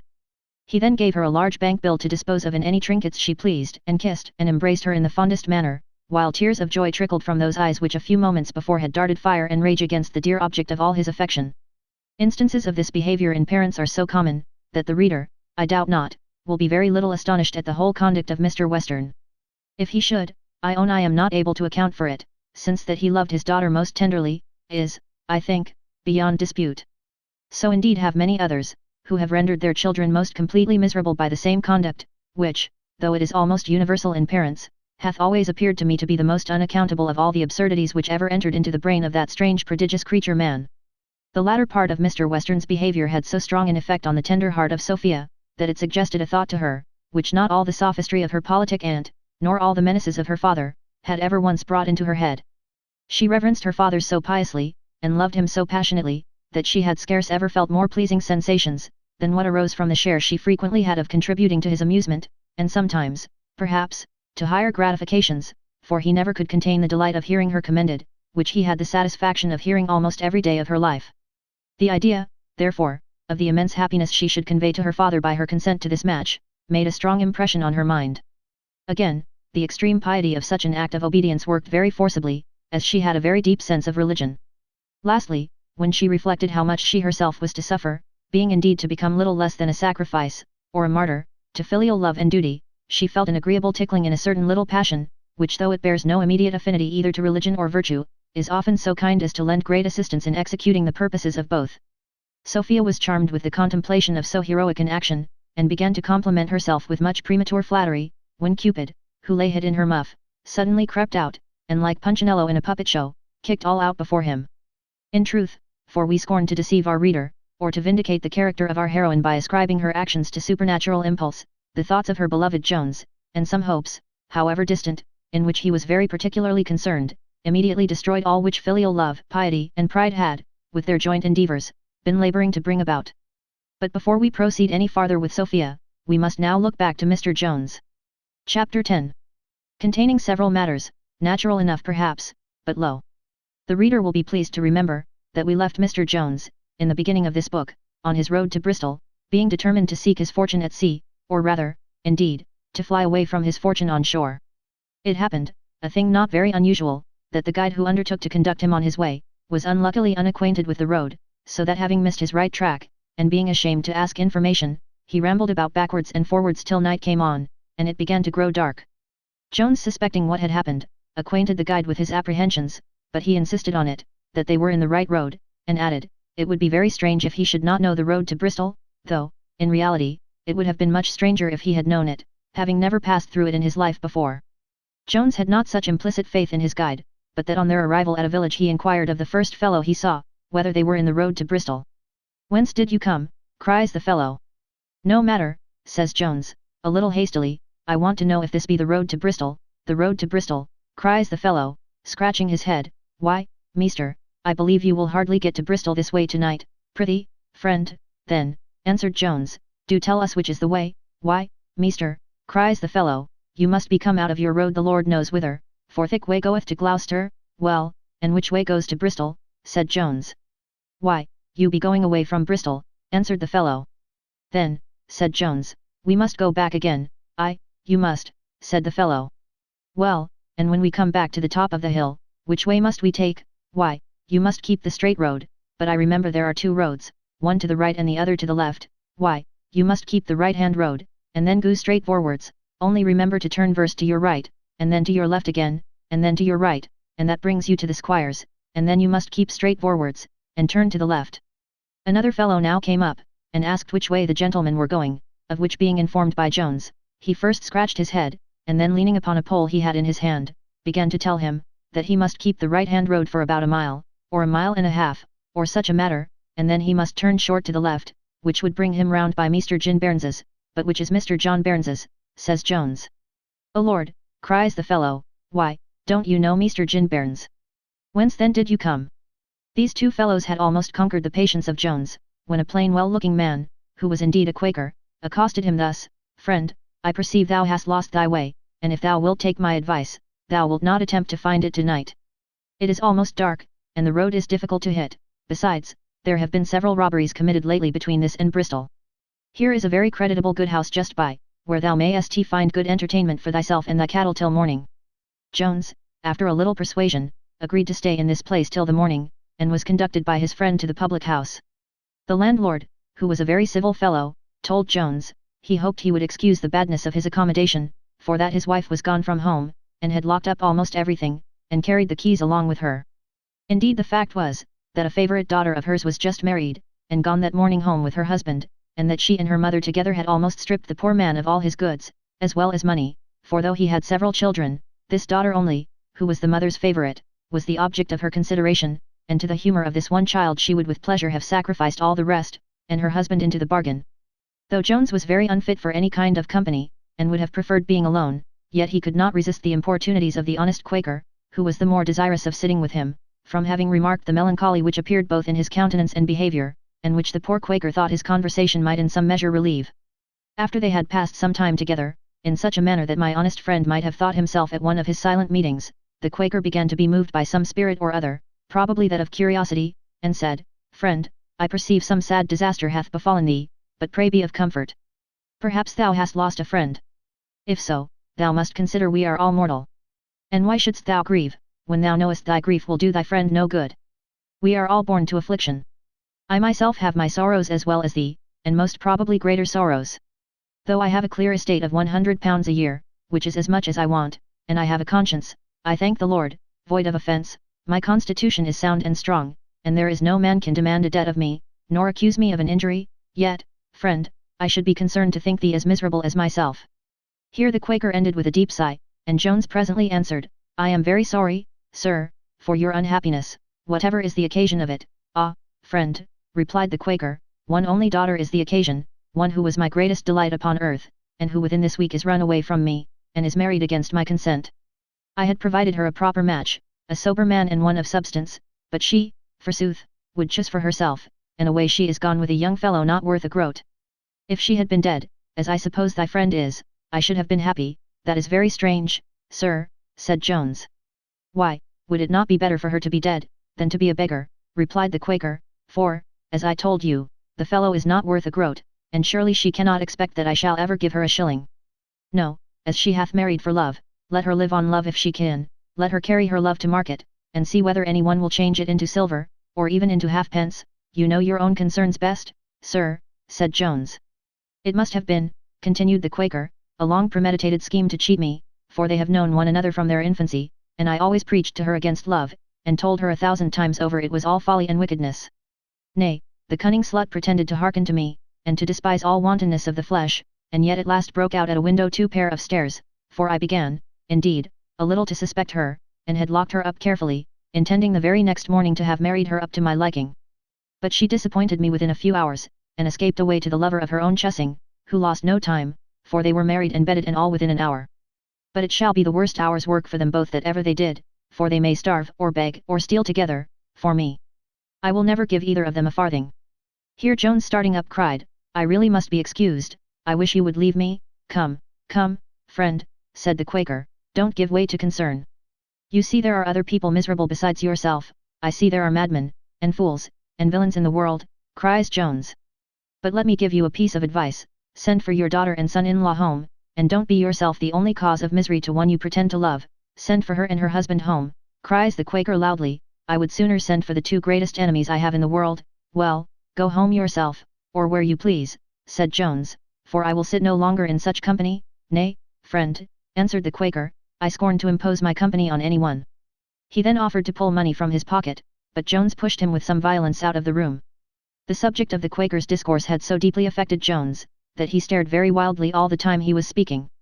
This the Quaker had observed, and this, added to the rest of his behaviour, inspired honest Broadbrim with a conceit, that his companion was in reality out of his senses. Instead of resenting the affront, therefore, the Quaker was moved with compassion for his unhappy circumstances, and having communicated his opinion to the landlord, he desired him to take great care of his guest, and to treat him with the highest civility. "Indeed," says the landlord, "I shall use no such civility towards him, for it seems, for all his laced waistcoat there, he is no more a gentleman than myself, but a poor parish bastard, bred up at a great squire's about 30 miles off, and now turned out of doors, not for any good to be sure. I shall get him out of my house as soon as possible. If I do lose my reckoning, the first loss is always the best. It is not above a year ago that I lost a silver spoon." "What dost thou talk of a parish bastard, Robin?" answered the Quaker. "Thou must certainly be mistaken in thy man." "Not at all," replied Robin, "the guide, who knows him very well, told it me."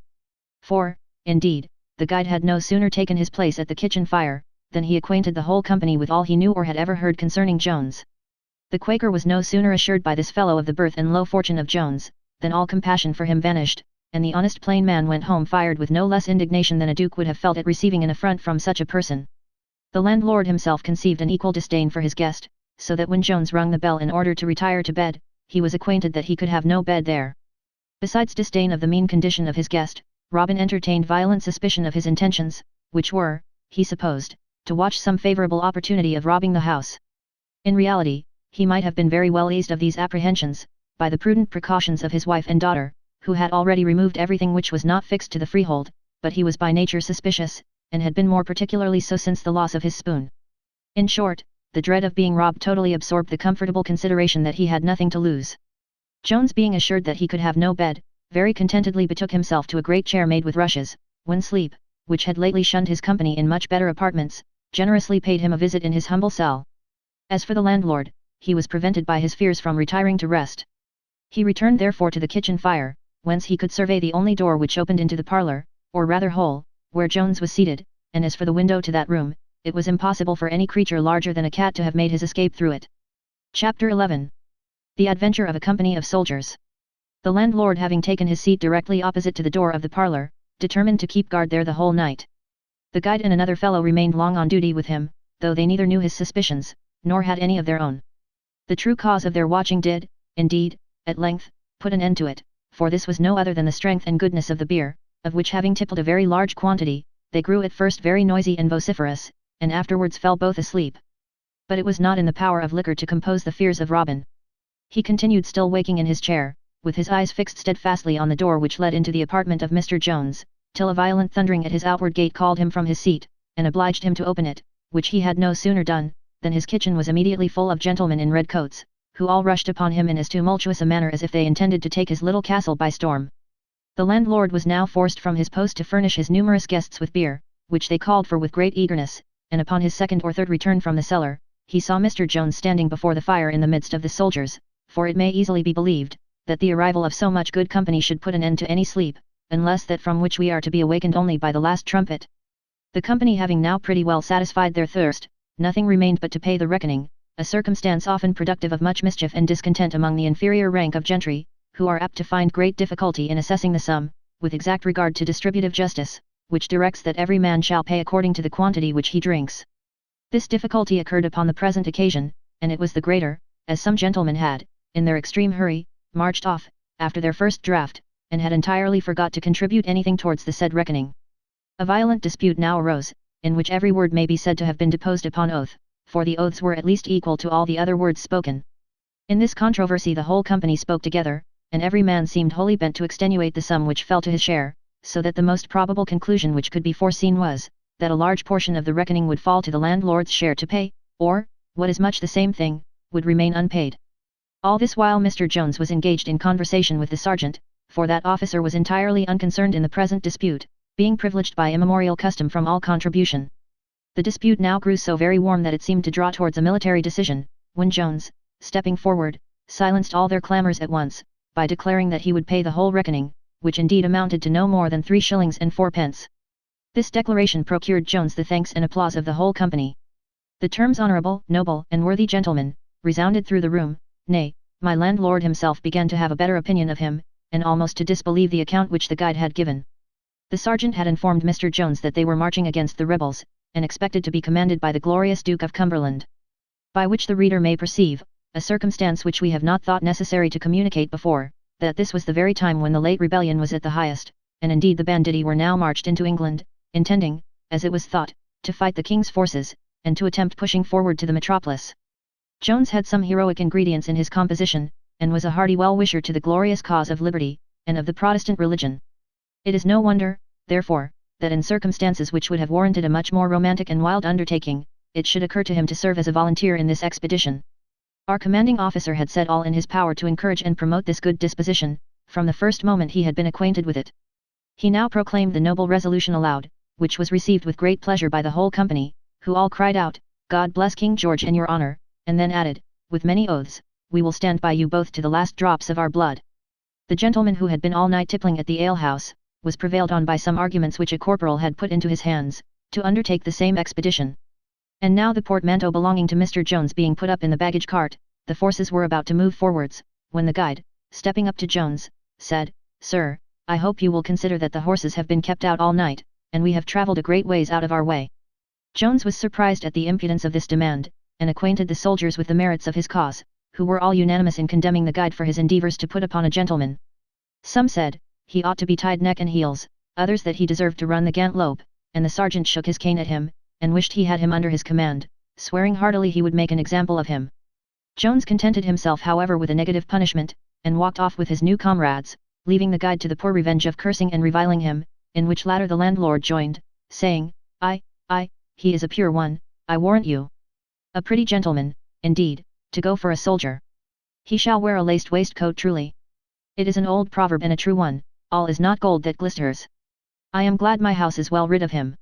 All that day the sergeant and the young soldier marched together, and the former, who was an arch fellow, told the latter many entertaining stories of his campaigns, though in reality he had never made any, for he was but lately come into the service, and had, by his own dexterity, so well ingratiated himself with his officers, that he had promoted himself to a halberd, chiefly indeed by his merit in recruiting, in which he was most excellently well skilled.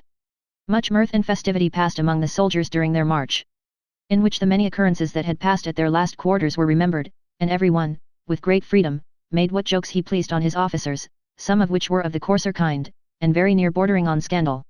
This brought to our hero's mind the custom which he had read of among the Greeks and Romans, of indulging, on certain festivals and solemn occasions, the liberty to slaves, of using an uncontrolled freedom of speech towards their masters. Our little army, which consisted of 2 companies of foot, were now arrived at the place where they were to halt that evening. The sergeant then acquainted his lieutenant, who was the commanding officer, that they had picked up 2 fellows in that day's march, one of which, he said, was as fine a man as ever he saw, meaning the tippler, for that he was near 6 feet, well proportioned, and strongly limbed, and the other, meaning Jones, would do well enough for the rear rank. The new soldiers were now produced before the officer, who having examined the 6 feet man, he being first produced, came next to survey Jones, at the first sight of whom, the lieutenant could not help showing some surprise, for besides that he was very well dressed, and was naturally genteel, he had a remarkable air of dignity in his look, which is rarely seen among the vulgar, and is indeed not inseparably annexed to the features of their superiors. "Sir," said the lieutenant, "my sergeant informed me that you are desirous of enlisting in the company I have at present under my command. If so, sir, we shall very gladly receive a gentleman who promises to do much honour to the company by bearing arms in it." Jones answered, that he had not mentioned anything of enlisting himself, that he was most zealously attached to the glorious cause for which they were going to fight, and was very desirous of serving as a volunteer, concluding with some compliments to the lieutenant, and expressing the great satisfaction he should have in being under his command. The lieutenant returned his civility, commended his resolution, shook him by the hand, and invited him to dine with himself and the rest of the officers. Chapter 12. The Adventure of a Company of Officers. The lieutenant, whom we mentioned in the preceding chapter, and who commanded this party, was now near 60 years of age. He had entered very young into the army, and had served in the capacity of an ensign at the Battle of Tangiers. Here he had received 2 wounds, and had so well distinguished himself, that he was by the Duke of Marlborough advanced to be a lieutenant, immediately after that battle. In this commission he had continued ever since, viz., near 40 years, during which time he had seen vast numbers preferred over his head, and had now the mortification to be commanded by boys, whose fathers were at nurse when he first entered into the service. Nor was this ill success in his profession solely owing to his having no friends among the men in power. He had the misfortune to incur the displeasure of his colonel, who for many years continued in the command of this regiment. Nor did he owe the implacable ill will which this man bore him to any neglect or deficiency as an officer, nor indeed to any fault in himself, but solely to the indiscretion of his wife, who was a very beautiful woman, and who, though she was remarkably fond of her husband, would not purchase his preferment at the expense of certain favours which the colonel required of her. The poor lieutenant was more peculiarly unhappy in this, that while he felt the effects of the enmity of his colonel, he neither knew, nor suspected, that he really bore him any, for he could not suspect an ill will for which he was not conscious of giving any cause, and his wife, fearing what her husband's nice regard to his honour might have occasioned, contented herself with preserving her virtue without enjoying the triumphs of her conquest. This unfortunate officer, for so I think he may be called, had many good qualities besides his merit in his profession, for he was a religious, honest, good-natured man, and had behaved so well in his command, that he was highly esteemed and beloved not only by the soldiers of his own company, but by the whole regiment. The other officers who marched with him were a French lieutenant, who had been long enough out of France to forget his own language, but not long enough in England to learn ours, so that he really spoke no language at all, and could barely make himself understood on the most ordinary occasions. There were likewise 2 ensigns, both very young fellows, one of whom had been bred under an attorney, and the other was son to the wife of a nobleman's butler. As soon as dinner was ended, Jones informed the company of the merriment which had passed among the soldiers upon their march, and yet, says he, notwithstanding all their vociferation, I dare swear they will behave more like Grecians than Trojans when they come to the enemy. Grecians and Trojans, says one of the ensigns, who the devil are they? I have heard of all the troops in Europe, but never of any such as these. Don't pretend to more ignorance than you have, Mr. Northerton, said the worthy lieutenant. I suppose you have heard of the Greeks and Trojans, though perhaps you never read Pope's Homer, who, I remember, now the gentleman mentions it, compares the march of the Trojans to the cackling of geese, and greatly commends the silence of the Grecians. And upon my honour there is great justice in the cadet's observation. Begar, me remember dem ver well, said the French lieutenant, me ave read them at school in Dan's Madame Dacier, de Greek, de Trojan, de fight for von woman, oue, me ave read all dat. D, and homo with all my heart, says Northerton, I have the marks of him on my A, yet. There's Thomas, of our regiment, always carries a homo in his pocket, D, and me, if ever I come at it, if I don't burn it. And there's Cordrius, another D, and D son of a whore, that hath got me many a flogging. Then you have been at school, Mr. Northerton, said the lieutenant. I, D, and me, have I, answered he, the devil take my father for sending me thither. The old put wanted to make a parson of me, but D, and me, thinks I to myself, I'll nick you there, old cole, the devil a smack of your nonsense shall you ever get into me. There's Jemmy Oliver, of our regiment, he narrowly escaped being a pimp too, and that would have been 1,000 pities, for D, and me if he is not one of the prettiest fellows in the whole world, but he went farther than I with the old cole, for Jimmy can neither write nor read. You give your friend a very good character, said the lieutenant, and a very deserved one, I dare say. But prithee, Northerton, leave off that foolish as well as wicked custom of swearing, for you are deceived, I promise you, if you think there is wit or politeness in it. I wish, too, you would take my advice, and desist from abusing the clergy. Scandalous names, and reflections cast on any body of men, must be always unjustifiable, but especially so, when thrown on so sacred a function, for to abuse the body is to abuse the function itself, and I leave to you to judge how inconsistent such behaviour is in men who are going to fight in defence of the Protestant religion. Mr. Adderley, which was the name of the other ensign, had sat hitherto kicking his heels and humming a tune, without seeming to listen to the discourse. He now answered, Oh, monsieur, on ne parle pas de la religion dans la guerre. Well said, Jack, cries Northerton, if la religion was the only matter, the parsons should fight their own battles for me. I don't know, gentlemen, said Jones, what may be your opinion, but I think no man can engage in a nobler cause than that of his religion, and I have observed, in the little I have read of history, that no soldiers have fought so bravely as those who have been inspired with a religious zeal. For my own part, though I love my king and country, I hope, as well as any man in it, yet the Protestant interest is no small motive to my becoming a volunteer in the cause. Northerton now winked on Adderley, and whispered to him slyly, "Smoke the prig, Adderley, smoke him." Then turning to Jones, said to him, "I am very glad, sir, you have chosen our regiment to be a volunteer in, for if our parson should at any time take a cup too much, I find you can supply his place. I presume, sir, you have been at the university, may I crave the favour to know what college?" "Sir," answered Jones, "so far from having been at the university, I have even had the advantage of yourself, for I was never at school." "I presumed," cries the ensign, "only upon the information of your great learning." "Oh, sir," answered Jones, "it is as possible for a man to know something without having been at school, as it is to have been at school and to know nothing." "Well said, young volunteer," cries the lieutenant. "Upon my word, Northerton, you had better let him alone, for he will be too hard for you." Northerton did not very well relish the sarcasm of Jones, but he thought the provocation was scarce sufficient to justify a blow, or a rascal, or scoundrel, which were the only repartees that suggested themselves. He was, therefore, silent at present, but resolved to take the first opportunity of returning the jest by abuse. It now came to the turn of Mr. Jones to give a toast, as it is called, who could not refrain from mentioning his dear Sophia. This he did the more readily, as he imagined it utterly impossible that any one present should guess the person he meant. But the lieutenant, who was the toastmaster, was not contented with Sophia only. He said, he must have her surname, upon which Jones hesitated a little, and presently after named Miss Sophia Western. Ensign Northerton declared he would not drink her health in the same round with his own toast, unless somebody would vouch for her. "I knew one Sophie Western," says he, "that was lain with by half the young fellows at Bath, and perhaps this is the same woman." Jones very solemnly assured him of the contrary, asserting that the young lady he named was one of great fashion and fortune. I, says the ensign, "and so she is, me, it is the same woman, and I'll hold half a dozen of Burgundy. Tom French of our regiment brings her into company with us at any tavern in Bridges Street." He then proceeded to describe her person exactly, for he had seen her with her aunt, and concluded with saying, that her father had a great estate in Somersetshire. The tenderness of lovers can ill brook the least jesting with the names of their mistresses. However, Jones, though he had enough of the lover and of the hero too in his disposition, did not resent these slanders as hastily as, perhaps, he ought to have done. To say the truth, having seen but little of this kind of wit, he did not readily understand it, and for a long time imagined Mr. Northerton had really mistaken his charmer for some other. But now, turning to the ensign with a stern aspect, he said, "Pray, sir, choose some other subject for your wit, for I promise you I will bear no jesting with this lady's character."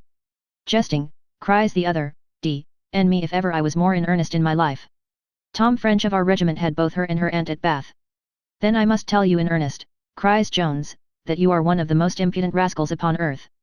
He had no sooner spoken these words, than the ensign, together with a volley of curses, discharged a bottle full at the head of Jones, which hitting him a little above the right temple, brought him instantly to the ground. The conqueror perceiving the enemy to lie motionless before him, and blood beginning to flow pretty plentifully from his wound, began now to think of quitting the field of battle, where no more honour was to be gotten, but the lieutenant interposed, by stepping before the door, and thus cut off his retreat. Northerton was very importunate with the lieutenant for his liberty, urging the ill consequences of his stay, asking him, what he could have done less. "Zounds," says he, "I was but in jest with the fellow. I never heard any harm of Miss Western in my life." "Have not you?" said the lieutenant, "then you richly deserve to be hanged, as well for making such jests, as for using such a weapon. You are my prisoner, sir, nor shall you stir from hence till a proper guard comes to secure you."